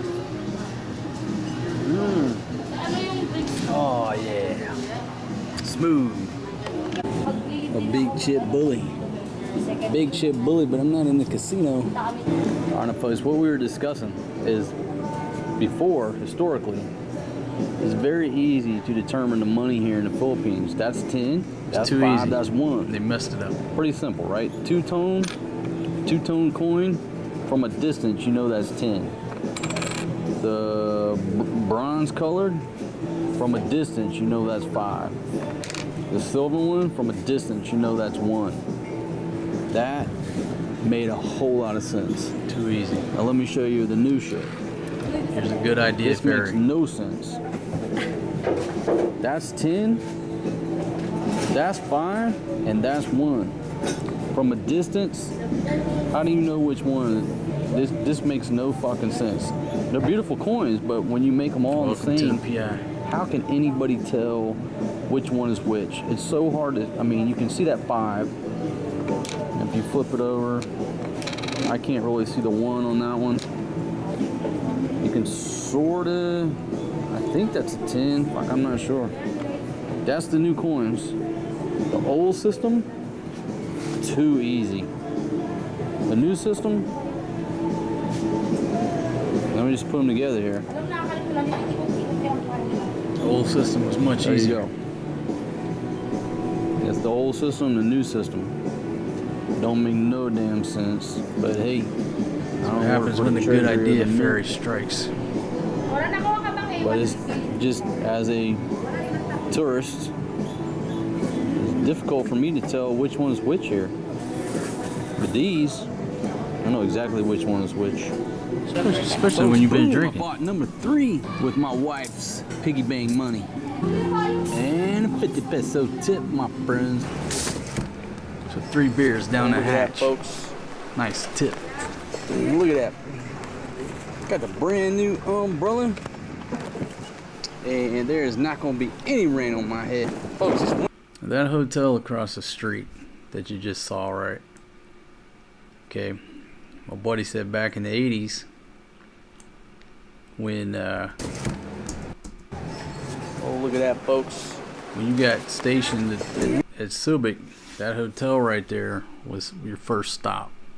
At least it was his first stop. His dad was a contractor. He said, imagine he was a teenager pulling up to that place. And it is a very grand hotel, and it was. And he said where Sitting Bull was a bar. So they pull up to this place. There's all these girls hanging out over there. And just immediately, him and his father knew they were in heaven. And his mother was like, what the hell's going on here?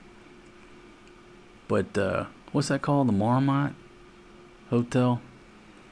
Anyhow, it's obviously decades ago it was a grand place. But that was his first stop, and Look at right that. there in Barrio Beretta. Got the brand new umbrella. And there is not going to be any rain on my head. Folks, this wind is about to fucking drag me.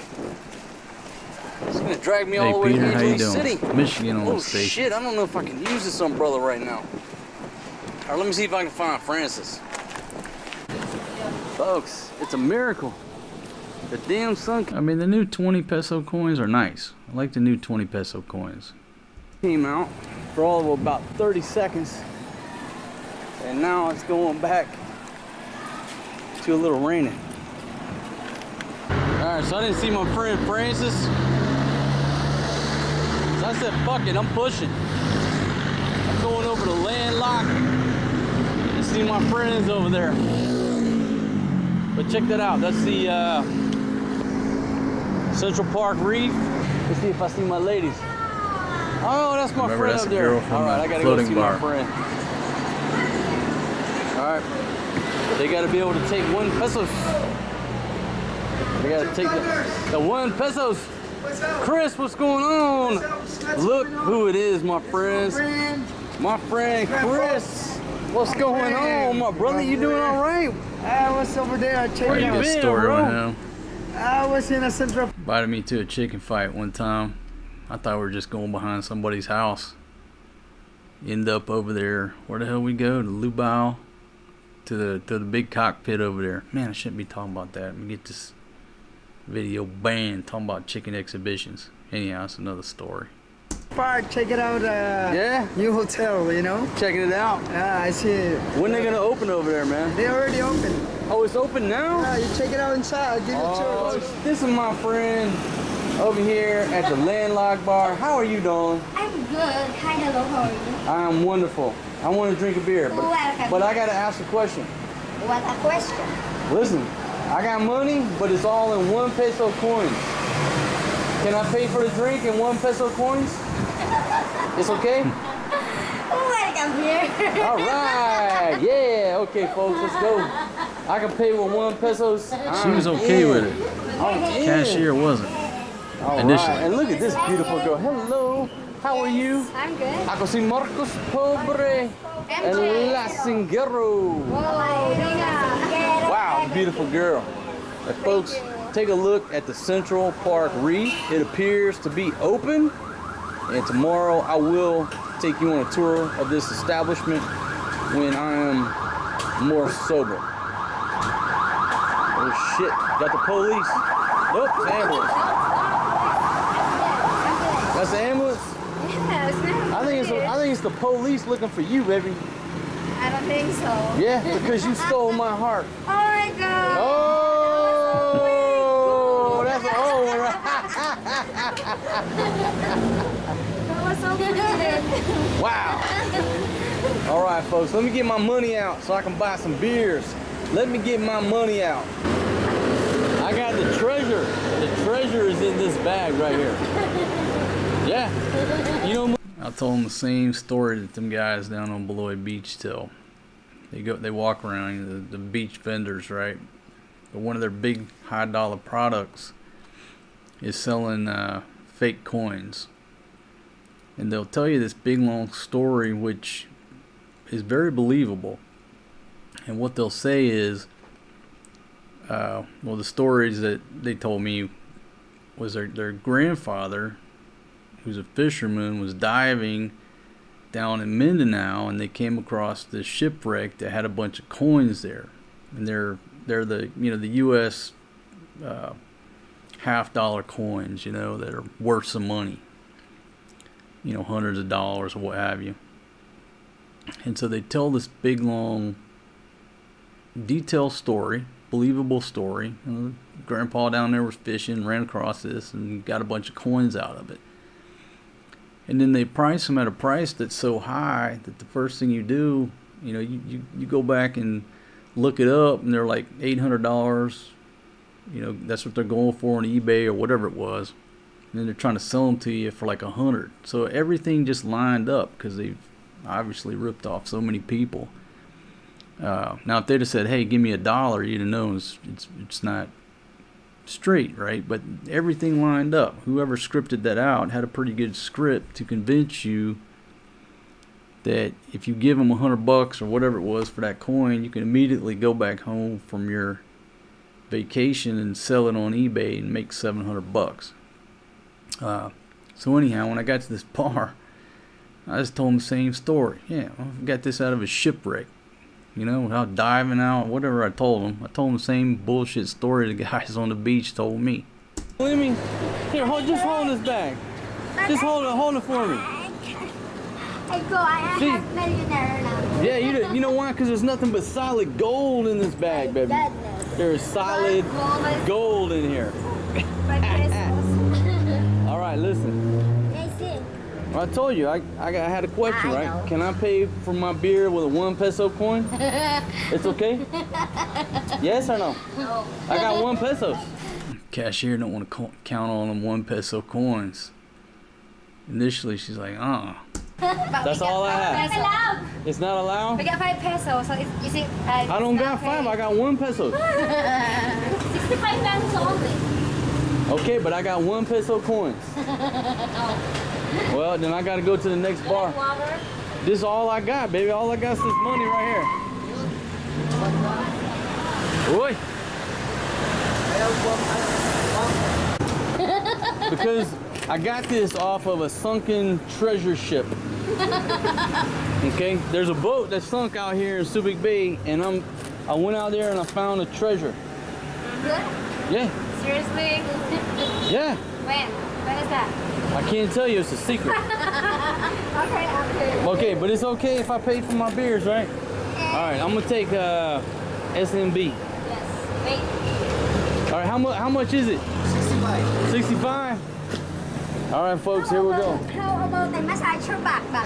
Well, first, help me count out 65 right here, okay? Ready? 1, 2, 3. Funny. You thought I was joking, right? That's all the money I got, baby. May I ask you where you're from? They're from here. From around here? Yeah. Are you single? Yes, I'm single. Oh, you said no at first. Yes, I'm single, but I have $1. Ah, okay. All right, so I got my beer coming in here. All right, baby, help me count out 65 pesos over here. Help me count them out. I count. Yeah, count them for me. Help me count them 65. Are you counting? I don't hear you counting. 50, 60, 65. It's all good. The 65? Yes. Why you didn't take the ones? Those are more heavy. Later. Okay. I count again. All right, I'm gonna get these for this beer number 2. It's nice there. It looks nice, my friend. Yeah. Here I am, chilling with my friends up here. Chilling like a villain. Like a villain. Using my stolen loot from the sunken treasure ship in Subic Bay. And I'm a rich man. I'm rich. You're very rich. Ladies, have you ever seen a man as rich as me with all these coins? Just Look at right that gold, now. baby. Can I ask you a question? You already asked me. Well, I'm gonna ask you one more. What are you looking for in a man? What are you looking for in a man? Wow. Just wait, I should think it first. You gotta think a little bit. I mean, you're a beautiful girl. Absolutely beautiful. Not really. May I ask about how old you are? You don't have to tell us your exact age. 23. 23. Yeah, turning 24 in the fall. Coming 24. And you got one baby? One baby girl? Yes. Yep. And so what are you looking for in a man? What's honest? Honesty? Yeah. Yeah? What else? What else? What else? Just wait. Big wallet. Folks, Hey. it's a hard life I live out here. It's hard out here for a All right, folks. Yeah, that's the episode. I'm gonna spend all her money. Had a great time. My neighbor actually showed up. My buddy who's from Germany, he showed up, and another gentleman. So the three of us just sat up there and drank beer. You know, I spent her piggy bank money. What's the name of the sunken ship? Yeah, Tommy. Marriage, that's the sunken ship right there. Exactly.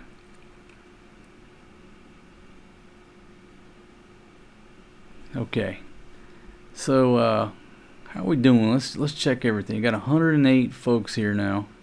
Thank y'all for tuning in to this marathon live stream.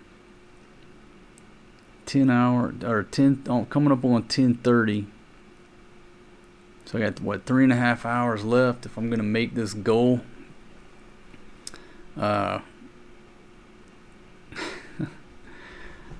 Everything's operating though. Everything's operating. Nothing has went down other than my iPad because I didn't plug it in. I didn't allocate a plug for my iPad, but other than that, everything is working. Let's see. We need to see Pocahontas and oh my goodness.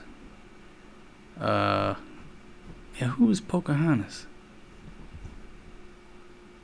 Oh, right there. There's oh my goodness. Man, that, you know what? That was queued up. Oh my goodness. Let's see. We'll just get right to it. You know, I always wonder about her. She was a sweet girl. I wonder if somebody saw in the video.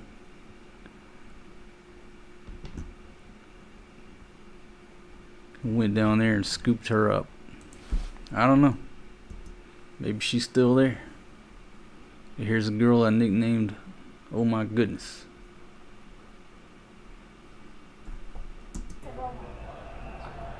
Where's that? Okay. And she's been here for how long? 1 month? Yeah, 20 days. Okay. And who's your friend over there? Hello, how are you? Alright, so folks, we're just chilling. I'm going to drink us a beer, and then we may actually to come meet oh my goodness and bring her some Jollibee. I'm going to give you a big shout out if you do. So sweet girl. How many people went down there and brought that girl Jollibee? She's a beautiful girl. Ain't no telling how many people rolled in that bar and brought that girl some Jollibee. My friends, and there's a Jollibee right across the street, so hey, you don't got to go very far. You don't got to go very far at all, right? There's a Jollibee right behind me, right? Virginia on station. Hey, Kevin. Yeah, all right, so let me just give you a visual. Look, there is a Jollibee right there. So all you got to do is come over here. That's right. right. Go to Jollibee, get that chicken and spaghetti, and then come over to El Gecko Bar and bring that Jollibee to oh my goodness. And tell her that Marco sent you.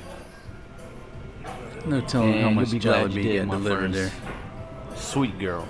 Hey, level 1, how you doing? Okay, folks. So I'm going with number 2, beer number 2 right here, and then we're gonna go hit these wings here to the El Gecko Bar.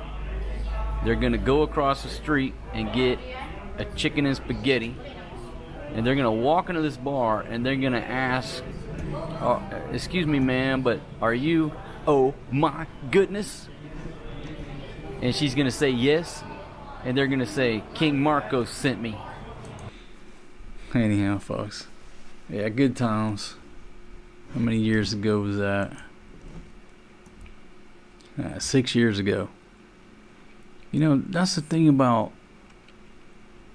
I say it's a good thing or a bad thing. It's just the thing about when you do this. And I guess it's the same if you look back at any of your social media posts or whatever you do. How fast time goes by. 6 years ago. And it's like I was sitting at that bar yesterday. All of these videos, all these memories, just like it just happened yesterday. And it's been years. Hey, Turd Ferguson, how you doing? Hope you're doing well. Yes, I often wonder, you know, I'd like to go back down there. I'm sure the girl's not there. Somebody probably scooped her up. Sweet girl, beautiful. Just say, hey, how many dudes came down here and brought you Jollibee? How many dudes walked through that door with a chicken and spaghetti? So, hey, Harpo, that's my younger brother. Let's see. And somebody asked about Jenny earlier. My friends.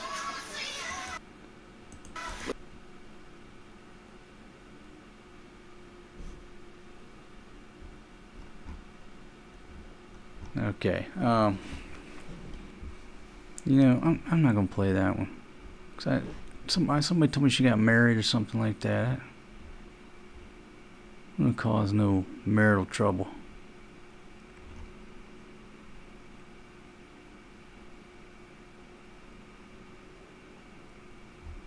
It's just, you know, like I said, you look at these videos and it's just time goes by so quick. And you know, I'm sitting here looking at this video with the roof dogs, my buddy Pablo, who's you know, who went down. May you rest in peace, my good friend. I just watched a video with Dennis, who went down. I guess if I went back far enough, I probably got a few videos of my buddy Tim on there. You know, life goes on. Life goes on, but the thing about it, it just keeps going by faster and faster. Every year, it just gets faster and faster. You know, they say, they say guys like me were influencers. I don't know about that, but that's what they say. But you know, the trump card when you talk about all these things, you know, about retiring or moving to another country, or you know, whatever you're gonna do, don't wait too long. Whatever decision you're gonna make, whether it's a good one or a bad one, don't wait too long, because it's not an unlimited amount of time we have here, right?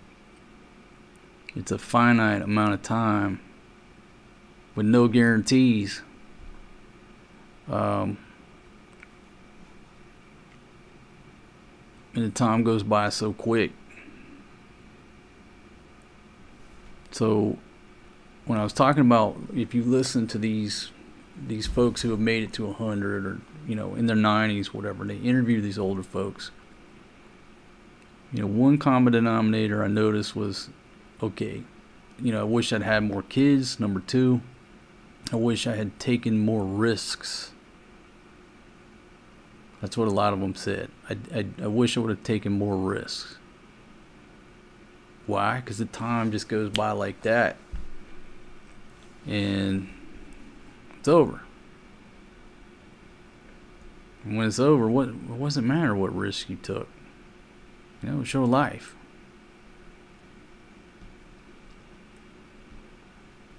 Okay, hey John, man, from Oregon, how you doing? Mark David, how you doing? Hey, thanks, Butch.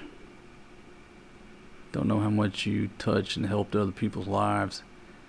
Thank you very much.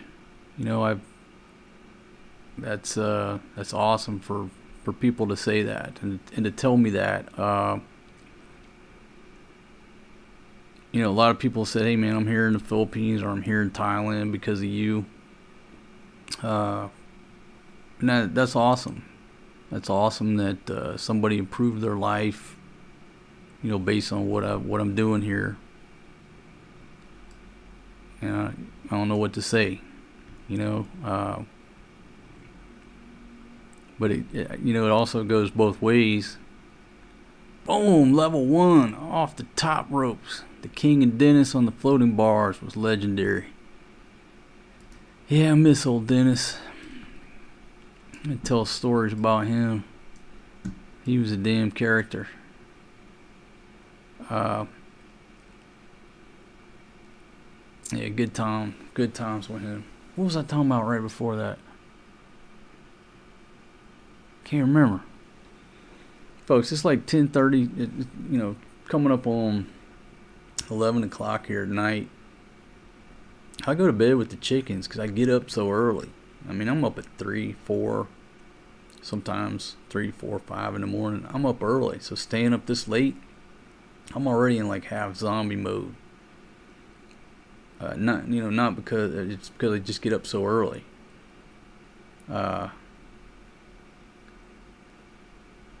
Okay, yeah, we're talking about the Hooters video. Yeah, let's talk about that, because maybe somebody can help me solve just a small mystery. Maybe it's not. Maybe I'm just searching for the wrong stuff. But I filmed this video one night at the Hooters in Patia, which is now no longer. It went down, the building sat there vacant, and the last time I went by there several months ago, it was about to open as a craft beer bar. I don't know if it ever did or if it's open now. But the Hooters in Patia, it was just a beautiful location. The inside was beautiful. It had a mechanical bull, had a band. It was just a great Hooters, you know. And I rolled out one night. I can't remember the story. I think what happened, I was going there to see if they were going to have UFC in the morning, because that's where I'd go watch UFC early in the morning. They would open up and have UFC on, and they had this band there, and they were just absolutely wonderful. And it's one of those times, I rolled out with nothing but my iPhone, and so the video was recorded on an iPhone, but the audio turned out really, really good. It's one of those times you wish you had a better camera and better audio, but you know what? That's the camera I had with me. Thing was a champion, went to work. And so recorded this band. I'm sitting here trying to find... Oh, there you go, music. Go to my playlist. You go to my playlist, and it's Overstay Road music. All of that music there, except for one, which I've got on the playlist from Rich Buong 2, which is a great video. But all the rest of them I recorded myself. But this one's called A Long Night. It's a Long Night in Patia. And so one of them things, you roll out, you never know what's going to happen. And there's a lot of me just talking, just rolling my mouth through there like I normally do. But basically, if you just want some good music, great music to play in the background, just skip ahead to about 40 something minutes, what have you. And we'll listen to a little bit of the band here. We'll listen to a little bit, and I'll talk about the mystery. The mystery with one of the singers, and see if somebody can help me find her channel. Let's see. So there we go.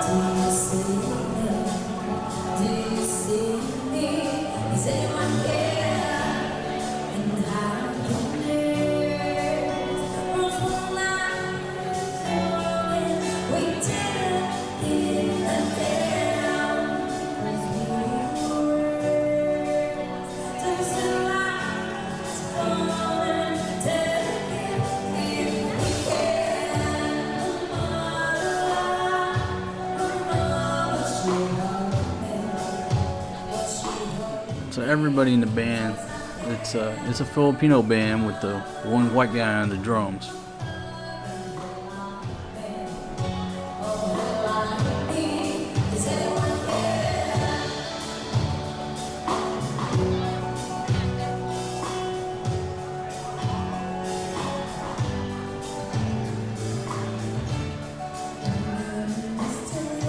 Steven Spielberg with the camera.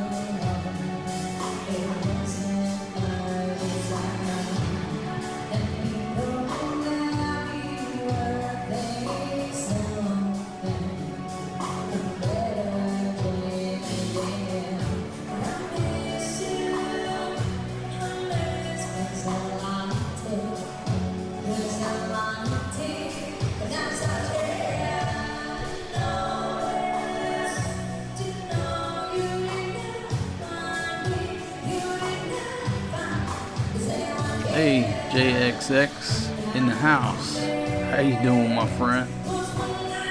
Finally got this live stream fired up, my friend.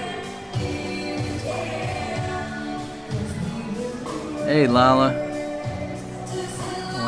When I hit 11 o'clock, 3 hours and 15 more minutes.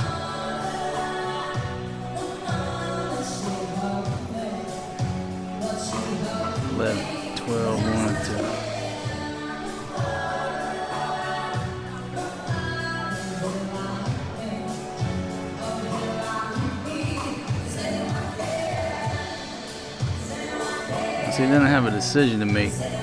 Cut it under 12 hours or YouTube will archive it, or go over 12 hours. Then it might not post. I may cut it just a little bit shy where the video will post. They say they'll only archive up to 12 hours on a live stream. Hey, the Owl's Nest Garage. Thank you, my friend. Thank y'all very much.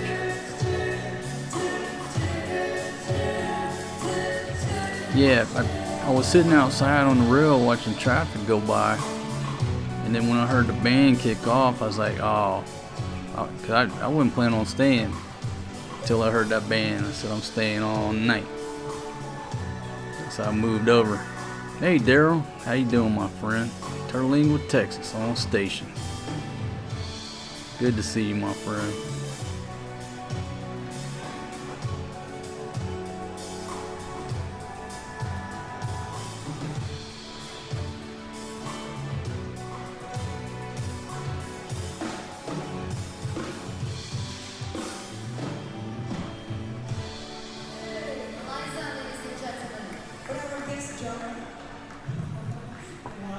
So let me pause it for a second and just talk about.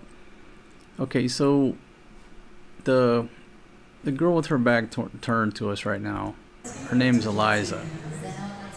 Okay, now I don't know this band. I just saw them there at Hooters and posted this video, and then at sometime later, you know, of course, the lockdown. I guess it was right around the lockdown. I can't remember when it was, but somebody sent me a message and said, hey, this girl Eliza's got a YouTube channel. It's called Eliza from the North. I checked out the link, and the girl's in America.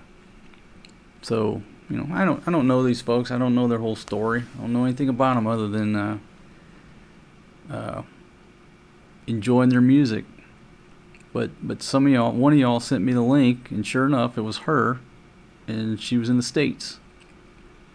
And somebody asked me about the band recently, and so I tried to look up, you know, just Liza from the North, and I couldn't find it. I'm not saying it's not there, but anyhow, I couldn't find the girl.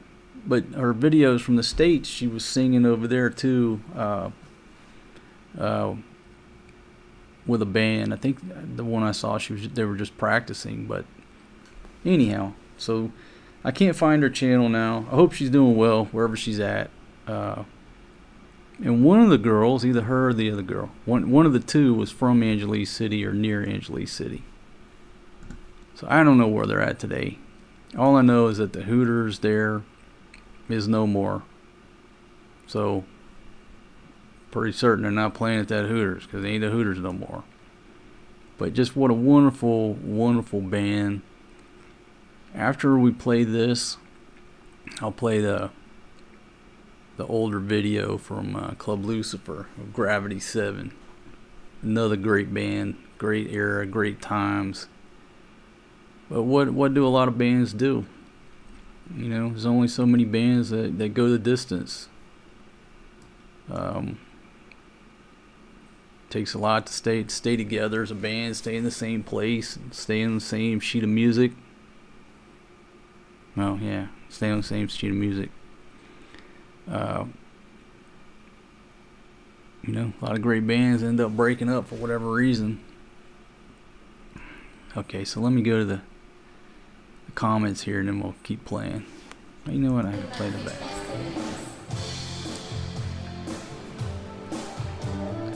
Okay, everything good on the Mexican border. Life is short, my friend. Last plane home. Absolutely, life is short.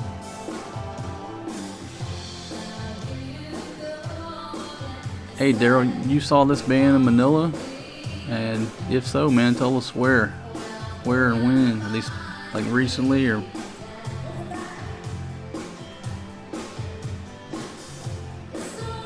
Yeah, Butch, yeah, right, it was just not too far down from Tahitian Queen. Somewhere in that area. Hey Jill, Missouri on station. How you doing?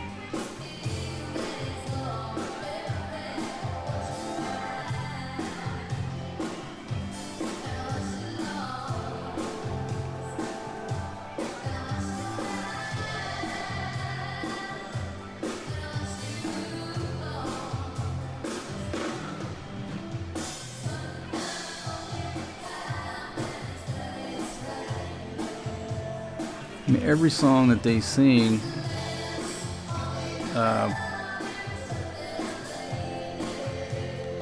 it's just wonderful. Like this video, I guess I can look right here. How many views it's got? I don't know, something like 700,000 views or something like that. But like every song on there is a copyright claim. People probably think, oh, you made a bunch of money off that video, and they make nothing off that video,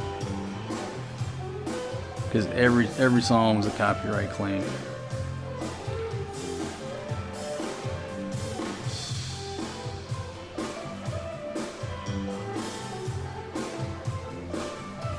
But you know what I mean? You get one of those bands where just like every song they do is just like so close to the original, just wonderful, right?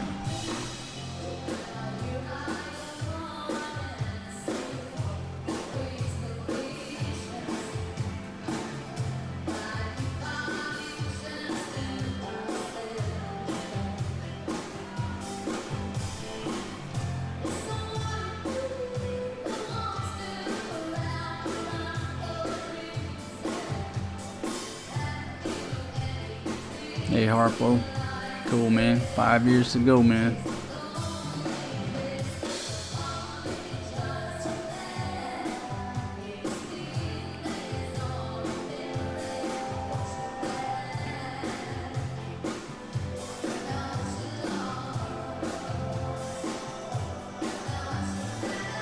When you get down about 3 years, start getting rid of stuff. It took me 2 years to liquidate all my belongings. Get down to the 2 suitcase rule. Believe it or not, it's hard to get rid of stuff even when you give it away. So like start liquidating all your stuff like three years out. So the day you retire, you ain't got nothing but 2 suitcases ready to get on that plane.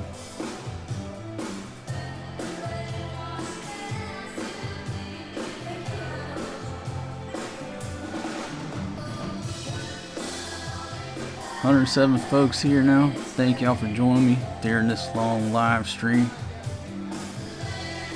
Coming up on the 3-hour mark. Can I make it 3 more hours? Can my equipment make it 3 more hours? I think so.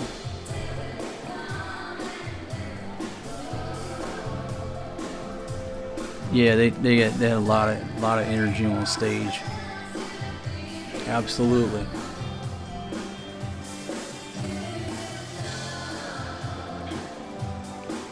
And the thing about it too, they play, you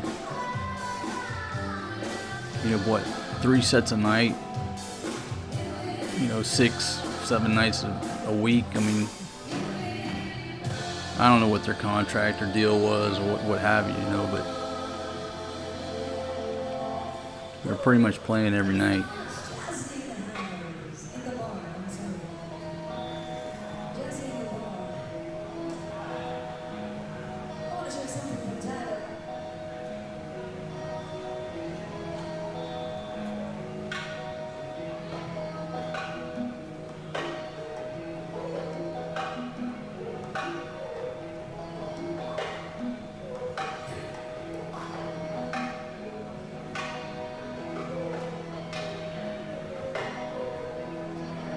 Girl got some moves too on the stage. Smooth.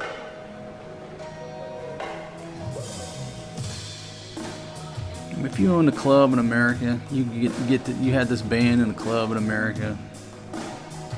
My goodness, it'd be packed out every night.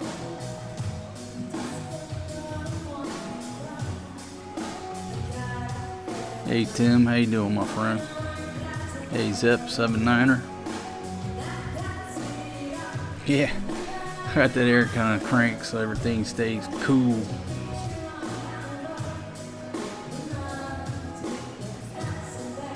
It's nice so.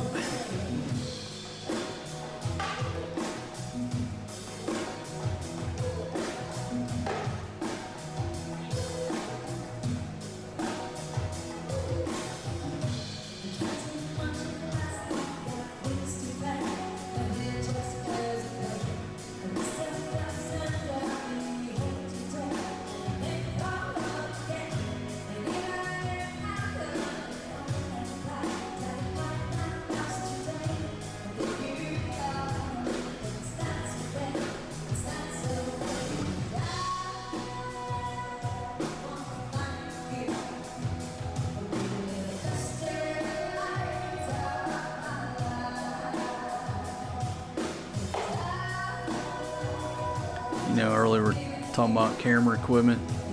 I think this is the most viewed video I have on this channel. Shot on an iPhone 8 Plus. Nobody's complaining about the audio or the video. Now you'll be able to see the difference on the next one, the one I recorded with the FX3. You can tell the difference.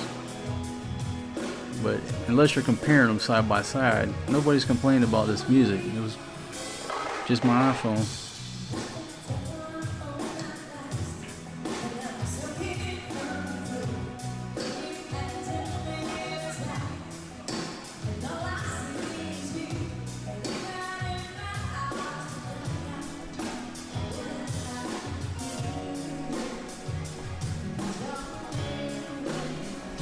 So now obviously I could sit here all night, and I do frequently listen to this playlist. Like, let me skip forward to get a different view of these beautiful ladies.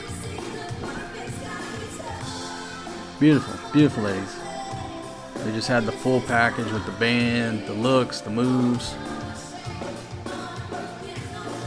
You got a little spice back there, a little flavor with the, I call them Vanilla Ice. No disrespect intended. Just that was his style, you know. Remind me of Vanilla Ice. I don't know his name, so you got the one white guy on the drums back there, just tearing it up. Anyhow, all around, what a great band. Great times, but you know, times change. Got the lockdown went down. Then I'm not sure exactly when the Hooters went down. But obviously the lockdown didn't do it any justice. Okay, so if you've never seen that, just go to my playlist under music. Now, in the middle of their sets, it's just me sitting there running my mouth. But that video is what? About 3 hours, so about 2 hours of it is just good quality music from that band. So yeah, so if anybody knows, let's see, did we add anything else? Did anybody else add about knowing anything about the band? Somebody said they saw them in Manila. Yeah, so if anybody knows where the band's at, or the girl's YouTube channel, what happened to it, or maybe I'm just not finding it. But just curious, what, you know, is she singing in America? Just a wonderful voice. You figure folks like that, they're gonna take it to the next level. Okay, so talking about the camera, right? Now you saw what that looked like recording on an iPhone, right? But then this is recording on on an FX3 with a better microphone here. This is more recent. This is 2 years ago. And again, another Filipino band that are playing over in Pattaya with a beautiful Filipino with a great voice. So without further ado, let's listen to them for just a minute. I find myself in times of trouble, while a memory comes to me, speaking words of wisdom. Beautiful. Let it be. And in my hour of darkness, she is sat right in front of me, speaking words of wisdom. Let it be. Let it be. Let it be. Let it be. Oh, let it be. Whisper words of wisdom. Let it be. And when the broken-hearted people living in the world agree, there will be an answer. Let it be.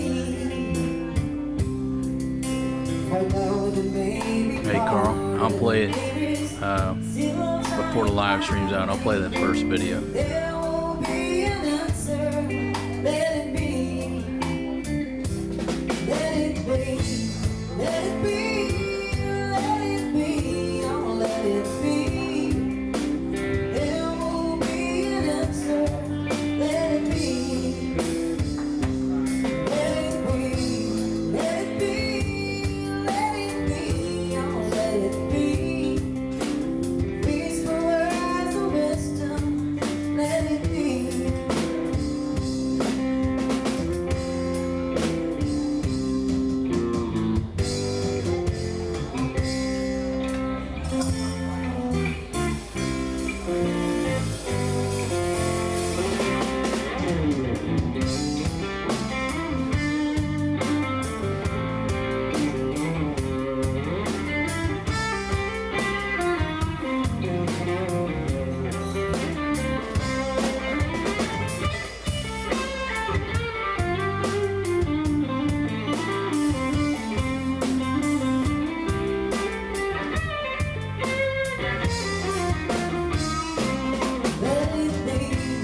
Let it be, let it be, let it be, oh, let it be. Whisper words of wisdom, let it be. And when the night is cloudy, there is still light shines on me, shines until tomorrow. Let it be. I wake up to the sound of music, but a memory comes to me, speaking words of wisdom. Let it be. Hey Joyce, how you doing? Let it be. Let it be. Let it be. Oh, let it be. There will be an answer. Let it be. Now the name of this band here, I'm not sure the name of them, but that girl has such a great voice. They play at the Hard 8 Saloon in Pattaya and the Bullet Bar over in Jomtien. They rotate between those. At least they did 2 years ago. Puxy, two years old. Just a beautiful voice.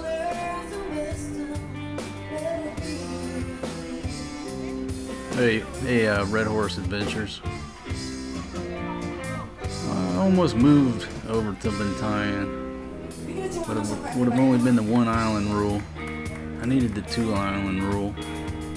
I love Bantayan Island. That's how I got up to that part of Cebu. An apartment on Bantayan Island. Later on met Fatima from the mainland over there. Season. Anyhow, great band. I can't remember their name, but I have to go back. Have to go back and try to figure it out. But I tell you what, Next time I go to Patio, I'll stop by. I'll stop by and see if they're still playing over there. You know, folks, these bands, they rotate in and out, you know. So who knows if they're still there. But another great band. Great, just beautiful voice. I listen to that a lot as well. Let's see, what were we talking about? Okay, let me pull up this one. So there's a video called Let There Be Rock. It's basically me and my buddy Eric went out to Queen Victoria. Little bar right there. Like if you're you know, going through Barrio Brito, you would turn left to go to Beloit Beach. Well, before you turn left, it's on the right. It's on the other side of the road. And so this was back during the lockdown. What date was it? It's 4 years ago. Where's the date? 2021. So, you know, still locked down. The bars aren't supposed to really be opening, but, you know, they are. People are, you know what I mean? People are trying to live life, but you're not supposed to. And occasionally somebody will rat you out. You know, the goddamn rats and the fun police, whatever. Anyhow, so we're up in the bar one night.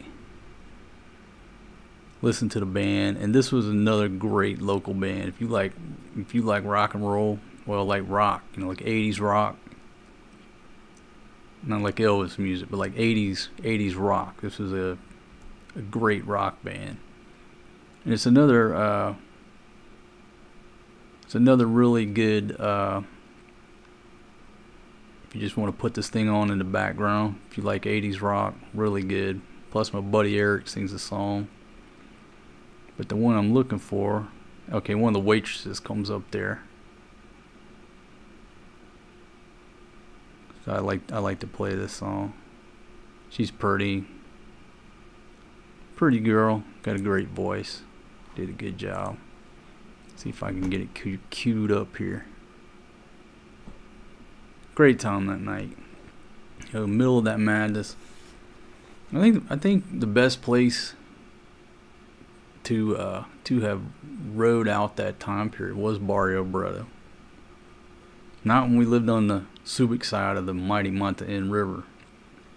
That wasn't good. But if you lived in Barrio Brito, life was good for you during those times.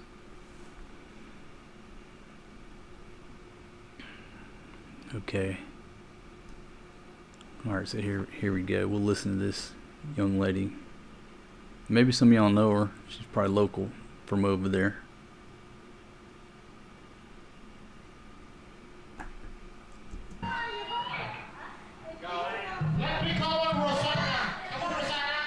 Rosanna.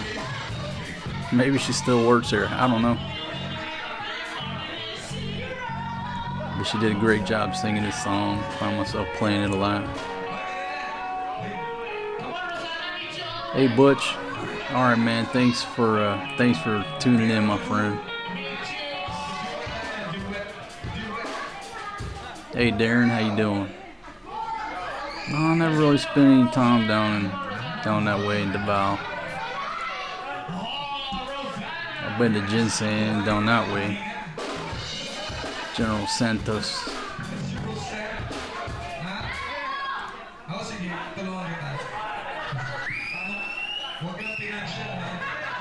Yeah, it's a pretty girl, great fashion.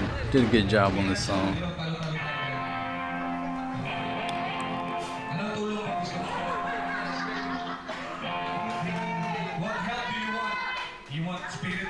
Hey 621 Norby, how you doing?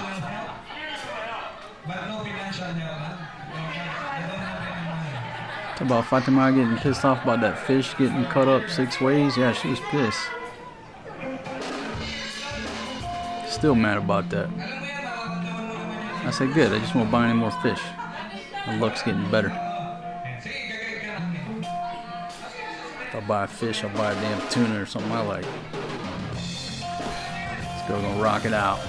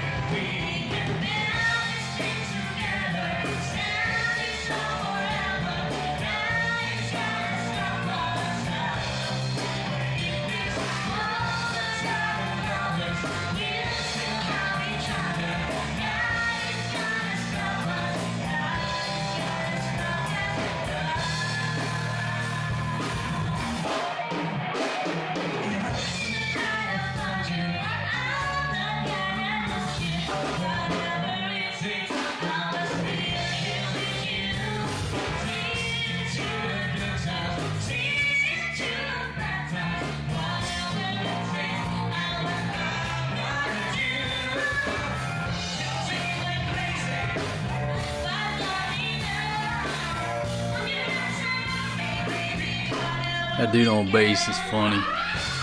He's a mess. He's so funny.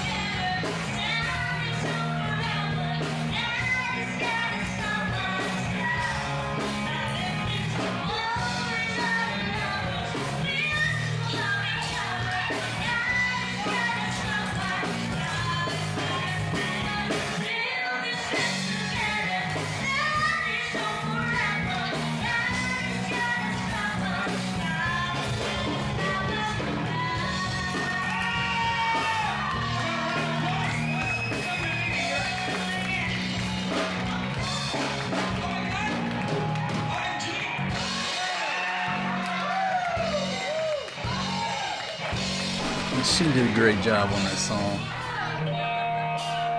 But if you want another good chunk of music, these guys rock it out the whole time. Hey, Graciano, Big Falk.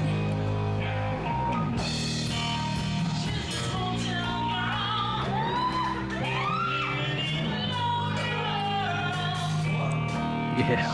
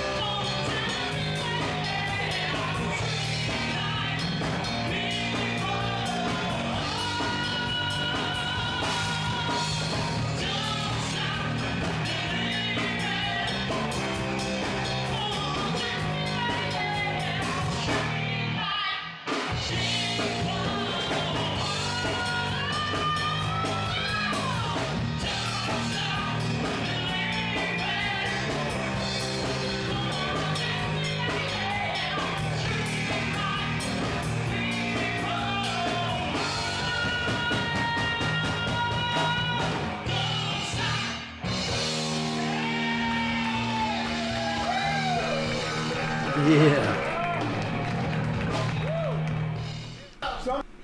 What a great time. That was just a wonderful time there that night. I mean, they rocked it out. Again, I was back there in the madness. You know, the madness went on here for, my gosh, 3+ years. So go to the comments here. Yeah, Joyce, it was they're an entertaining band. A lot of energy. Yeah, very lively. Let's see. Yeah, he was killing that song. Okay, Tonkat says, buy your crew some gimbals. Their videos are unwatchable. I assume you're talking about the Village Girls shaky video. Red Horse Adventure says, yeah, some bitch, buy your girl some dadgum gimbals. We need to just hold the camera still if that's what's going on.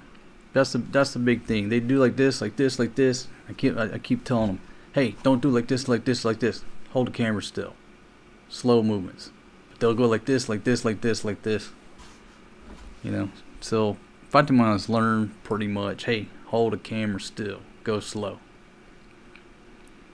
Hey Luke, what are we foreign guys going to do when the Philippines doesn't want us anymore? Oh man.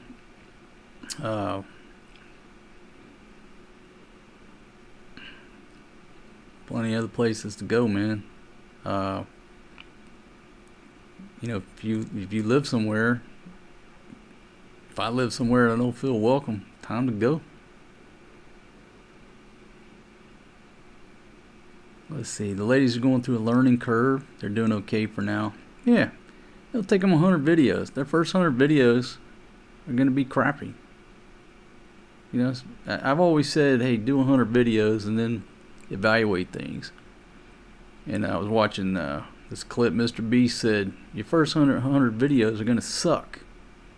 There's no way around it. Your first 100 are going to suck.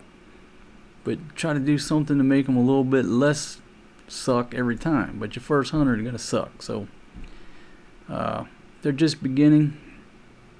They'll make a lot of mistakes. They'll eventually learn the trade. But yeah, it's a big problem with Philippines. They're here. They're filming on cell phones right now. So stabilization is not as good as action cam. But if you buy them an action cam, then what are they going to edit on, right? Right now they doing everything on their phones. They just need to hold the camera still if that's what's going on.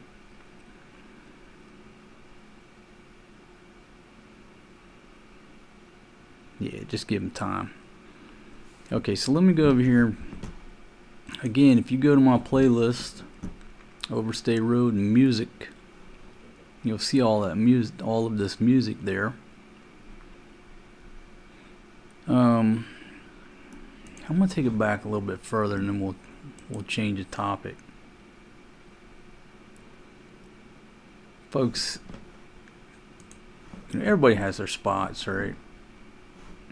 But you know, my favorite club, Club Lucifer, Walking Street and Patio. Back in the day, that was the center of gravity. Now, as time goes on, people change. The center of gravity changes. Most happening spot changes. Whatever. I mean, Lucifer's still there, but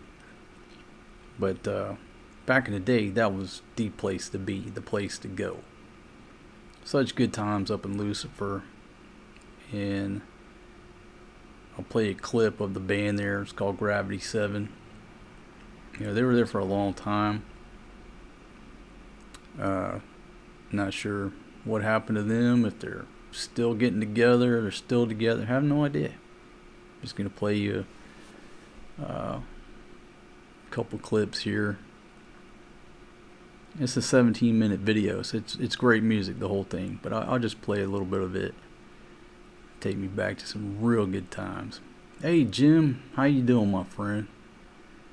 Good to see you. All right, here we go with this video.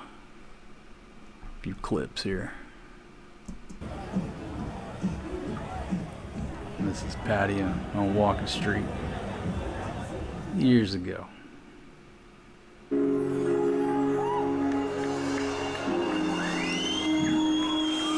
But the band members are from the U.S. except for the singer. She's Thai.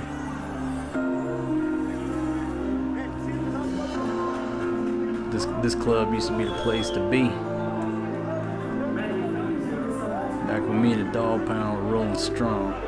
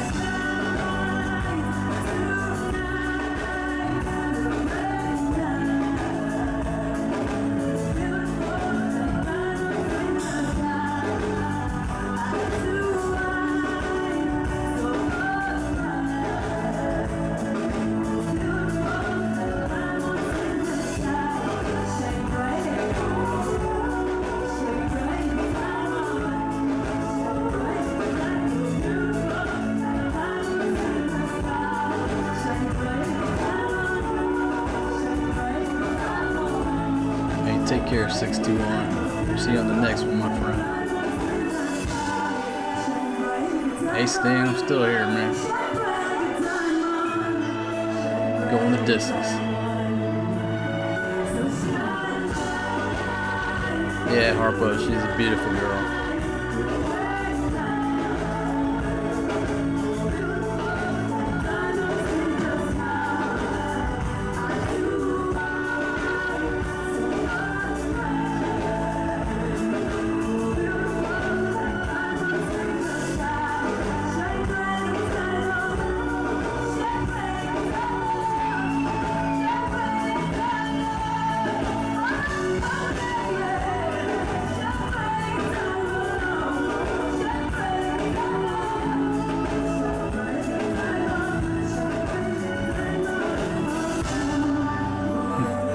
Hey Jim, yeah, she's been watching the kids handle business. They're sleeping now.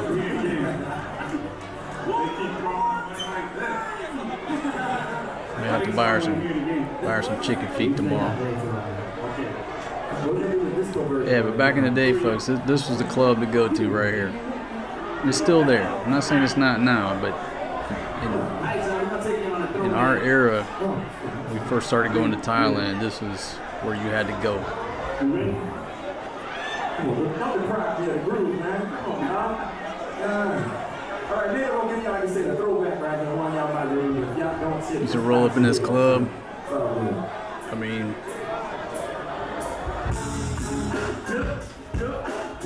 if you didn't find a girl in the club, all you had to do is walk out the door. Been waiting right there.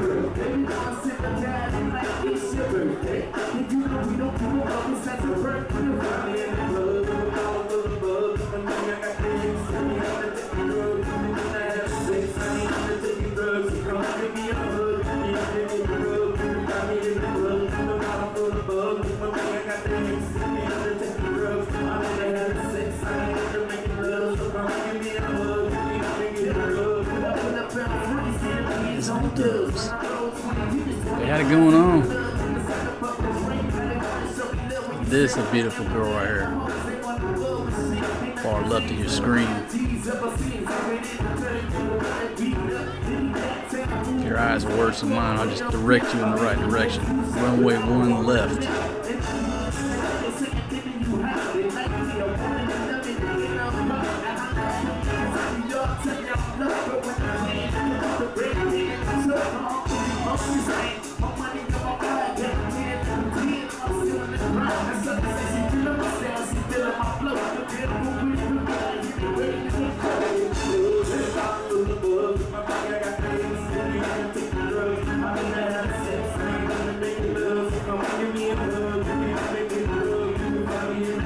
Big shout out to Gravity 7, wherever everybody's at right now.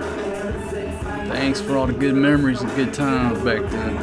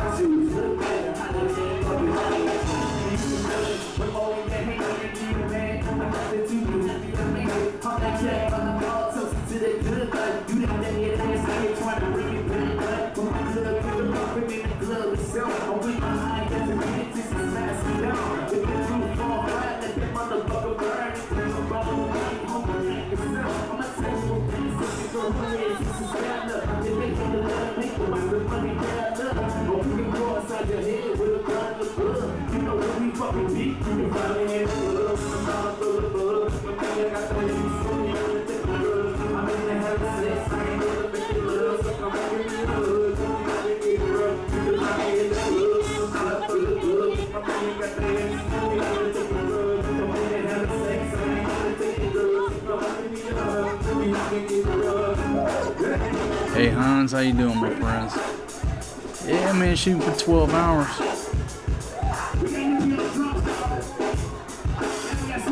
I don't know what my record is for live stream. I don't know if I ever got drunk and fell asleep on a couple of them. The camera just continued to run. I don't know how long they ran. This might be the longest one here, if I make it 12 hours.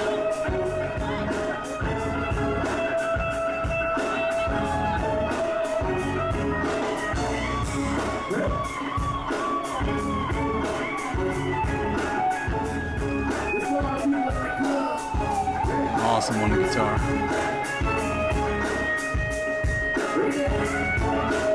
Another band, you talk about energy.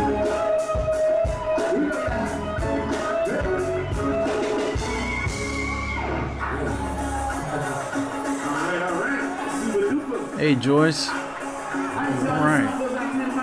Got Jamaica on station. Shout out to my girl Jamaica and Bahrain. Hope you're doing well, dog. Got old girlfriend named Jamaica. Hey Ray, I'm still here. Got Norway on station. Missing the Philippines.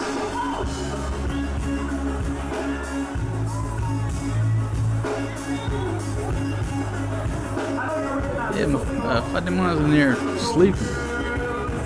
Back in the day, I'd have 2 chicks on giving me a massage during this whole live stream.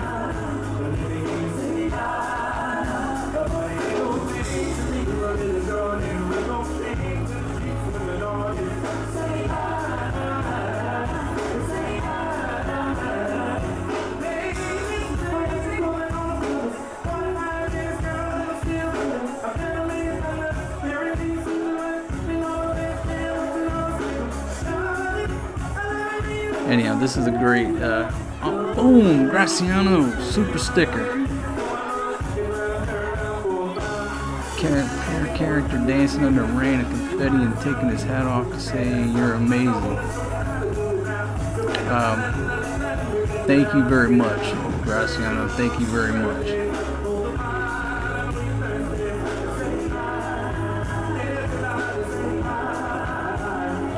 Okay, is it showing? Okay, can you see that? You can see the text now, right? Just to verify one more time. Hey Maximus, yeah, most everybody in the band is from the States, and then the singer, the girl's Thai. This is Thailand, this is Patty, way back in the day.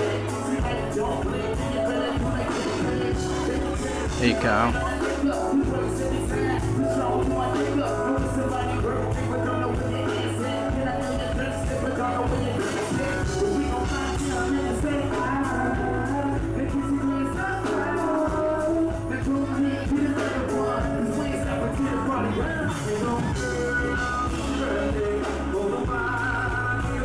Hey Reed.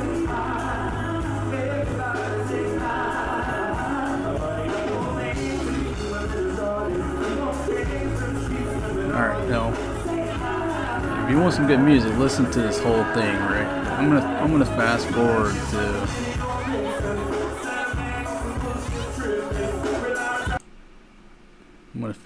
just a little bit. Just gotta listen to this girl's voice.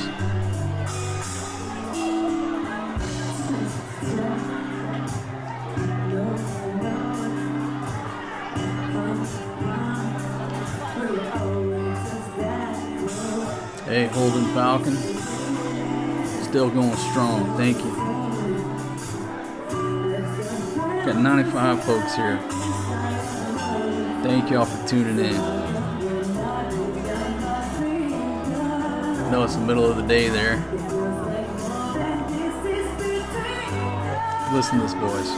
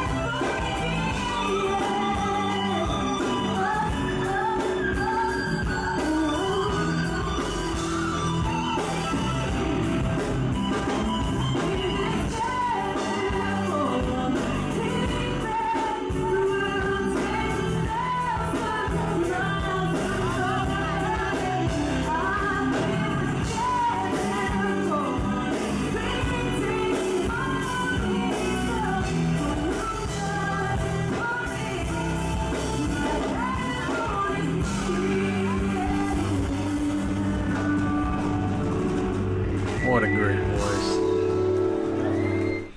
What a great voice. So anyhow, if you want some good music, just go to that playlist, and there's just a lot of good where you can just hit play and sit back and have some good music. I got the one from when me and my old man were in Nashville. What a great time there when it came back to the States for that brief period during the lockdown. Tootsie's Lounge, Nashville, Tennessee.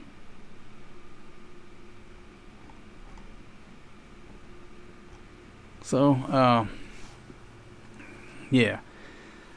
Folks, if you're just joining me, if you're just tuning in, I'm trying to get to 12 hours. I'm on a downhill slope. Coming up, I got about 2 hours and 22 minutes to go. So once I break inside that 2 hour mark, it's all downhill. There's no stopping me now except for a brownout. Better knock on wood, because that happens here. So if this stream goes down, it's not because I fell asleep or gave up. It's the only thing taking me down now is a brownout. I'm going the distance. The question is, do I cut it just before the 12 hour mark where it'll stay as a video, or if I go over to 12, supposedly they won't archive it, right? It's too long. What should I do?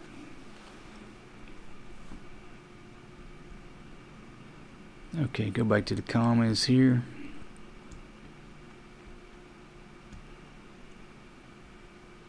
Okay, Barney checking in from Waco. Yeah, I'm trying to get to 1 million subscribers by tonight. Stranger things have happened. Yeah, thanks for all the support, my friend. Thanks, Graciano. Thank you very much. When am I getting a new grill? I got it picked out. You know what? I'll order it in the morning. I got to get that grill here. Everybody loves barbecue. My goodness, I love barbecue. I got to go back to grilling every night. It's just the way to go. It's the healthiest for us. Just grill meat and vegetables. If I can get Fatima to stop eating rice with the grill operation, she'll probably lose some of those kilos. But if you're just grilling meat and vegetables, how does it get more nutritious and healthy than that? It's just 2-3 servings of rice that she eats with hers. Start a new one after you get some rest and refuel. That's what I should do. That's what I should do.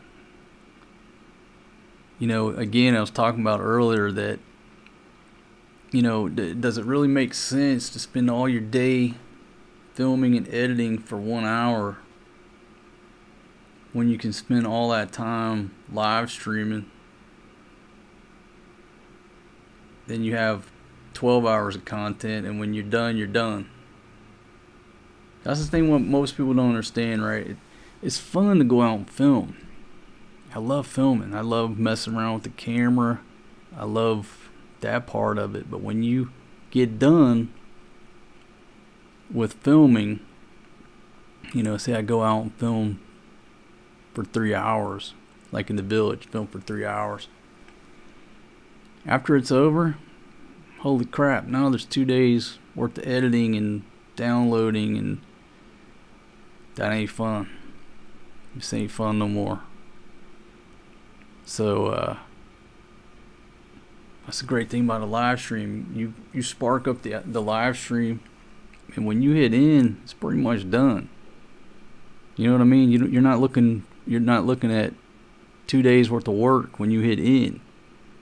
By the time this is over, I will have literally been on the air for 12 hours, and when I hit end, I'm going to take a shower and hit the sack.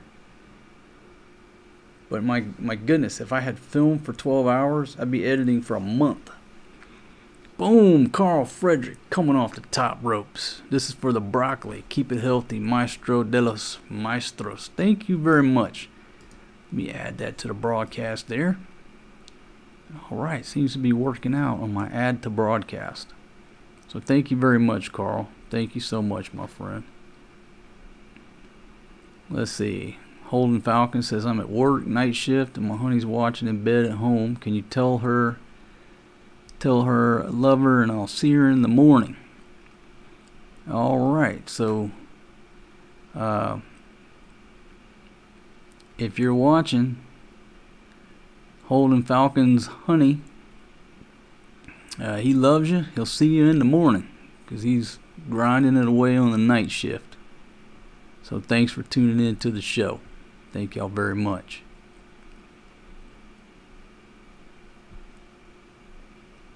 Let's see. In the last 3 years, the only time I was gaining weight, I was in Japan eating rice. Everybody else was losing weight. You know, I mean, that's what's made Fatima gain all this weight. It's just going down there and changing the diet to mostly rice, because that's what everybody down there is used to.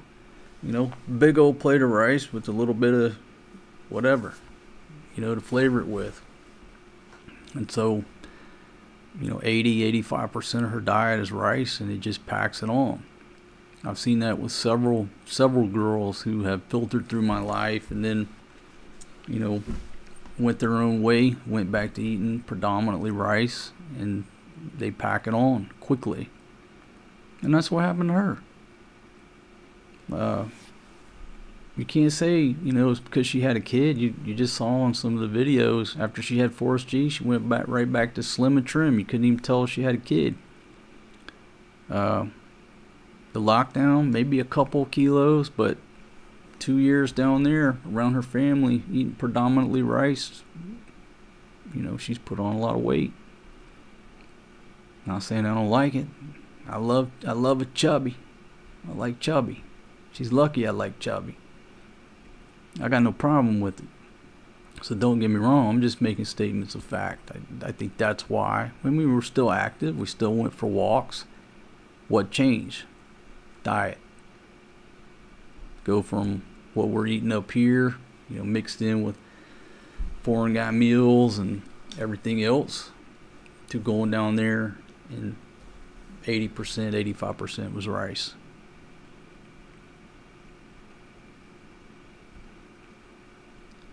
Let's see, Tommy, what program do I use for editing? I use Final Cut Pro. And the reason I use Final Cut Pro, because that's what I've been using for years. That's just what I know how to use. That's what I use.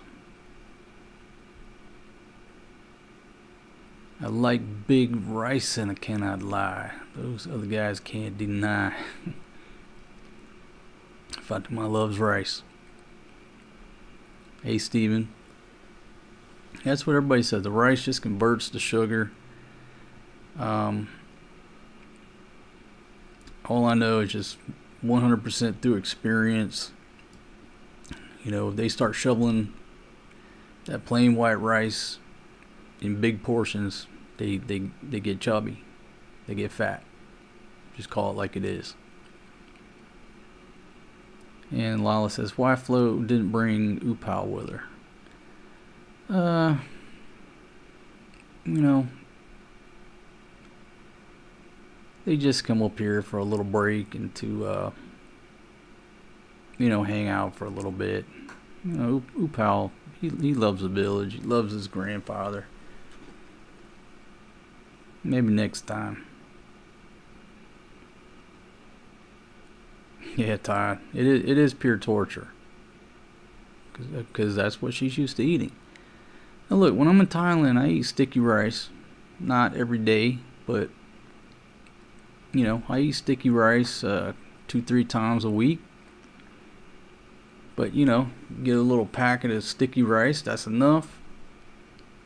I like the taste. It's delicious. But eating a big ass plate, and what she'll do is eat a plate of rice while she's cooking. and then sit down and eat another plate of rice while the meal comes, okay.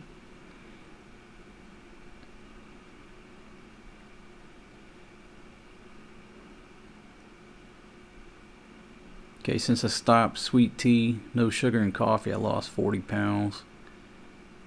And the biggest help for me losing weight was starting every day with eggs and no carbs.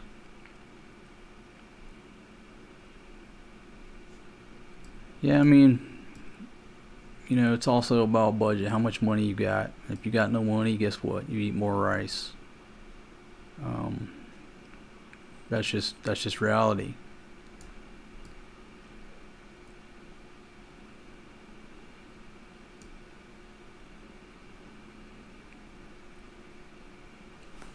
Yeah, so since I got married and have a 5-year-old, I gained weight and lost a lot of money. Yeah, so we'll see what happens. I mean, we're up here now, eating more of what I like to eat. So she's not eating the highest, 80%, 85% of rice on her diet on a daily basis. We'll see. We'll see if it makes any difference. Mine just told me she needed a new rice bag. Bought it and found there was a new 20-pound bag here already. Asked if she knew about it, and she said yes, but was worried she would run out one day. Exactly. When the rice gets low, they panic. It's like Americans and toilet paper. Get low on toilet paper, you panic. Same. They get low on rice, they panic. Same with this one. And if you know anyone having cancer, cancer loves sugar. Yeah, my wife is Thai, so I know all about the rice thing. Yeah, I mean, my Thai wife, obviously she loves rice too, but not like, it's different than this one. She ate a more rounded diet with more vegetables and variety. At least mine did. So I would say percentage of rice was like less than 20% of her diet. She was skinny as a rail. But this one, when went to 80%, it's just too much.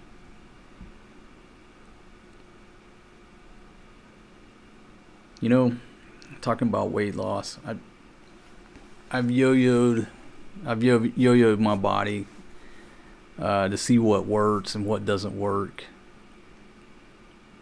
And I tried, not that I needed to, I went on the Atkins diet when I was probably, 30, somewhere in there, around 30. I was just helping out a buddy of mine, my buddy Dave. He was 350 pounds, whatever, plus, probably 375. Needed to lose some weight, did all the research on that Atkins diet. I didn't believe it at first. I was like, man, there's no way you can eat all you want, all the meat and, cheese and eggs and lose weight. I was like, oh yeah, man, yeah. So I went on the diet, I stuck to it. Folks, within a few months, I looked like skin and bones. When I look back at those pictures, I took it way too far. I mean, I lost that weight. I got down to where I didn't look healthy. If you look at those pictures, not to be insensitive, but I mean, I looked like I had something wrong with me, right? Just took it too far, and I was eating like crazy. Go to that Golden Corral buffet and tear up all the meat. But if I stuck to that diet, I drank one Mick Ultra a night. So you can have like 6 carbs a day. It zapped me down.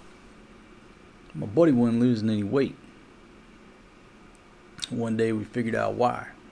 Because he's on the phone. We're on the phone with him, and all of a sudden in the background, we're like, hey man, meet us over at Golden Corral. All right, I'll meet y'all over there. I'm on my way. In the background you hear, sir, would you like to supersize that? Would you like an apple pie with that? So he was cheating the whole time.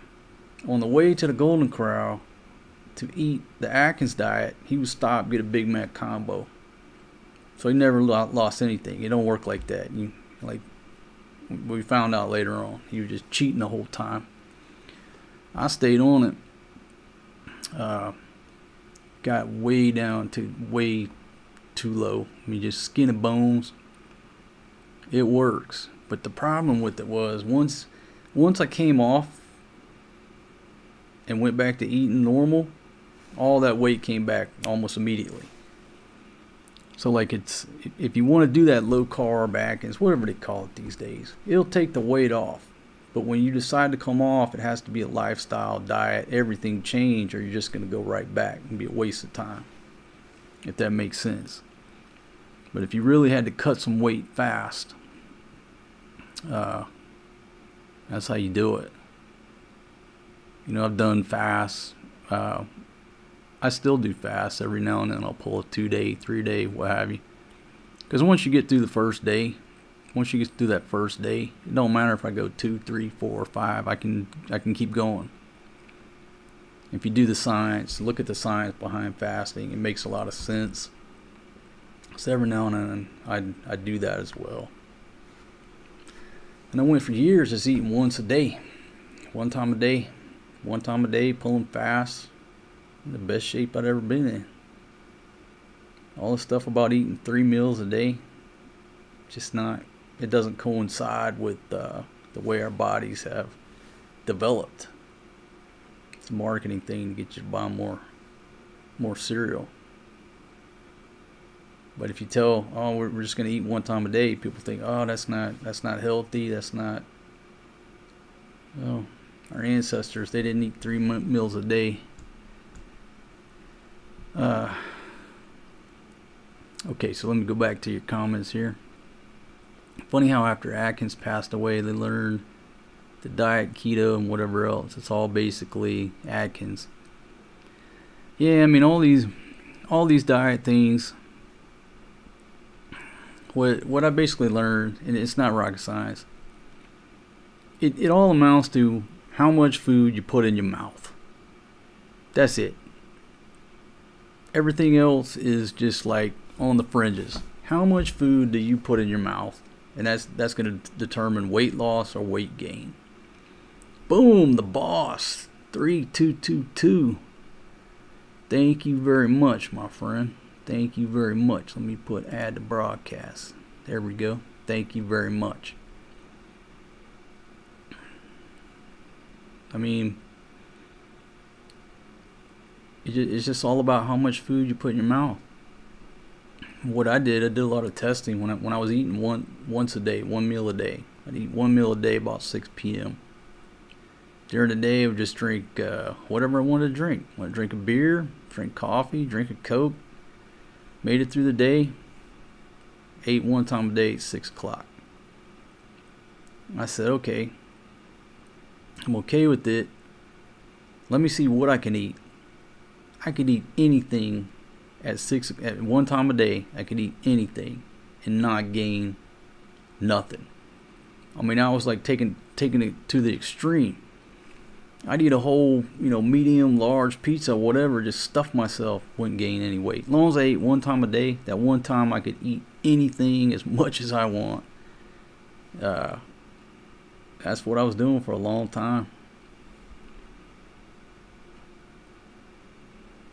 And obviously, since I quit drinking, I've lost a lot of weight over the past year by doing nothing but quitting drinking. Well, plus I was pretty much starving to death down there because nobody ever cooked for me or cared about what kind of food I wanted to eat. Most of the time, like, hey, what do y'all have? Ugh, most of the time I didn't eat down there. So I lost a lot of weight. Since I've been up here, I put on a few pounds, put on a few kilos because I've been eating, period. But between stopping drinking and being around that cooking down there, I didn't do a whole lot of eating. Let's see. Hey, ball guy, how you doing, my friend? Let's see. It's not the food, it's the chemicals. Yeah, that's not good either. Yeah, SML, I'm still rolling strong. Coming up in a few minutes here, I'm on the less than 2 hour mark. You know, getting a little tired, but only because it's midnight here. It's coming up on midnight. Folks, usually I'm in the bed. I go to bed with the chickens these days. And I get up early. I get up 3, 4, 5, somewhere in there. So I'm up and at 'em early. But I go to bed early. Yeah, would I go back to drinking like red wine? That's a possibility. You know, again, for 2 reasons. Number one, I miss having that drink while I'm barbecuing or cooking. Just the daily routine. I miss that part. Number two, there's a lot of good properties to red wine, at least in the research I've conducted. You know, the research basically says the more red wine you drink, the longer you live, to a certain extent. Now, they can't say that, but that's what the science says. So there's a lot of good properties to red wine. Lowers your blood pressure. So I figure if I'm drinking a couple glasses, 2-3 glasses of red wine at night, minding my own business, barbecuing, talking to you fine folks through my camera, what's the downside of that? But I'm not there yet. But I might go to that. Let's see. Carl says I eat perhaps once a day, keep it going for like 20 hours. I'm 55 and feel like a tiger. Eat only when you feel like it. The body tells you when and why. That's true. Absolutely. I mean, once I got on that routine of eating once a day, I felt so much better. I had more energy. I could eat anything I wanted at night, so I looked forward to it. I'd sit there all day and think, man, what do I want to eat tonight? Because think about that. In 1 week, I only had 7 meals. I only had 7 different options. So it worked out real well for me. And 0 snacking. I didn't do any snacking other than just, drinking some, back then I was still drinking. I'd drink a beer, drink a Coke. If I wanted coffee, whatever I wanted. But I felt so much better. It's hard to do that when you're living with somebody or you have kids. It's very difficult to do that. If you're living by yourself, it's very easy to be disciplined to that. Over at the ranch over in Thailand, I don't even keep food around. I literally don't keep any food there. Why? I roll over there. These days it's just me. Why I need to keep food around? I don't snack. Pretty much when I'm over there, it's once a day. Go eat lunch or late lunch, what have you. My little local spot. That's it. Ain't no food at the house. Ain't no snacking. 0 snacking. Don't keep food there. Let's see. Red wine is another excuse for drinking, but hey, it's your life. Yeah, that's one way. That's one way of looking at it. That is one way of looking at it. It's going back to drinking. But it's a little bit different as well. I got a buddy. He's got a family member. He drinks like 2 bottles of wine a night. The guy's in his 70s. Still looks like he's, 40 years old. Partying like a rock star. Doing great. Does the red wine have something to do with it? Maybe. Because I guarantee you, if he was drinking a bottle of vodka a night, he wouldn't be in the shape that he's in. If he was drinking a case of beer every night, he wouldn't be in the shape that he's in. So there's got to be some truth in this red wine being good for you. Boom, Danny, off the top ropes of the octagon. Thank you very much, my friend. Thank you very much. Let's see, can we see that on the screen? I think we can. I think I've got that technical piece worked out. Let's see.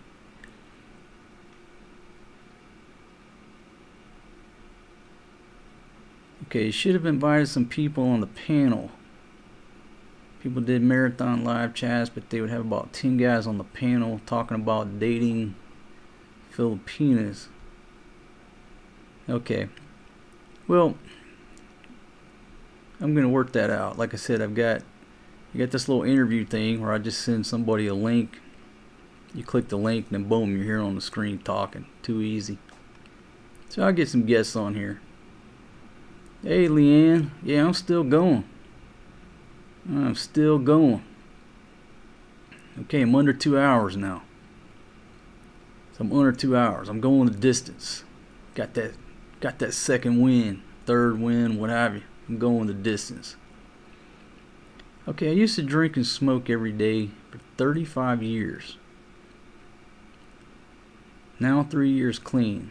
Best thing I did, and I lost 47 pounds. Man, good on you, my friend. Good on you. Yeah, I'm telling you, folks. You know, his story just the same as mine. If you just give up drinking, you're gonna lose weight. You know how much I can't say, but just by stopping drinking, you're gonna lose weight. And I've talked about it before. That's one of the big factors that prevent me from going back to drinking, because I mean, you can see those videos. Look at all those videos. I can see myself with that big, pumpkin head, just big belly. Why? Because I'm drinking a case of beer every day. And I don't like that look. I'm not in the best shape I've ever been in, but I'm in much better shape that I quit drinking. I feel better. I sleep better.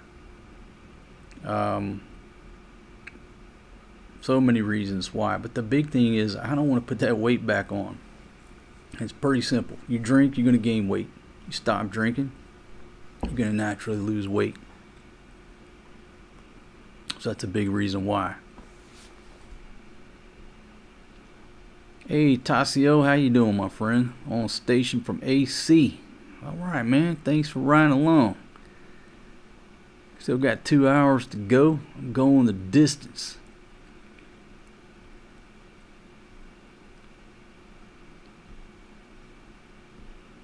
Okay. All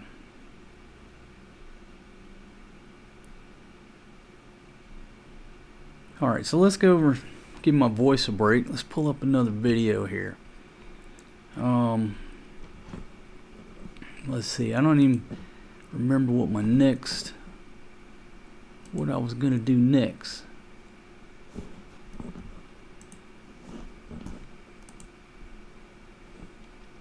This mouse is sort of noisy.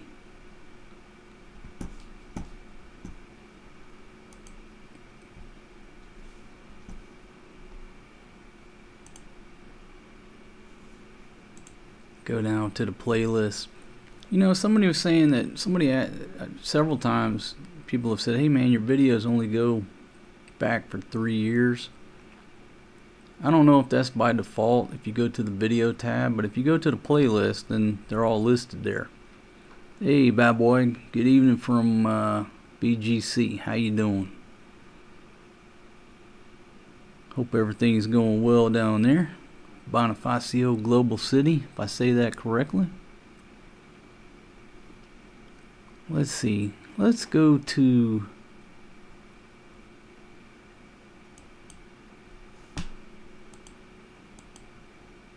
the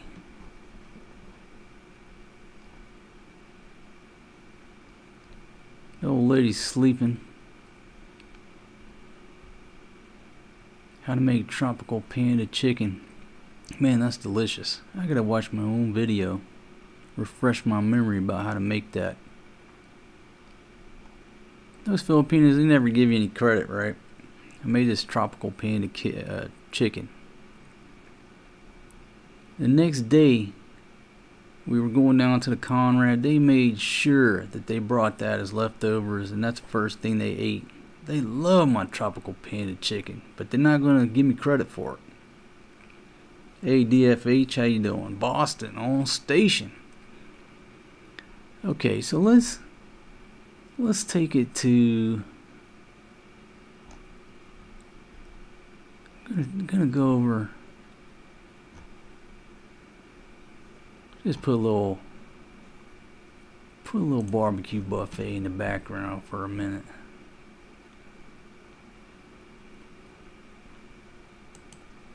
So many barbecue buffets.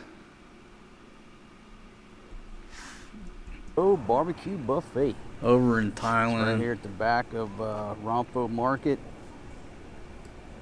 Here in Jomtien Beach, Thailand. It's the back of the bar complex. So many delicious restaurants. I'm waiting on my friends to get here. And But it's a beautiful night. It's been raining today, so everything is nice and cool. You could eat out every night for 10 years and probably check not go to out all the What restaurants. Rompho Buffet has to offer. I want to thank you for joining us. Okay, and before I forget, it's 259 baht per person. 5 to midnight are the hours here. So, you know, $7.50, $8. You can eat like a king buffet. every night. Look at this beautiful lady over here. There's my friend Amy. Yeah, folks, you've seen this lady before. And I thought our friend Ann was coming. A West 1841, the 800-year-old horse race. Hello, beautiful lady. Okay, so our friend Ann is coming. She's a little bit late.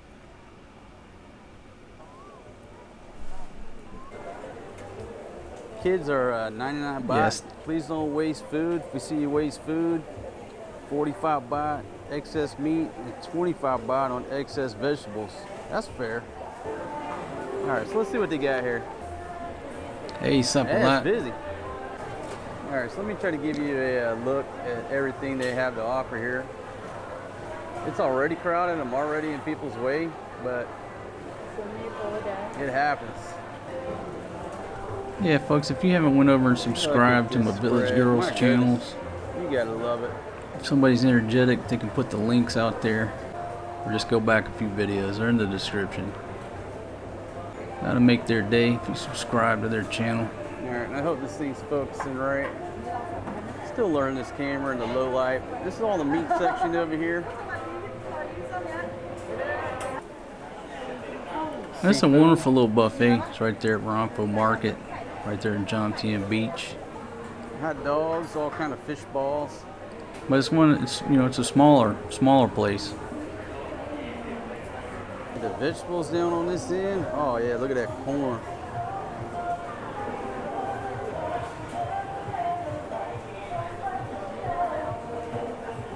Folks, this is one heck of a salad bar. If you like salads, you need to come right here. Rompho Barbecue Buffet. This is a beautiful, beautiful salad bar. There's another look at it. I gotta pick and choose my times because I am in everybody's way, I assure you. And then over here is another look at the meat section.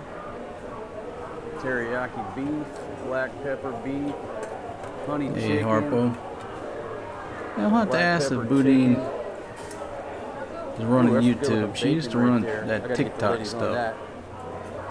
Barbecue pork, sawan pork, teriyaki pork, all the way down the line. Now, folks, I'm just learning this camera. I know Hey, it's Steven. focused, it's like Currently in the pulsing. PI, my friend. But this I'm trying to video figure out right how to here film, that I'm close-up showing is from stuff. Thailand. Still figuring it out. There's your look at the beer selection. They do have Ho Garden. All right, folks, we got my friend Ann on the scene. My friend Gotta get Amy her and microphone Ann. here in a second. Shout out to y'all if you're watching. Haven't seen y'all in a while. Let these ladies go to town. What the ladies were just saying, this place is very clean. Like the serving area up here, it's just a really clean, beautiful presentation on this spot right here. We did a video at the big one right down the road. I don't know, I didn't see the goon. I don't know. forget You the gotta name of find it. But that big one, you got to go early. Don't go to that big one during prime time. Oh, You know, she found on the down the shrimp. street a bit. You find the shrimp? Got to go early. All right, so there you go. So this setup here, This if one you've is never been a to Thailand, all-you-can-eat Thai barbecue buffet. you make the soup around the edge, you $7.54 barbecue on the top. USD. You gotta take that piece of pork fat and put it on top, or else all your food will stick. So that's what the pork fat is for right there. And these ladies are looking for the shrimp, but they said 10 minutes they'll put the shrimp out. Yeah, you gotta love the. There you go. So that's the first step right there, folks. These little barbecue buffets. First step, you got to put that pork on there and rub that pork fat around, or you're just all your food is gonna stick. Yeah, the big one on Second Road. You know, past Ronfo Market, going down on the left. I forget the name. We did a video there. Maybe I'll pull it up in a minute. I mean, it's a great place too, but Okay, so they got some shrimp. I just going recommend on. you go early to avoid Now, the we first crowds. got up there, there wasn't any shrimp put out. They put some out and they went quick. เอาทำไมจานมาเยอะจัง And so I just want to give you, you know, wherever I go, folks, I just tell you like it is. I'm sure they'll put some more out, but You wait- talk wait about for a few good minutes eating to get right the there. shrimp going on here. I could eat there every night. Right. So we got going on here. Yeah, bad boy. Stacking I think shrimp Fatima in should there. be trying to eat Stacking my it going. piece of pork fat to grease up the เรียกอะไร grill. สไปซ์หรือเอาสิน้ำเปล่า Gentleman right Y'all here call them bringing me pop, some BSC. It's just like เบียร์สิงแก้วเดียว hit that video. Got Maybe a I'll pull that cold. up. อะไรนะ I was trying to go fishing สองหน้า and stopped off and got some sardines just to use as bait, try to catch me a bait fish. And Fatima, Marissa, Don't, but and Maria, it's no big deal for me if they do. they ate the sardines and the bread, which I was trying to use for bait to catch a bait fish. You know, to cut up and use as bait. They were over there eating the sardines. ไฟแครอท All right, some type of fried carrot. จะสุกเร็วไหมเนี่ยเอาให้ย่างนานๆได้ต้มเลยเนี่ยไก่ไม่ได้ย่างลมมันลื่นนะก็เลยบอกว่าวันนี้หนูไม่ยุ่ง Hey Hulk, how you doing, my friend? No plans in the near future to head back to the มั U.S. นก็ไปซาวน่ามันก็เสร็จมันก็ออกมาแบบ You know, it just takes so much out of you when you take trips over there. It takes a long time to recover from taking that hit. So it's basically, I made a huge blunder. I got this table right here in the thick of things. There's nowhere to put the tripod without somebody coming by and knocking the thing over. เขาอยากให้ร้านเขาดังจะตาย You know what? I'm not Steven Spielberg. I need to film. Hey Rick, เขาไม่ให้เขา I got beautiful ladies. I got beautiful food. you know, Fatima's been to Thailand a couple times. Somebody's gonna knock it over. She loves it there. I should have sat outside. All the Filipinos I've taken to Thailand, they love it. They don't want to come back. ใครก็อยากให้ร้านดั See ง how busy this place is? Because คนจะได้ดูมา food's good. These ladies are chowing down. Yeah, you talk about good food. All those little Shout out spots to like that. Miami, too. Fatima back in the Philippines. Arshine.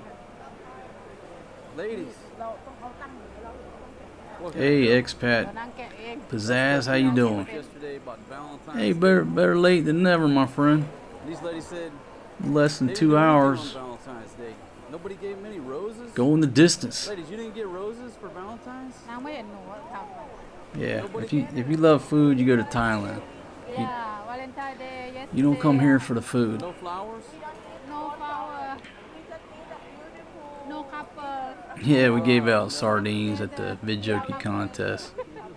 Filipinos love sardines. I go to the grocery store. Or we go to the grocery store. Carrot was also They get sardines because they want to eat sardines. I'm like, y'all don't have to buy that. Get some real food. Get some real stuff. They want to eat sardines.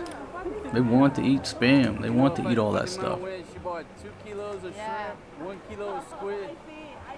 Yeah. If I just sent Fatima up there and said, hey, go shopping, she'd come back with a cart full of Yeah, no telling what she sardines, you know, Yeah, we make a canned soup now. meat, spam, When we put the spicy all that junk. sauce Right?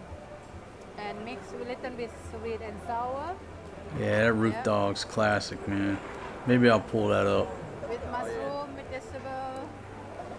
I get a little bit emotional seeing Pablo on there. May you rest in peace, my good friend. It was a good time. That's one thing I love about these buffets is the sauce. I just get all the sauces. I just soak the meat in there.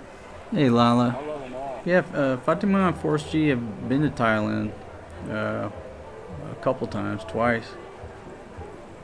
Or maybe Fatima's been 3 times. Forrest, you went twice, something like that. They've been to Thailand. Thank you, babe, for peeling my shrimp. Hey Reed, no, haven't seen Ruben or any of that crew, nobody in a while. Yeah, Steven, I've been over there a couple times in the past, years ago.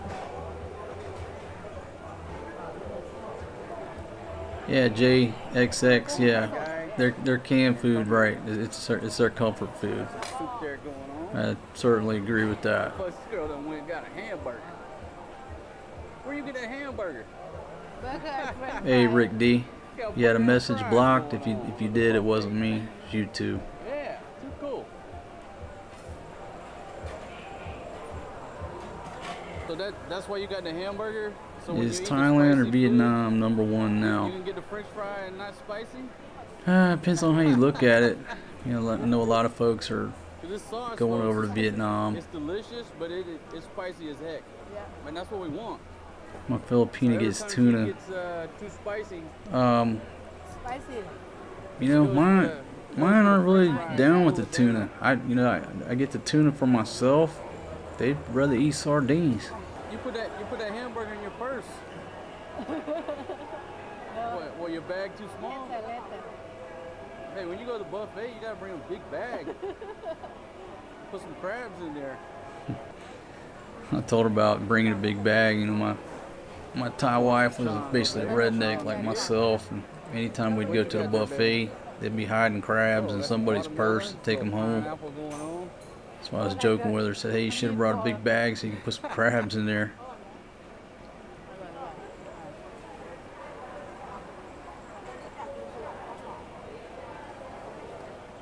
Salad.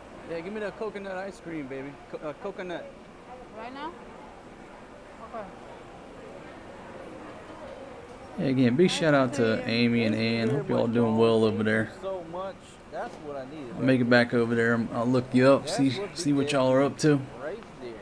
Now salad. Oh yeah. Well, think about it. They got really good ice cream too for dessert at these little buffets. Absolutely delicious ice cream. She is not shy at all. She got it. She got my ice cream, my watermelon, my pineapple. I'm a happy camper.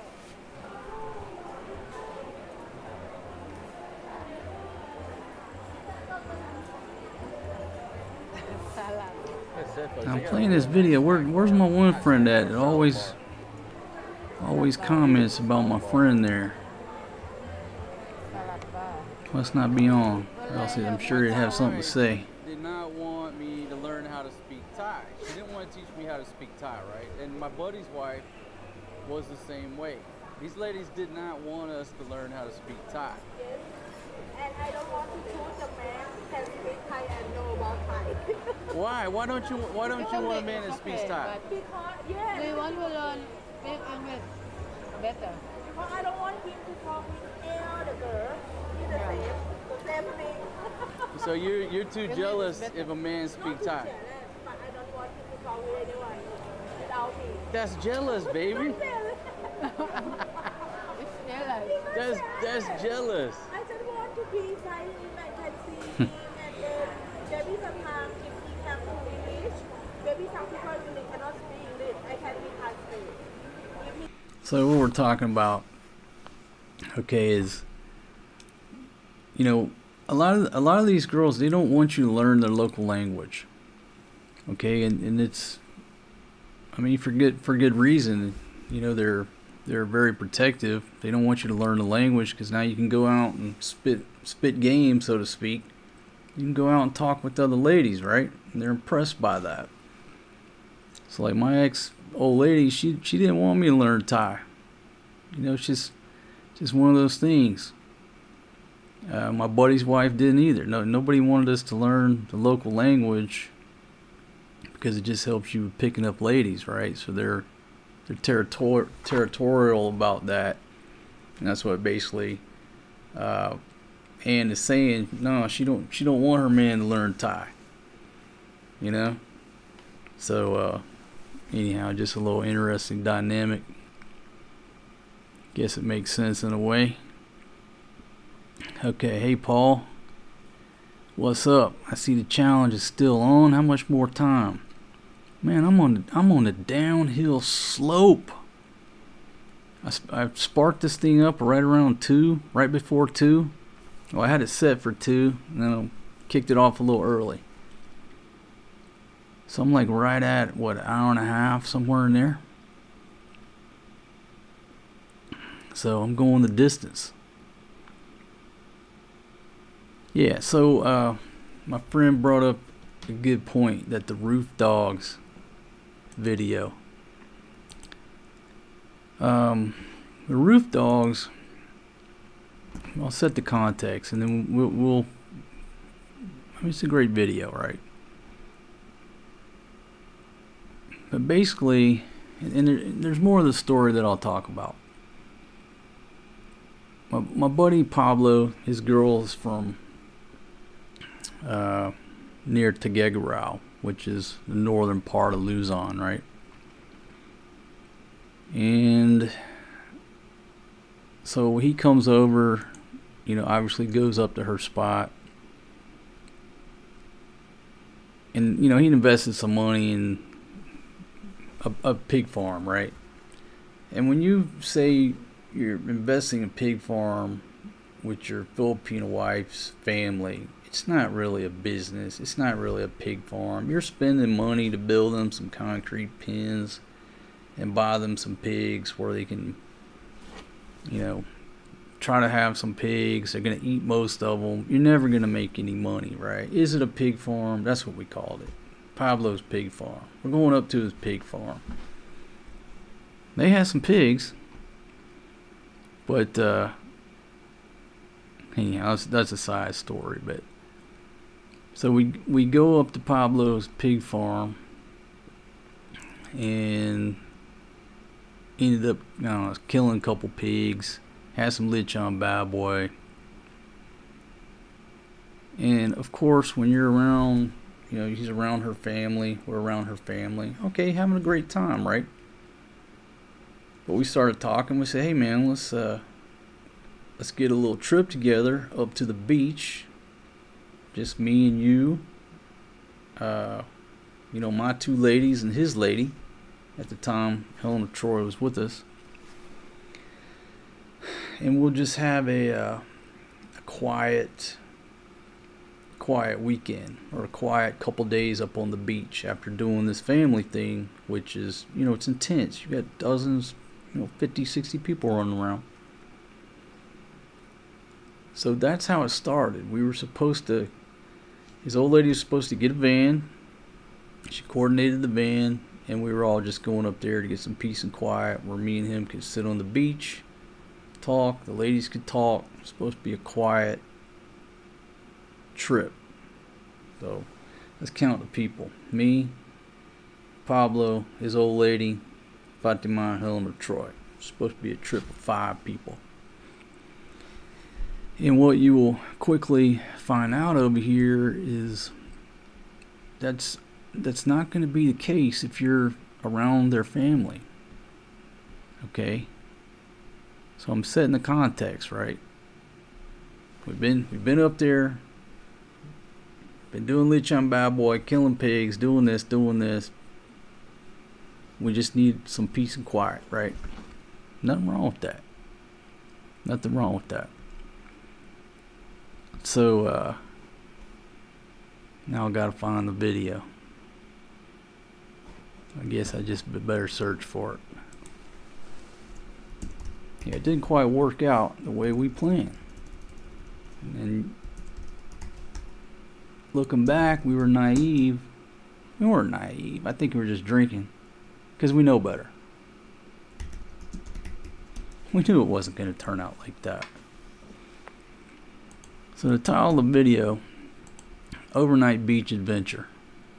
Roof dogs, warm beer, and yellowfin tuna for breakfast. And I'll just start playing segments of it. And it's a great way to close out the show. This one's an hour long, so I will just let it play, interject my thoughts on it. And again, my friend Pablo passed away. And I'll just talk about this when it goes back, when we talk about, you know, life is short. If you've got some type of dream or you've got these plans or whatever, don't wait too long. Don't wait too long, because your health could go down, or you could die. You could go down, and what was the purpose of having a dream if you didn't take a shot at it, right? And at the end, you know, close to right before Pablo passed away, he wanted to just go to his pig farm and just chill. We're like, yo, dude, you gotta work a few more years. You know, if you work 3 more years, 4 more years, whatever the hell it was, right? We're giving him sound advice, so we thought at the time. Dude, you gotta go up there with a little bit more money, right? So we're giving him what we think to be sound advice, which turned out to be, in actuality, horrible advice, because the man died. He never got to go up there and sit up there with his pigs and you know, drink beer all day and just chill. Because we were trying to give him logical advice. Nah, man, you just need to make it 3 more years and take your ass on up there. He didn't make it 3 years. You know, he died. So, in hindsight, you just never know. He could have went up there and lived to be 100 and went broke, not had enough money, been homeless. Who the hell knows? Or he could have just went up there and lived out the limited time that he had, lived out his dream. But by giving him logical advice, he never got to go not one day. Well, other than that trip. You see what I mean? So, like old Red said, right? Get busy living or get busy dying. Okay, let's cue this up here. Got that on. Make a big screen here. Here we go. Hill. That dog chased that rooster all the way up on that hill. And I think they're coming around the mountain over here.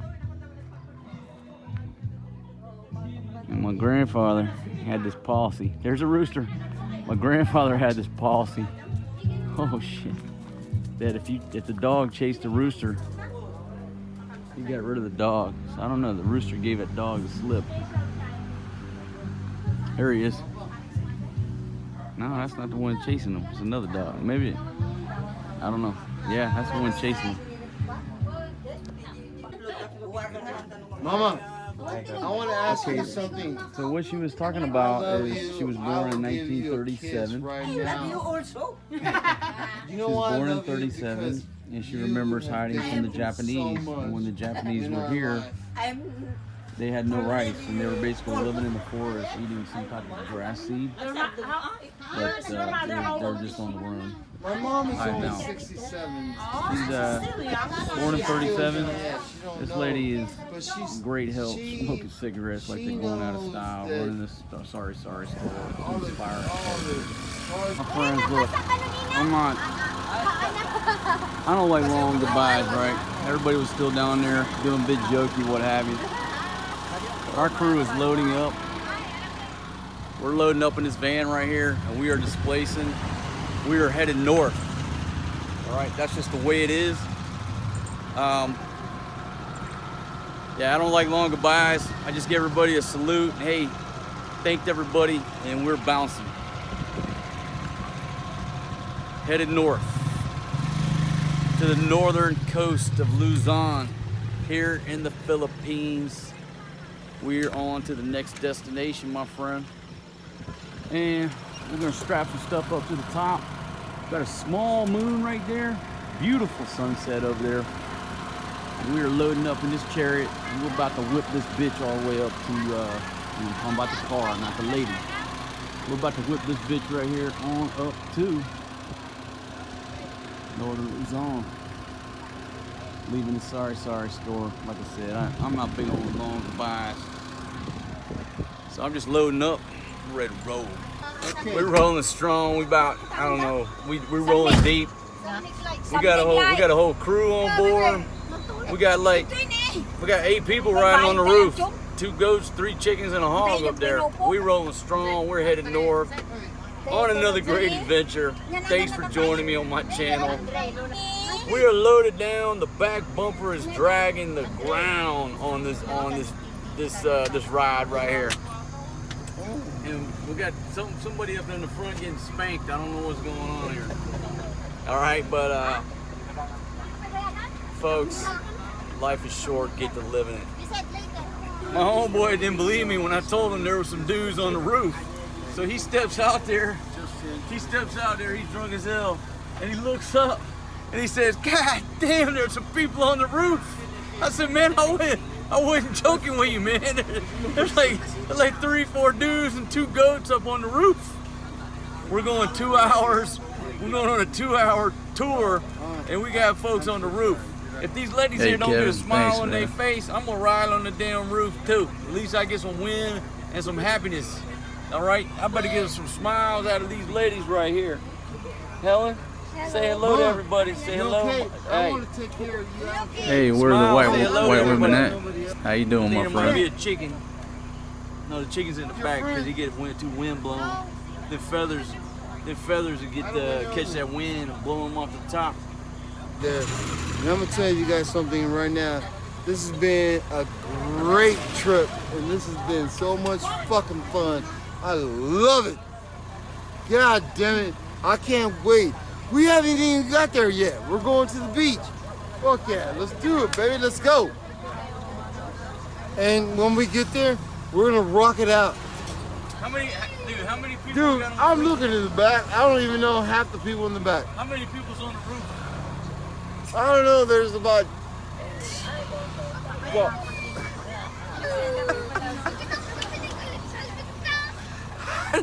how do we get motherfuckers on the roof? Dude.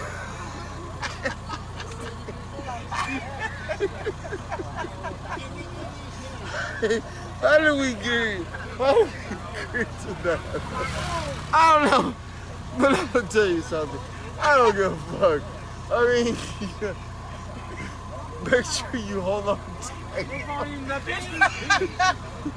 You told them to hold on tight.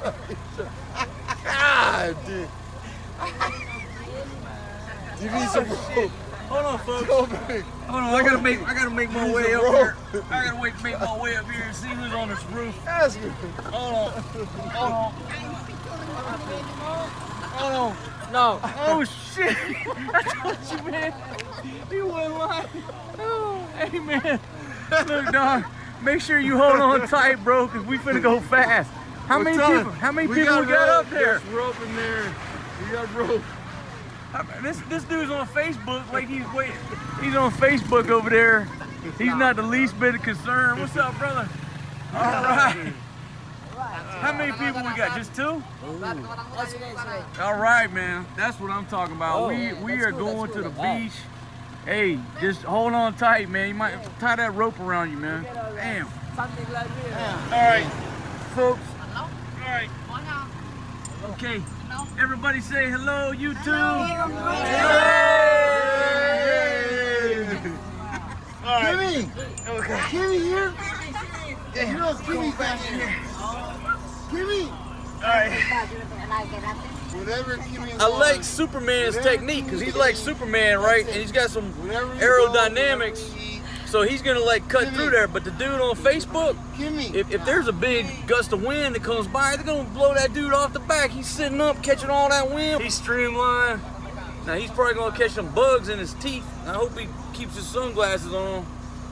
But damn, you thought we were joking about having people on the roof. Oh shit, I got 2 beers. Kimmy! Damn, thing ain't cold though.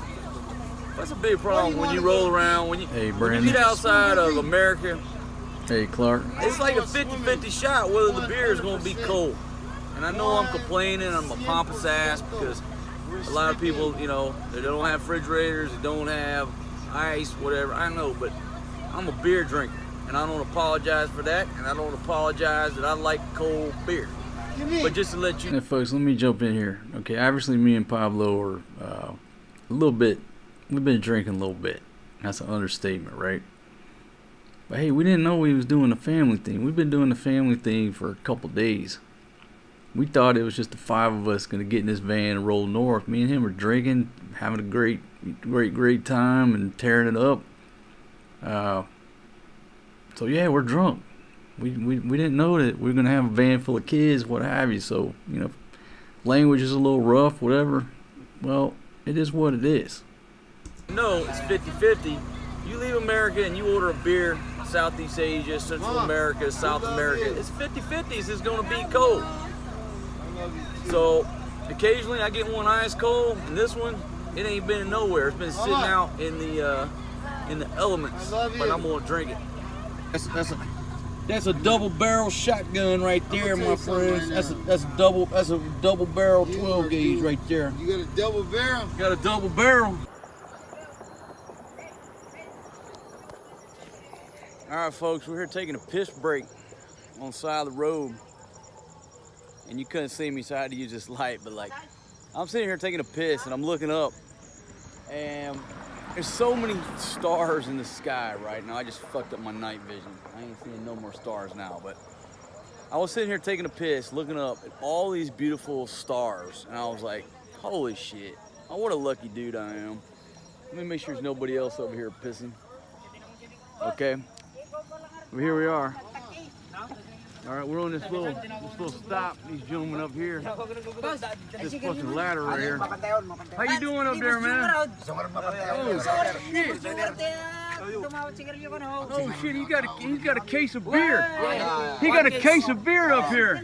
Outside, something light. I can climb on this? Yeah. God damn! Look at this. You don't have enough. The dude's on the roof. Okay, so we have figured out, unbeknownst to me and my buddy down there, the dudes on the roof right here are riding with a fucking case of beer. God. All right, so we figured it out. One case of something light here. Yeah, that's right. And I have one stick of Marlboro Red.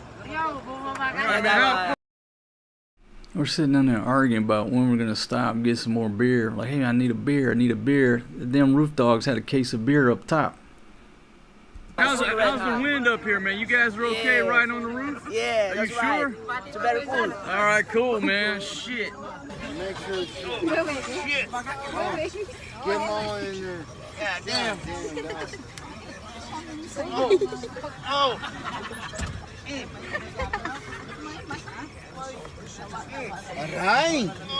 A little piss break.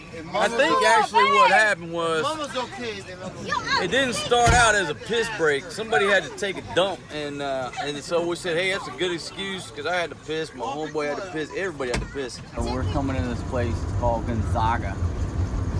Gonzaga. Gonzaga. Something funny just went down on my sheriff's wave. My buddy's wanting some more beer, and this girl is trying to tell him that there's some beer up there. He don't understand. So finally she just like screams out, the roof, like a dog, right? And what she means is we got a case of beer strapped up there. And so when she said the roof, my buddy goes, you mean there's beer up there with the roof dogs? So we got a new name for them two dudes. Hey, Peter, riding still up live, on the my top, friend. them the roof dogs. It's because the beer's up on the roof. Hey, those. We'll see. We're gonna walk around because at least stretch our legs. Thought them all didn't look too happy riding in that van for some reason. I want to talk tomorrow about the difference between an adventure and a trip. This is definitely an adventure. There's some negotiation going on over here to figure out if they have a place for us to stay, if we're just gonna camp out under the stars. Our 38, 42 people, however many people we got, caravan. But at least we're stretching our legs, so shit. It's all good, folks. There's no night swimming here, so everybody is loading back up. We are loading back up into the I'm gonna name this the clown van. I think this is affectionately known as the clown van. And I'm almost tempted to ride on top with these gentlemen. We had more people in that van than Here we go. So we don't the vans at the rodeo. Here, bag ladies. You got room for one more?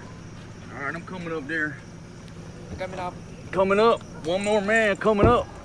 Shit, I'm not letting you guys have all the fun up here. Do you want to experience the top load? That's right, man. I'm riding the top load. My friend, I'm riding in the top load and I fucking got a cooler of goddamn beer. And I can stretch my legs and it's cooler up here.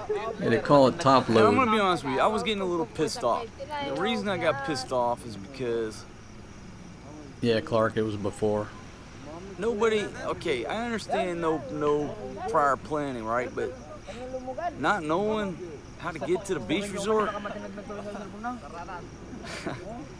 Obviously, we have no reservations. They have no idea that 38 people were coming at 9 o'clock at night.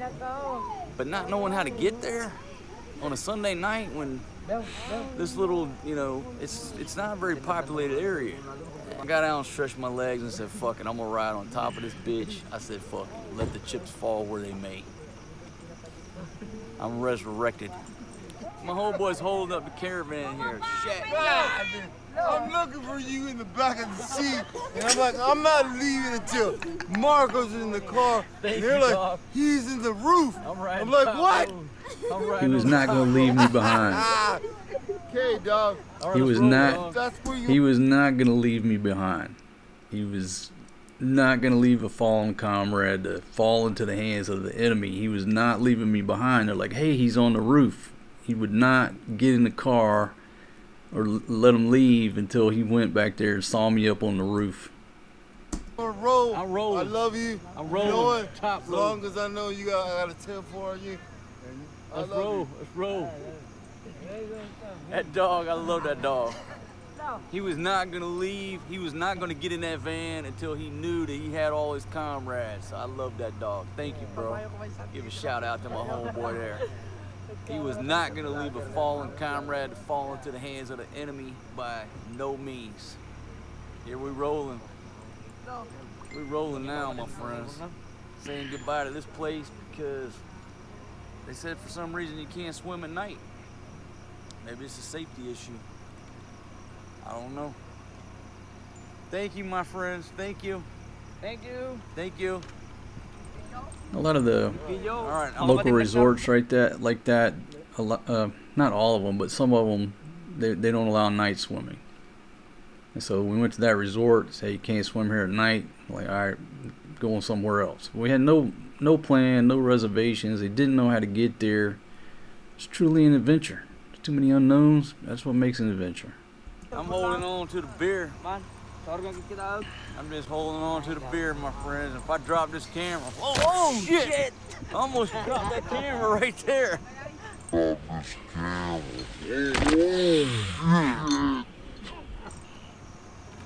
man, that kuyak gotta let us warn us if got some overhead wires.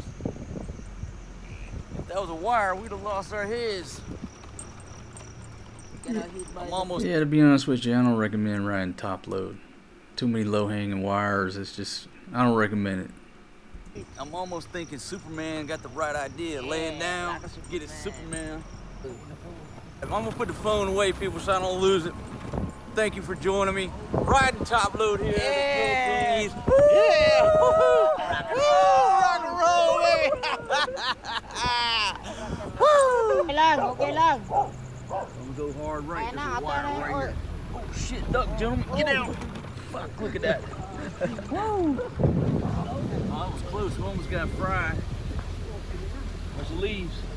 Why? All right, folks, I'm counting people. I got 1,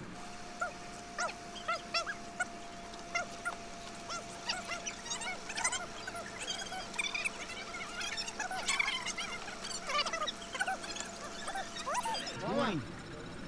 I think we got 20 total people in here. I think 20 is the number. All right, folks, up on the big camera now. Show you around what we got here. Yeah, Gonzaga's way up top. We got there. this cottage, pavilion, whatever you want to call it.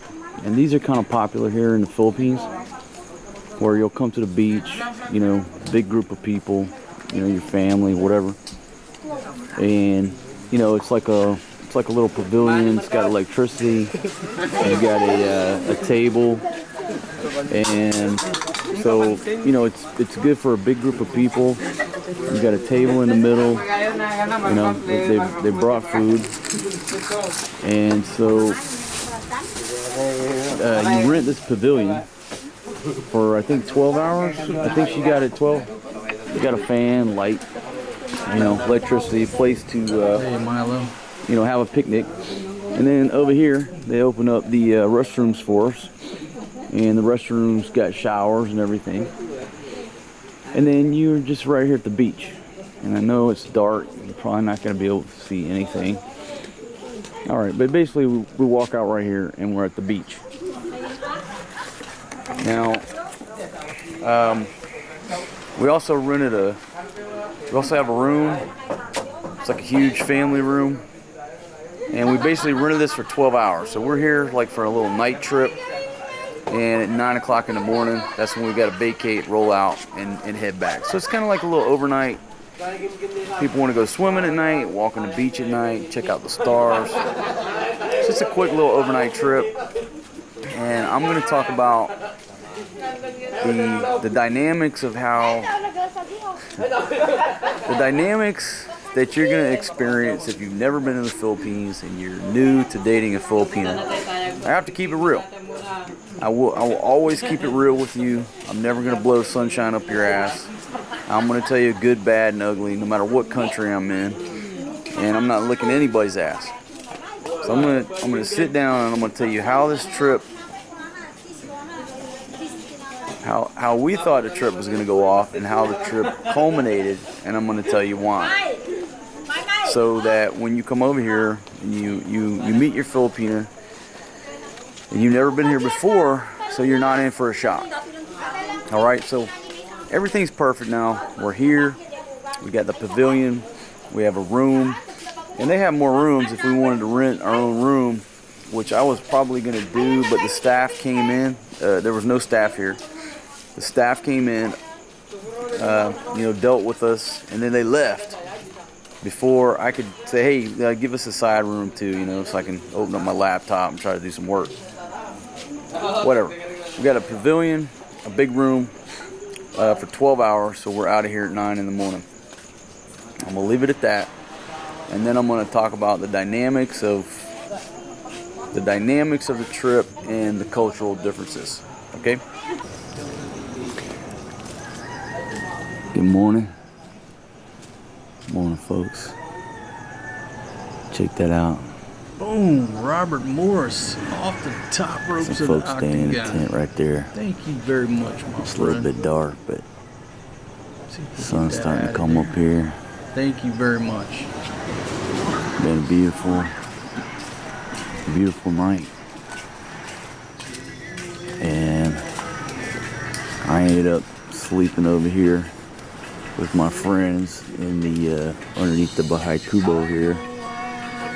And everybody's just now getting up. And it was a cool night. Good morning, good morning. It was a very cool night. Luckily I had my jacket or I would have froze my ass off. I know it's a bit dark, but I wanted to share. I just wanted to share this good morning with you. And take a walk on the beach before everybody else gets up. This is the sound right here that I slept by last night. It's the sound of these waves, gentle waves crashing. Right up there, my little hooch. And we rented that thing for 12 hours, and we rented a room that had bunk beds in it. And that's where all the ladies slept. But I went in there, folks, and I'm gonna show it to you in a minute. And it felt like I was in a fucking submarine. I couldn't sleep in there. Just couldn't do it. Felt like I was in a damn submarine. And I don't fucking like submarines. So I'll show you the submarine room in a minute. Hey Graciano, I appreciate it, my friend, but I don't know if I'm up for another 6 hours right now. Have to take a rain check on another day. Thanks again, Robert. Thank you very much, my friend. Yeah, this was a great time, folks. Just great memories watching this video.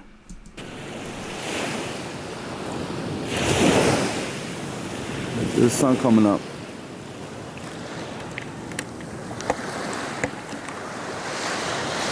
So, it's been a beautiful night. And, like I said, I got my jacket on. I'm wearing a pair of shorts. I wrapped up, use this as a blanket, my scarf. You see people wearing these travel scarves. The folks, they're really functional. I mean, these scarves serve anything from a towel to wrapping your head up, keep warm, to a blanket. And they're functional. So if you're traveling, you gotta have one of these. What do they call them? Scarves. Shit, I don't know. It's too early in the morning. This scarf right here saved my ass tonight. So I just chilled out. I gotta go check on the ladies here in a few minutes and see where they're at. But I want to talk to you about a topic before everybody gets out here.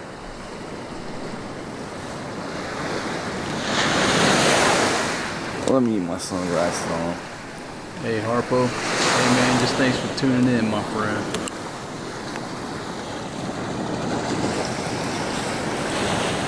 Alright, check it out. I want to talk to you about differences in culture. If you're a first-time dude coming over here to the Philippines, you know, I'm trying to help you. And this could apply to a lot of cultures outside the West. So I'm going to talk about what happened. So it's a lesson. In the Philippines, family is of the utmost importance. Okay, in the West, we don't have the strong family bond, the strong family ties. Most of us in the West, we don't, compared to places like the Philippines. And here, there is nothing more important than family.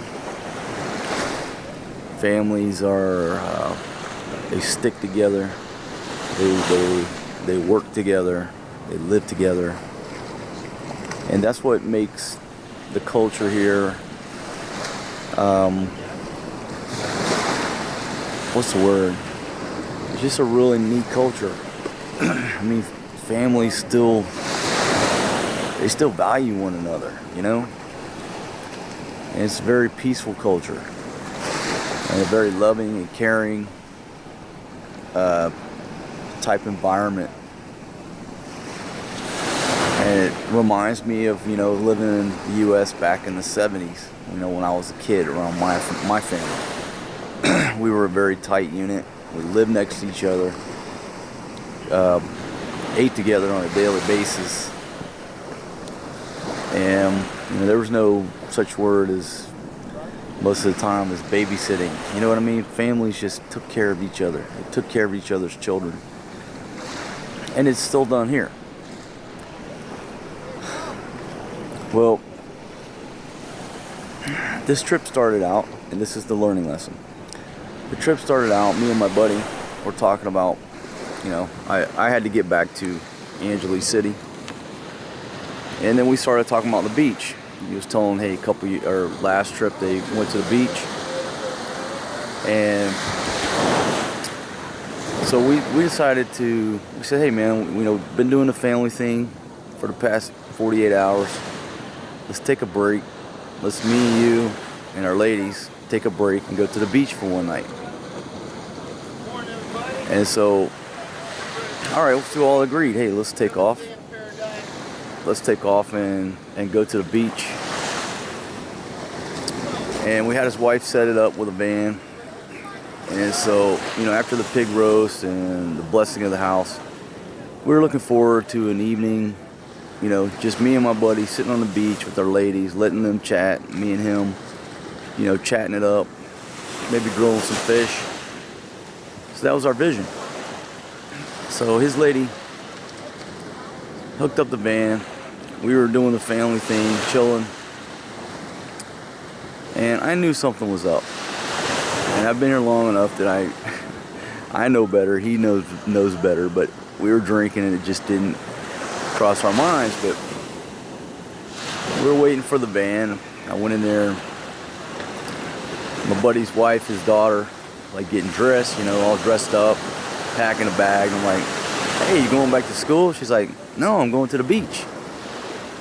I'm like, okay, all right, well, that's cool. You know, girl's daughter's gonna come, no big deal. No problem. And so we're sitting up at the Sorry store, chilling.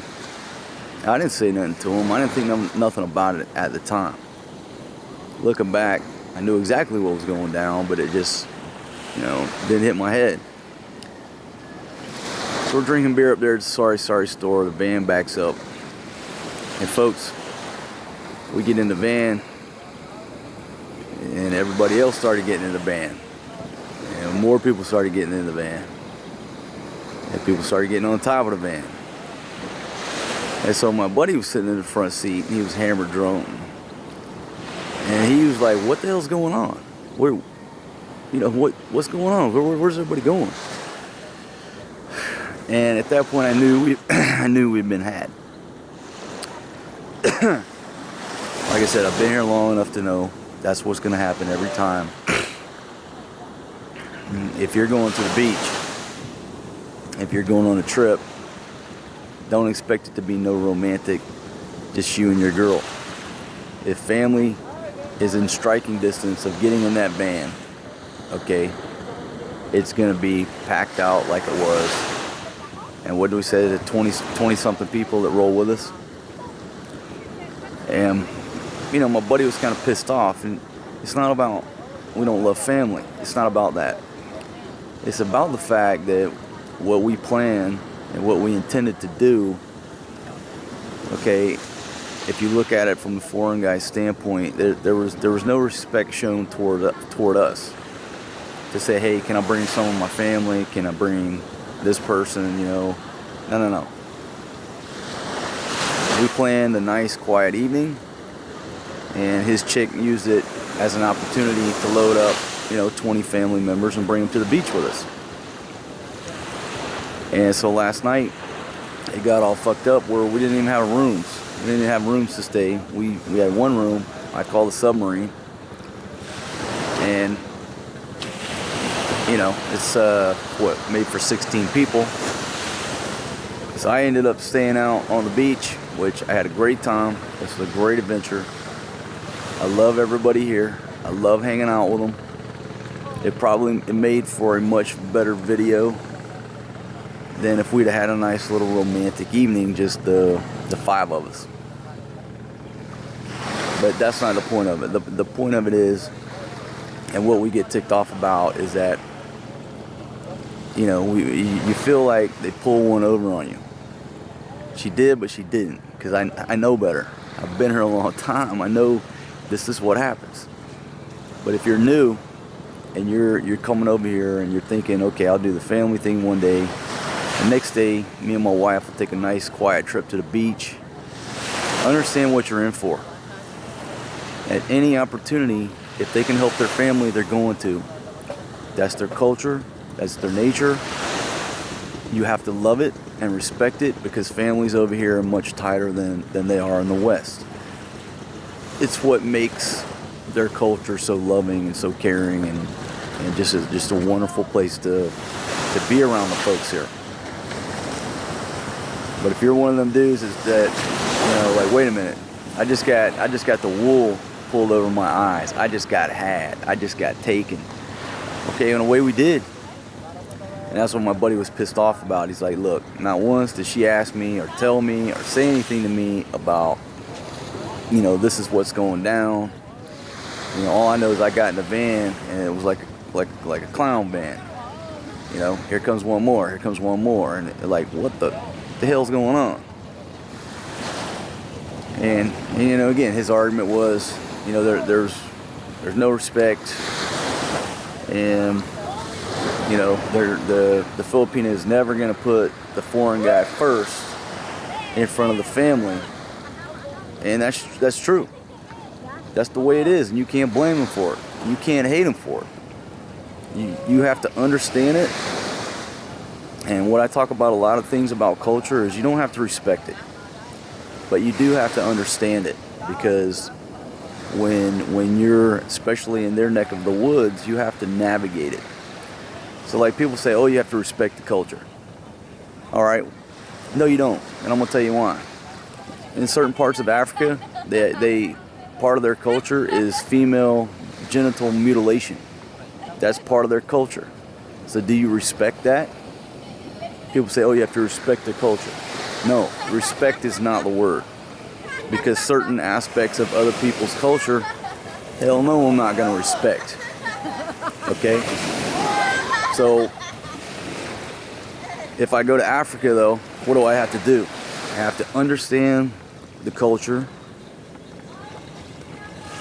You know, I have to recognize it, understand it, and I have to know how to navigate it. But it doesn't mean I have to respect it.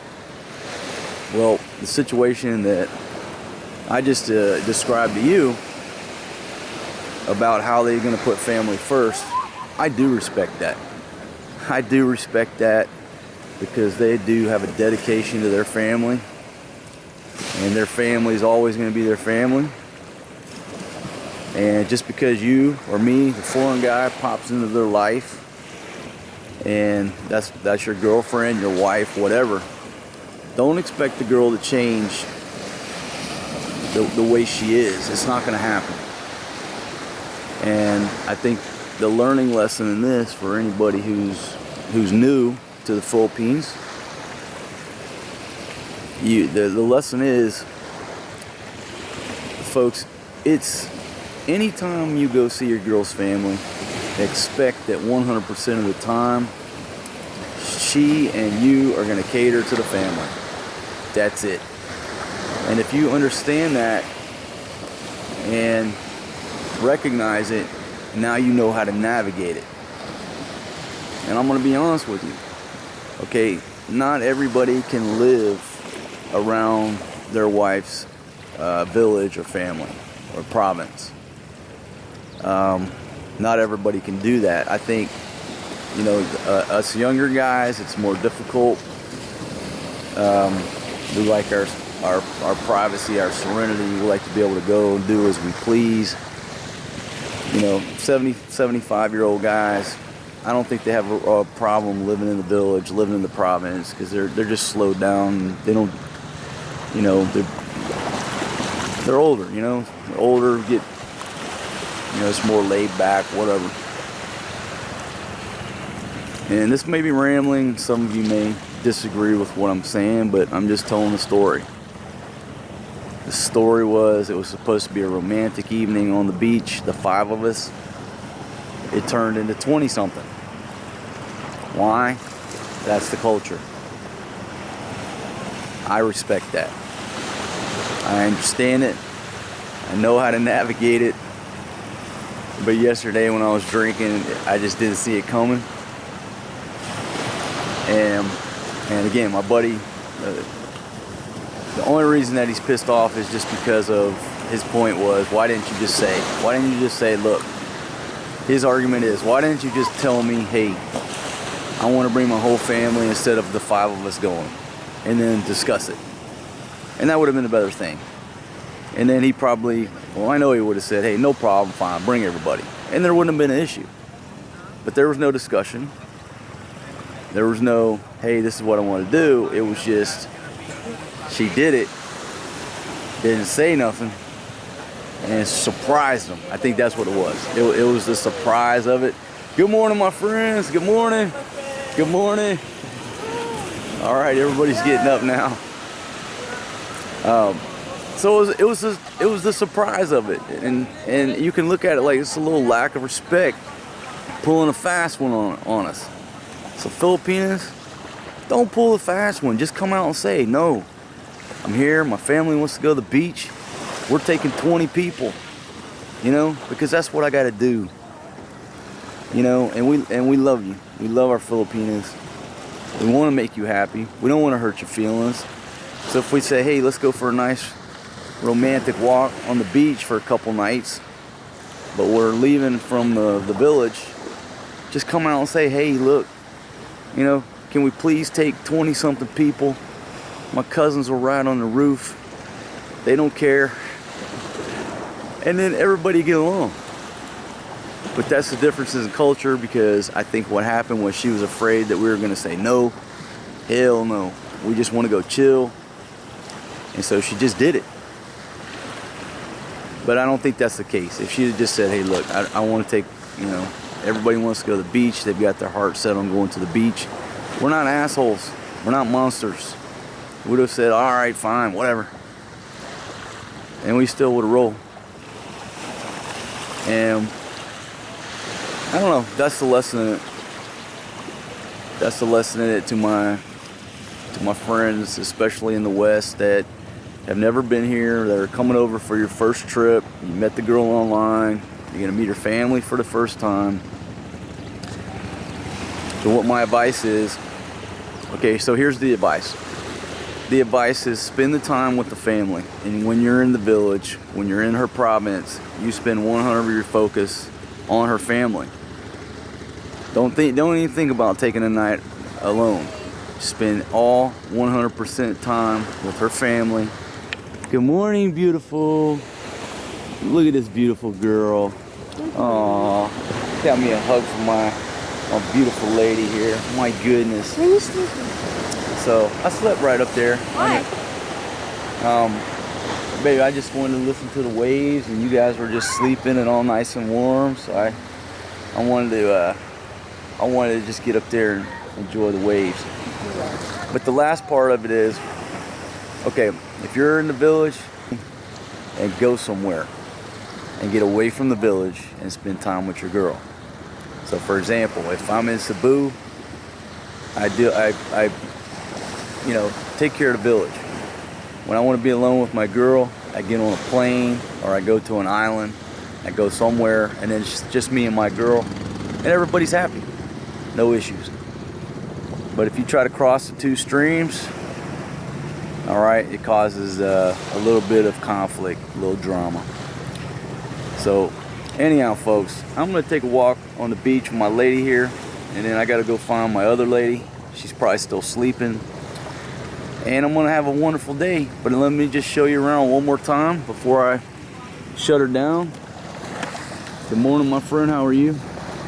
Morning, dog.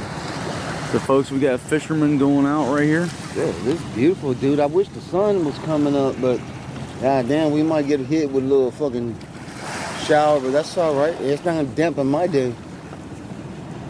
All right, so yeah, you made a good point. It's a pretty cloudy day, but these fishing boats, folks, they go out fishing. Okay, so let me jump in here for a minute. This ties into sort of what went down at the $28 beach condo. You know, just more lessons in you know, the differences in culture. And you know, if you don't talk about things like this, people just go down the same road, right? So the $28 beach condo, which everybody thought I was cruel for making my, you know, well, you making your wife stay in those conditions, blah blah blah. And as I said earlier in this show, if I did not picked out the $28 beach condo, I was in Thailand when she picked it out. I wasn't here. Again, she just called me up, said, hey, I found a place. Okay, how much is it? $1,500. I laughed. I said, yeah, I like it. If you want it, get it. She wanted that place. But why did she want that particular place? There was a hidden agenda that she wasn't letting me in on. The reason she wanted that place wasn't because of the view or the mango tree or the roosters or the lizard sleeping in the ceiling above the shitter. She wanted the place because of the location. She wanted the place because it was next. It was near to the school where a lot of the village kids, including her brother, her cousins, her family members, the kids from the village went to school. So again, like I've already talked, if you're just joining me, what I was talking about is she wanted to play Mother Teresa and cook everybody breakfast. Now remember, I'm in Thailand. I'm not here. The foreign guy is not even in the country at the time. She picks out the place. So before I show up, she moves in. Not much to move in, but she gets in the place and starts cooking everybody breakfast. The kids leave the village, go to the beach condo, eat some breakfast, you know, Mother Fatima. And they go to school, they come back for lunch, she's feeding them. And then some of them on the way home are stopping by for a snack. And that's what she wanted to do. That's what makes her happy. That's why she wanted that $28 beach condo. You think she told me that was the reason why? I had no clue. Nowhere in the conversation was it mentioned, hey, I want this place because it's next to my brothers and the kids' school, and I can feed them breakfast, lunch, and snack on the way home back to the village. That didn't come up in conversation. The way it came out is when, you know, everybody's living the dream. Here come the foreign guy. Oh shit. I'm sitting over there at the house, wake up in the morning, and all of a sudden I look out. You know, and there's half the village kids out there under a mango tree, like hanging out, like looking around. I'm like, hey fellas, how y'all doing? Don't y'all need to be in school? And then, okay, I see what's going on here. It took me just a minute, not 2 minutes, but it took me a minute to figure out what had been going on. They've been coming over there eating 3 times a day. Now here comes the foreign guy, and they're like, oh shit, what do we do now? Now look at her. She's like, oh shit, what do I do now? And obviously you're like, how do you feel about that? You know? There's a little bit of deception. We would call that, what do you call that? You know, lying by omission. Not being totally truthful about their motivations. But again, if you learn from these stories and start to learn their values and what's important to them and how they're going to operate, then you're not surprised. Does that make sense? So that's why it's worth discussing, especially for folks who you know, never left the West, not tight with your family or what have you. So, you know, Fatima, she pulled one over on me. And now folks, I'm all about helping people as much as I can help them, right? But the big problem with the kids were hanging out. They didn't want to go to school. They just wanted to hang out there all day instead of going to school. So that was one of the reasons that I had to put my foot down, and the sign went up to say, hey, this is not a come over here and hang out all day. They come over there and eat and then not want to go to school. So I had to put my foot down, you know. Everybody thought I was a jackass. Probably still thinks I'm the jackass. But what are you going to do? Let them just hang out over there all day? No, take your ass to school. Matter of fact, the soup kitchen is closed. Okay, I don't mind if you come over here for breakfast, but don't show up here for lunch and on the way home. I'm not running the soup kitchen. Had to put my foot down. Now you just ruined her plans for playing Mother Teresa and spending all your money. Okay, but once you understand that and understand the motivations, the fact that we got our plans changed with this little adventure wasn't shocking to me. It's not shocking once you understand that's what's going to happen. That's their values. You have to, in this case, respect those values because they're looking out for their family. The problem we have in that situation, in the situation with the beach condo, was the lack of communication and the little bit of deception. And the deception is there because they think that you might say no, and then that puts them in a bad situation. You see what I mean? It's one of those, like, it's better to ask for forgiveness than to beg for permission. When if it's a little bit of communication and you work something out somewhere in between, everybody's happy. You know, if she just said, hey, you know, I want to get this place. It's next to the school. Can I cook breakfast for the kids every morning? Yeah, sure. Why not? Doing guys' work. But that don't mean I want however many people there hanging out all day. No, come over here, get your breakfast, now go to school. What's wrong with that? But that's not how it went down. That's not how the roof dog thing went down. And folks, some of you who don't listen to the whole story or just joining me, okay, I'm not saying anything negative. I'm just bringing out cultural differences based on my personal experiences, where you're not blindsided. You know, and it's little things too. For example, I can tell these stories all day long, but you know, for example, I'm meeting a chick for the first time for supper, for dinner. Really just at a sports bar. Just one example. And they always want to bring somebody. If you're meeting a girl for the first time, yeah, bring your cousin. Bring your auntie. Bring your mother. I don't care. Bring one person, all right? That way they feel more comfortable. And so you look at your wallet and you're like, I got $4K in my pocket. That's plenty of money, right? I don't need to go to the ATM machine. And then a dozen people show up. Now what do you do? You know? Now what do? You got a dozen people there. You don't have enough money. Now you got to run down in the middle, 8 o'clock at night, try to find the ATM machine. Well, if you start to understand these things, doesn't mean you have to like them. But if you understand these things, you're not going to show up at supper on a first date with $4K in your pocket. You need to roll with at least $10K in case she shows up with the whole family. And who knows? Maybe you really like the girl and you don't care. Maybe you don't. It's a different situation. But say you really like the girl, she shows up with her family. You're prepared. Does that make sense? Anyhow, if us older dudes don't air out our dirty laundry for the younger generation to learn from, they just keep making the same mistakes.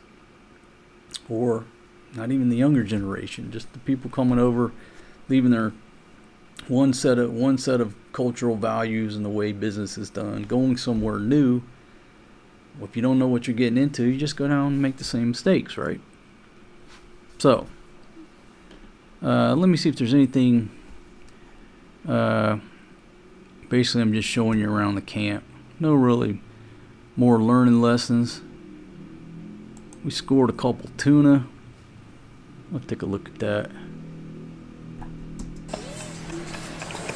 Motherfucker got some elasticity on it. Make a slingshot out of them guts. Perfect. Look at that.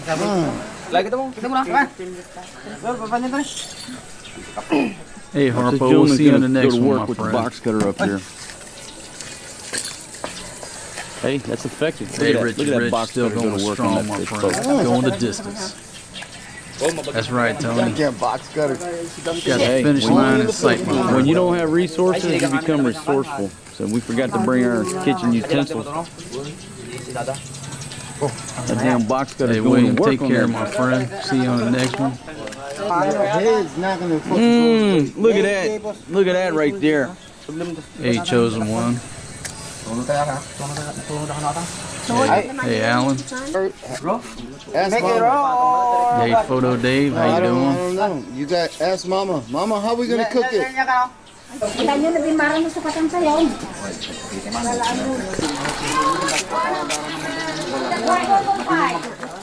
Hey, out there with Steve, New Zealand station. I'm so mad at her right now. I'm mad at you right now, baby. Because you told me you've never eaten ceviche, and then all of a sudden, here it is, your family is giving me ceviche. I know, I said, but it's different way. But I'm gonna tell you what, when the banana leaves come out, you know it's time. It's like ceviche. The language here is Philippine. Yeah. Because it's Ilocano version. Language. It's like my buddy said, when you see the banana leaves come out, that means it's time. It's like Bruce Buffer saying, it's time. So the ladies over here made this huge pot of rice, and they're laying this out at the grill. Look at that fish, my friends. Beautiful. Beautiful. Swipe hot. And you know, it's like my buddy was saying yesterday. We just thought we were gonna You take come to care the of me, beach. I take care. Okay, folks. So, anyhow, great time. You know, missing my buddy Pablo, but we had a great time, and well, I'll leave you a parting shot of him in his favorite bathing suit. Okay, this let me show you his bathing suit. There you go, right there. Anyhow, man, I miss you. Certainly miss you, man. Great times. Absolutely just wonderful times. And, you know, you just heard the story. If you're just joining us, the story was we thought we were going on a nice romantic evening. Just, you know, me and my buddy, his lady, my ladies. Turned into a big family outing. Well, again, it was much more interesting.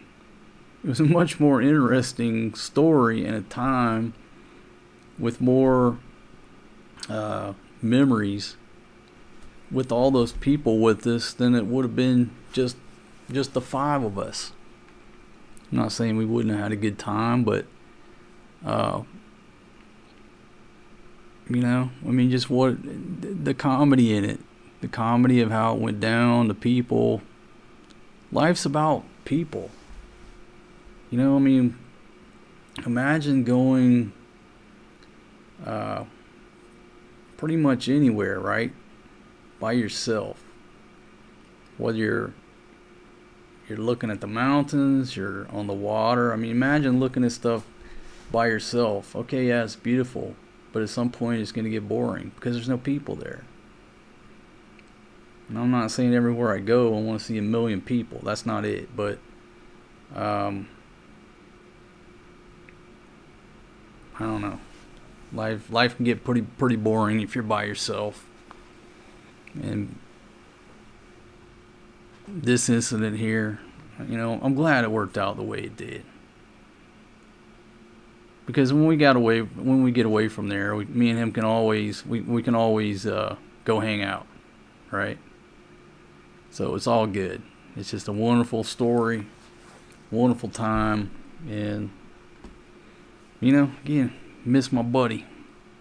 Wish he was still with us. But that's the other lesson is you're not guaranteed that extra time. None of us are. So let me go to the comments here. Alright, Brandon says, I appreciate your stories and others on the YouTube. Almost come over 13 years ago. I would have not been prepared for sure, but after the last 3 years watching y'all stories on here, lots of info. Yeah, man, that's one of the reasons I put it out there. You know, if you look at some of the videos I've done, I call them men's health videos.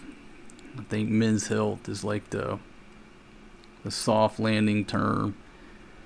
You know, when you try to talk about STDs and, you know, real player security and catching the clap, stuff like that. Some people think all these subjects are too sensitive to talk about, and that's why people don't learn. But when you get to be my age, you just don't give a shit. You know, if I can air out some of my dirty laundry and it helps one younger person with their life, or improve their life, or prevent themselves from getting into a bad situation, it's much better to just learn from other people who have went before you, right? If I've already taken the beach and I know the path, why are you going to take the beach blind? You know what I mean? So that's why I put a lot of stuff out there. That's why I wrote a lot of stuff down in that book. Matter of fact, I'll take just a minute to promote my book. I always forget to promote my own book. Like I said before, it's very easy. They say, I didn't say this, but I agree with it. It's very easy to write a book. It's damn near impossible to sell a book. You gotta promote the hell out of it. So if you're wondering, yeah, I wrote 2 books. They're available on Amazon, and I'm going to show you right here. I don't know if they're in the description. At one point I had them in the description. I redid some stuff. You're always redoing stuff on this. But let me see if I can put this on the screen here for anybody who's interested. Okay, there you go. One way, one easy way. Just go to my website right there. smartblacker.com. That link is definitely on the home page. There's my home page right there. Pretty simple, a little minimalistic approach, and just click right there. There you go. That's my second book. And if you're interested in my first book, let's see, where's it at? There you go, right there. Customers also bought, or just click on my name. There you go. So if you've read my books already, thank you very much. Thank you very much. And if you don't mind, leave a review. You know, certainly appreciate that as well. So where am I at? I'm down to less than 30 minutes before I conclude this 12-hour stream. So what I'll do is just start going over any last minute comments, and then I got to make a decision. Do I shut it down a few minutes before 12 where YouTube will save it and archive it, or do I run it over the 12-hour point just to go that extra mile with the chance that it might not be archived? At least that's what it said when I Googled that information. So I'll spend the last bit of time here reading any comments. Hey Steven, you're awake again. All right.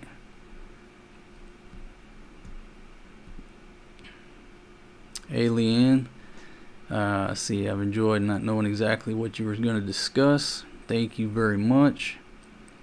Couldn't stay up all night. Yeah, it didn't exactly start at an ideal time on an ideal day, but you know, got folks around the world, so you know it's convenient for some, but you know, majority are in the States.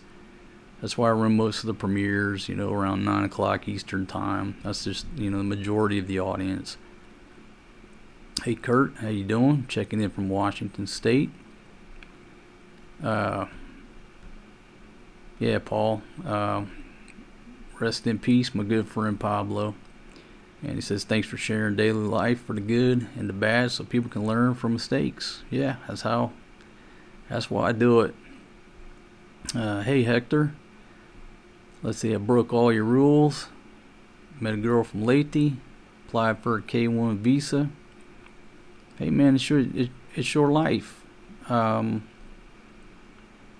You know, I'm not totally against you know, getting a K-1 visa, marrying a girl, moving to America. You know, my marriage to my Thai girl worked out wonderful. We had a great life over there. We had zero problems till we moved to Thailand, and, you know, things fell apart from there. But I you know, said before, if we had stayed in America, we'd still be married. But that period of my life where I was at, man, I partied like a rock star. And, you know, a little bit of family and cultural issues weighed in on it. But, no, man, just listen to my stories and others, their experiences, and make the best decisions for you. Some people say don't ever bring a girl to the States. Well, you know, me and my buddy didn't go by that. We brought girls to the States. And just crazily, everything was great till I moved to Thailand.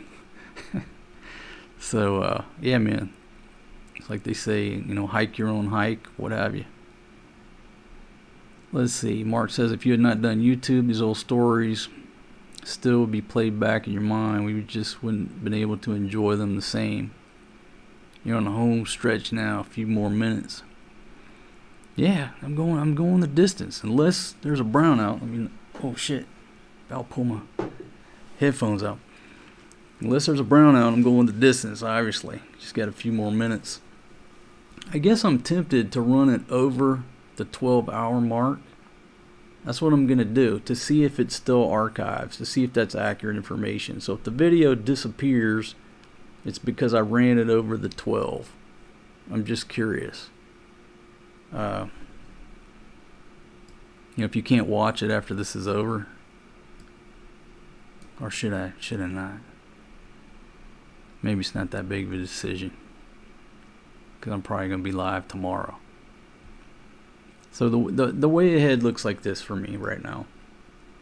The way ahead looks like I'll be going live pretty much every day. What the topic is,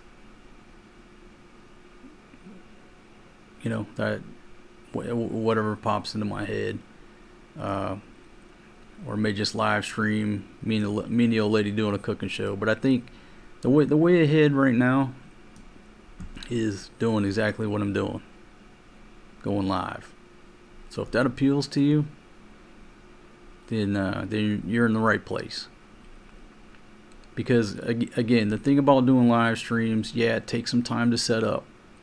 Okay, it takes a lot of time to set up. You know, all the technical stuff, everything getting set up. But when you set up, you get everything running, and now I'm during the live stream. Okay, it's easier than setting the stuff up, and then when I hit end, I'm just gonna go take a shower and take a rest. Where if I've been filming for 12 hours, I would be like, holy moly, I've got so much footage to chop. This will take me a month. It would. So the way ahead for me is doing the live streams. They're not perfect. I got 2 kids. If they're awake, you know, this morning I was set up. I was about to flick the switch. They come rumbling into the house, and I realized, man, you're in the middle of the living room, disrupting their operations. So they're gonna make a lot of noise. They're going to disrupt what we're doing, but that's real life. Okay, so let me go back to the comments here.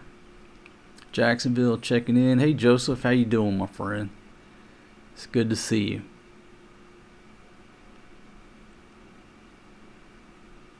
Okay, Graciano says shut it down early. I mean, I guess yeah, maybe that's the better idea, because why wouldn't I want 12 hours of footage posted? If I run it over to 12, I run the risk of losing this. Makes sense. I can't remember what time I started though. Robert says, way to power through. Thanks for keeping us entertained. $1 Million Show. Thank you very much. And again, I'm a little rusty. But I think after this 12 hours now, I'll sit down and now I can plan something out, come up, stay on topic, and not worry about all the technical stuff, and pretty much work the kinks out. I'm used to watching you late. I look forward to getting home from work at night and getting to watch your show before I go to bed. I love your family. You guys are great. Thank you very much, Leanne. Thank you very much. And that's what I need to do, is just stick to our time frame. You know, stick to our time frame of around 9 in the morning.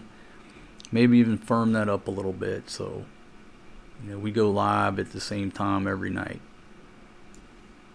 It's like the Johnny Carson show, you know. Growing up, what'd you do?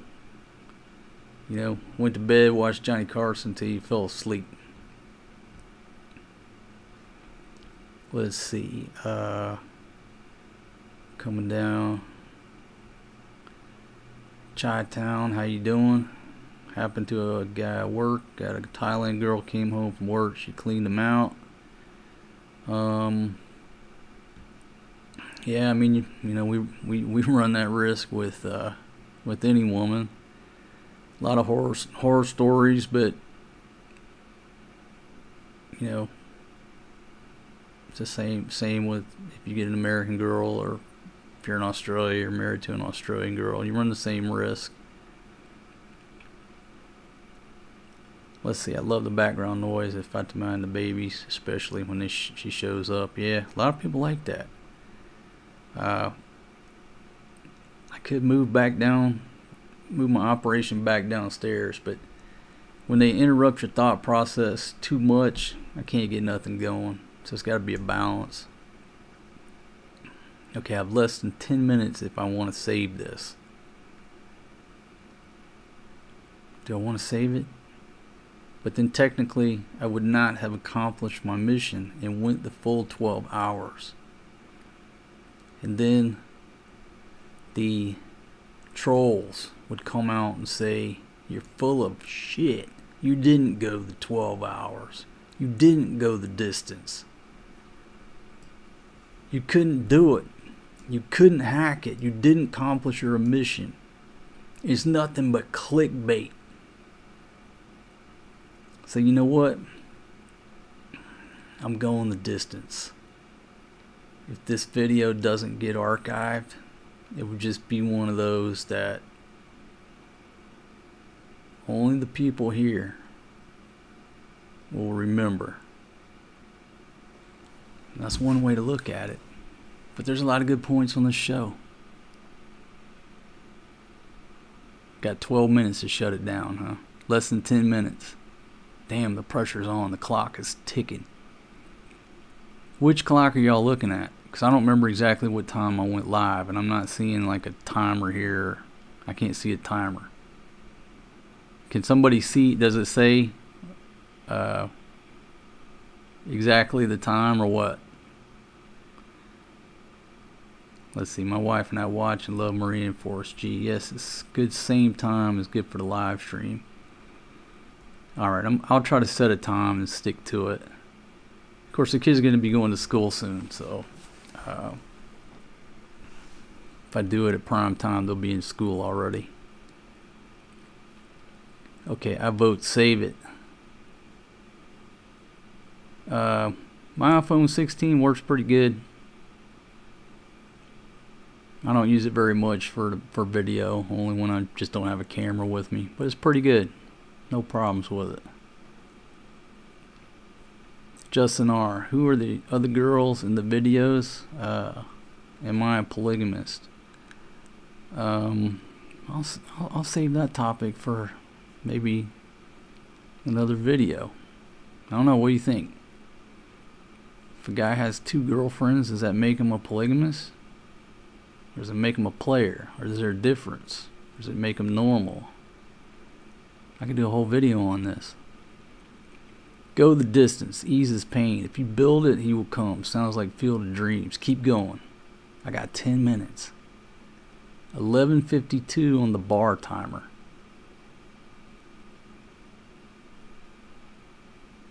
Okay, save it. King, at least we all interact here. Yeah. Hey